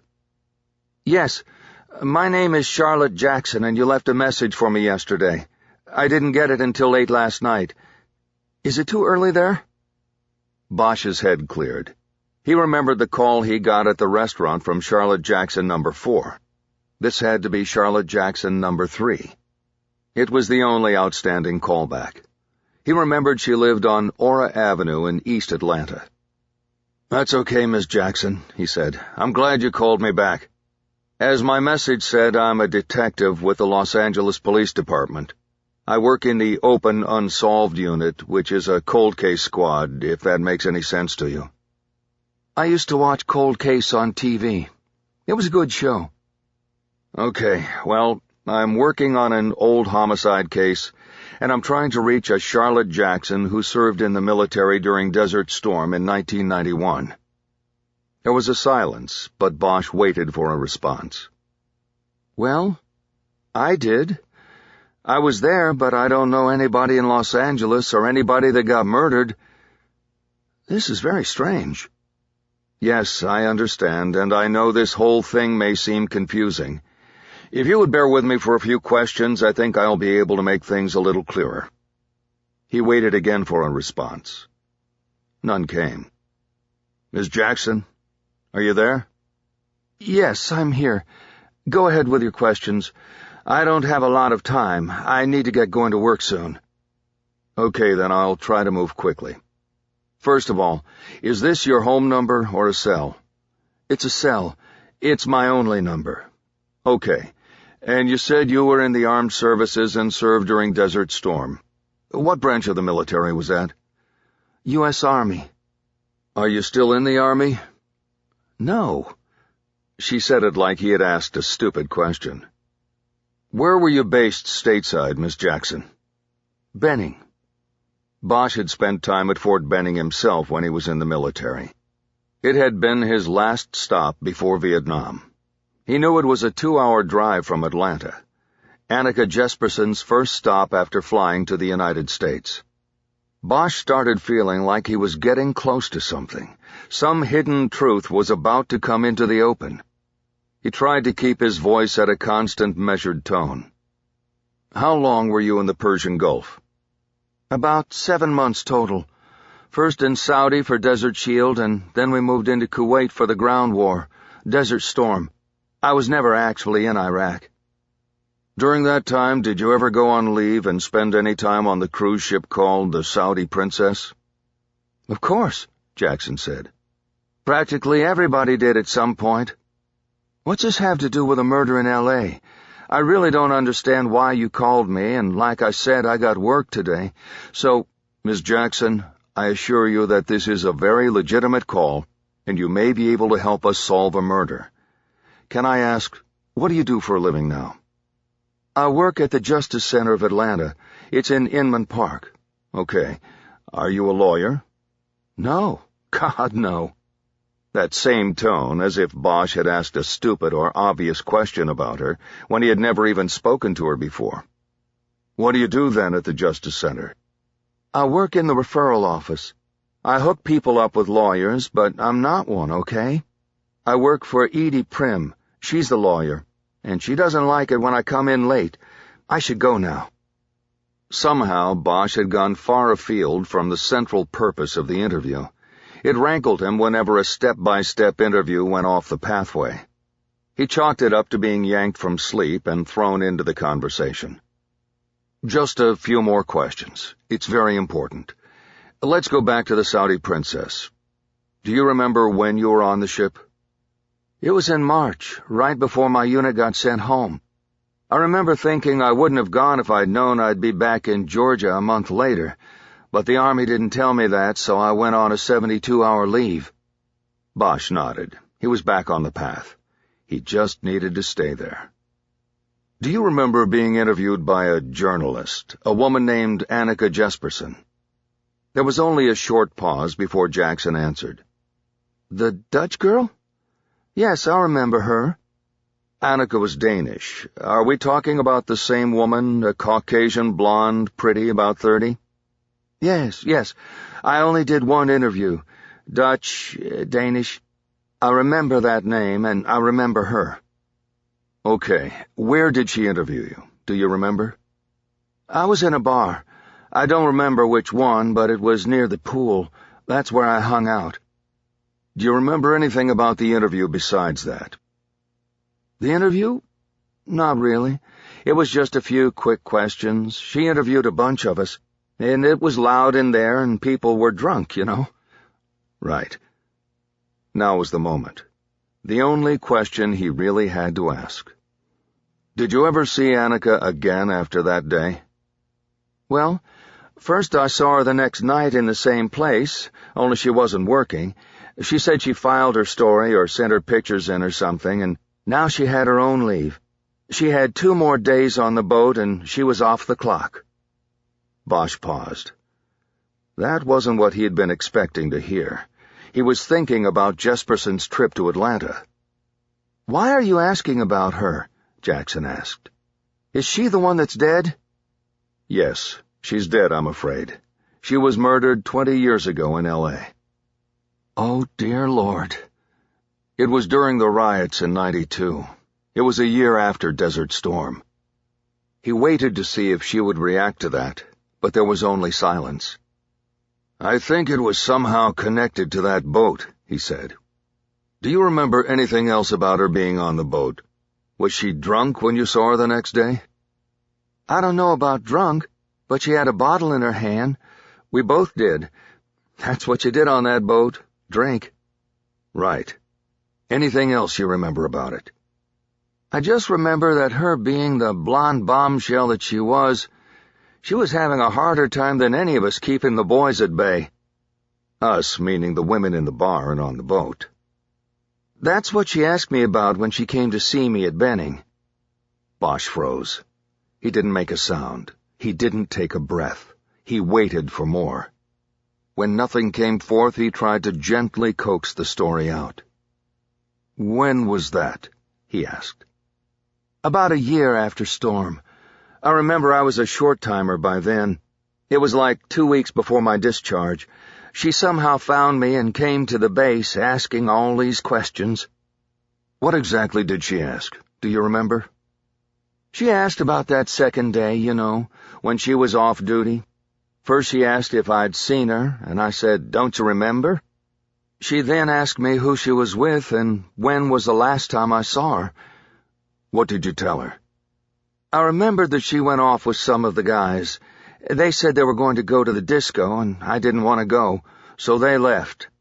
I didn't see her again until she came to Fort Benning. Did you ask her why she wanted this information? Not really. I think I kind of knew. Bosch nodded. It was likely the reason she remembered the last conversation so clearly after 20 years. Something happened to her on that boat, he said. I think so, Jackson said. But I didn't ask the specifics. I didn't think she wanted to tell me. She just wanted answers to her questions. She wanted to know who she was with. Bosch thought he now understood many of the mysteries of the case. What the war crime was that Annika Jesperson was investigating, and why she shared what she was doing with no one else. He felt a deeper heartbreak for the woman he never met or knew. Tell me about the men she went off with on the boat. How many were there? I don't remember, 3 or 4. Do you remember anything else about them? Anything at all? They were from California. Now Bosch paused as Jackson's answer rang in his head like a bell. Is that all, Detective? I need to go. Just a few more, Miss Jackson. You are being very helpful. How did you know the men were from California? I don't know. I just knew it. They must have told us because I knew they were California guys. That's what I told her when she came to see me at the base. Do you remember any names or anything like that? No, not now. It's been forever since then. I only remember what I'm telling you because she came to see me that time. What about back then? Do you remember if you gave her any of the names of these guys? There was a long pause while Jackson thought about it. I can't remember if I knew any names. I mean, I might have known their first names when we were on the boat, but I don't know if I remembered them a year later. There were so many guys on that boat. I just remember they were from California, and we were calling them the Truckers. The Truckers? Yeah. Why did you call them that? Did they say they drove trucks? They might have, but what I remember is that they had tattoos of the Keep On Truckin' guy with the big shoes. You remember that comic? Bosch nodded, not at her question, but at the confirmation of things. Yes, I do. So these guys had that tattoo. Where? On their shoulders. It was hot on that boat, and we were in the pool bar, so they either weren't wearing shirts or they had their wife-beaters on. At least a couple of them had matching tattoos, and so we, meaning the girls in the bar, just started calling them the Truckers. It's hard for me to remember the details, and I'm already going to be late for work. You are doing good, Miss Jackson. I can't thank you enough. Did those guys kill her? I don't know yet. Do you have email? Of course. Can I send you a link? It will be to a photo on a website that shows some guys on the Saudi Princess back then. Can you look at it and tell me if you recognize any of them? Can I do it when I get to work? I need to go. Yes, that will be fine. I'll send it as soon as we hang up. Okay. She gave him her email address, and he wrote it down on a pad that was on the bedside table. Thank you, Miss Jackson. Let me know about the link as soon as you can. Bosch disconnected. He went to the kitchenette table, fired up his laptop, and connected to the Wi-Fi signal of the house behind the motel. Using skills picked up both from his partner and daughter, he then located the link to the Saudi Princess photo on the 237th Company's website and sent it in an email to the Charlotte Jackson he had just spoken to. He went to the window and checked through the curtain. It was still dark outside without even a hint of sunrise yet. Overnight, the parking lot had somehow gotten almost half full. He decided to shower and get ready for the day while waiting for the response on the photo. 20 minutes later, he was drying off with a towel that had been washed 1,000 times. He heard the email ding from his computer and went to the kitchenette to check it. Charlotte Jackson had replied. I think it's them. I can't be sure, but I think so. The tattoos are right, and that's the boat. But it has been a long time and I was drinking. But yes, I think it's them." Bosch sat down at the table and reread the email. He felt a growing sense of both dread and excitement. It was not a rock-solid identification from Charlotte Jackson, but it was close. He knew that occurrences of 20 years ago or longer were now coming together at an undeniable speed.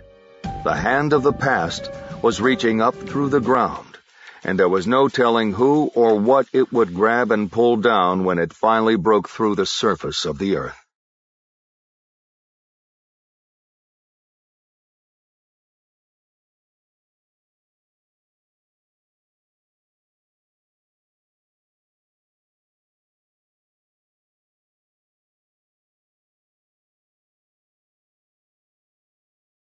Chapter 29. Bosch spent the morning in his room, leaving only briefly to walk across the parking lot to the liquor store to buy a carton of milk and some donuts for breakfast. He left the Do Not Disturb sign hooked on the knob and chose to make the bed and hang the towels himself. He called his daughter before she left for school and talked to Hannah as well. Both conversations were quick and of the have-a-great-day variety. He then got down to work, spending the next 2 hours on his laptop, updating in full detail the ongoing summary of the investigation. Once finished, he returned the computer and all the documents he'd used to his backpack. Before leaving, he prepared his room, sliding the bed against one wall to create an open center space under the ceiling light. He then moved the table from the kitchenette under the light. His last move was to take the shades off the 2 bedside lamps and position the lights so they would shine toward the face of the individual who sat on the left side of the table. At the door, he reached into the back pocket of his pants to make sure he still had the room key. He felt the plastic fob attached to the key, and something else. He pulled out Detective Mendenhall's business card and realized it had been in his pants since he found it waiting for him on his desk. The card prompted him to think about calling Mendenhall to see if she had gone to San Quentin yesterday, as she had told Hannah she would. He dismissed the idea, deciding to stay focused on the wave of momentum the call from Charlotte Jackson had provided. He pocketed the card again and opened the door. He made sure the Do Not Disturb sign remained in place and pulled the door closed. It was an investigative standard. The best and fastest way to break a conspiracy was to identify the weakest link in the chain and find a way to exploit it. When one link was broken, the chain would come loose. Most often, the weakest link was a person. Bosch believed he was looking at a 20-year-old conspiracy that involved at least 4 people, possibly 5. 1 was dead, 2 were wrapped in the protections of power, money, and the law. That left John Francis Dowler and Reginald Banks. Dowler was out of town, and Bosch didn't want to wait for him to come back. He had speed, and he wanted to keep it. That left Banks, not only by default, but because Bosch believed it had been Banks who had made the call 10 years ago to check on the case. That was an indication to Bosch of worry, of fear, and those were signs of weakness that Bosch could exploit. After an early lunch at the In-N-Out Burger on Yosemite Avenue, and then a stop at a nearby Starbucks, Bosch drove back to Crow's Landing Road and found the same spot at the curb from which he could watch Reginald Banks at work. At first he didn't see Banks at the desk that he had occupied the day before. The other salesman was in place at his desk, but no Banks. But Bosch waited patiently, and 20 minutes later Banks appeared, coming from a back room in the dealership and carrying a cup of coffee. He sat down, tapped the space bar on his keyboard, and started making a series of phone calls, each time after running a finger across his computer screen. Bosch guessed he was cold-calling former customers, seeing if they were ready to trade that old tractor in. Bosch watched for another half hour, working on his story as he watched. When the other salesman got busy with a live customer, Bosch made his move. He got out of his car and walked across the street to the dealership. He stepped into the showroom and moved to the all-terrain vehicle closest to where Banks sat at his desk, talking on the phone. Harry started circling the machine, which was a 2-seat four-wheeler with a small flatbed and a roll bar. The price tag was on a molded plastic stand right next to it. As Bosch expected, Banks soon hung up his phone. "You looking for a gator?" he called from his desk. Bosch turned and looked at him as if noticing him for the first time. "I might be," he said. "You don't have a used one of these, do you?" Banks got up and came over. He was wearing a sport coat and a tie pulled loose at the collar. He stood next to Bosch and looked at the ATV as if assessing it for the first time. "This is the top-of-the-line XUV model. You got all-wheel drive, fuel injection, 4-stroke engine so it's nice and quiet. And let's see, adjustable shocks, disc brakes, and the best damn warranty you'll ever get on one of these bad boys. I mean, everything you need's right there. It's as unstoppable as a tank, but you get John Deere comfort and reliability. By the way, I'm Reggie Banks." He put his hand out, and Bosch shook it. "Harry." "Okay, Harry, nice to meet you. You want to write it up?" Bosch chuckled like a nervous buyer. "I know it's got what I want. I just don't know if I need it to be brand new. I didn't realize these things cost so much. I could almost buy a car." "Worth every penny, though. Plus, we got a rebate program that'll take some of the sting off." "Yeah? How much of the sting?" $500 cash back and $250 in service coupons. I could talk to my manager about knocking $1 or $2 off the sticker, but he won't go much. We sell a lot of these things." "Yeah, but why do I need service coupons when you say the thing runs like a tank?" "Maintenance and upkeep, my man. Those coupons will cover you at least a couple years. Get what I'm saying?" Bosch nodded and stared at the vehicle as if contemplating things. "So you don't have anything used?" he finally asked. "We could go look out back." "Let's do that. I gotta at least be able to tell my old lady I checked the inventory." "Good deal. Let me grab some keys." Banks went into the manager's office along the back wall of the showroom and soon came out with a large ring of keys. He led Bosch down a hallway to the rear of the building. They went out a doorway into the fenced lot, where the used tractors and ATVs were stored. A row of ATVs lined the rear wall of the dealership. "What I got is over here," Banks said, leading the way. "Recreation or commercial?" Bosch wasn't sure what he meant, so he didn't answer. He acted like he didn't hear the question because he was mesmerized by the shiny row of vehicles. "You got a farm or a ranch, or are you just going mud jumping?" Banks asked, making it clearer to Bosch. "I just bought a vineyard up near Lodi. I want something that can fit between the rows and get me out there fast. I'm too old to be walking that far." Banks nodded like he knew the story. "A gentleman farmer, huh?"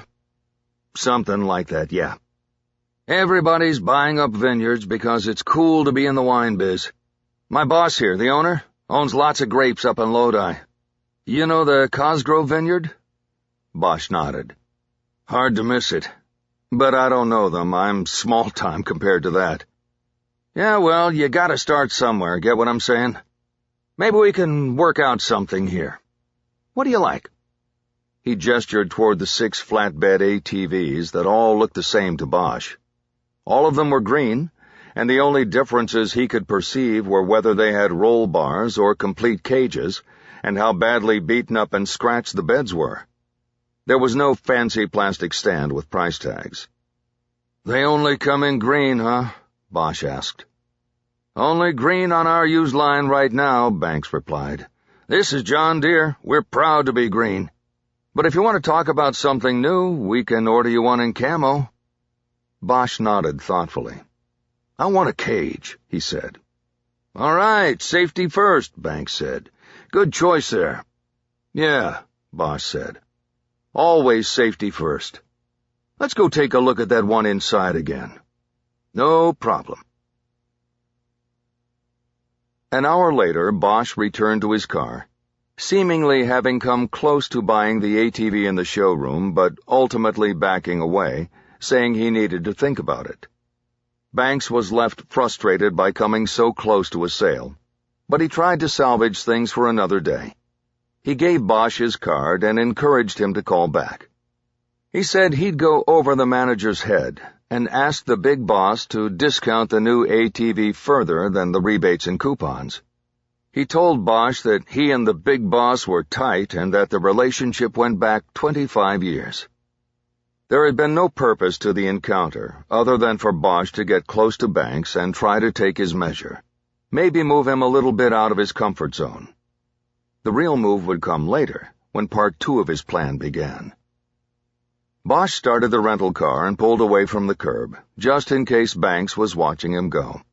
He then drove 2 blocks up Crow's Landing, made a U-turn, and came back down to the dealership. He parked half a block short of it and on the other side of the street this time, but still with a view of Banks at his desk. Banks never got another live customer the rest of the day. He worked the phones and computer sporadically, but it didn't look to Bosch as though he had much success. He fidgeted nervously in his seat, repeatedly drumming his fingers on the desk and getting up and down to refill his coffee cup from the back. Twice Bosch saw him sneak a pour out of a pint bottle taken from a desk drawer into his coffee. At 6 p.m., Banks and the rest of the staff closed shop and left the dealership en masse. Bosch knew that Banks lived north of Modesto and Manteca, so he pulled away from the curb, drove past the dealership, and then turned around so he would be in position to follow him home. Banks pulled out in a silver Toyota and started north as expected. But then he surprised Bosch by taking a left on Hatch Road and vectoring away from the 99. At first Bosch thought Banks was following a shortcut, but soon it became apparent that was not the case. He'd have been home already if he'd just jumped on the freeway. Bosch followed him into a neighborhood that was a mixture of industrial and residential. On one side were lower-income and middle-class homes jammed together as tight as teeth, while on the other side there was a steady procession of junkyards and auto-crushing operations. Bosch had to fall back on Banks for fear he would be noticed. He lost sight of him when Hatch Road started bending along with the shape of the nearby Tuolumne River. He sped up and came around a bend, but the Toyota was gone. He kept going, increasing his speed, and realized too late that he had just driven by a VFW post. On a hunch, he slowed down and turned around. He drove back to the VFW and pulled into the lot. He immediately saw the silver Toyota parked around behind the building as if hidden. Bosch guessed that Banks was stopping for a drink on his way home and didn't want anyone to know it. It was dimly lit when Bosch walked into the bar. He stood still for a moment while his eyes adjusted so he could look for Banks. He didn't have to. "Well, look who it is." Bosch turned to his left, and there was Banks, sitting by himself on a bar stool, his sport coat off and his tie long gone. A young bartender leaned over as she put a fresh drink down in front of him. Bosch acted surprised. "Hey, what are you—" "I just came in for a quick one before heading north." Banks signaled him over to the stool next to him. "Join the club." Bosch came over, pulling out his wallet. "I'm already in the club." He pulled out his VA card and tossed it on the bar. Before the bartender could check it, Banks snatched it off the scarred bar top and looked at it. "I thought you said your name was Harry." "It is. People call me Harry." "Hi, how do you say this crazy name?" "Hieronymus. It's the name of a painter from a long time ago." "I don't blame you for going with Harry." Banks handed the ID card to the bartender. "I can vouch for this guy, Laurie. He's good people." Laurie didn't give the card much of a look before passing it back to Bosch. "Harry, meet the Triple L," Banks said. "Laurie Lynn Lucas, the best bartender in the business." Bosch nodded his greeting and slid onto the stool next to Banks. It seemed to him that he had pulled it off. Banks was not suspicious of the coincidence, and if he kept drinking, any suspicions would move even farther away. "Laurie, put him on my tab," Banks declared. Bosch said thanks and ordered a beer. Soon an ice-cold bottle was in front of him, and Banks brought his glass up to toast. To us warriors." Banks clinked his glass off Bosch's bottle and slurped down a third of what looked like a Scotch rocks. When Banks had extended his glass, Bosch saw that he wore a big military watch with multiple dials and a timing bezel. It made him wonder how that fit in with selling tractors. Banks looked at Bosch with squinted eyes. "Let me guess. Vietnam." Bosch nodded. "And you?" "Desert Storm, baby. The first Gulf War." They clinked bottle to glass once again. "Desert Storm," Bosch said appreciatively. "That's one I don't have." Bosch narrowed his eyes. "One you don't have of what?" he asked. Bosch shrugged. "I'm sort of a collector. Something from every war, that sort of thing. Mostly enemy weapons. My wife thinks I'm a nut." Banks didn't say anything, so Bosch kept the riff going. "My prize piece is a Tonto taken off the body of a dead Jap in a cave on Iwo Jima. He'd used it." "What, is that a gun?" "No, a blade." Bosch pantomimed dragging a knife left to right across his stomach. Lori Lynn made a sound of disgust and moved toward the other end of the bar. "I paid $2,000 for it," Bosch said. "It would have been less if, it hadn't been used." "Did you bring anything interesting from Iraq?" "Never was there, actually. I was based in S.A. and made a few runs into Kuwait. I was in transport." He finished his drink as Bosch nodded. "So, no real action, huh?" Banks wrapped his empty glass on the bar. "Laura, you working tonight or what?"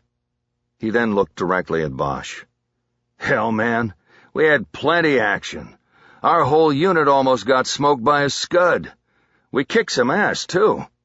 And like I said, I was in Transpo. We had access to everything and knew how to get it back stateside." Bosch turned to him like he was suddenly interested. But he waited until Lori Lynn was finished freshening Banks' drink and moved away again. Bosch spoke in a quiet, conspiratorial tone. "What I want is something from the Republican Guard. You know anybody with that stuff? This is the reason I stop at the VFW every time I'm in a new town. This is where I find this stuff. I got the Tonto off an old guy I met in the Post Bar over in Tempe. That was like 20 years ago." Banks nodded, trying to follow the words through his growing alcoholic fog. "Well, I know guys. They got all kinds of stuff back here. Guns, uniforms, whatever you want. But you gotta pay, and you can start by buying the fucking gator you spent all day looking at." Bosch nodded. "I hear you. We can talk about that. I'll come on back by the dealership tomorrow. How's that?" "Now you're talking, partner." Chapter 30. Bosch managed to get out of the VFW without buying Banks a drink and apparently without Banks noticing that Bosch drank less than half of his beer. Once back in his car, Bosch drove to the far end of the parking lot, where there was a boat ramp providing access to the river. He parked next to a line of pickup trucks with empty boat trailers attached. He waited another 20 minutes before Banks finally came out of the bar and got into his car. Bosch had seen him put down 3 drinks in the bar. He assumed there had been one before he got there, and at least one after. His concern was that if Banks showed obvious evidence of driving impairment, Bosch would have to pull him over too soon to stop him from possibly hurting himself and others. But Banks was also a skilled drunk driver. He pulled out and started east on Hatch, back the way he had come. Bosch followed from a distance, but kept his eyes on the taillights in front of him. He saw no swerving, speeding, or unexplained braking.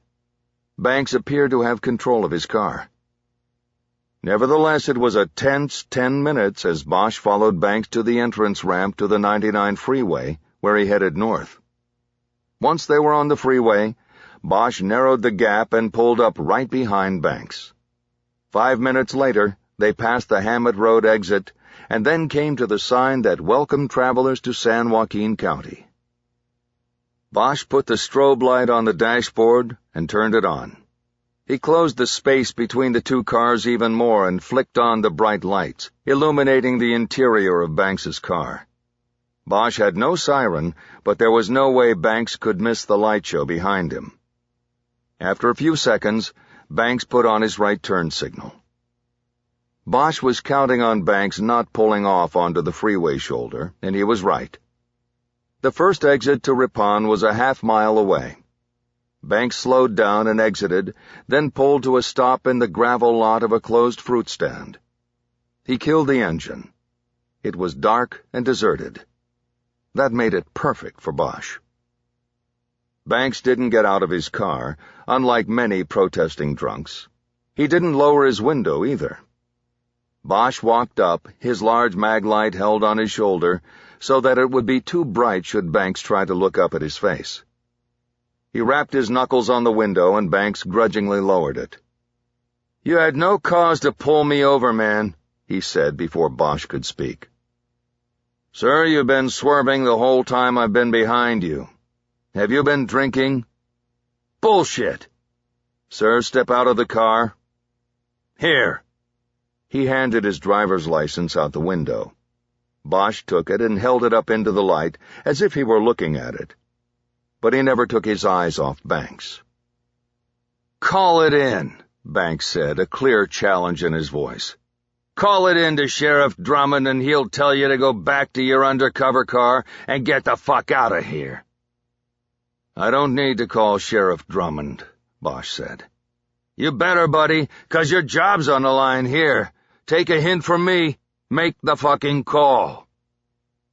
"No, you don't understand, Mr. Banks. I don't need to call Sheriff Drummond because this isn't Stanislaus County. This is San Joaquin County, and our sheriff is named Bruce Eli. I could call him, but I don't want to piss him off over something as small as a suspected drunk driver." Bosch saw Banks drop his head down as he realized he had crossed the county line and gone from protected to unprotected territory. "Step out of the car," Bosch said. "I won't ask you again." Banks shot his right hand to the ignition and tried to start the car, but Bosch was ready for it. He dropped the mag light and quickly reached into the car, prying Banks's hand off the ignition before he could get the car started. He then held Banks by the wrist with one hand while he used the other to open the door. He pulled Banks out of the car and spun him around, pushing his chest against the side of the car. "You are under arrest, Mr. Banks, for resisting an officer on suspicion of drunk driving." Banks struggled as Bosch pulled his arms behind his back to cuff him. He managed to turn and look back. The driver's door was open and the interior light was on. There was enough light for him to recognize Bosch. "You?" "That's right." Bosch managed to finish cuffing Banks's wrists together. "What the fuck is this?" "This is you being arrested. Now we're going to walk to the back door of my car, and if you struggle with me again, you are going to trip and fall right on your face, you understand? You'll be spitting out gravel, Banks. You want that?" "No, I just want a lawyer." "You get a lawyer once you're booked. Let's go." Bosch jerked him away from his car and walked him back to the Crown Vic. The strobe light was still pulsing. Bosch took him to the rear passenger side door, put him in the seat, and then buckled his seatbelt. "If you move from this spot while we're driving, you're going to get the butt end of my flashlight in your mouth. Then you'll want a dentist to go with your lawyer. Am I clear?" "Yes, I won't fight. Just take me in and get me my lawyer." Bosch slammed the door shut. He went back to Banks's car, took the keys out of the ignition and locked it up. The last thing he did was go back to his car for the out-of-gas note he had used the night before. He took it to Banks's car and clipped it under the windshield wiper. As he returned to his car, Bosch saw a car silhouetted by the lights from the freeway. The car was dark, and parked on the shoulder of the freeway exit. Bosch didn't remember passing a car parked there when he exited behind Banks. The interior of the car was too dark for Bosch to see if there was anyone in it. He opened his door and got in, killed the strobe, and dropped it into drive. He then quickly pulled out of the gravel lot and drove down the freeway frontage road. The whole way he kept his eye on the rear-view mirror, half to check on Banks and half to check for the mystery car. Bosch pulled into the parking lot of the Blue Light and saw that there were only 2 other cars, and they were on the other side of the lot from Bosch's room. He backed into the slot that put the passenger side of his car closest to his room's door. "What's going on here?" Banks demanded. Bosch didn't answer. He got out and used his key to open his room's door. He then went back to the car and scanned the parking lot before getting Banks out of the back seat. He walked him quickly toward the door, his arm around him as if he were supporting a drunk being taken to his room. Inside the room, he hit the light switch, kicked the door closed behind him, and walked Banks to the chair at the table that positioned him facing the lights. "You can't do this," he protested. "You have to book me and give me a lawyer." Bosch still said nothing. He moved behind Banks, uncuffed one of his wrists, and looped the cuff and chain through the 2 bars that supported the back of the chair. He then put the cuff back on Banks's wrist, securing him to the chair. "You are gonna be so fucked," Banks said. "I don't care which county this is. You cross the line, you fuck. Take the cuffs off." Bosch didn't answer. He walked into the kitchenette and filled a plastic cup with water from the sink. He then went to the table and sat down. He drank some of the water and put the cup on the table. "Are you fucking listening to me? I know people, powerful people in this valley, and you have so fucked yourself." Bosch stared at him without speaking. The seconds went by. Banks tensed his muscles, and Bosch heard the cuffs rattling against the chair's support bars. But the effort failed. Banks leaned forward in defeat. "Are you going to say something or not?" he yelled. Bosch took out his phone and put it down on the table. He took another drink of water and then cleared his throat. He finally spoke in a calm, matter-of-fact voice.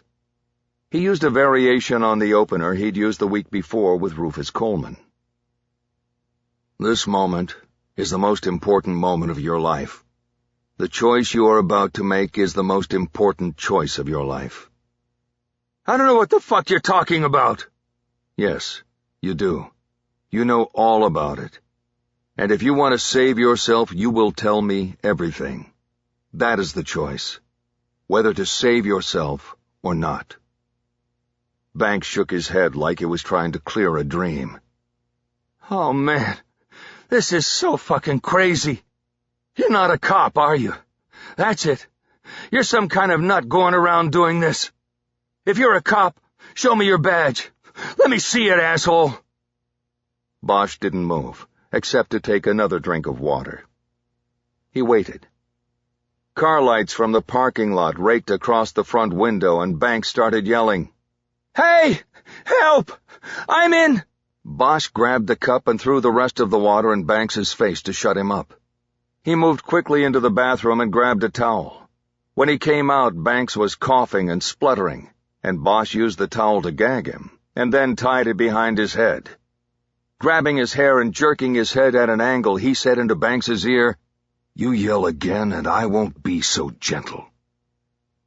Bosch walked to the window and split the blinds with a finger. He could only see the 2 cars that were already in the lot when they arrived. Whoever had just driven into the lot had apparently turned around and then driven out. He turned back to check on Banks, then took his jacket off and threw it on the bed, exposing the pistol holstered on his hip. He sat back down across from Banks. "Okay, where were we?" "Right. The choice. You have a choice to make tonight, Reggie. The immediate choice is whether to speak to me or not, but that decision has great implications for you. It's really a choice between spending the rest of your life in prison or ameliorating your situation with your cooperation. You know what ameliorate means? It means make better." Banks shook his head, but not to say no. It was more of an, "I can't believe what is happening to me" shake of the head. "Now I'm going to take the gag off, And if you try to yell out again, then there are going to be consequences. But before I do that, I want you to concentrate on what I tell you here for the next few minutes, because I want you to really understand the position you're in. You understand?" Banks dutifully nodded and even tried to voice his agreement through the gag, but it came out as an unintelligible sound. "Good," Bosch said. "Here's the deal. You are part of a conspiracy that has lasted more than 20 years. It is a conspiracy that started on a boat called the Saudi Princess, and it has lasted until this very moment." Bosch watched Banks's eyes grow large and fearful as he processed what was said. There was now a growing look of terror in them. "You're either going to prison for a very long time, or you are going to cooperate and help us break open the conspiracy. If you cooperate, then you have a shot at some leniency, a chance to avoid spending the rest of your life in a prison. Can I take the gag away now?" Banks nodded vigorously. Bosch reached across the table and roughly pulled the towel off his head. "There," he said.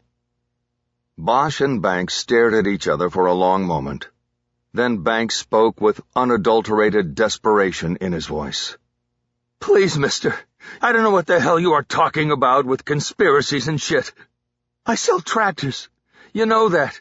You saw me, man. That's what I do. If you want to ask me questions about a John—" Bosch slammed his palm down hard on the table. "Enough!" Banks held quiet, and Bosch got up. He went to the case file that was in his backpack and brought it back to the table. He had stacked the deck that morning, preparing the file so that it could be opened and photos and documents could be presented in a sequence of his choosing. Bosch opened it, and there was one of the photos of Annika Jesperson on the ground in the alley. He slid it across the table so that it was right in front of Banks. "There's the woman you 5 killed, and then you covered it up." "You're crazy! This is so—" Bosch slid the next photo across, a shot of the murder weapon. "And here's the Iraqi army pistol she was killed with, one of the weapons you told me earlier you smuggled back from the Gulf." Banks shrugged. "So, what are they going to do to me? Take away my VFW card? Big fucking deal. Get these pictures out of my face." Bosch slid the next one across. Banks, Dowler, Cosgrove, and Henderson on the pool deck of the Saudi Princess. "And there you 4 are together on the Princess the night before you all got drunk and raped Annika Jesperson." Banks shook his head, but Bosch could tell the last photo had hit its target. Banks was scared because even he knew that he was the weak link. Dowler might be right there with him, but Dowler wasn't handcuffed to a chair. He was. All the fear and worry boiled up inside, and Banks made a colossal mistake. "The statute of limitations on a rape is 7 years, and you've got nothing on me. I didn't have a fucking thing to do with any of the other shit." It was a major concession on his part. All Bosch had was a conspiracy theory with no evidence to back it up. The play with Banks had only one purpose: to turn him against the others, to make him the evidence against them. But Banks didn't appear to understand what he had said, what he had given. Bosch rolled with it. "Is that what Henderson said? That you all were in the clear on the rape? Is that why he made a move on Cosgrove, wanted money for his own restaurant?" Banks didn't answer. He seemed stunned by Bosch's knowledge of things. Bosch had been reaching, but not without confidence in how all things between the men who had been on the boat were linked. "Only that move sort of backfired on him, huh?" Bosch nodded as if confirming his own statement. He saw some sort of realization come into Banks's eyes. It was what he was waiting for. "That's right," Bosch said. "We've got Dowler, and he doesn't want to go away for the rest of his life, so he's been cooperating." Banks shook his head. "That's impossible. I just talked to him on the phone, right after you left the post." That was the trouble with improvising. You never knew when your story would bump into irrefutable facts. Bosch tried to cover by smiling slyly and nodding. Of course you did. He was with us when you called him. He said exactly what we told him to say to you. And then he went back to telling us stories about you and Cosgrove and Drummond. Drummer, as you guys called him back then.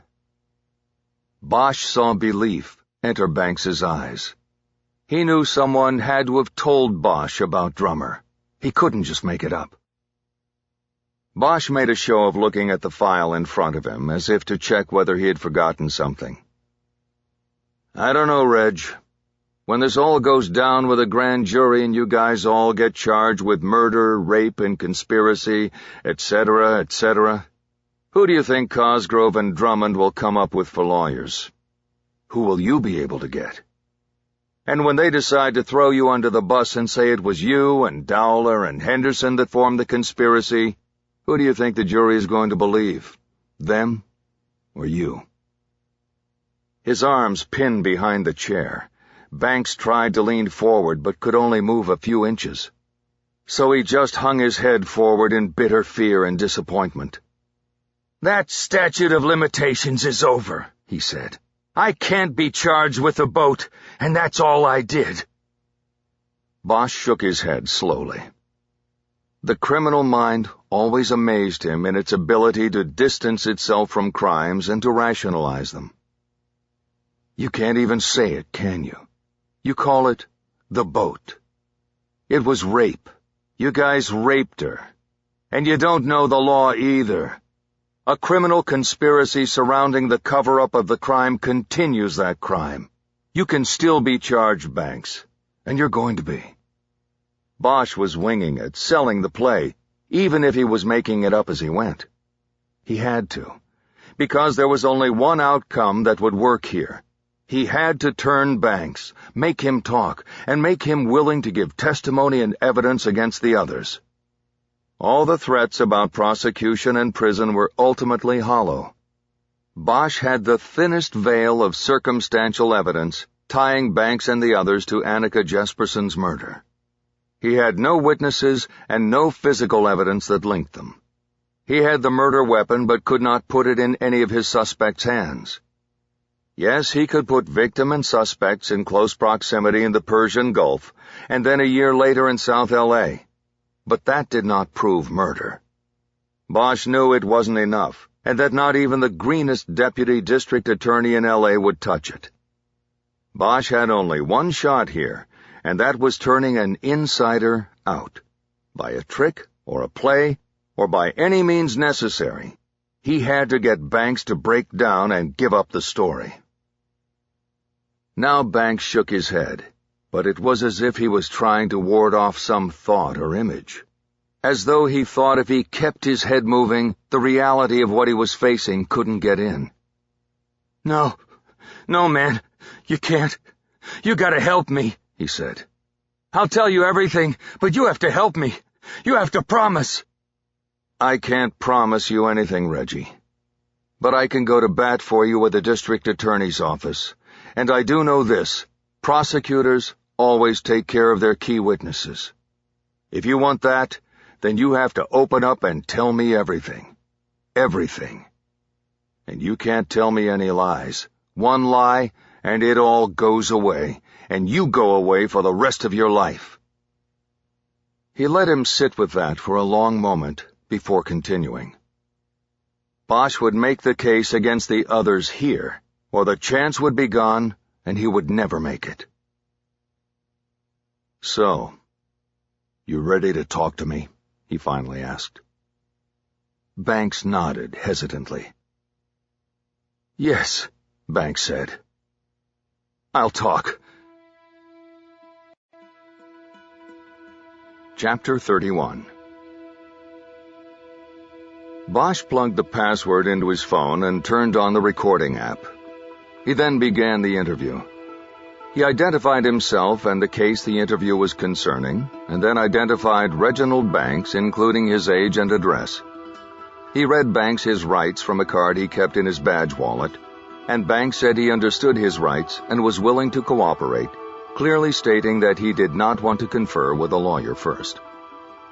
From there, Banks told a 20-year story in 90 minutes, beginning with the Saudi princess. He never used the word rape, but he acknowledged that 4 of them, Banks, Dowler, Henderson, and Cosgrove, had sex with Annika Jesperson in a stateroom on the ship while she was incapacitated by alcohol and a drug Cosgrove had slipped into her drink. Banks said Cosgrove called the drug Romp and Stomp, but Banks didn't know why. He said it was something given to cattle to calm them down before they were transported. Bosch guessed he was talking about a veterinary sedative called Rompin. It had come up in other cases he had worked. Banks continued, saying that Jesperson had been specifically targeted by Cosgrove, who told the others she was probably a natural blonde and that he had never been with a woman like that before. When Bosch asked if J.J. Drummond was in the stateroom during the attack, Banks emphatically said no. He said afterward that Drummond knew what happened, but that he was not part of it. He said the 5 men were not the only men from 237th Company on leave on the ship at that time, but that no one else was involved. Banks cried as he told the story, often saying how sorry he was to have been a part of what happened in the stateroom. "It was the war, man. It just did something to you." Bosch had heard that excuse before. The idea that the life-and-death pressures and fears of war should give someone a free pass on despicable and criminal actions they would never commit or even contemplate back home. It was used to excuse everything from killing villages full of people to gang-raping an incapacitated woman. Bosch didn't buy it, and thought Annika Jesperson had it right. These were war crimes, and they weren't excusable. He believed that war brought out the true character in a person, good or bad. He had no sympathy for Banks or the others. "Is that why Cosgrove brought the Romp and Stomp overseas with him? In case the war did something to him? How many other women did he use it on over there? And what about before? What about in high school? You all went to school together, I bet. Something tells me you guys didn't just try it out for the first time on that boat." "No, man, it wasn't me. I never used that stuff. I didn't even know he used it then. I thought she was just, drunk. Drummond told me that later." "What are you talking about? You told me Drummond wasn't there." "He wasn't. I'm talking about later, after we got back here. He knew what happened in that room. He knew everything." Bosch needed to know more before he could assess Drummond's role in the crimes against Annika Jesperson. Keeping Banks from comfortably spinning his story, he inexplicably jumped in time to the L.A. riots in 1992. "Tell me about Crenshaw Boulevard now," he said. Banks shook his head. "What?" he said. "I can't." "What do you mean you can't? You were there." "I was there, but I wasn't there. You know what I'm saying?" "No, I don't know. You tell me." "Well, of course I was there. We were called out. But when that girl got shot, I was nowhere near that alley. They had me and Henderson checking IDs down at the roadblock at the other end of the formation." "So, you're saying now, and it's on tape, that you never saw the girl, Annika Jesperson, alive or dead while you were in L.A.? The formality of the question gave Banks pause. He knew that Bosch was locking in his story.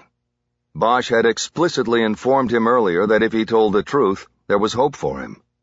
But he had warned him that if he lied even once, all bets were off, and any effort by Bosch to ameliorate Banks's situation would be stopped. As a cooperating witness, Banks was no longer handcuffed. He brought his hands up and ran his fingers through his hair. 2 hours before, he had been on a stool at the VFW. Now he was figuratively fighting for his life, a life that one way or the other would surely be different after this night. "Okay, wait, I'm not saying that. I saw her. Yeah, I saw her, but I didn't know nothing about her getting shot up in that alley. I wasn't near there. I found out it was her after we got back up here like 2 weeks later, and that's the truth." "All right, then. Tell me about seeing her."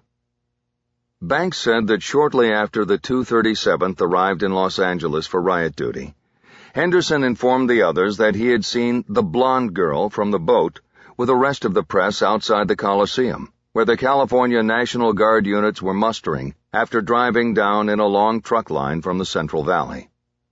At first the others didn't believe Henderson, but Cosgrove sent Drummond to check the media line because he hadn't been in the room on the Saudi princess and wouldn't be recognized. "Yeah, but how would he recognize her?" Bosch asked. He had seen her on the boat, so he knew what she looked like. He just hadn't gone to the room with us. He said 4 was a crowd. Bosch computed that and told Banks to go on with the story. He said that Drummond came back from the media line and reported that the woman was indeed there. "I remember we were saying, 'What does she want and how the hell did she find us?' But Cosgrove wasn't worried. He said she couldn't prove anything. This whole thing was before DNA and CSI stuff like that. Get what I'm saying?" "Yeah, I get it. So when did you personally actually see her?" Banks said that once their unit received orders and moved out to Crenshaw Boulevard, he saw Jesperson. She had followed the transport and was taking photographs of the men in the unit as they deployed along the boulevard.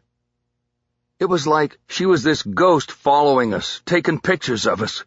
It was creeping me out. Henderson, too. We thought she was like going to do a story on us or something."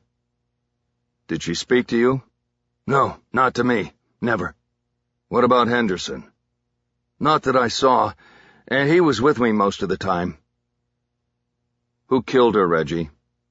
Who took her in that alley and killed her?" "I wish I knew, man, because I would tell you, but I wasn't up there." "And you 5 guys never talked about it after?" "Well, yeah, we talked, but it was never said who did what. Drummer took charge and said we had to make a pact never to talk about it again. He said Carl was rich and he would take care of everybody as long as we kept quiet about it. And if we didn't, he said he'd make sure we all went down for it." "How?" "He said he had the evidence. He said that what happened on the boat was motive and that we'd all get charged. Conspiracy to commit murder." Bosch nodded. It all fit with his own conspiracy theory. "So who actually shot the woman? Was it Carl? Is that what you took from all that?" Banks shrugged. "Well, yeah, that's what I always thought. He pushed her into that alley or lured her in there, and the others kept watch for him. They were together up there, Carl, Frank, and Drummer. But me and Henderson, we weren't there, man, I'm telling you." And then that night, Frank Dowler goes into the alley to take a leak and just happens to discover the body. Banks just nodded. Why? Why'd he bother? Why didn't they just leave the body there? It probably wouldn't have been found for at least a few days. "I don't know. I think they thought that if they found it during the riots, the investigation would be all messed up. You know, like it would be hurried. Drummer was a deputy up here, and he knew about cop stuff. We were hearing stories about how nothing was being done about anything. It was crazy out there." Bosch stared at him for a long moment. "Yeah, well, they were right about that," he said. Bosch paused there, as he tried to consider what he still needed to ask. Sometimes when a witness opened up, there were so many aspects of a case or a crime to cover that it was hard to keep track. He remembered that what had brought him to this moment with Banks was the gun. Follow the gun, he reminded himself. "Whose gun was used to kill her?" he asked. "I don't know. Not mine. Mine's at home in a safe." "You all had Berettas from Iraq?" Banks nodded and told a story about their unit driving truckloads of seized Iraqi weapons out to a hole dug in the ground in the Saudi desert so that they could be blown apart and buried. Almost all the members of the unit working the operation cadged handguns from the trucks, including the 5 men who would later be on the Saudi Princess at the same time as Annika Jesperson. The weapons were then shipped home, hidden by Banks, the company's inventory officer, in the bottom of the company's equipment cartons. "It was like the fox guarding the hen house," Banks said. "We were a transportation company, and I was one of the guys in charge of breaking everything down and putting it in cartons. Getting those guns home was easy." "And then you distributed them when you got back here." "That's right. And all I know is that I still got mine at home in the safe, so that proves I wasn't the one who killed her." "Were you all carrying them in L.A.? "I don't know. I wasn't. You'd have to hide the thing the whole time." "But you were going to a city that you saw on TV was totally out of control. You didn't want to bring something extra just in case?" "I don't know. I didn't." "Who did?" "I don't know, man. We weren't that tight anymore, you know? After Desert Storm, we came back and we all did our own thing. And then when we got called back up for L.A., we were back together, but nobody asked nobody who was bringing their extra gun with them." "All right. But one more thing about those guns.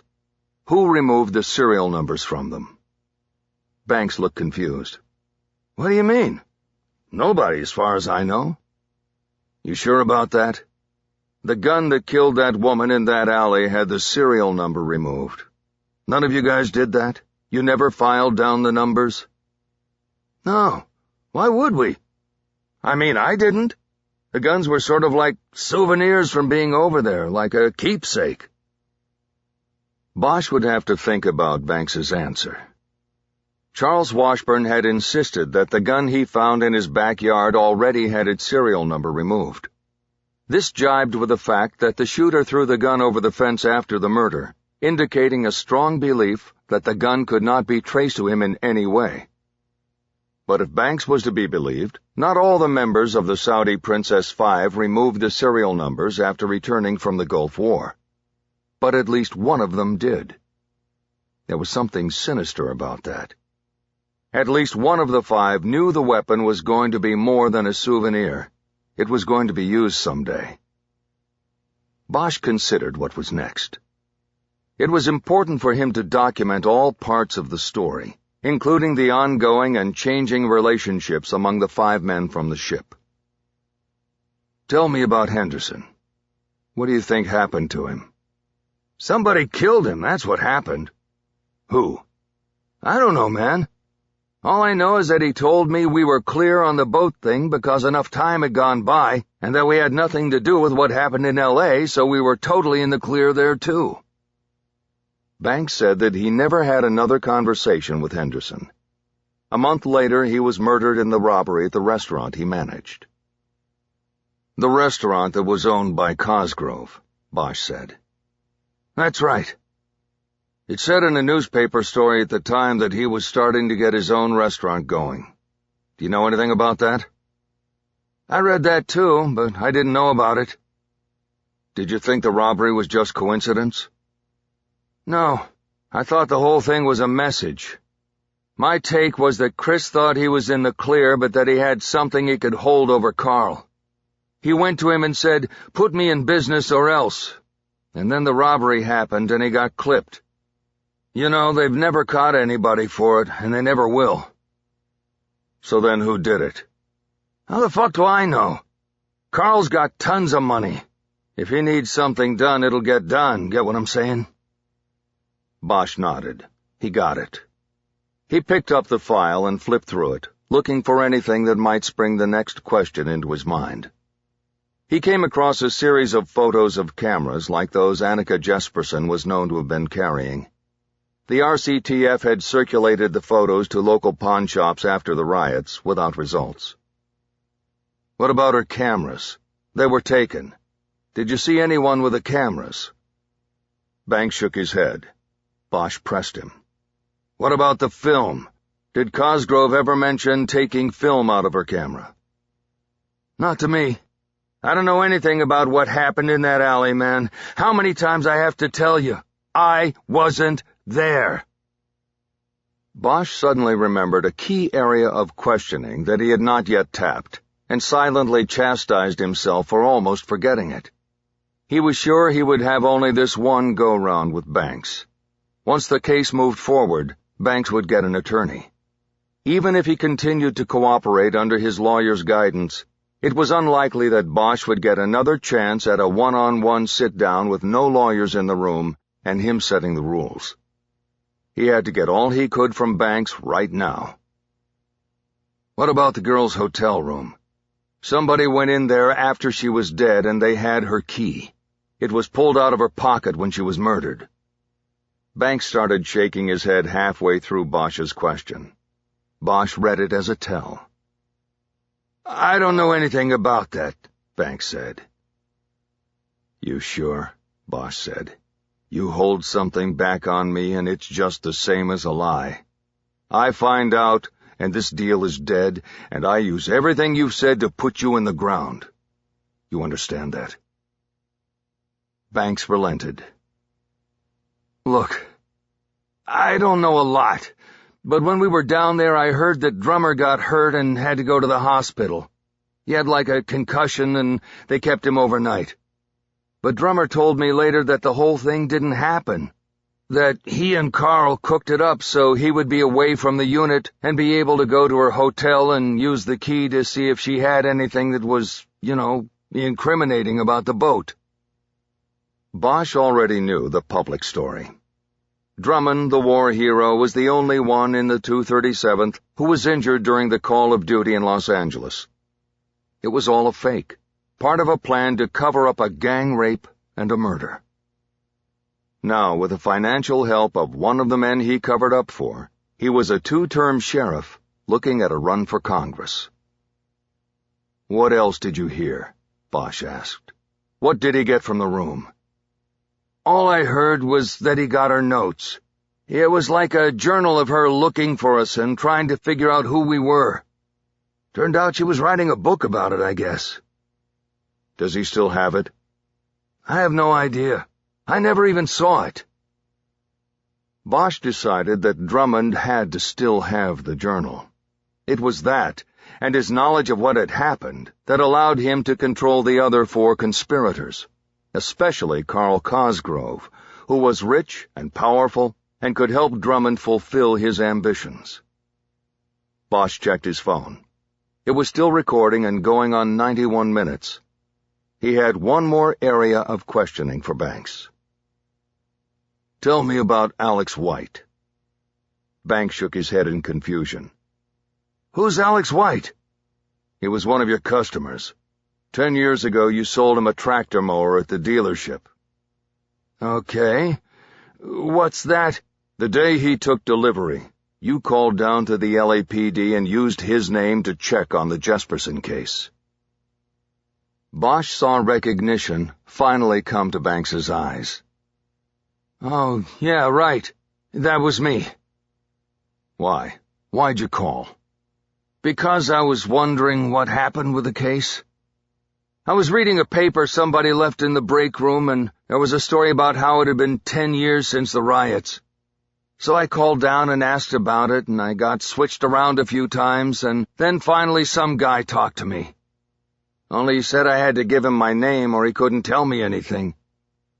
So, I don't know. I saw the name on a piece of paper or something and just said I was Alex White. I mean, he didn't have my number or nothing, so I knew it wouldn't add up to anything." Bosch nodded, realizing that if Banks hadn't made the call, then he might not have connected things to Modesto, and the case would still be cold.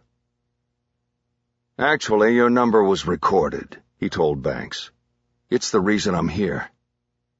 Banks nodded glumly. "But there's something I don't understand," Bosch said. "Why did you call? You guys were in the clear. Why risk raising suspicion?" Banks shrugged and shook his head. "I don't know. It was sort of spur of the moment. The newspaper made me start thinking about that girl and what happened. I was wondering if, they were still looking for anybody." Bosch checked his watch. It was 10 o'clock. It was late, but Bosch didn't want to wait until the morning to drive Banks to Los Angeles. He wanted to keep his momentum. He ended the recording and saved it. Being a man who never trusted modern technology, Bosch then did a rare thing. He used the phone's email feature to send the audio file to his partner as a just-in-case measure. Just in case his phone failed, or the file was corrupted, or he dropped the phone in the toilet.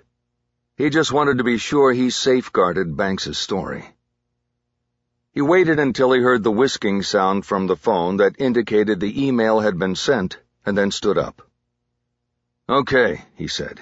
"We're done for now." "Are you going to take me back to my car?" "No, Banks. You're coming with me." "Where?" "Los Angeles." "Now?" "Now. Stand up." But Banks didn't move. "Man, I don't want to go to L.A. I want to go home. I got kids." "Yeah, when was the last time you saw your kids?" That gave Banks pause. He had no answer. "I thought so. Let's go. Stand up." "Why now? Let me go home." "Listen, Banks, you're going with me to L.A. In the morning I'm going to sit you down in front of a deputy DA who will take your official statement and then probably waltz you into the grand jury. After that, he'll decide when you get to go home." Banks still didn't move. He was a man frozen by his past. He knew that whether or not he escaped criminal prosecution, his life as he knew it was over. Everyone from Modesto to Manteca would know the part he played, then and now. Bosch started gathering the photos and documents and returning them to the file. "Here's the deal," he said. "We're going to L.A., and you can sit up in the front next to me, or I can arrest you and cuff you and put you in the back seat. You make that long drive hunched over like that, and you'll probably never walk straight again. Now how do you want to go?" Okay, I'll go. But I gotta take a leak first. You saw how much I was drinking, and I didn't take a piss before I left the post." Bosch frowned. The request wasn't unreasonable. In fact, Bosch was already trying to figure out how to use the bathroom himself without giving Banks a chance to change his mind on the whole thing and run out the door. "All right," he said. "Come on." Bosch went into the bathroom first and checked the window over the toilet. It was an old louvered window with a crank handle. Bosch was able to pull the handle off easily. He held it up so Banks would see he wasn't going anywhere. "Do your business," he said. He stepped out of the bathroom, but left the door open so he would hear any effort by Banks to open or break the window. While Banks urinated, Bosch looked around for a place to cuff him so he could in turn use the bathroom before the 5-hour drive. He settled on the bars that were part of the design of the bed's headboard. Bosch hurriedly started packing, basically throwing his clothes into his suitcase without care. When Banks flushed the toilet and came out of the bathroom, Bosch walked him over to the bed and made him sit while he cuffed him to the headboard. "What the hell is this?" Banks protested. "Just making sure you don't change your mind while I'm taking a leak." Bosch was standing over the toilet and just finishing his own business when he heard the front door crash open. He quickly zipped up and ran into the bedroom, prepared to chase Banks down, when he saw that Banks was still cuffed to the headboard. His eyes moved to the open door and the man standing there with a gun. Even without the uniform or the Hitler mustache that had been drawn on his campaign poster, Bosch easily recognized J.J. Drummond, sheriff of Stanislaus County. He was big and tall and handsome with an angular jaw, a campaign manager's dream. Drummond entered the room alone, careful to keep the gun aimed at Bosch's chest.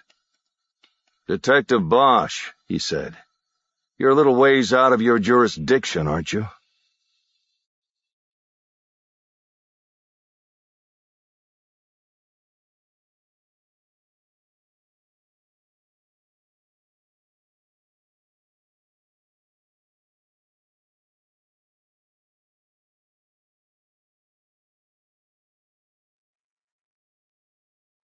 Chapter 32. Drummond told Bosch to raise his hands. He came over and removed Bosch's gun from its holster and put it into the pocket of his green hunting jacket. Then he signaled with his own gun toward Banks. "Uncuff him." Bosch pulled his keys from his pocket and released Banks from the headboard. "Take the cuffs off him and put one on your left wrist." Bosch did as he was told and put his keys back in his pocket. "Now, Reggie, cuff him up, behind the back." Bosch put his hands behind his back and let Banks cuff him. Drummond walked over to him then, close enough that he could touch him with the muzzle of his gun if he wanted to. "Where's your phone, detective?" "Right front pocket." As Drummond dug the phone out, he locked eyes with Bosch from a foot away. "Should have left things alone, detective," he said. "Maybe," Bosch said. Drummond reached into Bosch's other pocket and took out the keys. He then patted Bosch's pockets to make sure there was nothing else. Stepping over to the bed, he picked up Bosch's jacket and felt through it until he came up with Bosch's badge wallet and the keys to the rental car. He put everything he had confiscated into the other pocket of his jacket.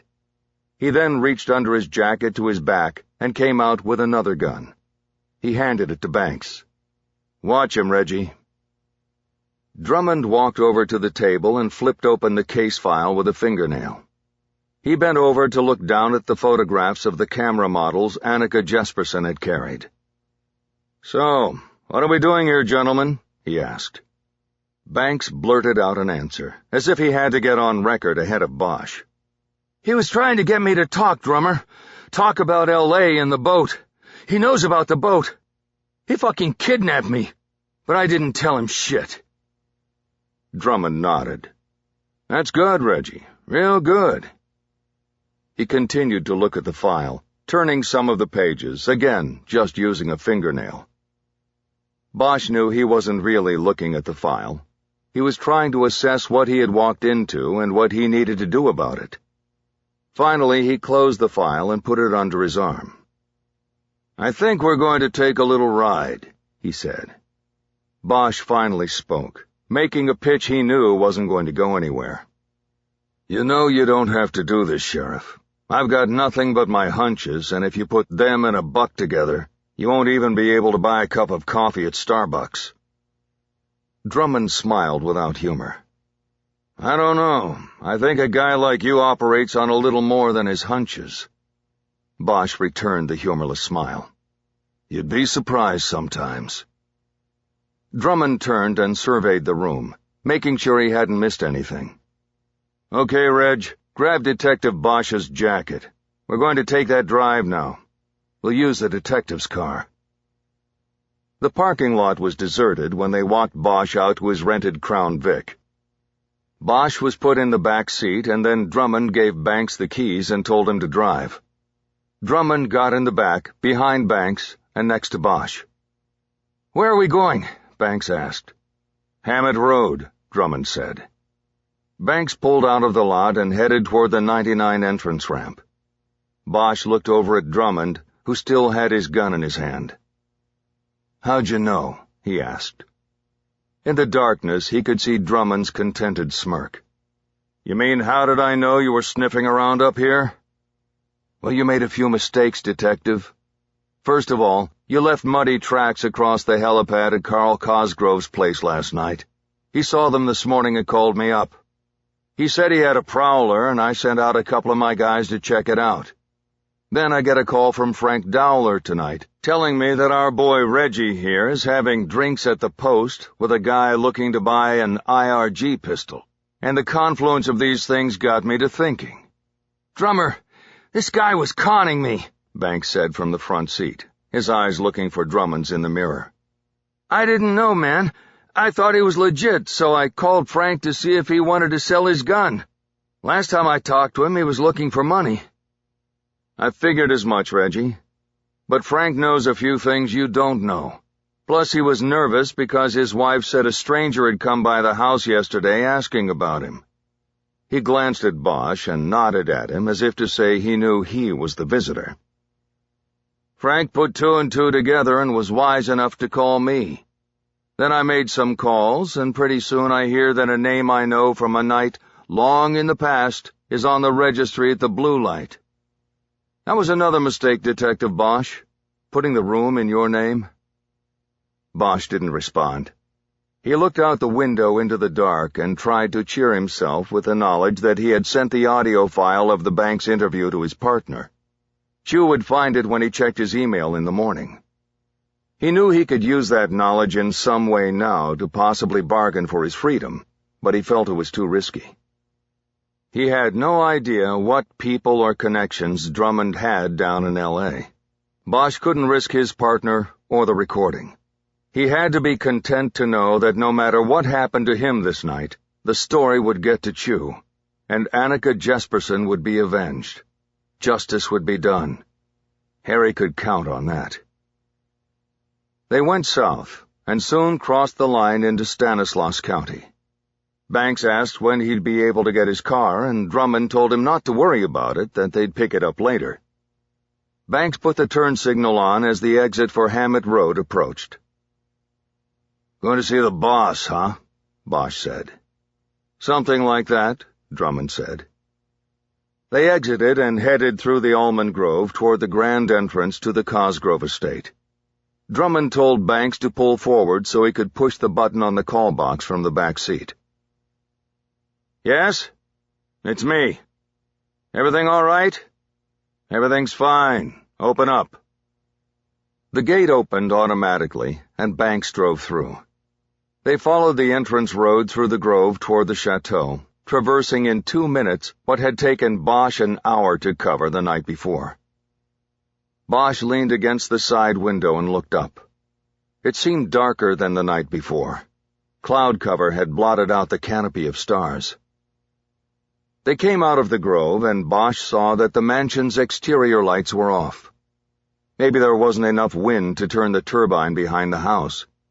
Or maybe Cosgrove just wanted a blackout for the business at hand. The headlights washed across the black helicopter sitting on its pad, ready to go. A man was waiting in the circle in front of the chateau. Banks pulled up, and the man got in the front seat. In the overhead light, Bosch saw that it was Carl Cosgrove, big and barrel-chested with a full head of wavy gray hair. He recognized him from the photos. Drummond said nothing to him, but Banks was excited to see his old pal from the guard. "Carl, long time no see, man." Cosgrove glanced over at him, clearly not as jazzed about their reunion. "Reggie?" That was all he said. Drummond instructed Banks to drive around the circle and onto a service road that wrapped around behind the chateau and went past a freestanding garage and back into the hillside to the rear of the property. Soon they came to an old A-frame barn that was surrounded by cattle pens, but looked unused and abandoned. "What are we doing?" Banks asked. "We," Drummond said.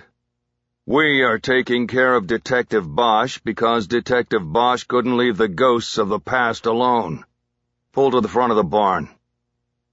Banks stopped with the headlights bathing the large double doors. There was a no trespassing sign nailed to the door on the left.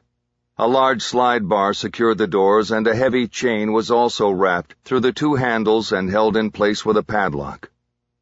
"Kids were sneaking in here, leaving their beer cans and shit all over," Cosgrove said, as if he had to explain why the barn was locked. "Unlock it," Drummond said. Cosgrove got out and headed to the barn doors with a key already in his hand. "You sure about this, Drummer?" Banks asked. "Don't call me that, Reggie. People stopped calling me that a long time ago." "Sorry, I won't. But are you sure we have to do this?" "There you go with that we stuff again. When was it ever we, Reg? Don't you mean me? Me always cleaning up after what you guys did?" Banks didn't answer. Cosgrove had gotten the doors unlocked and was pulling the right side open. "Let's do this thing," Drummond said. He got out of the car, slamming the door behind him. Banks was slow to do likewise, and Bosch seized the moment, locking eyes with him in the rear view. "Don't be a part of this, Reggie," He gave you a gun. You can stop this." Bosch's door opened then, and Drummond reached in to pull him out. "Reggie, what are you waiting for? Let's go, man." "Oh, I didn't know you wanted me too." Banks got out as Bosch was pulled out. "In the barn, Bosch," Drummond said. Bosch looked up at the black sky again as he was pushed toward the open door of the barn. Once they were inside, Cosgrove turned on an overhead light that was so high up in the crossbeams that it threw only a dim glow down to where they stood below. Drummond went to a center column that helped support the hayloft and pushed against it to test its strength. It felt solid. "Here," he said. "Bring him over." Banks pushed Bosch forward, and Drummond grabbed him by the arm again and turned him so his back came to the column. He brought the gun up and pointed it at Bosch's face. "Hold still," Drummond commanded. "Reggie, cuff him to the beam." Banks pulled the keys out of his pocket and unlocked one of Bosch's cuffs, then locked his arms around the column. Bosch realized that this meant they were not going to kill him. Not yet, at least. They needed him alive for some reason. Once Bosch was secured, Cosgrove got brave and came close to him. "You know what I should have done? I should have unloaded my 16 on you back in that alley. It would have saved me all of this. But I guess I aimed too high." "Carl, enough," Drummond said. "Why don't you go back to the house and wait for Frank? We'll take care of this, and I'll be right behind you." Cosgrove gave Bosch a long look that ended with an evil smile. "Have a seat," he said. He then kicked Bosch's left foot out from beneath him and shoved him down by the shoulder. Bosch slid down the column to the ground, landing hard on his tailbone. "Carl, come on, man, let us handle it." Cosgrove finally backed away at the same time Bosch realized what he had meant about aiming high. Cosgrove had been the soldier who had opened fire that night at the crime scene, the gunfire that sent everyone to the ground for cover. And now Bosch knew that he had not seen anyone on a roof. He had only wanted to set nerves on edge and cause a distraction from the investigation of the crime he had committed. "I'll be in the car," Cosgrove said. "No, we leave the car up here. I don't want Frank to see it when he's coming in. It might make him nervous. His wife told him about Bosch driving by." "Whatever. I'll walk back." Cosgrove left the barn, and Drummond stood in front of Bosch and looked down on him in the dim light. He reached into the pocket of his jacket and pulled out the gun he had taken away from Bosch. "Hey, drummer," Banks said nervously. "What did you mean about Frank not seeing the car? Why is Frank—" "Reggie, I told you not to call me that." Drummond raised his arm and put the muzzle of Bosch's gun to the side of Reggie Banks's head. He was still looking down at Bosch when he pulled the trigger.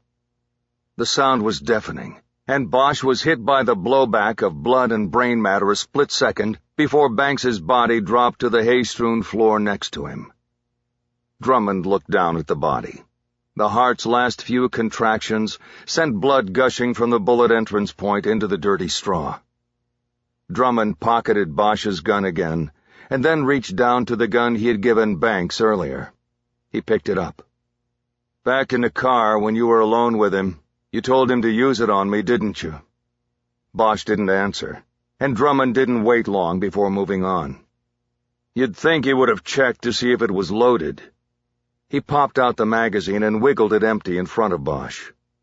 "You were right, Detective," he said.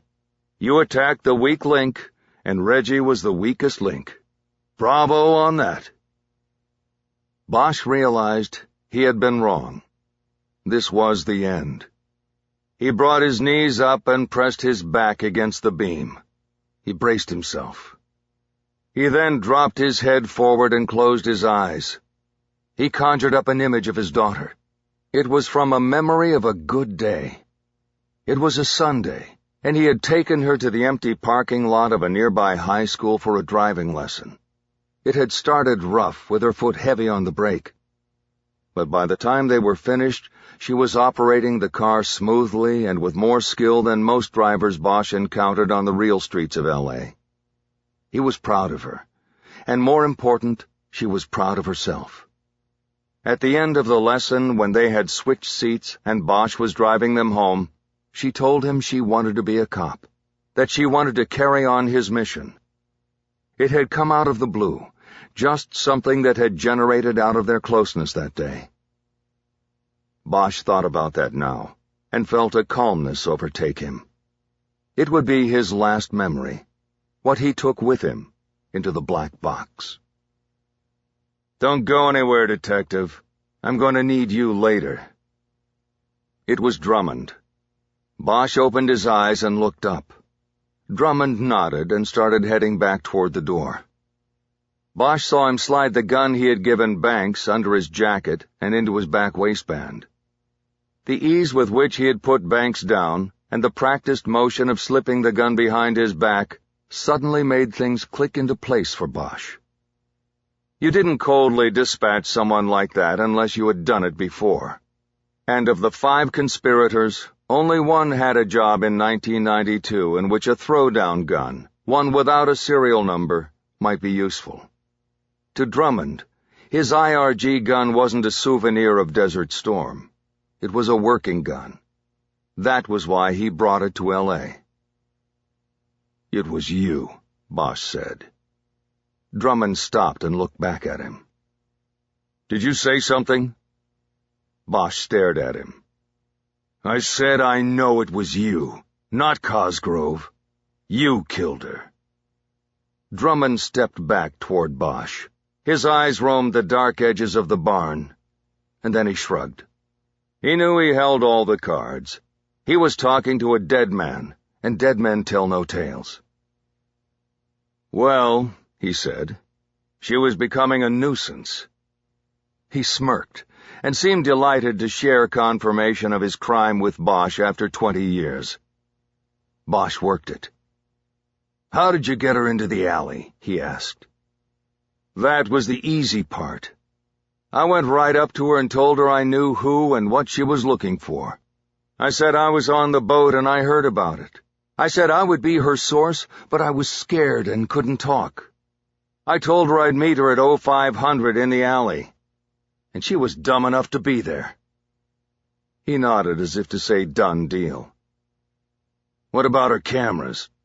"Same as the gun. I threw all that stuff over the fences back there. I took the film out first, of course." Bosch envisioned it. A camera landing in somebody's backyard and being kept or pawned instead of turned into police. "Anything else, Detective?" asked Drummond, clearly relishing his chance to flaunt his cleverness to Bosch. "Yeah," Bosch said. "If it was you who did it, how did you keep Cosgrove and the others in line for 20 years? That was easy. Carl Jr. would have been disowned if the old man had learned of his involvement in any of this. The others just followed along and got put down if they didn't." With that, he turned and headed toward the door.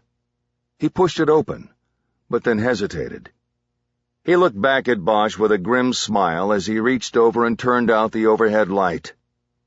"Get some sleep, Detective." He then stepped out and closed the door behind him. Bosch heard the steel slide bar strike home as Drummond locked him in. Bosch was left in a perfect darkness, but he was alive, for now. Chapter 33. Bosch had been left in darkness before, and many of those times he was scared and knew that death was near. He also knew that if he waited, somehow he would see, that there was lost light in all places of darkness, and if he found it, it would save him. He knew he had to try to understand what had just happened and why. He shouldn't be alive. All his theories ended with him in a box, with Drummond putting a bullet in his head in the same callous manner he had executed Reggie Banks. Drummond was the ultimate fixer, the cleaner, and Bosch was part of the mess. It made no sense that he was spared, even temporarily. Bosch had to figure that out if he was to survive. The first step was to free himself. He put all of the case questions aside and concentrated on escape. He brought his ankles in underneath him and pushed up, slowly rising into a standing position so that he could better assess his surroundings and possibilities. He started with the column. It was a 6x6 solid piece of timber. Hitting it with his back caused no shudder or shimmy. It only caused him pain. The beam wasn't going anywhere, so he had to work with it as a given. He looked up into the darkness and could just make out the shapes and forms of tie beams overhead. He knew from before the light went out that there was no way for him to reach the top, no way for him to climb up to free himself. He looked down, but his feet were obscured in the dark. He knew the floor was straw on dirt, and he kicked at the bottom of the beam with his heel. It felt solidly anchored, but he could not tell how. He knew he had a choice: wait for Drummond to come back, or make an effort to escape. He remembered the image he had conjured up earlier of his daughter, and decided he would not go easily. He would fight with his last strength. He used his feet to sweep the straw away, and then started kicking at the dirt with his heel, slowly digging down beneath the surface. Knowing it was a last desperate effort, he kicked with ferocity, as if he were kicking back at anyone and anything that had ever held him back. His heels were damaged by the effort and screaming in pain. His wrists were pulled tight into the cuffs, to the point that he could feel numbness taking his fingers. But he didn't care. He wanted to kick at everything that had ever stopped him in life. His effort was futile. He finally dug down to what he believed was the concrete mooring the column had been set in. The connection was solid. It wasn't going anywhere, and neither was he. He finally stopped his efforts and leaned forward, head down. He was exhausted and feeling close to defeated. He settled into the knowledge that his only shot, his only chance, would be to make his move when Drummond came back. If Bosch could come up with a reason for Drummond to uncuff him, he would have a fighting chance. He could go for the gun, or he could make a run for it. Either way, it would be his only shot. But what did he have? What could he say to make Drummond give up his one strategic advantage? Bosch straightened up against the beam. He had to be alert. He had to be ready for all possibilities. He started reviewing what Banks had told him back in the motel room, looking for a piece of the story that Bosch could use. He needed something he could threaten Drummond with, something hidden, and that only Bosch could lead him to. He held fast to his conviction that he could not give up the email he had sent to Chu. He could not put his partner in potential danger, nor could he allow Drummond to erase the solution to the case. Banks's confession was too important to barter with. Bosch had no doubt that Drummond had already examined his phone, but it was password protected. The phone was set to lock after 3 failed attempts to enter the code. If Drummond kept trying after that, he would eventually trigger a data purge. That gave Bosch high confidence in the recording safely getting to Chu without Drummond knowing. Harry decided that he must do nothing that would change that. He needed something else now. He needed a play, a script, something that he could work with. What? His mind grew desperate. There had to be something. He started with the fact that Drummond had shot Banks because he knew he had talked to Bosch. Working it from there, Bosch could say Banks showed him something, some kind of evidence that he kept hidden as his ace in the hole, something with which he could turn the tables on Cosgrove and Drummond if he ever had the chance. What? Bosch suddenly thought he had something. The gun again. Follow the gun. It had been the rule of the entire investigation. There was no reason to change it now. Banks had said he was the National Guard Company's inventory officer. He was the one who packed the souvenir guns in the bottom of the equipment cartons for shipping back to the States. He was the fox guarding the hen house. Bosch would tell Drummond that the fox had made a list. Banks had kept a list of serial numbers to the weapons, and it contained the names of who got which gun. That list included the name of the soldier who got the gun that killed Annika Jesperson. That list was hidden, but with Banks dead, it would soon come to light. Only Bosch could lead Drummond to it. Bosch grew excited with hope. He actually thought the play could work. It wasn't completely there yet, but it could work. It needed embellishment. It needed a reason to create genuine concern in Drummond, a legitimate fear that the list would come out and expose him now that Banks was dead. Bosch began to believe he had a chance.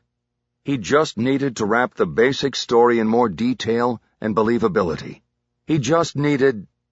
He stopped his thought processes. There was a light. He realized he'd had his eyes open the whole time he was working out the play with Drummond. But now he was drawn to a small greenish-white glow he saw down near his feet. It was a blurred circle of dots no bigger than $50. There was movement within the circle, too.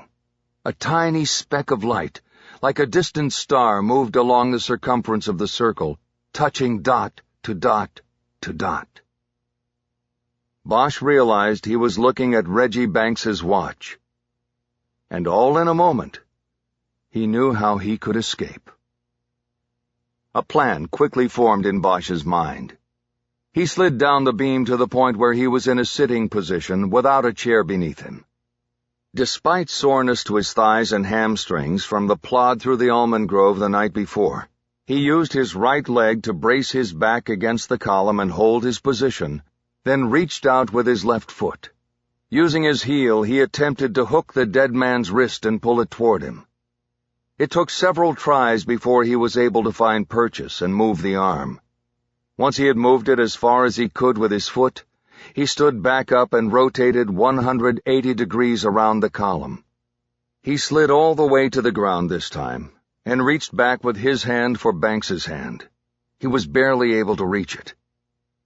Holding the dead man's hand in both of his, Bosch leaned forward as far as he could to drag the body even closer.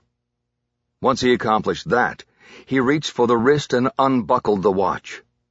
Holding it in his left hand, he flipped the buckle back so the prong extended free.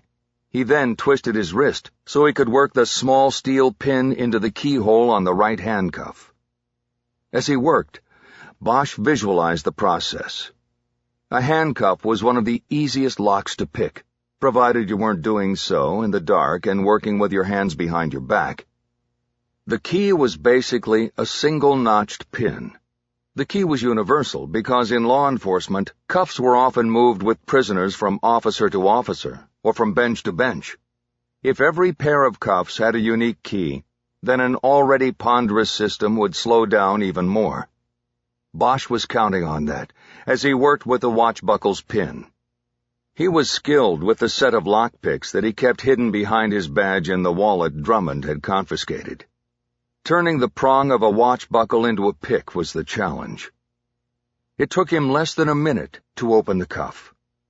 He then brought his arms around and removed the other cuff even faster. He was free. He got up and immediately headed in the direction of the barn door, promptly tripping over Banks's body and falling face first into the straw. He stood back up, got his bearings, and tried again, walking with his arms out in front of him. When he made it to the door, he reached to his left, moving his hands up and down the wall until he found the light switch. Finally, there was light in the barn. Bosch quickly moved back to the huge double doors.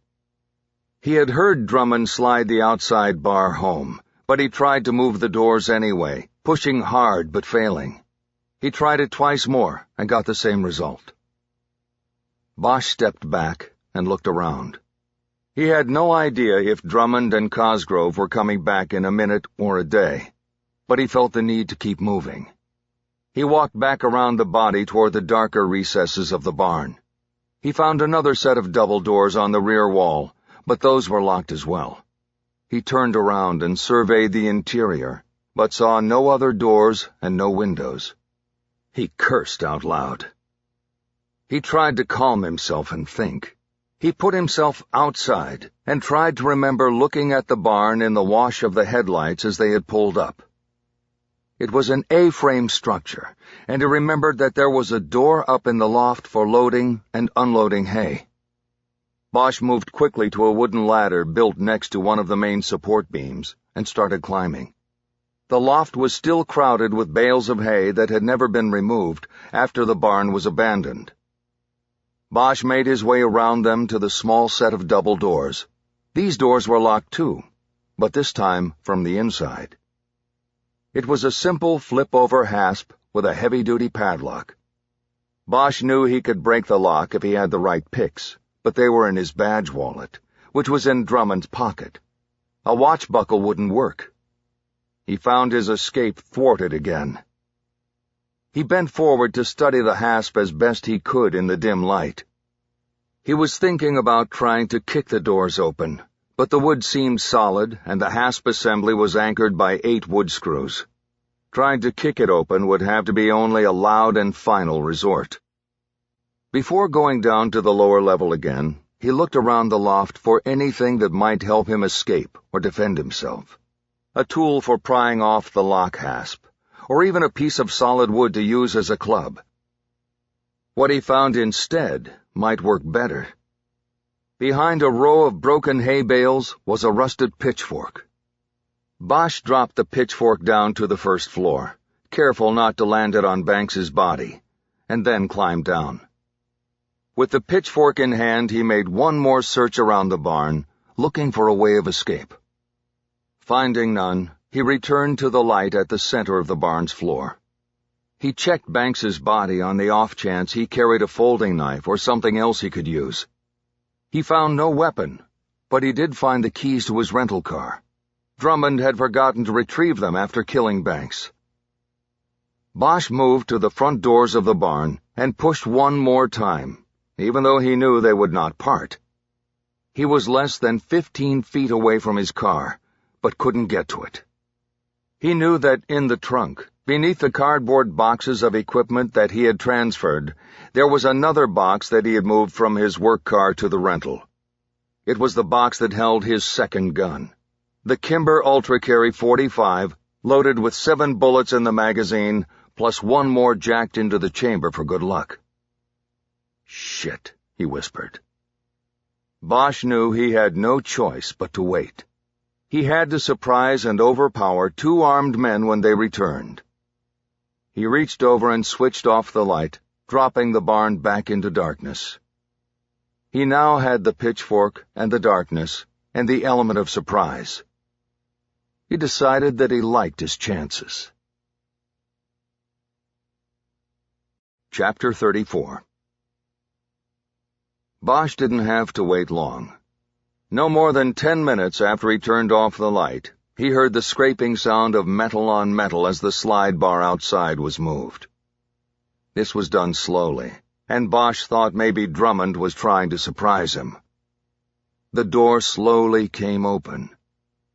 From his angle, Bosch could see the outside darkness. He could feel the rush of cooler air into the barn, and he could just make out the shadow of a single figure entering. Bosch braced himself and raised the pitchfork. He was standing near the light switch. This is where one of them would go first, to turn on the light. His plan was to thrust from shoulder level and drive the weapon through the body. Take out the first one, go for his gun. Then it would be down to one-on-one. But the lone figure did not move toward the light switch. He stood stock still in the door's opening, as if letting his eyes adjust to the dark. He then moved forward 3 steps into the barn. Bosch wasn't ready for this. His attack position was on the switch. He was now too far away from his target.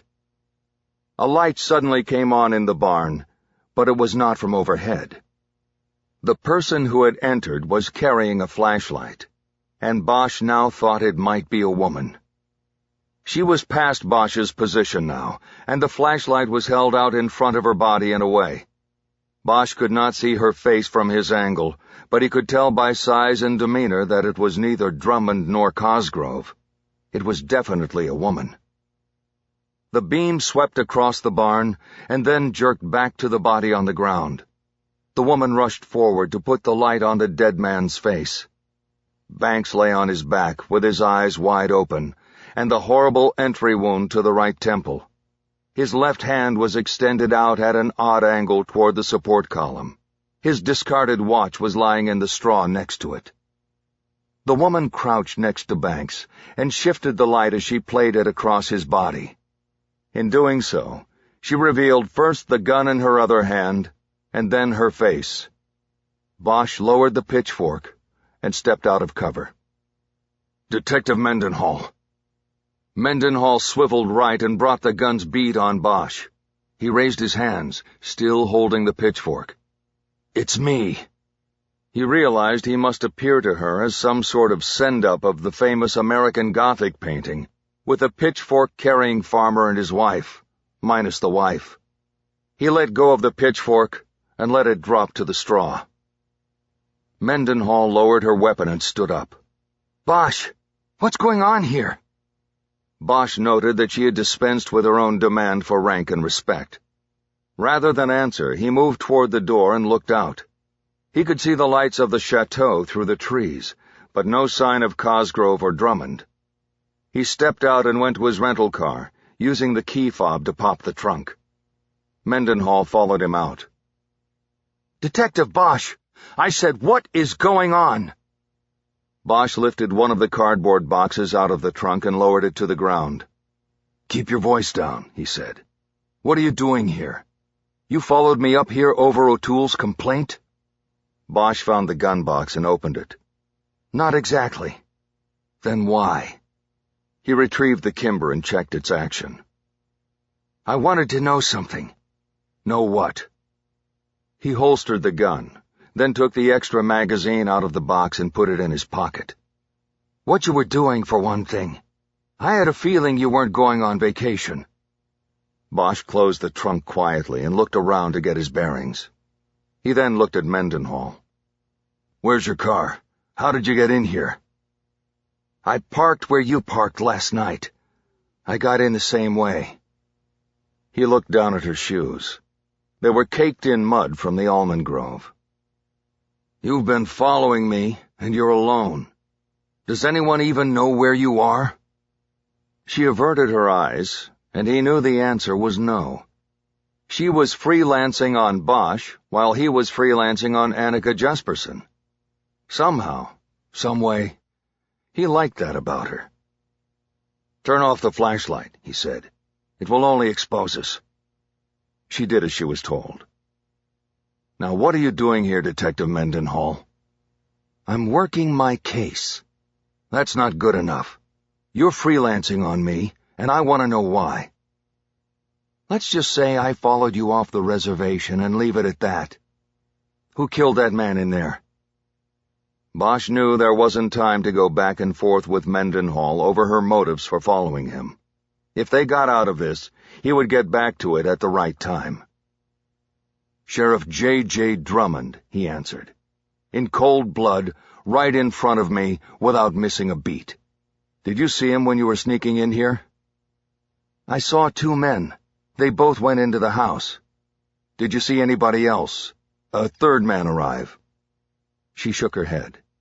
"No, just the two." "Can you please just tell me what is going on? I saw you taken here. Now there's a man in there dead, and you were locked in like—" "Look, we don't have a lot of time. There is going to be more killing if we don't stop it. The shorthand is that this is where my cold case has led.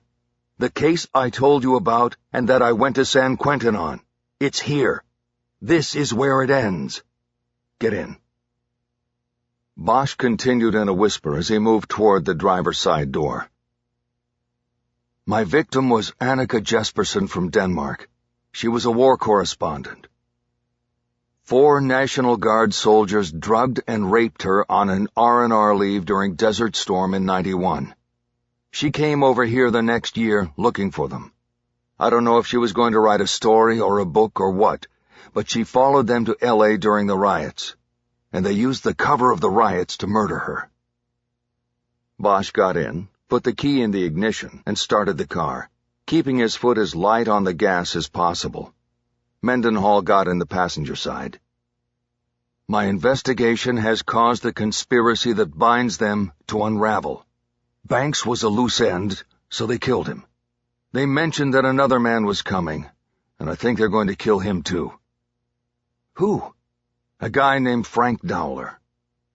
He put the car in reverse and started backing away from the barn. He left the lights off. Why didn't they kill you? Mendenhall asked. Why only Banks? Because they need me alive, for the moment. Drummond has a plan. What plan? This is crazy. Bosch had run everything through his databanks while waiting in the darkness with a pitchfork. He had finally come to understand J.J. Drummond's plan. T.O.D., he said. He needs me alive because of time of death. The plan is to lay it all on me. They'll say I became obsessed with the case, had set out to avenge the victim. I killed Banks and then Dowler, but before I could get to Cosgrove, the sheriff got to me. Drummond plans to put me down as soon as he's done with Dowler. I'm sure the story will cast him as the fearless lawman, going up against the mad dog cop to save one of the valley's best and brightest citizens, Cosgrove. After that, Drummond will ride into Congress a hero. Did I mention he's running for Congress? Bosch started down the hill to the chateau. The exterior lights were still off, and a mist was coming in off the grove, cloaking the place in further darkness. I don't understand how Drummond is even involved in this. He's the sheriff, for God's sake. He's the sheriff because Cosgrove made him the sheriff, just like he'll put him in Congress. Drummond knows all the secrets. He was in the 237th with them. He was there on the ship during Desert Storm, and he was there in L.A. during the riots. He's the one who killed Annika Jesperson, and that's how he kept a hold on Cosgrove all these— Bosch stopped as he realized something. He slowed the car to a halt. His mind hit playback to one of the last things Drummond had said before leaving the barn. Carl Jr. would have been disowned if the old man had learned of his involvement. He's going to kill Cosgrove, too. Why? Because Cosgrove's old man is dead. Drummond can no longer control him. As if to punctuate Bosch's conclusion, the sound of gunfire came from the direction of the chateau. Bosch pinned the accelerator, and they quickly came around the side of the mansion and into the turnaround. There was a motorcycle leaning on its stand 20 feet from the front door. Bosch recognized its metallic blue gas tank. "That's Dowler's," he said. They heard another shot from the house, and then another. We're too late. Chapter 35. The front door was unlocked. Bosch and Mendenhall entered, covering the angles from both sides of the frame. They came into a circular entry room with a thick oval of glass sitting atop a 3-foot-high stump of cypress. There was nothing else in the room, just the table for keys and mail and packages. From there, they started down the main hallway, clearing first a dining room with a table long enough to seat 12, and then a living room that had to have been at least 2,000 square feet, with twin fireplaces at opposite ends. They moved back into the hall, which jogged around a grand staircase and into a smaller back hallway that led to the kitchen.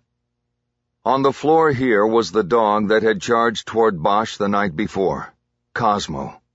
He had been shot behind the left ear. They hesitated in front of the dog, and almost immediately the kitchen lights went out. Bosch knew what was coming. "Get down!" He threw himself forward to the floor, coming up behind the dog's body. A figure appeared in the darkness of the kitchen doorway, and Bosch saw the gunpowder flashes before he heard the shots. He felt the dog's body jerk with the impact of shots meant for him, and he returned fire, putting 4 shots through the doorway into the dark.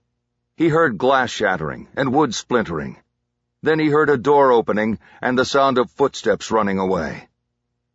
No shots followed his volley. He looked around and saw Mendenhall huddled next to a bookcase that stood against the right wall filled with cookbooks. "Okay," he whispered. "Fine," she responded. He turned and looked down the hallway behind them. They had left the front door open. The shooter could be circling the house to come in on them from behind. It was time to move, time to clear the kitchen. Bosch pulled himself up into a crouch, then sprang forward, jumping over the dog's body and moving quickly toward the dark doorway to the kitchen. He entered the room and immediately swept his hand up the wall to his right, flicking 4 switches and bathing the kitchen in harsh light from above. To his left was an open door, leading to a backyard pool area. He swept his aim back across the room and saw no one else. "It's clear!" He moved toward the open doorway, stepped out, and then immediately to the right so he would not be silhouetted in the door's light. The dark water of the rectangular pool shimmered in the light from the kitchen. But beyond that, there was only darkness. Bosch could see nothing. "Is he gone?" Bosch turned. Mendenhall was standing behind him. "He's out there somewhere."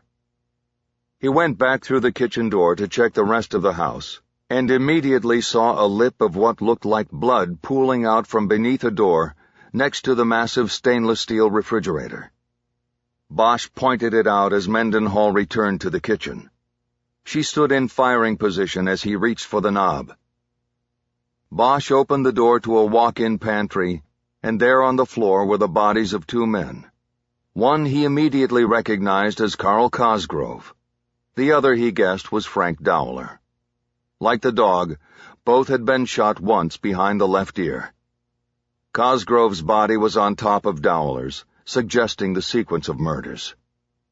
Drummond gets Cosgrove to call Dowler to come to the house. He pops Dowler in here. That was the first shot. He then kills the dog, and then finally the master. Bosch knew he might have the sequence wrong, but he had no doubt that it had been his gun that Drummond had used. He also couldn't help but note the similarities to the Christopher Henderson murder 14 years before. He had been pushed into a small walk-in space in a kitchen and executed with a bullet to the back of the head. Mendenhall crouched down and checked the bodies for a pulse. Bosch knew it was a hopeless cause. Mendenhall shook her head and started to say something, but she was cut off by a high-pitched metallic whirring sound that blasted down the hallway. "What the hell is that?" Mendenhall called over the growing noise. Bosch looked at the open kitchen door and then at the hallway that offered a direct view front to back through the house. "Cosgrove's helicopter!" he yelled as he headed into the hallway. "Drummond's a pilot!" Bosch ran down the hallway and charged through the open front door, Mendenhall just a few steps behind him. Almost immediately they were met with a volley of shots that exploded into the plaster and wood framing around the door. Once more Bosch dropped and rolled forward, this time finding cover behind one of the concrete planters that lined the turnaround and the front walkway. He looked up over the edge and saw the helicopter still sitting on its concrete pad, the rotors turning and gathering speed for lift. He looked back at the front door, lit from within, and saw Mendenhall rolling on the floor just inside the threshold, her hand clamped to her left eye. "Mendenhall!" he yelled. "Get inside! Are you hit?" Mendenhall didn't respond. She rolled herself farther inside the door toward cover. Bosch looked back over the edge of the planter at the chopper. The engine was whining loudly as the craft was almost at lift speed. Bosch could see the door was still open, but he could not see into the craft. He knew it had to be Drummond. His plan destroyed by Bosch's escape, he was simply trying to escape himself. Bosch jumped from cover and fired repeatedly at the helicopter. After 4 shots, his gun was dry and he ran back to the front door. He crouched next to Mendenhall as he ejected his gun's magazine. "Detective, are you hit?" He slapped the second magazine into the gun and racked 1 bullet into the chamber. "Mendenhall, are you hit?" "No, I don't know. Something hit my eye." He grasped her arm to pull her hand from her eye. She resisted. "Let me look." She gave way and he pulled her hand back. He looked closely into her eye but could not see anything. "You're not hit, Mendenhall. You must have caught a splinter or some of the plaster dust." She pulled her hand back over the eye. Outside, the revving turbine hit critical speed, and Bosch knew Drummond was taking off. He got up and started back toward the front door. "Just let him go," Mendenhall called. "He won't be able to hide." Bosch ignored her and ran back out, moving into the middle of the turnaround just as the helicopter started to rise from the pad. Bosch was 200 feet away, with the helicopter moving right to left along the tree line as it rose. He extended the gun in a two-armed grip and aimed for the turbine housing. He knew he had 7 shots to bring the chopper down. "Bosch, you can't shoot at him!" Mendenhall had come out of the house and was behind him.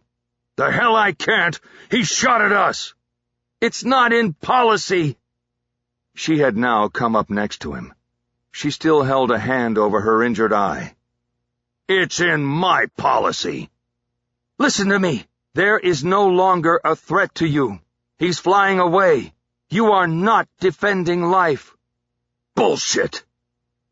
But Bosch raised his aim high and fired 3 quick shots into the sky, hoping Drummond would hear them or see the muzzle flashes. "What are you doing?" "Making him think I'm shooting at him." Bosch raised the gun and shot 3 more times into the air, keeping 1 bullet just in case. It worked. The helicopter changed directions, banking sharply away from Bosch's position and flying behind the house as Drummond tried to use the structure as a shield. Bosch held still and waited, and then he heard it. A loud metallic snap, followed by the whirring sound of a broken rotor spinning wildly into the almond grove, slashing through branches like a scythe. There was a millisecond of time suspension, when it seemed as though the turbine had gone silent, and that there was no sound in the world at all. And then they heard the helicopter crash into the hillside behind the chateau. They saw a ball of flame rotate up over the roofline and disappear into the sky. "What?" Mendenhall yelled. "What happened? You didn't shoot anywhere near him." Bosch started running toward the sound of the crash. "The wind turbine!" he yelled.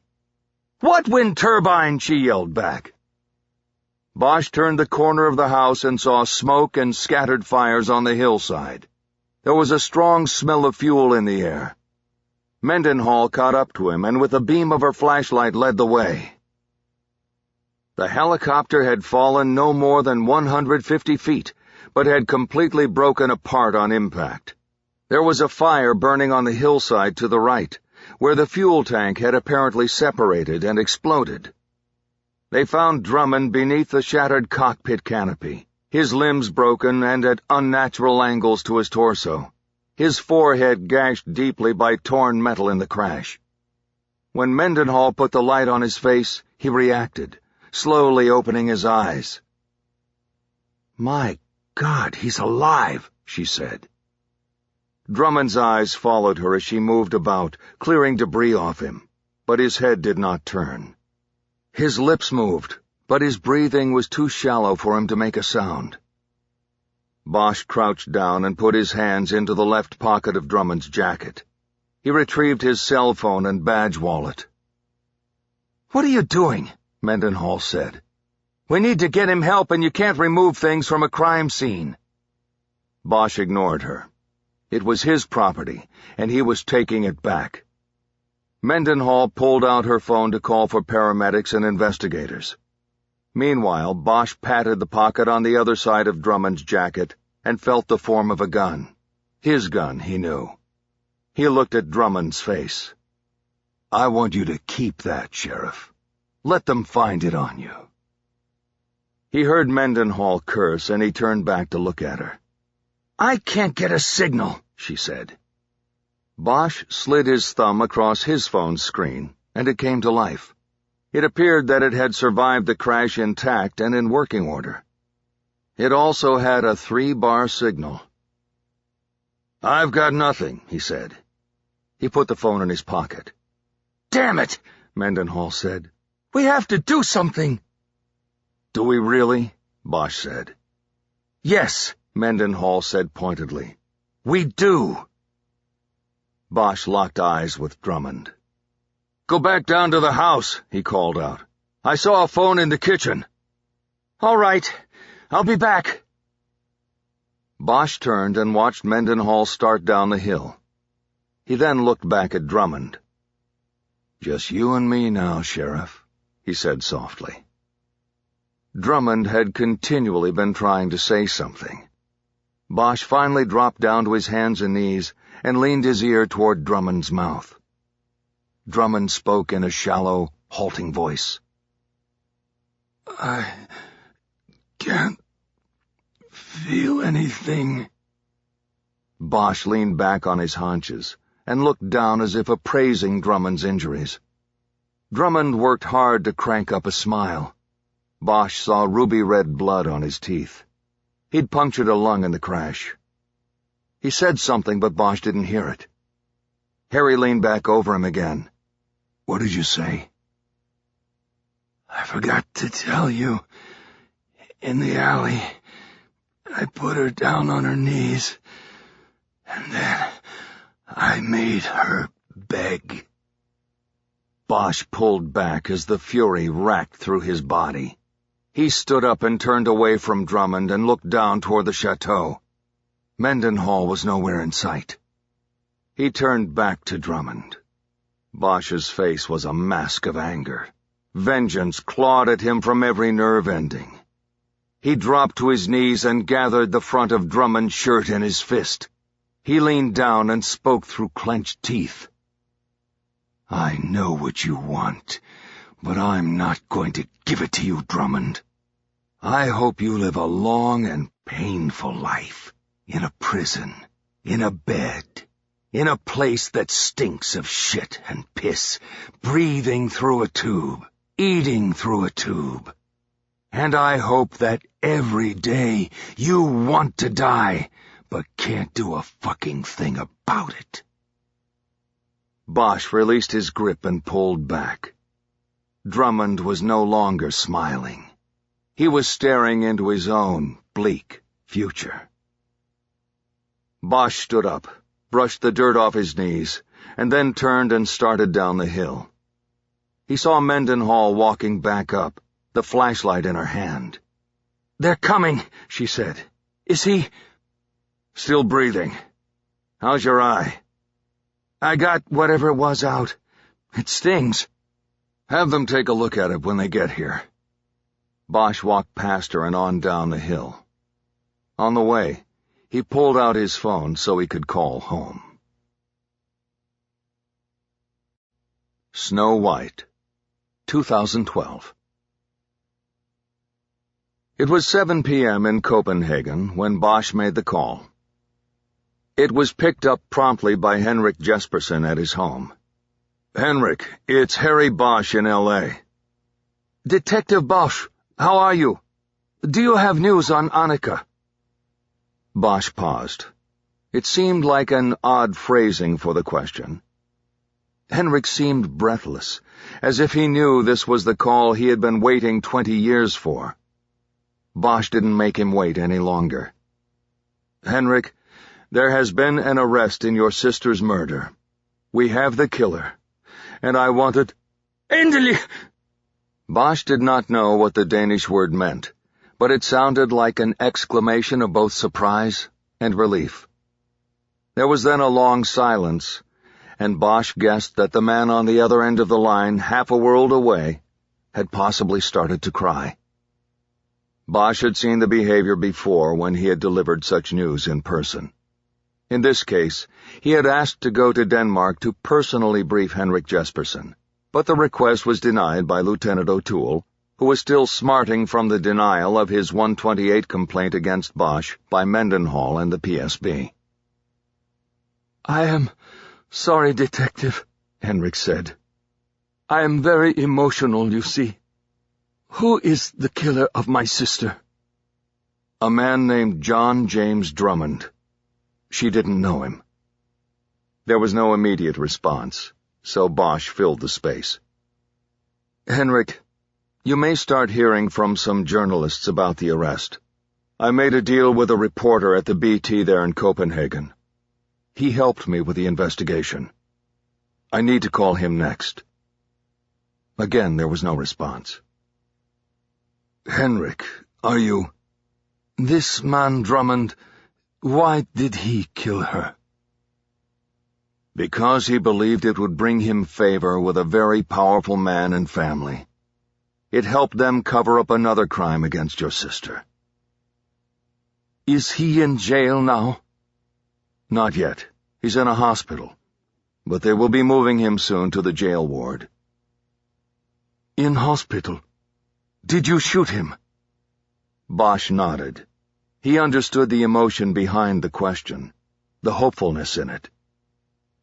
No, Henrik. He was trying to get away in a helicopter, and he crashed. He'll never walk again. His spine was crushed. They think he is paralyzed from the neck down. I think this is good. Do you? Bosch didn't hesitate. Yes, Henrik, I do. You say killing Annika brought him power. How? Bosch spent the next 15 minutes summarizing the history from the standpoint of the men in the conspiracy. Who they were and what they did. The war crime Annika had made reference to. He ended the story with the latest turn of the investigation. The deaths of Banks, Dowler, and Cosgrove, and the execution of search warrants on 2 properties and a storage facility owned or leased by Drummond in Stanislaus County. We found a journal that your sister kept of her investigation, like a notebook. Drummond had it translated a long time ago. It looks like he used different translators for different parts, so no one would know the whole story. He was a cop, and he probably said it was for a case he was working. We have that translation, and it goes all the way back to what happened, at least what she remembered, on the ship. We think it was in her hotel room, and we believe Drummond went there and stole it after he killed her. It was one of the things he used to control the other men from the ship. Can I have this journal? Not yet, Henrik. But I will make a copy for you and send it. It's going to be part of our evidence when we go to trial. That's one of the reasons I'm calling. I'm going to need handwriting samples so we can authenticate the journal. Do you have any letters from your sister or anything else with her handwriting on it? Yes, I have some letters. Can I send copies? These are very important to me. It's all I have of my sister and her photographs. This was why Bosch had wanted to go in person, to deal directly with Henrik. O'Toole had called his request a boondoggle, an effort by Bosch to take a vacation at taxpayers' expense. Henrik, I'm going to ask you to trust me with the originals. We need them, because the analyst also makes the comparison based on how hard the writer presses down on some letters and punctuation, things like that. Will that be okay? I promise to get it all back to you undamaged. Yes, this is fine. I trust you, Detective. Thank you, Henrik. I'm going to need you to send them as soon as you can. There will be what is called a grand jury first, and we'll want to authenticate before we present the journal. Also, Henrik, we got a good prosecutor assigned to the case, and he wanted me to ask if you would be willing to come to L.A. for the trial. There was a long pause before Henrik answered. I must come, Detective. For my sister. I thought you would say that. When should I come? It probably won't be for a long while. As I said, we have the grand jury first, and then there are always delays. How long?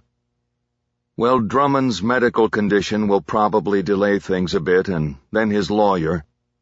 Guilty people are given a lot of opportunities to delay the inevitable in our system over here. I'm sorry, Henrik. I know you've waited a long time. I will keep you informed about— I wish you had shot him. I wish he had died. Bosch nodded. I understand. He should be dead like the others. Bosch thought about the chance he'd had on the hillside, when Mendenhall had left him alone with Drummond. I understand, he said again. There was only silence in response. Henrik, you there? I am sorry. Please hold. The line went dead without Bosch being able to respond. Again, he wished he could be in person with this man who had lost so much. O'Toole had reminded Bosch that Annika Jesperson had been dead 20 years. He said people had moved on, and there was no reason to support his traveling all the way to Copenhagen just to give the personal touch to the notification of arrest to her next of kin. As he waited for Henrik to come back, Bosch raised his eyes over the edge of the cubicle wall, like a soldier peeking out of a foxhole. O'Toole happened to be standing in the doorway of his office, surveying the squad room like a land baron watching over his fiefdom. He thought it was about numbers and statistics. He had no clue as to what they were really doing here. He had no idea about the mission. O'Toole's eyes eventually came to Bosch's, and they held each other's stare for a moment. But then the weaker man looked away. O'Toole stepped back into his office and closed the door. When they had been on the hill, waiting for the first responders, Mendenhall had quietly opened up to Bosch about her investigation. She'd told him things that surprised and hurt him. O'Toole had merely seized on an opportunity to put heat on Bosch, but the complaint hadn't originated with him. It had been Sean Stone who filed it from San Quentin, claiming that Bosch had endangered him by having him brought to a law enforcement interview room, putting him at risk of being tagged as a snitch. Mendenhall said her conclusion after interviewing all parties was that Stone was more concerned about losing his mother's attention to Bosch than with getting hit with a snitch jacket. He was hoping that his complaint would damage the relationship between Hannah and Harry. Bosch had yet to bring the matter up with Hannah and wasn't sure when he would. He feared that in the long run, her son might have been successful with his plan. The one thing Mendenhall refused to give up was her own motivation. She would not tell Bosch why she had followed him off the reservation. He had to be content with being grateful that she did. Detective Bosch. I'm here, Henrik. There was a long moment of silence as Henrik gathered his thoughts after coming back on the line. I don't know, he finally said. I thought this would be different, you know. His voice was tight with emotion. How so? There was another pause. I have waited 20 years for this phone call, and all this time, I thought it would go away. I knew I would always be sad for my sister, but I thought the other would go away. What is the other, Henrik? Though he knew the answer. Anger. I am still angry, Detective Bosch. Bosch nodded. He looked down at his desk, at the photos of all the victims under the glass top. Cases and faces. His eyes moved from the photo of Annika Jesperson to some of the others, the ones he had not yet spoken for. So am I, Henrik, he said. So am